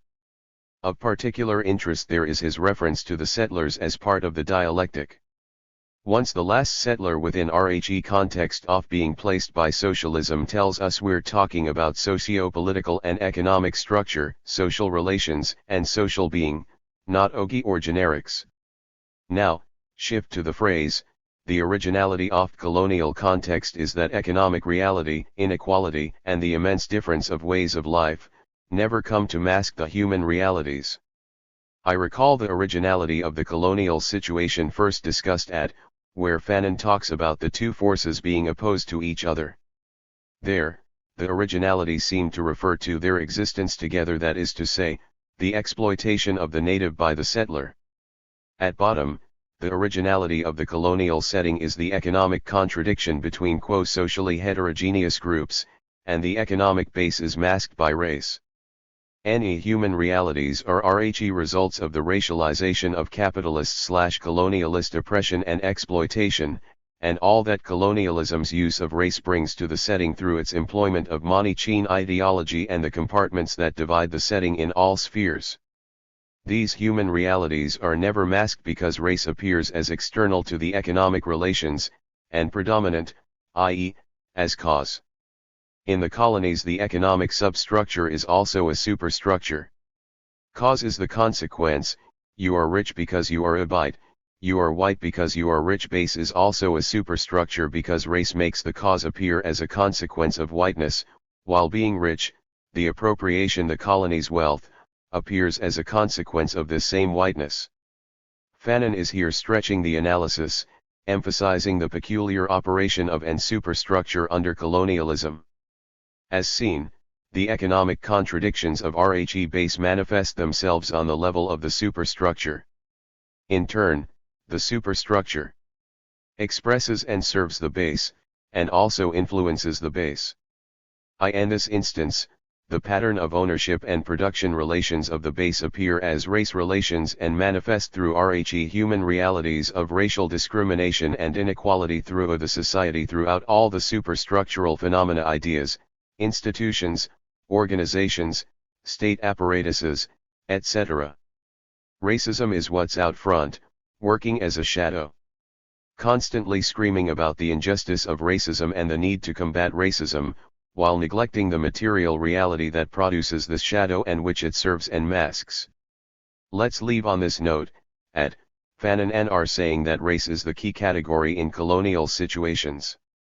At most, saying rat race is one of RHE keys to understanding how the economic base is masked, and that it's a component of colonialism. His point toward the need to stretch socialist analysis in this instance is so that we come to understand the relation of race to class, the role of race in colonial oppression and exploitation. It's on this basis that he points to the question of legitimacy in, i.e., how the superstructure performs the function of legitimizing colonialism with the use of race. Again, there's really no race structure, but a class structure that's been racialized. With regard to, it's precisely because of the dialectical relation between the base and Rhe superstructure in colonial settings, that Fanon says that we must stretch Marxist analysis. He clearly states why. He draws up an image of race in colonial settings. Fanon points out that a reference to divine right is necessary to legitimize the statutory difference between the serf and the knight.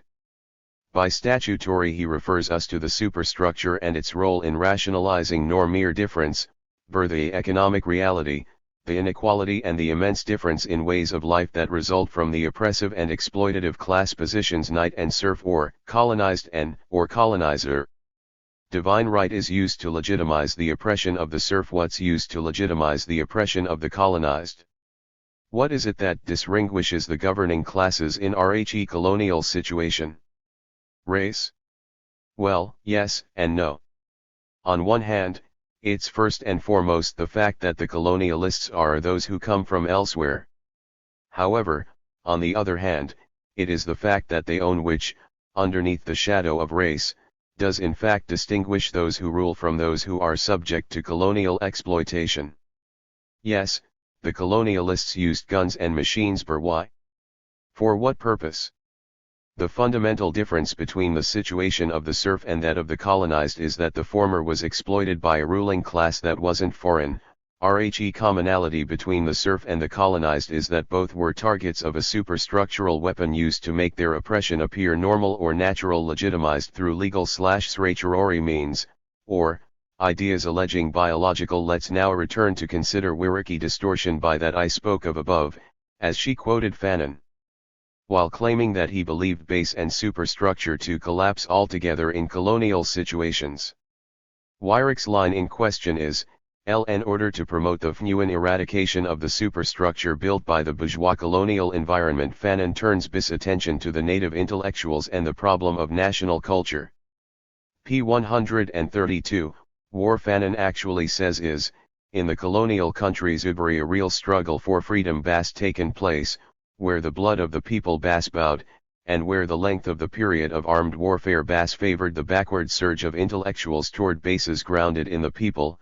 We can observe a genuine eradication of tier superstructure built by these intellectuals from the bourgeois colonialist environment. On one hand, the mere omission of the words these intellectuals changes Fanon's context and meaning, while also raising questions about Weyrich's aim and interests.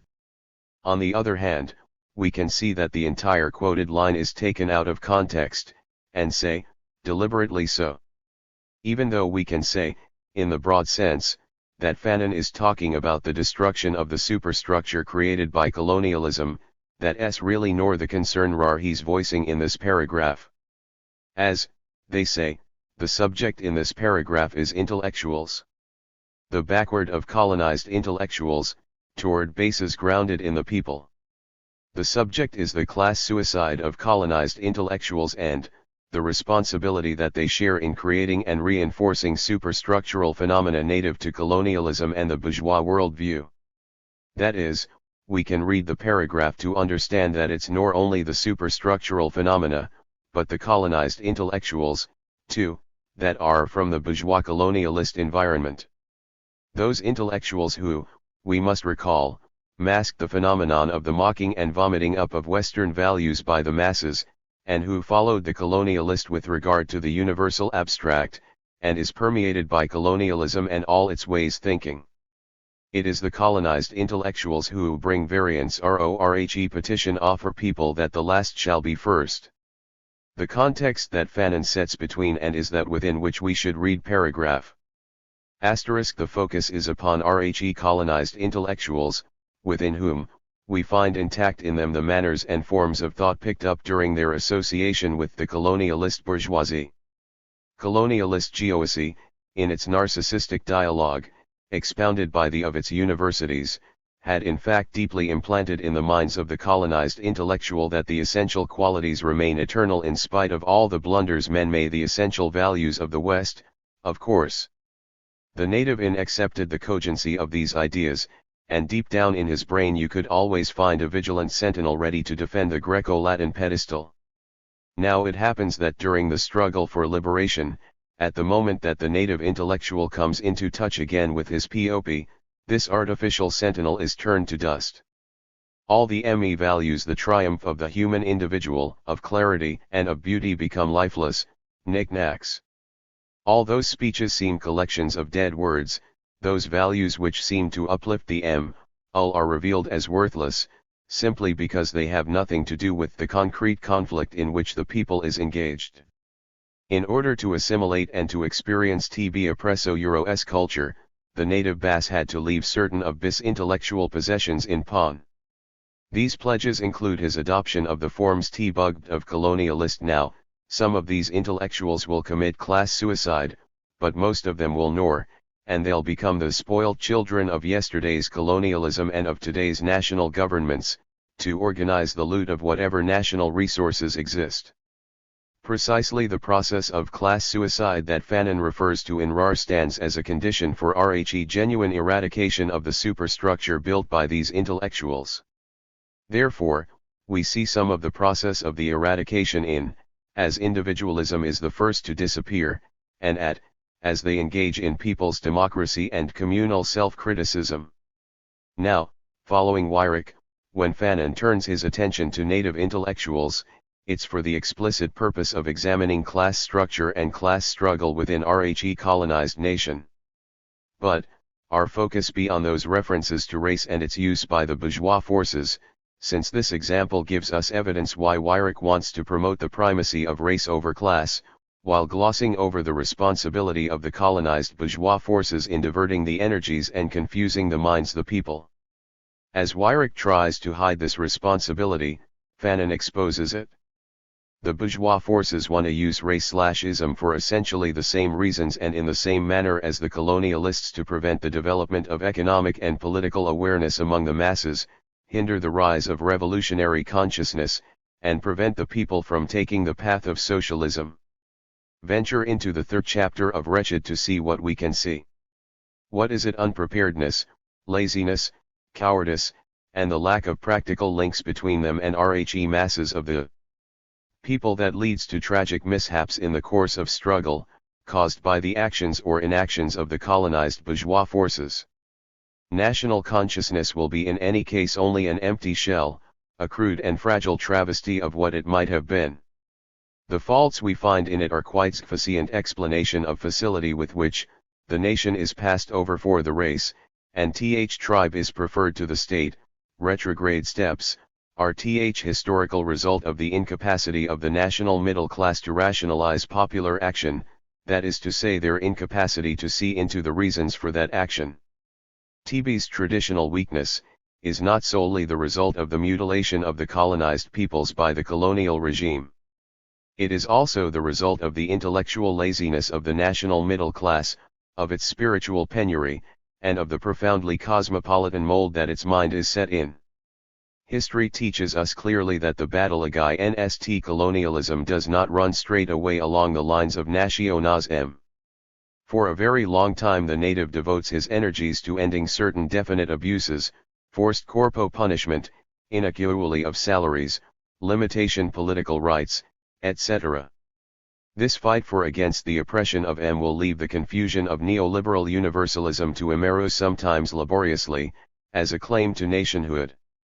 It so happens that the unpreparedness of the educated classes, the lack of practical links between them and the of the people, their laziness, and, let it be said, their cowardice at the decisive moment of the struggle will give rise to tragic mishaps.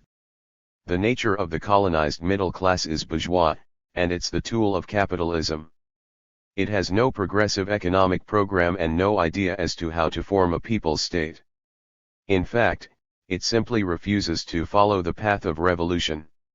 Yet the national middle class constantly demands the nationalization of the economy and of the trading sectors. Ibis is because, from their point of view, nationalization does not mean placing the whole economy at the service of the nation, and deciding to satisfy the needs of the nation. Nationalization does not mean governing the state with regard to the new social relations. To them, Nationalization quite simply means the transfer into native hands of those unfair advantages are a legacy of the colonial period. TB native bourgeoisie which comes to power uses its class aggressiveness to corner the positions formerly kept for foreigners. It waves aloft the notion of the nationalization and Africanization of ruling classes. TB fact is that successive action will become more and more tinged by racism. Working class of the towns, the masses of unemployed, the small artisans and craftsmen for their part line up behind this nationalist attitude, but in all justice let it be said, they only follow in the steps of their bourgeoisie. If national bourgeoisie goes into competition with the Europeans, the artisans and craftsmen start against non-national Africans. From nationalism we have passed to ultranationalism, to chauvinism, and finally to racism. Summing up, we can read chapter NTE, in this instance, as an examination of the class use of race. About the class struggle that must take place among the people if genuine national independence is to occur. I'd hope that we can read this chapter in particular with regard our own struggle and the lead given us by the bourgeois forces in our midst, who also use Africanization as a cloak for their aim to dominate as a class, in alliance with their capitalist masters. Fanon gives some advice on the means to be used to prevent neocolonial situations. TB bourgeoisie should not be allowed to find the conditions for its existence and its growth. In other words, the combined effort of the masses, led by a party, and of the intellectuals who are bigly conscious and armed with revolutionary principles, ought to bar to this useless and middle class. Care should be taken to distinguish the mass of the intellectuals or the class of bourgeois and petty bourgeois forces, from those who have committed class suicide. Not all intellectuals are highly conscious, and nor all peri-bourgeois or pseudo-bourgeois forces are armed with revolutionary principles. Most of all, Fanon is nor saying that it's even the revolutionary petty bourgeois/intellectuals that lead, it's the masses that are to be led by a principle, their party, which they combine with the efforts of those intellectuals that are highly conscious and armed with revolutionary principles, those who have returned to the source and have been reborn. Fanon says of the latter, we must know how to use these in the decisive battle, while closing the road to the bourgeois forces. 5e On the deconstruction of race in the modern world, the race struggle has become part of the class struggle. It is only the ending of capitalism, colonialism, imperialism, and neocolonialism, and the attainment of world communism that can provide the conditions under which the race question can be abolished and eliminated. It seems right to close by planting seeds that should help to develop the process of the deconstruction of race as a concept, and the elimination of racism as a form of thought and practice. Bouncing off of Kruma, the race struggle is the struggle to disauthenticate the concept of race, upon which the practice of racism stands. However, we must perceive and manage race process as one component of the larger battle to overthrow capitalism and to build socialism. That is, the race struggle is part of the struggle between oppressed and oppressing classes, because disguises the material reality upon which capitalist exploration is based, and promotes RHE view that the tool is the cause. My position has been that Fanon regarded race and racism as significant obstacles in the path of true freedom, that he saw race as a shadow that derived its substance from the stability and operation of the base. As the base was attacked, as the people waged the national class struggle, on the political and economic fronts the base lost ability, and RHE shadow began to fade and lose its ability to confuse and divert energies. The third chapter of Wretched provides the best example, as we see the racialized thought and practice of the bourgeois forces uprooted as a result of the people's effort to politically overthrow and negate the power of the bourgeois forces. It's through this process that the people assume control over all the material means required to build and safeguard their new social order. Thus, we're provided with the guides to our own action in developing the primary components of our process of deconstruction of race and racism. That is, the process is part of the national class struggle, a struggle that unfolds in all social spheres, and which has three major forms: ideological, political, and economic. The national class struggle is the motive force for social development, in this case meaning it aims to change the relations of production and the pattern of ownership of the means of production, which in turn becomes the condition for corresponding changes in the superstructure, i.e. to free the process of development, the productive forces, and usher the creation of the all-round environment in which race as a concept is eliminated, and the thought and practice of racism is uprooted. What did I just say? The battle against racism must be waged, but fighting that battle in isolation from the other forms of national class struggle will be insufficient. Fighting racism alone won't end racism, any more than directing blows at a shadow will eliminate that shadow. However, this is not to say that the battle against racism is not necessary. The deconstruction of the concept race and the battle against racist thought and practice are pivotal to the revolutionary process. Pro-capitalist and anti-socialist forces have historically relied on the shadow of race, racial thought and practice, to undermine class/national revolutionary struggle. The very idea of race has to be dismantled so that people can more easily overcome its appeal. Mao Zedong, for example, if racial identity is a form of collective mental illness, then we need to engage whatever psychological means necessary to effect a cure. If racism is a bad idea, we need to focus attention on the source of origin and the means of its reproduction, so we can change it with the correct idea. Where do correct ideas come from? Do they drop from the skies? No. Are they innate in B-mind? No.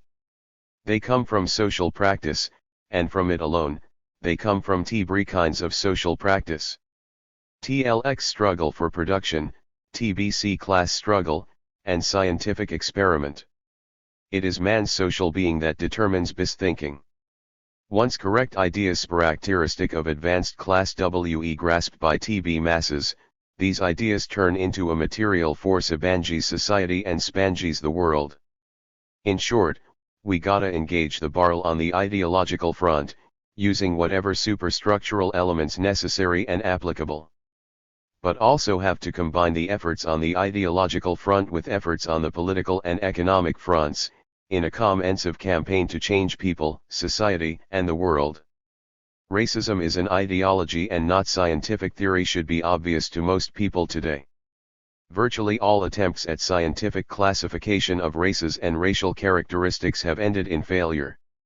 This is because race is not a concept that arose from scientific investigation, rather, it developed historically among whites as a social idea to explain the inferior status assigned to non-whites. Ibis, when WC discuss racism, we are dealing with a set of social ideas that reflect established social relations. If we want to know how these social relations originally came to be established, we must look beyond the ideology once racism began developing as an ideology. However, there was lack of scientific experts who sought to lay upon it the mantle of scientific objectivity. Many scholars have abandoned TK use of th concept of race as a of categorizing peoples. Skin color and other physical features do not reveal much about the genetic makeup of an individual group. Two individuals with the same skin color and hair texture may be more genetically different from one another than they are from two persons with another pigmentation. For this reason, scholars have concluded that African, and other peoples as well, are so internally different that the old way of classifying people according to physical appearance race is longer useful. Part of the battle on the ideological front involves, as Allen implies, pulling the pseudo-scientific veneer off of the concept race and the ideology of racism. However, as we read words, also see another aspect of the ideological battle, the elimination of racial language, and the need to develop and promote language that truly reflects the reality of capitalist hegemony and exploitation, and the revolutionary interests and vision of the people.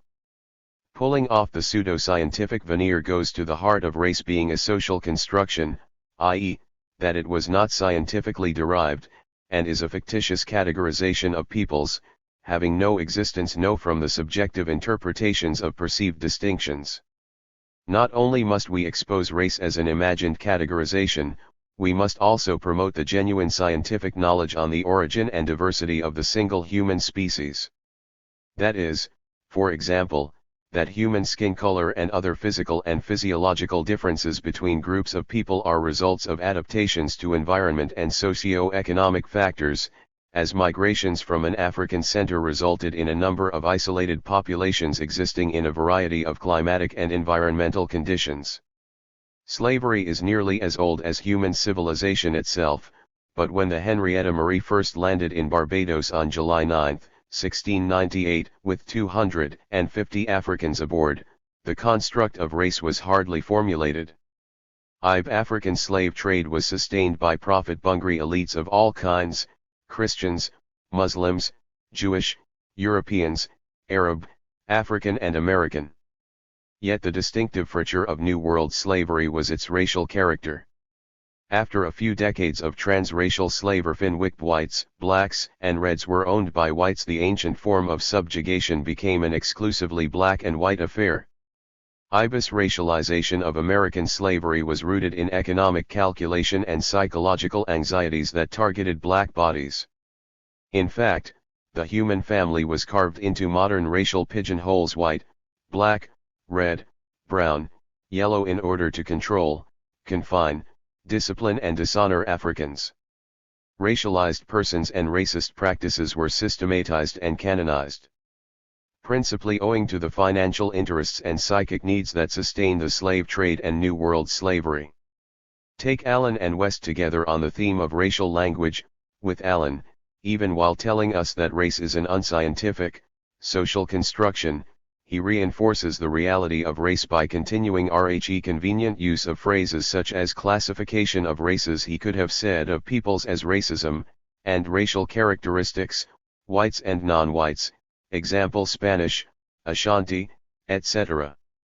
With West, he tells us that the construct of race was hardly formulated in 1698, yet he, too, reinforces its reality through the same persistent use of, first, the phrase transracial slavery, and then using the invented categories whites, blacks, and reds and exclusively black and white affair.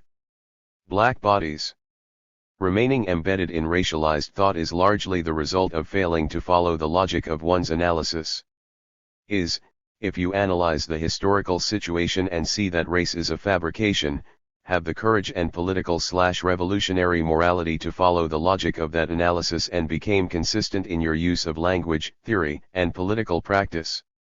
If I truly believe that race is a fiction, I reasonably string together words like virtually all attempts at scientific classification of races and racial characteristics have ended in failure. Why, of course they have. Therefore, the sentence should read, say, virtually all attempts to classify the various human groups as races and to term their physical differences as racial, have ended in failure.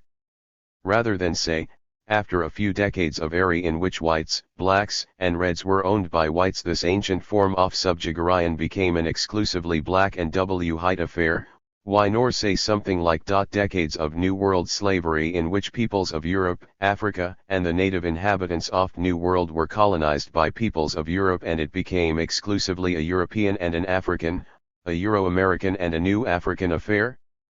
Making the effort to use more appropriate language forces us to engage in the creation of a more accurate picture of historical and contemporary reality, while also giving shape to the new vision and the articulation of the revolutionary interests of the people. The struggle to uproot old/bad bourgeois ideas promotes new socialist/humanist ones in the process. Recall, as Wretched opens, Fanon tells us that decolonization influences individuals and modifies them fundamentally, and that it's introduced by new, and with it a new language and a new humanity. The deconstruction of race as a concept and the struggle against racism on the political front starts by understanding politics as everything related to our lives, and not just those things related to the electoral arena. More precisely, we can define politics as a concentrated expression economics, concerned with the acquisition, retention, and use of state power, which is used to realize revolutionary interests of society. Politically, the deconstruction of race attacks the cause, and seeks to prevent the use of race to for example, any struggle against racial profiling ain't a mere struggle against racism, but one against one, colonial aggression, and two, capitalist exploitation under the guise of racial discrimination. In such instances where we combat racial profiling, Slogans should always be raised that target the capitalist body which projects the racial shadow. Economic struggle against racist practice and the deconstruction of race must also be connected against the body and not be confused and diverted by the shadow. For example, racial discrimination in housing, wages and employment, healthcare, etc., should all be placed within the context of national class oppression and exploitation as inequalities expressing and reinforcing economic exploitation and political domination of oppressed nationalities and classes, to sustain capitalism as fundamental expressions of capitalism and not mere racism, perceived as external to capitalism. Bottom line, anyone claiming to attack racism while claiming that racism is the only thing wrong with the system, either terribly confused or an outright enemy of the people and their interests. If we truly want to get rid of racism, we have to overthrow capitalism. First, new language developed on the ideological front is used in the political and economic fields to name the enemy and define to identify the interests and goals of the people. The language of the bourgeois forces sees classes and nations as races and glow within racial boundaries. E.G4 seeks to confine ours through a kind of racial equality within the capitalist order. That we haven't made more racial progress for the masses/people as a whole is no wonder. Part 4. On the restoration of nationhood, of revolutionary consciousness, and the socialist/humanist objective 6. Point of departure: nation, the state, and national culture. 1. The nation is 2. The nation and the state according to Fanon. 3. Culture and national and revolutionary. 6b. I.e. misadventures of national and class consciousness. L. National consciousness. Bourgeois and revolutionary nationalism. 2. Class bourgeois and proletarian/sacralist. 6c. L. Ink taking on of new skin. And reparations. L. New skin and socialist humanism. Reparations, self-reliance. And DCI inking note, to the of 6b were never 6. Point of departure: there are two kinds of nationalism, revolutionary nationalism, and reactionary nationalism. Revolutionary nationalism is first dependent upon a people's revolution, with the end goal being the people in power. Therefore, to be a revolutionary nationalist you would by necessity have to be a socialist. If you are a reactionary nationalist, you are not a socialist, and your goal is oppression of the people. Huey P. Newton. I. Fundamental contradiction in the process of development of a thing, and the essence of the process determined by this fundamental contradiction, will not disappear until the process is completed, but in a lengthy process, the conditions usually differ at each stage. The reason is that, although nature of the fundamental contradiction in the process of development of a thing and essence of process remain unchanged, the fundamental contradiction becomes more and more intensified as it passes from one stage to another in the lengthy process. In addition, among the numerous major and minor contradictions which are determined or influenced by the fundamental contradiction, some become intensified, some are temporarily or partially resolved or mitigated, and some new ones emerge. Hence, the process is marked by stages. If people do not attention to the stages in the process of development of a thing, they cannot deal with its contradictions. Mao Zedong. In Part Henri, I wrote, "We need to critical study everything ever written on the origin of the word and concept nation, and on the evolution of nationalism. While engaged in this study, we must avoid the quagmire of both bourgeois and doctrinaire or vulgar Marxist interpretations. Like race and class, the word and concept nation has also been socially constructed by peoples as they've made their own history one defined from the perspective of their own needs and interests. Nations existed in the world prior to their appearance in Europe. We must come to distinguish modern from pre-modern, capitalist from pre-capitalist, nations sovereign from oppressed nations. And, just as there is pro-capitalist bourgeois nationalism, there is also pro-socialist revolutionary nationalism, whereby peoples shape a new nationality in the implacable struggle which opposes socialism to capitalism. We need to discuss what the / a nation is, so that we get a better understanding of what we fight for, and how to conduct the fight. This discussion is especially necessary for those who, 1. Think that they can fight for socialism without engaging national realities, and those who 2. Think a nation is same as the race, or that black liberation and national liberation are the we need to discuss Fanon's idea of the nation, even if to simply understand his use throughout wretched of such terms as national, national character, nationalism, national consciousness and nationality, so that we come to understand that he makes a fundamental distinction between bourgeois/reactionary nationalism, and revolutionary/socialist nationalism. Fanon distinguishes nationalism, national consciousness, while also showing that nationalism and national consciousness are both necessary, that neither, alone, is sufficient to acquire genuine liberation/social revolution. And that nationalism can lead the people up blind alleys. No matter the contemporary terms, we are still engaged in a fight over the fate of nations, a fight to build new nations and new types of nations, practice.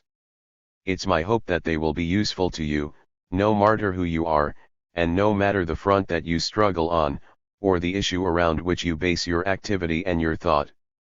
I'm gonna talk about the nation here, but probably not as you might expect. I'm gonna use words that you're familiar with, but they'll be given a twist invested with slightly new meanings.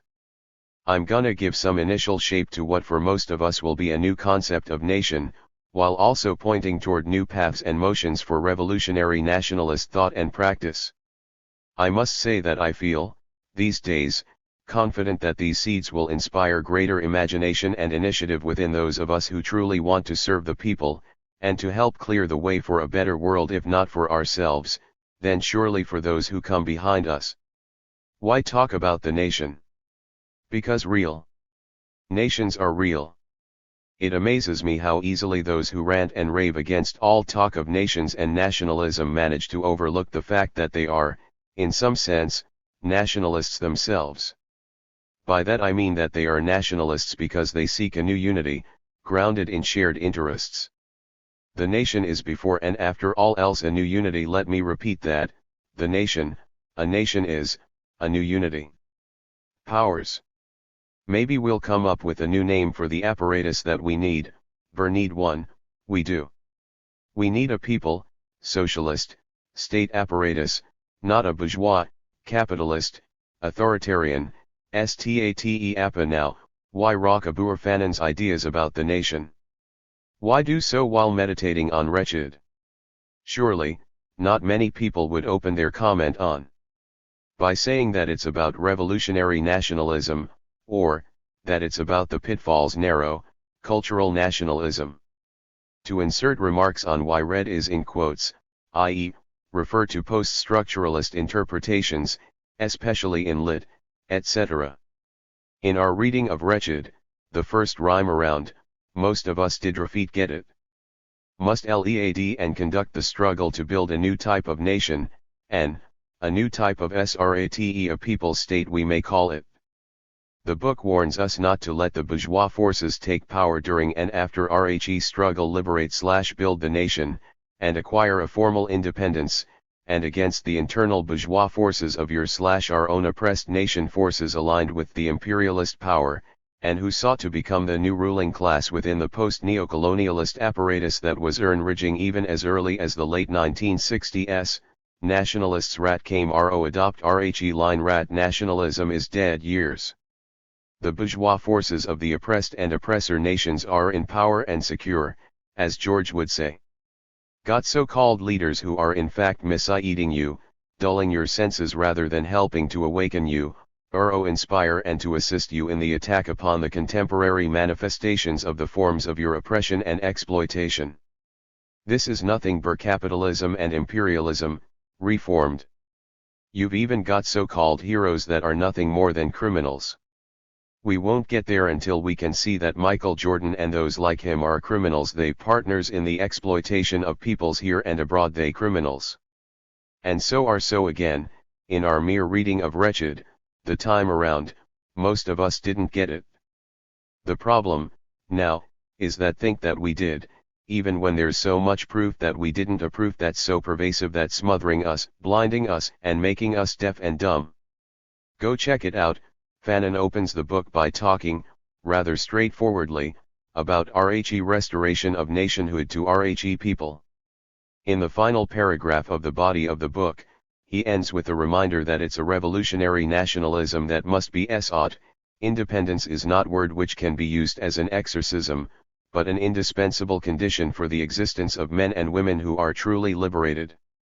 In other words, are truly masters of Ali. The material means make possible the radical transformation of society. And what did say? The living expression of the nation is the moving consciousness of the whole of die people, it is the coherent, enlightened action of men and women national government.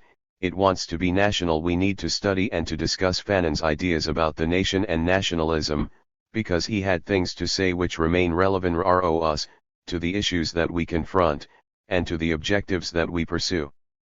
Fanon and wretched are relevant to your concerns over your next paycheck, or lack thereof, relevant to your concerns over your health care, or lack thereof, and to every other concrete issue which touches your life. Fanon said things in the book about the narrow nationalists that can help you to change the political relations in your neighborhood, where today the petty bourgeois politicians and business people are calling shots that are not in your interests. I only hope that I can string together the words that will make all of this, and more, clear to you, clear enough that you begin to think differently and to act differently. To think differently about yourself, your so-called leaders, and about your ability to become a leader, i.e., a fully responsible citizen of your nation no matter what it's called. How does the song go? It's winter in America, and no one knows what to save. Well, it's still winter inside US borders and throughout the world, and too few of us seem to know what to save, i.e., what to fight for, and we have no sense of how to conduct the fight under present air conditions. We need revolutionary orientation, but few, if any, of the favored authors are real revolutionaries.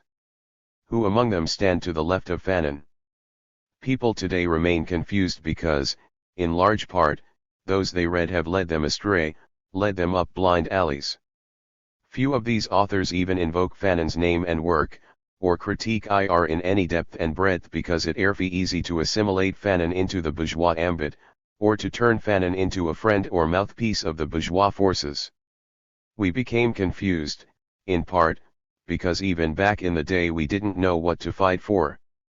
Some of us, at one point or another, thought that the fight was for civil rights, and when we were told that the civil rights movement had run its course, we believed that the real fight was over, yet we weren't quite comfortable with that lack of freedom that we knew/know still exists. The struggle has always been about for more than mere civil rights, and that movement simply marks one stage in the long process of resolving the fundamental contradiction between ourselves and capitalist America. Some of us roar that we were fighting for a black power, which was to manifest itself through electoral participation within the boundaries of bourgeois hegemony. We thought black power would take the form of vaguely defined community control or equality or parity or pluralism, also to be exercised within the bounds of capitalist hegemony. So, when we were told that the black power movement, too, had matured and turned green, we again couldn't understand why we did feel like full citizens, sharing and exercising real power in US society. Then too, many of us thought that we were fighting for a black skin liberation, and as we continue that struggle today, we can't understand why even the struggle itself remains so elusive and amorphous, and why so hard to unite the people around the slogans that are based on a narrow nationalism. As the 1960s came to a close, we entered the first few years of IME's yaki sayles, the 1970s becoming more and more frustrated and disoriented, as the revolutionary thrust was defeated through a combination of the weakness of the revolutionary forces, the struggle for power and leadership over the people that was waged by the internal bourgeois forces, and the external eric by the oppressive state. We lost our momentum, the continuity was broken, and the revolutionary forces abandoned their ties to the people. A IOW tide was the result. So now the question is, what to do, after revolution has failed, all questions must center on how new revolutionary consciousness can be mobilized around a new set of class antagonisms that have been created by the authoritarian reign of terror. At which level of social, political, and economic life should we begin our new attack? George Jackson. There has to be a raising of questions, and a search for answers and for new inspiration and guidance. Although too many of us think otherwise, part of the reason for the lack of greater revolutionary momentum ARRHE present rhyme is rar we haven't raised enough questions, or, been raising the wrong questions. We haven't sufficiently uncovered the lessons to be drawn from previous experience, and not brought that knowledge to bear upon the present and the problems we confront as we head into the future. Relatedly, we've failed to maintain our grasp upon, and failed to continue to develop, the tools that we were beginning to use during the revolutionary thrust that failed, thinking that our path had been wrong, rather than our way of walking it.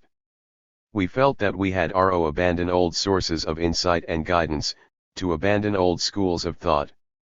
We were told that we had to become postmoderns or post-structuralists, and we didn't know the inherent dangers of these, with their bourgeois orientations. We accepted the lies, the new theoretical and ideological offensives launched by the capitalist state, and carried out by its intellectual agents and the petty bourgeois forces in our midst, contributed our forgetting what we're fighting for. We fight, today, for RHE same things we fought for, as Fanon wrote, the bed of the earth. We engage the same foes that we engaged then, too. Despite what our enemies have told us, and despite what many of us now believe, we yet reached the end of the social collective *CT. The contradiction between capitalism and socialism is still fundamental in all national societies. The contradiction between imperialism and REV nationalism is still fundamental in the world. This is why you need to be reminded what you need to be reminded of. We're still engaged in the same, simply reached a different stage, and we witness and experience changed forms of the major and minor contradictions that are determined and influenced by the fundamental contradiction. In fact, the fundamental contradiction, itself, appears to be new only because of the changes undergone as it passed from its previous to its present one, while its essence has remained the same. I opened with words from Huey and Mao. Huey's words are used to set the foundation for the theme, which argues that Fanon is the prototypical revolutionary nationalist, and that Wretched is the manifesto that helped to shape our still developing understanding of nationalism. It was part of Huey's genius that allowed him to make the distinction between revolutionary nationalism and bourgeois nationalism. Although we may re-articulate some of RHE concepts shaping it, or identify it with the use of other terms, revolutionary nationalism remains the objective for most of the world. Peoples carries out a national revolution against capitalism, and to build socialism. Revolutionary nationalism is not only, though, anti-capitalist, also anti-patriarchal, and abhors all forms of gender oppression. In Wretched, Fanon took aim at the fundamental contradiction in the world, that between imperialist oppression and the struggle for national liberation. Put another way, Fanon aimed at the contradiction between capitalism and the struggle for the development of socialist societies. Wretched is about the struggle to shape new, socialist nations, to shape a new type of nationalism in the still bourgeois-dominated era. Wretched links culture to the process of making history as new, socialist nations. It links national consciousness to socialist consciousness, via the revolutionary character of national struggles in the era dominated by imperialism. Sartre echoes Fanon. In order to triumph, the national revolution must be socialist. If its career is cut short, if the native bourgeoisie takes over power, the new state, in spite of its formal sovereignty, remains in the hands of the imperialists. Later, Sartre reminds us that Fanon had urged the peoples of Africa, Asia, and Latin America, to achieve revolutionary socialism all together, everywhere, else one by one we will be defeated by our former masters.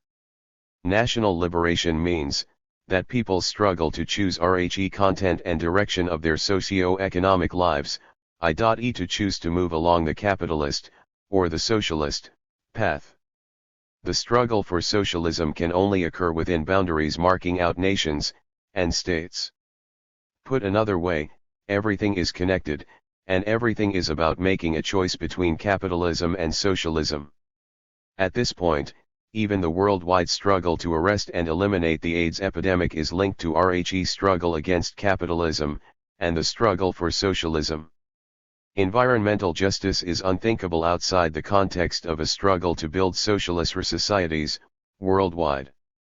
Whatever the issue, whatever the struggle, it's linked to the choice between capitalism or socialism.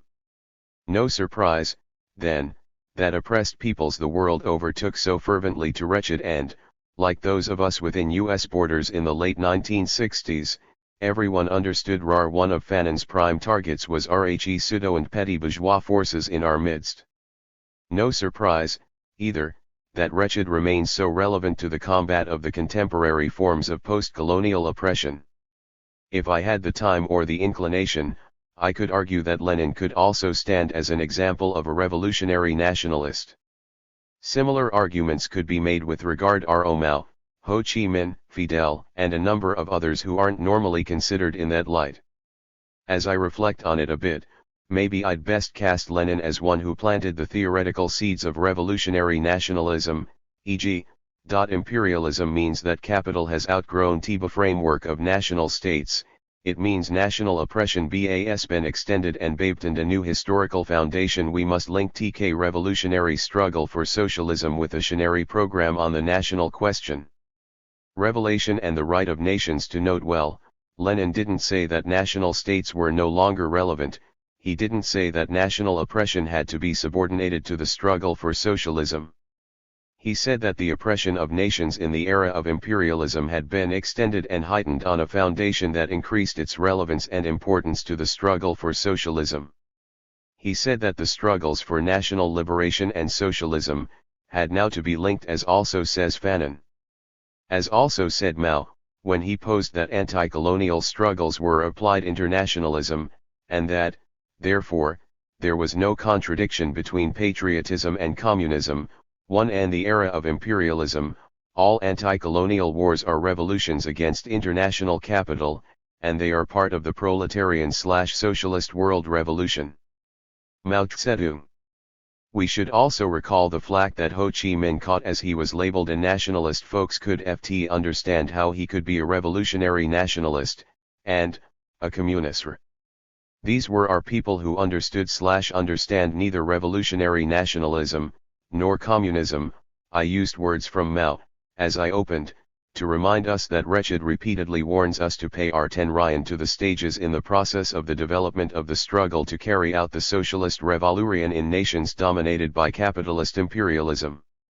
Wretched foretold the consequences that would result if the revolution failed, i.e., should the people not block the rise to power of the bourgeois nationalist forces. Wretched continues to offer us insight and guidance if we open ourselves to it as we enter the middle of the first decade of the new century. It offers us perception and direction as we engage the forces of globalization, which wages war upon the people of Iraq, threatens the people of Iran and North Korea, assists in the genocide of the Palestinian people, and ravages the lands and peoples of Africa, Asia, and Latin America. WPED remains relevant to our search for political identity, ideological purpose, and revolutionary direction as we can renew RHE necessary debates and struggles over philosophical stands and theoretical formulations, issues of race and class, nationalism and anti-authoritarianism, communism and capitalism. Wretched remains relevant and useful as we struggle to develop the theory and practice that will help to mobilize the majority of the people in opposition to those who now rule. It remains relevant to our effort to construct new forms of international solidarity against rapacious capital, and build free, socialist societies. Nations. 6a. Nation, the state, and national culture. 1. The nation is 2. The nation and the state according to Fanon. 3. Culture, national and revolutionary nation is thinking of how to open this section. RHE following seems a good enough hook. Europeans often forget that colonial peoples, too, are nations. Vi. Lenin, a caricature of Marxism and imperialist economism. We all think that we know what a nation is. However, some of us have forgotten, while others have never known. In either case, it boils down to allowing those who oppose our interests to tell us what to think, rather than aiding us in our process of learning how to think. As I look back, now, Finn amazed ROC how quickly and uncritically I accepted various definitions of nation. Amazed at my failure to undertake an examination of the particular contexts out of which various definitions of nation arose. Finn amazed at my failure to seek to uncover the true purposes that those definitions were meant to serve.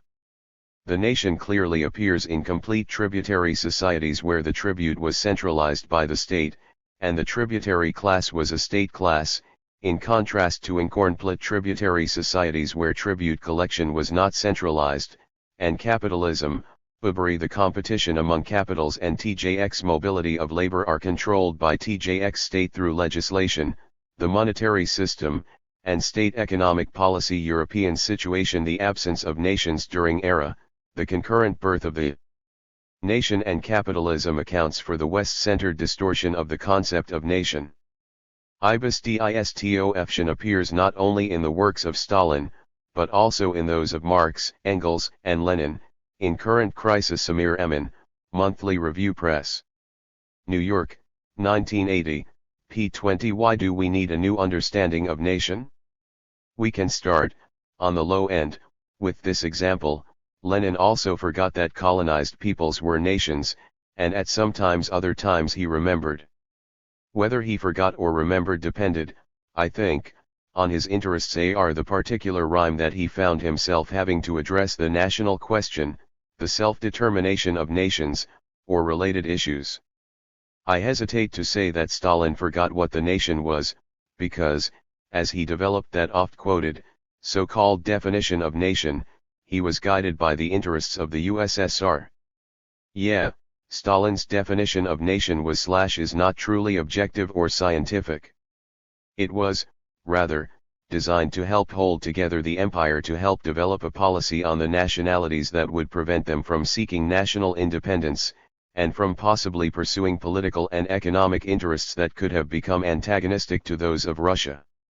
Now, moving a bit toward the high end, we need a new understanding, a new and better grasp, a new image concept of nation, because we have chosen and we can choose our nationality, and contenra of its character.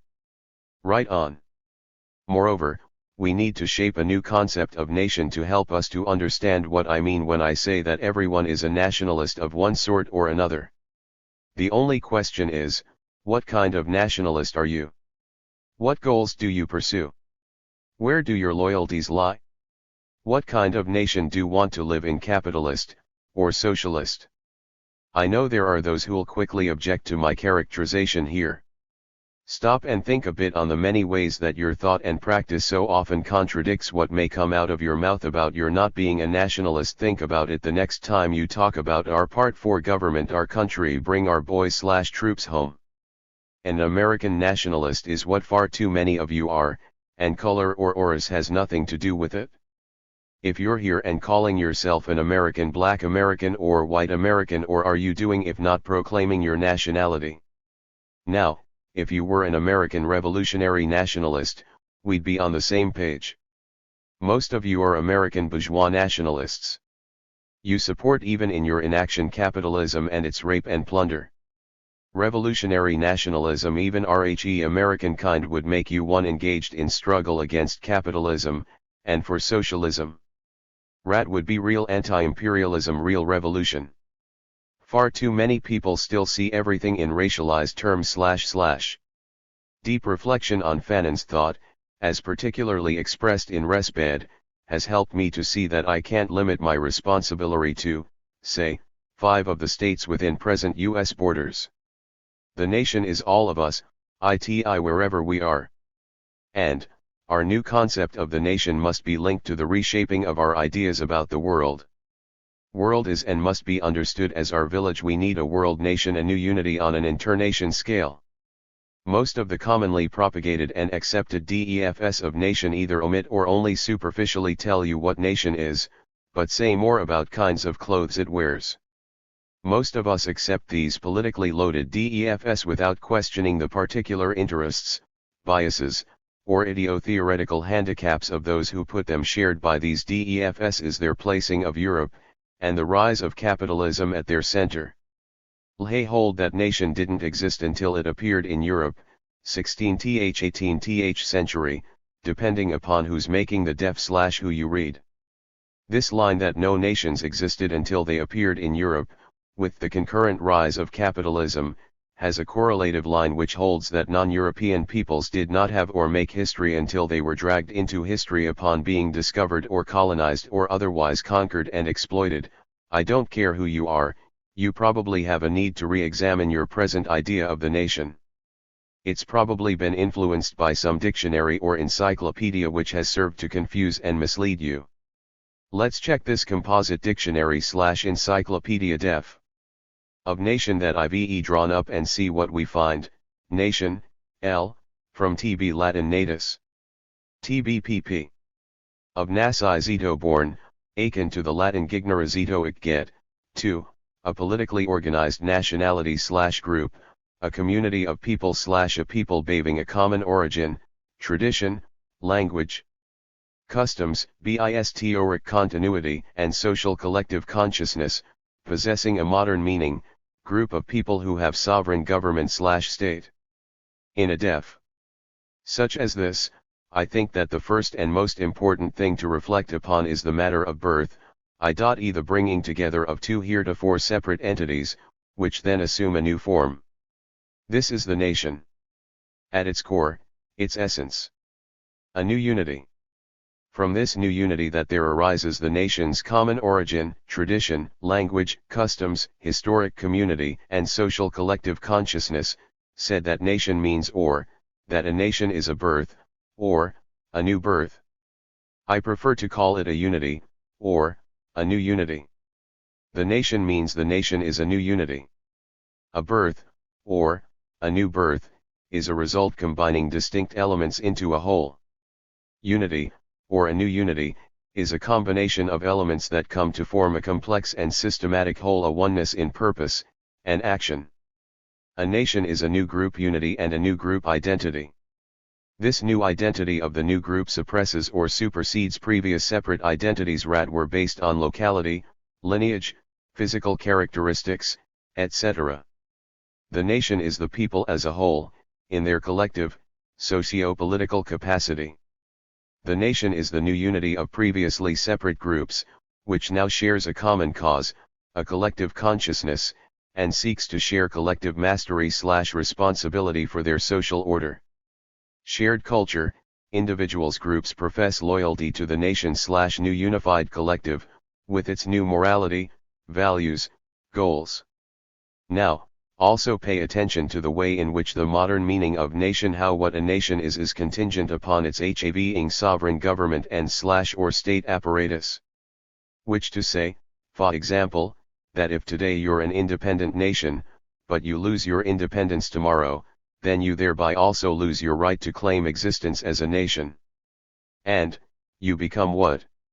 A colonized people? An enslaved people? A tribe federation of tribes. Negroes. Black people. Now, check out a dictionary of philosophy, which was produced in Russia/the USSR, nation and nationality. Nation, a historically formed community of people which succeeds nationality.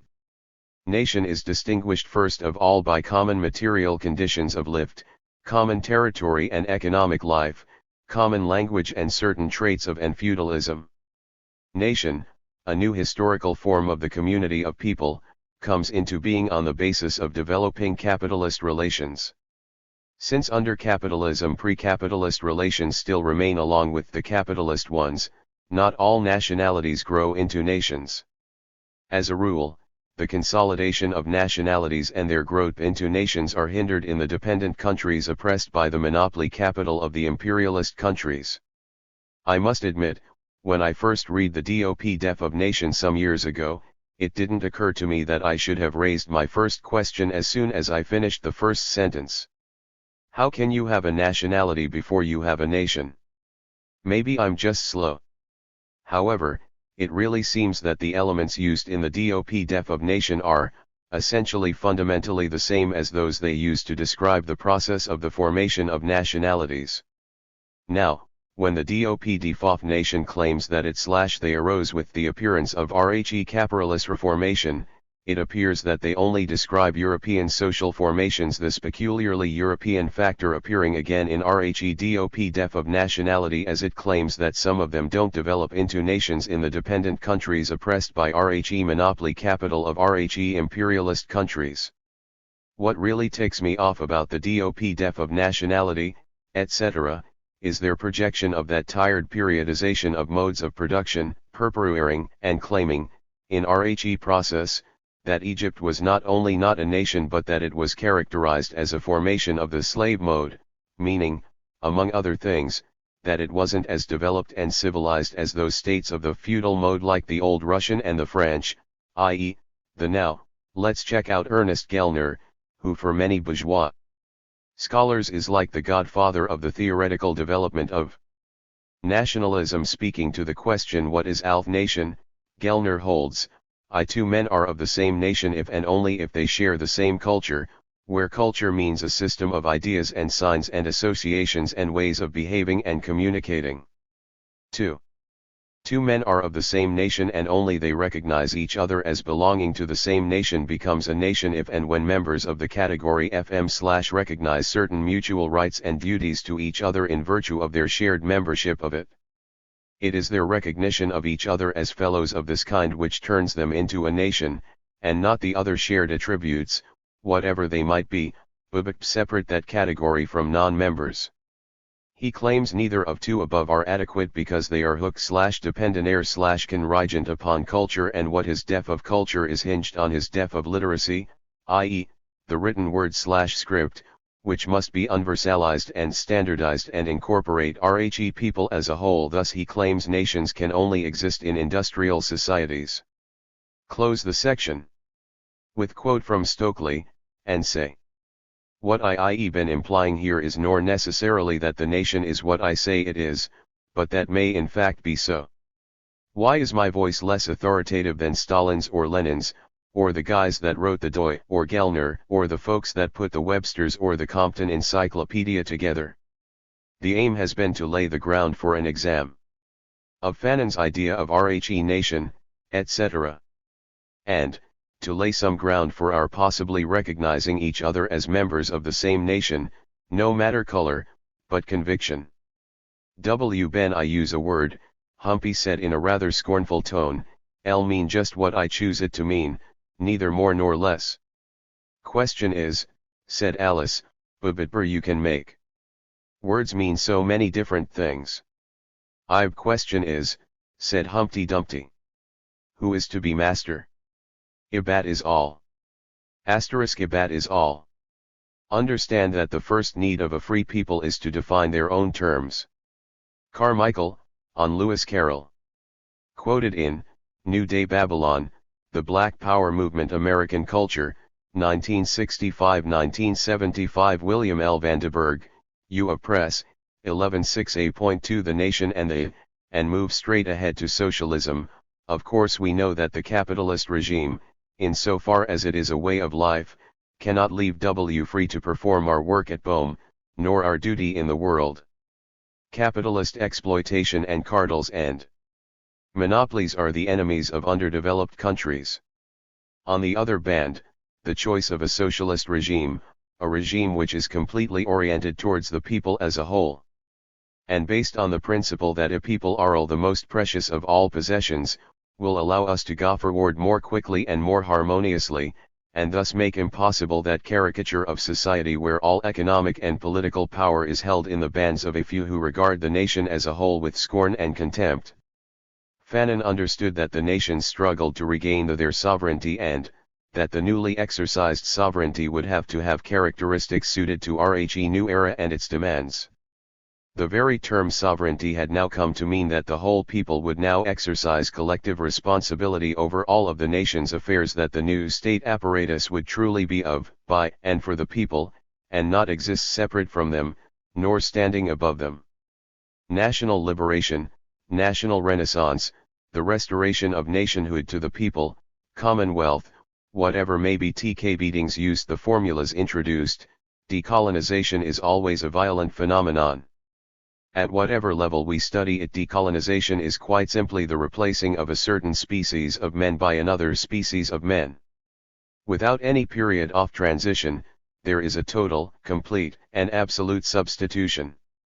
It is true that we could equally well stress the rise of a new nation, the setting up of a new state. But we bark precisely chosen to speak of that kind of tabula rasa which characterizes at the outset all decolonization. Its unusual importance is that it constitutes, from the very day, the minimum demands of the colonized. To tell the truth, I had to read the entire book several times before I realized that the title of RHE first chapter rends to mislead. We aren't accustomed to thinking of violence as anything other than armed forms of struggle, so we get sidetracked by the always a violent phenomenon line. Check it out. Here we are reading a chapter on violence, but most of us think of only in terms of arms physical force, but Bao does actually talk of arms physical force. You might expect every page to contain some mention of guns, knives, armed encampments, guerrillas training in the forests, nightly raids on the farms of settlers, attacks on local police stations or military outposts, but Bao much of this is actually there, in this first chapter. Violence? Not much, you sap. Well, why do you think that? Meditations. Part 2, p. 186. In most cases, colonial violence in armed/bicycle forms is preceded by unarmed and non-physical forms of aggression, in the guise of traders, academics, missionaries who seek not only to lay hold of the land and labor of peoples, but also to lay hold of their minds, their customs, and their languages.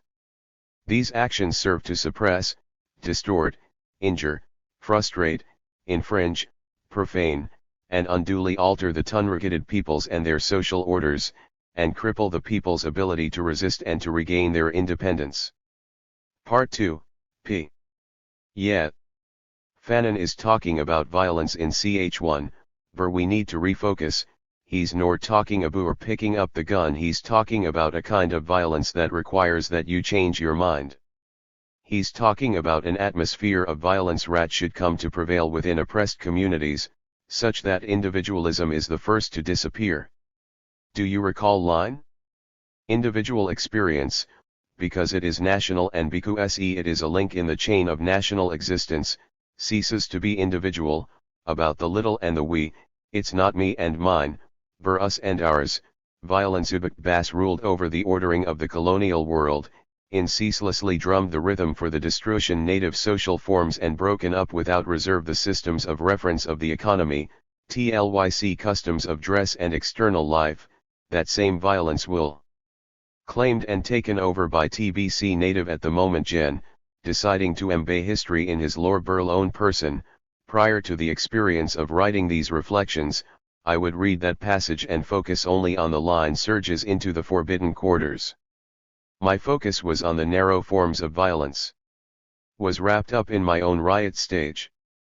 The restoration of nationhood to the people requires a revolutionary violence, a total contestation of colonial and bourgeois hegemony define, by which means the people free the process of development of their social productive forces, they renew, and reshape, their social forms and the systems of reference of their economy. The nation is, the restoration of the ways of life and of thought of the people. In ch1, Fanon talks about the need for oppressed peoples to mock and to vomit up Western val lies. Do you recall line? Reread the chapter, only now focus on the words that call for fundamental change of the entire system of social relations, to change a whole social structure, not, though, from the bottom up, but rather, from vertical to horizontal. We read ch1 and get thrown off track as Fanon makes his points about RHE people's stare of mind are the arzer, when they wrongly think, for example, that changing things from the bottom up is objective of the struggle, that there will not and need not be a period of transition. Such thinking was corrected only after years of sacrifice and struggle, e.g., all now are seen, in the light of experience, to be symptoms of a very great weakness. While people thought that Ltbale could pass without transition from TB status of a colonized person to that of a self-governing citizen of an independent nation, while made no real progress along the road to knowledge. Struggle for national liberation does not consist in spanning the gap at one stride. The objectives of struggle ought not to chosen without discrimination, as they were in TB first days of Dr. Struggle. I brought out ch1, Fanon talks about the nation what it is, and what it ought to become. He talks about how the struggle to liberare and roael.gprhe nation should be conducted, so rhe nation becoming will have a chance to realize its full potential, and avoid the pitfalls of spontaneity, narrow/bourgeois nationalism, and to escape the reactionary rule of the nation's own bourgeois in Rhe preface Ro Resped. Sartre echoes Fanon, as he characterizes anti-colonial violence as man recreating himself. The people come to feel a national soil underfoot, their revolutionary consciousness broadens and deepens, they come to see that the nation is one with liberty. James Yak Sayles read ch1 and begin to find out war Rhe nation is/should be according to Fanon. Any nation should influence individuals, and modify them, fundamentally transforming spectators into privileged actors in the daily drama of national life. The nation is where the interests of one will be the interests of all, and where all resources should be pooled. The violence Rar Fanon discusses is of a kind Char introduces into each living expression of TB nation is the moving consciousness of TB ubili of the people, it is the coherent, enlightened action of men and women. The nation is, according to Fanon, a new unity at its best, it's a new revolutionary/socialist unity, at its worst, if it's formed under the leadership of bourgeois forces, it becomes a new unity that rests on a narrow, racial base, preliminary to unification of the people/cades and chiefs. As the people strive to create a revolutionary unity for themselves, their efforts are opposed, first, by Rhe colonialists/capitalists of the oppressor nation, and then by the puppet and neo-colonialist or bourgeois forces of Rhe nation becoming. Any people's unity, and the people's interests, stand in opposition to the interests of all exploitative forces, particularly those who have come to power in Rhe name of a narrow nationalism, and representing a race. Representing a race is not the same as representing revolutionary/socialist interests. TB peoples of Africa decided, in the name of the whole continent, to weigh in strongly against the colonial regime. Now the nationalist bourgeoisies in region after region based in to make their own fortunes and to set up national system of exploitation, do their utmost to put obstacles in the path of this utopia. National bourgeoisies, who are quite clear as to what their objectives are, have decided to bar the way to that unity. TBs is why we must understand that African unity can only be achieved the upward thrust of the people, and under the leadership of the people, that is to in defiance of the interests of the bourgeoisie. Too bad nor enough of us here, or on the African continent understood the full import of these words in the 1960s and 1970s. If we had, Africa could have been spared much political turmoil and economic and social devastation. And, it's still hard for us to see that most of what passes as black leadership these days is actually the post-neo-colonial rule of collaborationist bourgeois forces. Fanon understood that oppressed nations have existed as sovereign entities prior to colonial domination. However, he also believed that the sovereignty of the people was not an end, but a means, a condition for the free operation of the social development. Once independent of foreign control, the people must widen and deepen their revolutionary consciousness, and pursue the nation's development along socialist lines.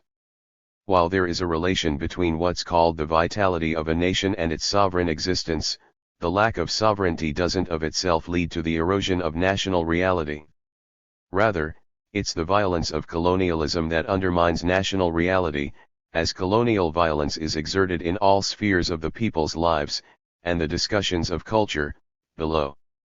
Consequently, the national reality can be reinvigorated prior to any declaration of formal independence, by the people's conscious action, in all spheres of social life, and in opposition to the negative external influences of colonialism. Under his discussion of the phase during which spontaneity reigns, Fanon describes for us part of the process through which the people begins to will itself to sovereignty, this people that Bass lost its birthright, that is used to living in the narrow circle of feuds and rivalries. Will now proceed in an atmosphere of solemnity to cleanse and purify the face of the nation as it appears in the various localities. In a veritable collective ecstasy, families which have always been traditional enemies decide to rub old scores and to forgive and forget. Here are numerous reconciliations. Long buried but unforgettable hatreds are brought to light once more, so that they may more surely be rooted out. Taking of nationhood involves a growth of awareness. National unity is first the unity of a group, the disappearance of old quarrels, and the final liquidation of unspoken grievances in undertaking this onward march. TK people legislates, finds itself and wills itself to sovereignty. The circle of the nation widens, and fresh ambushes to entrap the enemy bail the entry of new tribes upon the scene. Each village finds that it is itself both an absolute agent of revolution, and also a link in the chain of action. Solidarity between tribes and villages. National solidarity is in the first place expressed by the increasing blows struck at the enemy.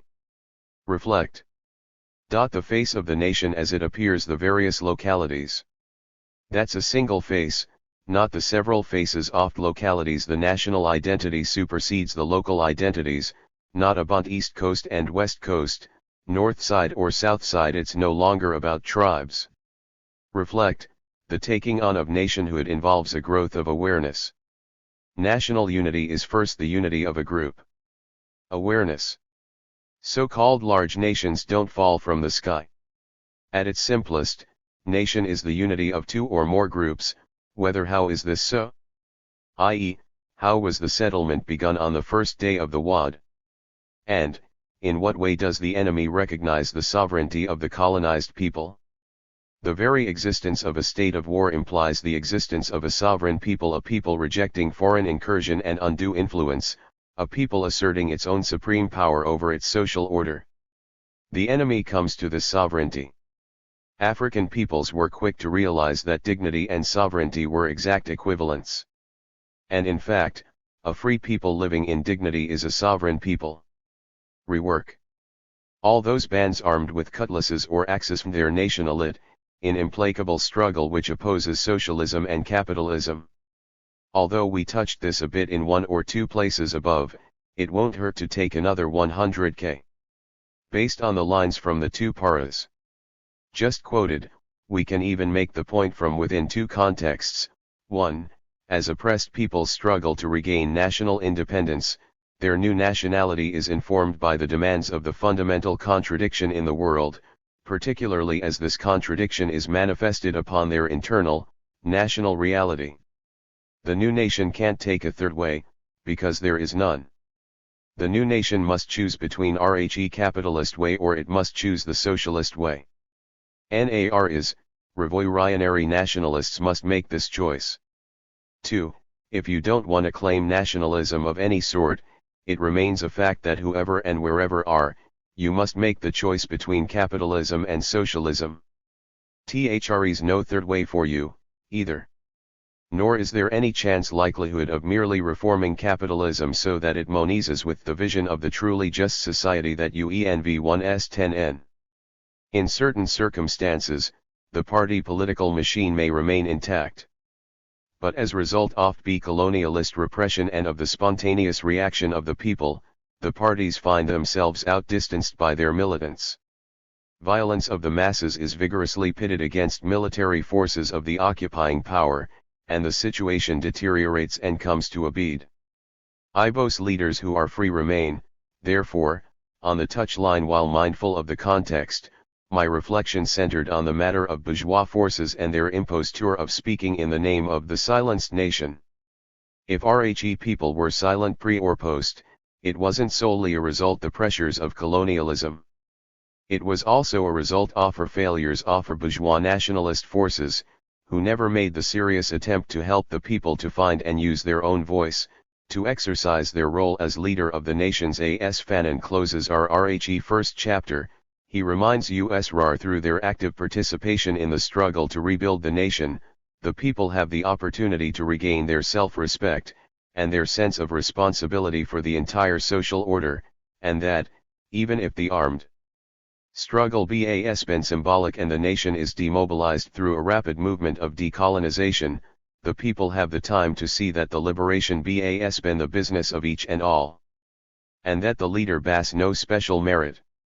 When the people have taken violent part in the national liberation, they will allow no one to set themselves up as liberators, show themselves to be jealous of results of their action, and take good care not to place their future, their destiny, or the fate of their country in the bands of a living God. Yesterday, dry were completely irresponsible, today TKY mean to understand everything, and make all decisions. I used the above paragraph in part 2, and referred to it as the ideal outcome of that stage of the struggle. That ends with the formal establishment, the independence of the nation from foreign control. However, that ideal won't be realized if there's no genuine and if formal independence is achieved by a quick neo-colonial solution devised by colonialism and its agents inside the nation, who come head the new state. We have to keep in mind that wretched is about what the people need to do in order to win real independence and to pursue a self-determined, socialist development. Reflect, now, on the way Fanon closes the first chapter, and, on the way that he opens the second chapter. There's a difference of rhythm between the people and the leaders of the bourgeois nationalist party, a difference of rhythm between the people and the intellectual elite engaged in trade, a difference of rhythm between the people and all of those who constitute the bourgeois fraction of the nation, which includes feudal lords, tribal chieftains, leaders of confraternities and traditional authority. Reflect, too, the title of the book. Wretched of the Earth. The book is about how the wretched can transform themselves into the enlightened and the self-governing. If you don't rake anything else away with your reading of this book, you must take this. More the people understand, the more watchful they become, and the more they come to realize that, finally, everything depends on them, and their salvation lies in their own cohesion, in the true understanding of their interests, and, in knowing who are their enemies. Everything depends on people, themselves. The salvation of the people lies in their cohesion. People must have a true understanding of their interests. People must know who their enemies are, internal enemies, and external enemies. Consciousness of themselves. The masses are equal to the problems that confront them. Experience proves that the important thing is that the whole people plan and decide, even takes them 2 or 3 times as long. The fact is that the time taken up by explaining, time lost in treating thee as a human being, will be caught up in the execution of the plan. People must know where they are going, and the future remains a closed book so long as the consciousness of the people remains imperfect, elementary, and cloudy. The awakening of whole people will not come about all at once. The people's work in the building of the nation will not immediately take on its full dimensions. First, because the means of communication and transmission are only beginning to be developed. Secondly, because the yardstick of time must no longer be that of moment, but must become that of Dr. Rest of the world. And lastly, because the spirit of discouragement which has been deeply rooted in people's minds by colonial domination is still very near the surface. Public business ought to be the business of the public. In fact, we often believe, with criminal superficiality, that to educate the masses politically is to deliver a long political yaki sayles barang. From time to time political education means opening their minds, awakening them, and allowing birth of their intelligence. To educate the masses politically, educate masses politically, is to make totality of the nation a reality to each citizen. It is to make the history of the nation part of the personal experience of each of its citizens. Conclude section People's Democracy. Such PE is necessary as part of new politics that are required as part the process of intensifying the struggle and of preparing the people to undertake the governing of their country clearly and lucidly. How? See, and then follow with, all this taking stock of B situation, This enfightening of consciousness and this advance in the knowledge of the history of societies are only possible within the framework of an organization, and inside the structure of a people. An organization is set afoot by the use of rev elements coming from the towns at the beginning of the rising, together with those rebels who go down into the country as the fight goes on. It is this core which constitutes the embryonic org of the rebellion. But on the other band the peasants, who are all the time adding to their knowledge in the light of experience, will come to show themselves capable of directing the people's struggle, living party, Bubaka, to make possible the free exchange of ideas which have been elaborated according to real needs of the masses of the people. Helps the people to set out its demands, to become more aware of its needs and better able to establish its power. 1. In underdeveloped countries, bourgeoisie should not be allowed to find conditions necessary for its existence and its growth. In other words, the combined effort of the masses, led by a party, and of intellectuals who are highly conscious and armed with rev principles, ought to bar way to this useless and harmful middle class. Many intellectuals, for example, condemn this regime based on the domination of a few. There are certain members of elite, intellectuals and civil servants, who are sincere, but both feel the necessity for a planned economy, the outlawing of profiteers, and the strict prohibition of attempts at mystification. In addition, such men in a certain measure for the mass participation of people in the ordering of public affairs. There almost always exists a small number of honest intellectuals. We must know how to use these men. Party is not a tool the bands of the government. Quite on the contrary, the party is a tool in the bands of the people. It is they decide on policy that government carries out for Opal. Party is not an authority, but an organism through which they as people exercise their authority and express their will. It's the people who must lead themselves and control all social affairs. Setting up of a new state, its diplomatic relations, and its economic and political trends. Fanon didn't seem to doubt the need for the new nation to have a state apparatus. The only question Fanon, in whose hands would the new state apparatus rest? In whose interests would the new state apparatus operate? Would it be a people's state, i.e., revolutionary, democratic, and socialist, or would it be a neocolonial, fascist, and bourgeois state? No, some folks out there question my use of the term fascist, but this, too, needs re-examining, because Fanon uses the term and it really means a petty bourgeois-ruled apparatus and form of social hegemony. Some of us, like Fanon, question the need for a new type of state, while others hold opposing views. Others wisely debate the issue, and seek new ways to define state, moving away from rigid, doctrinaire positions of both old left and of the right. The state have to be whatever it was, it doesn't have to be whatever it is, it can be whatever the people choose to make it. 16a.2, the state, according to Fanon, was an instrument that the people needed in order to protect themselves and the goals of the revolution.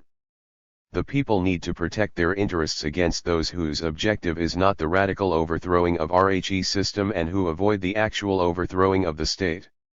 There are those among us who claim credentials as radicals, but who want to reform capitalism, and not overthrow it. At bottom, they, too, still prefer the tribe as opposed to a new type of people's democratic state. There are those among who claim to radicals, and they use the language of radicals. But, their practice shows that they don't even attempt genuine class suicide, i.e., to repudiate their own nature insofar as it is bourgeois, and to put themselves to school with the people. It's not really a stretch of contexts to say that such radicals even these days mobilize the people with slogans of independence, and for the rest leave it to future events. When such parties are questioned on the economic program of the state that they are clamoring for, the nature of the regime which they propose to install, they are incapable replying. The bottom line being, though, that pre- and post-independence, such forces refuse to follow the path of revolution. Seen through its eyes, its mission has nothing to do with the nation, it consists, prosaically, of being the transmission line between the nation and a capitalism, rampant though camouflaged, which today puts on the mask of neocolonialism. We have to go back to the question we raised about what is really about, i.e., how to transform the wretched into the enlightened and the responsible, the self-governed. What we should be able to glean from Wretched's pages are the stages of the process, and the general procedures to be adapted by the people in the process of struggle, that allow them to, 1. Combat their internal and external enemies, 2. Begin to build, even prior to formal independence, the apparatus/institutions that will serve their interests in RHE creation of a new social order that guarantees to all citizens the freedom to develop all-round human beings, the freedom from exploitation and discrimination and alienation in all forms. You should be able to glean these, if, that is, you're serious about challenging the oppressive state for the power that should be in the hands of the people. Surely, Fanon discusses RHE foreigner in Wretched's pages. He rails against colonialism as the primary external obstacle in RHE path for people's liberation and development. Don't fail to notice the time he spends to detail the thought and practice of the bourgeois forces that constitute the people primary internal enemy. Fanon notes their thought and practice prior to the beginning of RHE struggle, during RHE struggle, and their actual and potential thought and practice after formal independence is declared for what usually turns out to be a neocolonial client state of imperialism. Fanon wants us to avoid having to go through that stage. Closing the road to TK national bourgeoisie is, certainly, the means whereby the vicissitudes of newfound independence may be avoided, and with them the decline of morals, installing of corruption within TK country, economic regression, and the immediate disaster of an anti-democratic regime depending on force and intimidation. But it is also the only means towards PROSS. Like the new nation, RHE new democratic state, begins RO take shape in the course of RHE struggle to topple RHE oppressive power. Key, remember, not dealing with some doctrinaire concept of coercive also with a new, revolutionary/social take your stand with Fanon. The people need a state, it's only a question of what kind of state it will be and in whose hands it will. The character of the state ultimately depends on will determined by the character of the people in whose hands the state rests. Rarek no such thing as the state being inherently authoritarian instance unless people are inherently authoritarian, and there's no way to change this. The state will be whatever the people make of it or allow others to make of it, if it's truly theirs and if they begin to build it now. A building that begins with the discussion and dissemination of the vision, the reasons why we need it, and the discussion of the kind of ought to be and what it ought to do and not do, stated point 1. And the colonial situation, culture, which is doubly deprived of the support of the nation and of the state, falls away and dies. Conditions for its existence is therefore national liberation and the renaissance of the state. A nation which is born of the people's concerted action and which embodies the real aspirations of the people while changing TJX state, cannot exist save in the expression of exceptionally rich forms of culture. Next, 6A.3 Culture, National and Revolutionary Chapter 4, is about national culture, especially regarding the blind alley African/Negro culture and the need to emphasize NALE and N consciousness, as the people make the shape of the struggle against colonialism along revolutionary and not bourgeois or fascist lines. Chapter 4a is about the relation between RHE nation and complements CH4, but emphasizes the dependence of culture upon the. We must rid ourselves of the habit, now that we are in the thick of the fight, of minimizing the action of our fathers or of feigning incomprehension when considering their silence and passivity. As well as they could, with the arms that they possessed then, and if the echoes of their struggle have not resounded in the international arena, we must realize that the reason for this silence lies less in their lack of heroism than in the fundamentally different international situation of our time. It needed more than one native to say we bad enough, more than one peasant rising crushed, more than one demonstration put down before we could today bold our own, certain in our victory. As for us who have decided to break the back of colonialism, our historic mission is to sanction all revolts, all desperate actions, all those abortive attempts drowned in rivers of blood. In this chapter we shall analyze the problem, which is felt to be fundamental of the legitimacy of claims of a nation. It must be recognized that the political party which mobilizes the people hardy tmaobes on this problem of legitimacy. The political parties start with living reality, and it is in the name of this reality, in the name of the stark facts which weigh down the present and the future of men and women, that they fix their line of action. Political party may well speak in moving terms of the nation, but what it is concerned with is that the people who are listening understand the need to take part in. Quite simply, they wish to continue to exist. See, does the first paragraph seem a bit out of place to you? Does IR seem out of place in relation RORHE second paragraph, or to RHE theme of the entire chapter? Okay, now, read RHE first paragraph again. What's rat paragraph saying? What's its relation to the second paragraph, or, put another WY, what's its relation RORHE chapter as a whole, what's its relation to the book, as a whole? Well, maybe it's a bit unfair of me to ask these questions, especially if you haven't read RHE entire chapter if failed, for some strange reason, to grasp the relation between, say, negritude and Afrocentricity. Am I moving too fast? I had originally intended to begin reflections on CHS4 and 4A by starting with some comment paragraph. The first paragraph has always seemed, to me, to be out of place. Even Fanon seems, at first glance, to actually begin addressing the theme off chapter with RHE second paragraph, and nor RHE first, does Fanon begin the chapter with what can be termed an apology to the poets of negritude. Why not simply quote Turi and open with the second para? Clearly, there a reason, or, he had a reason for wanting to say what he did. Is that reason worth a comment here?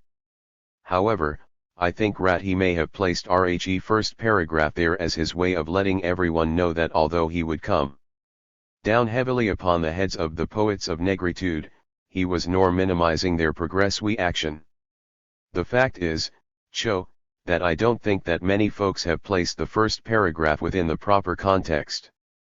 First line of the paragraph is probably the most often quoted line from the book, yet few of those who use it bother to quote the remaining lines, the lines that actually express the thought that, I think, Fanon intended to convey.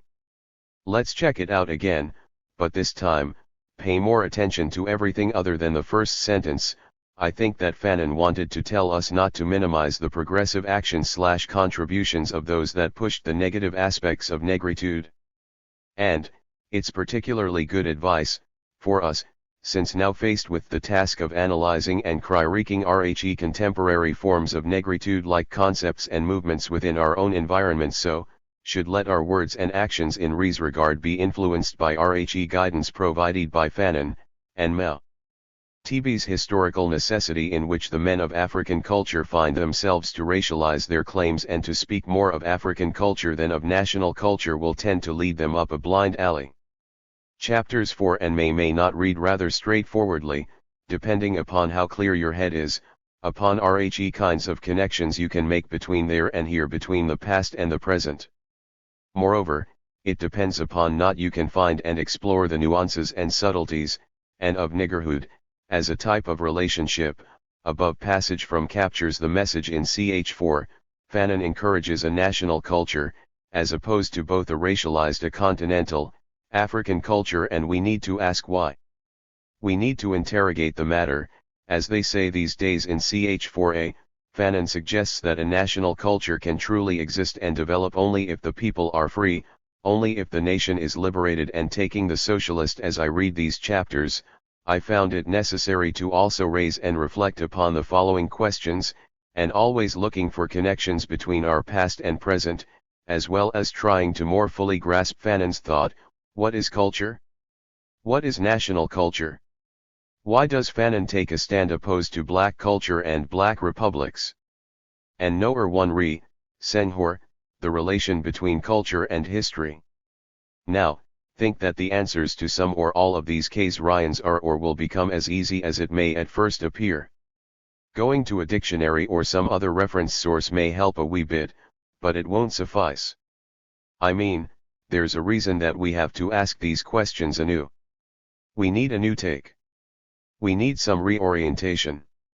In many cases, depending upon Webster, et.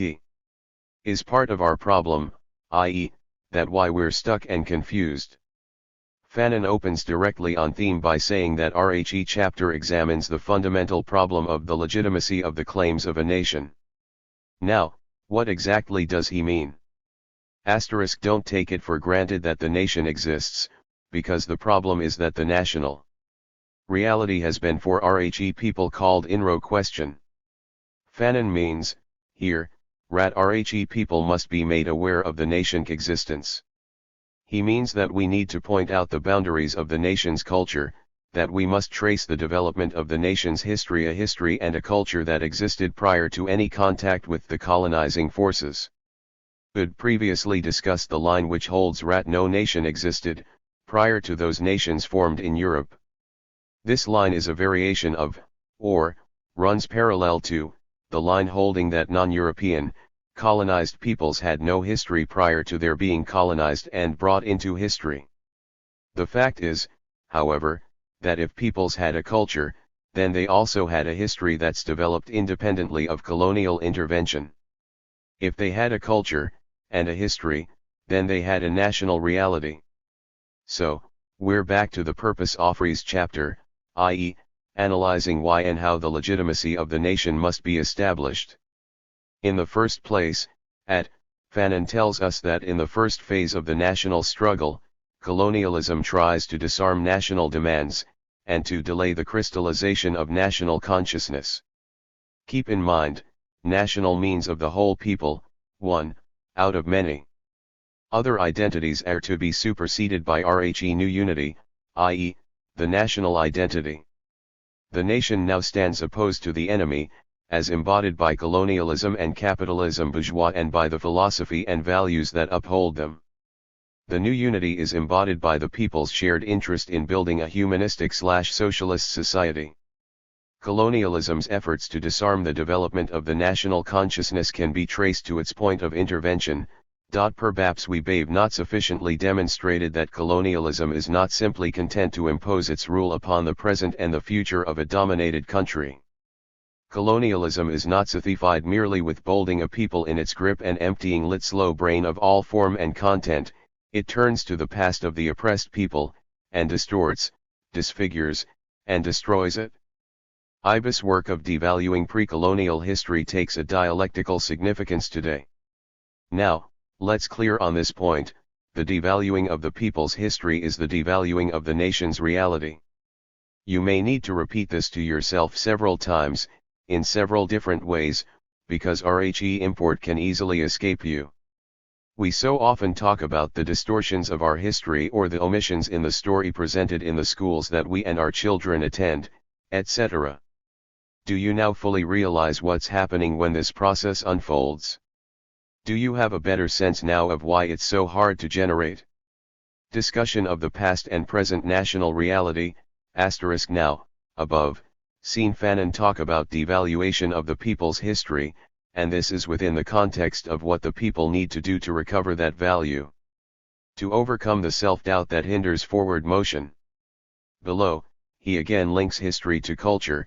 Ben, we consider the effort made to carry RTK cultural estrangement so characteristic of the colonial epoch, we realize that nothing has been left to chance, and that total result looked for colonial domination was indeed to convince the thus, claim to a national culture in the past does not only rehabilitate that nation and serve as a justification for the hope of a future national culture, but it also serves to help change the self-image of the people, and to inspire that people to struggle to liberate the nation and to take the lead in shaping its socialist future.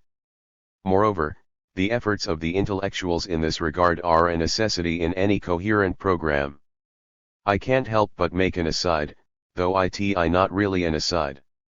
To me, a similarity between a parallel between the line that Fanon says is used by the foreigner to frighten the people into submission to colonialism by claiming they'll fall back into an alleged barbarism, and the line that they use on list today when we righteously shout the need to abandon capitalism and to struggle for and to build socialism. What do they use to frighten us with? They say that we'll starve under a socialist system, that we won't have democracy under socialism when all the time, the people are starving under capitalism. We lack adequate food for both body and spirit, we lack genuine democracy at this very moment. Lack it to the extent that we you even know that there are forms of democracy other than and superior to the bourgeois democracy that tramples us. Where were we? Yet it is necessary for the intellectuals, the cultured individuals, to point up the legitimacy of the reality of the nation, the nation's culture, and the nation's history, especially with regard to the pre-colonial development. However, this action clearly doesn't prevent these or some of these individuals from entering the blind alley that Fanon spoke to us about as we opened these reflections. How does that happen? Practice without theory. Well, Fanon begins to explain it to us by showing, at where the cultured individuals/intellectuals make their appearance, mark out a special battlefield, whereupon they make the demand for a national culture, and the affirmation of the existence of such a culture. While the politicians, the cultured individuals, rake their stand in the field of history. Note that Fanon says that colonialism reacts only slightly to the aggressive response of the colonized intellectuals in Pacos. The ideas developed by them are also widely professed by specialists in the mother country, who, on their part, have rehabilitated the African, Mexican, and Peruvian civilizations. Knowledge pre-colonial greatness has little immediate relevance to the present oppression of the masses, and the search for pre-colonial culture is undertaken by the intellectuals because of 398. Their anxiety Western culture. Truth is, however, national reality, and national consciousness. The people. Each generation must, out of relative obscurity, discover its mission, fulfill it, betray it. In underdeveloped countries, the preceding generations have both resisted the work of erosion carried on by colonialism and also helped on the maturing of the struggles of today. We must rid ourselves of the habit, now that we are in the thick of the fight, of minimizing the action of fathers, of feigning incomprehension when considering their silence and passivity. As well as they could, with the arms that they possessed then, and the echoes of their struggle have not resounded in the international arena, we must realize that the reason for this silence lies less in their lack of heroism than in the fundamental, different international situation of our time. It needed more than one native to we bad enough, more than one peasant rising crushed, more than one demonstration put down before we could today bold our own. Certain in our victory. As for us who have decided to break the back of colonialism, our historic mission is to sanction all revolts, all desperate actions, all those abortive attempts drowned in rivers of blood. Editor's note: here the rough first draft and notes to himself for Part 4 and, although Yaki's work was far from finished. In his conversations he would mention seeing the need for a future Parts 5 and 6 to apply Fanon's vision even further, now that a post-civil rights neocolonial U.S. empire had emerged. But Yaki's life was cut off too soon. Others will have to carry on the fire he carefully fed.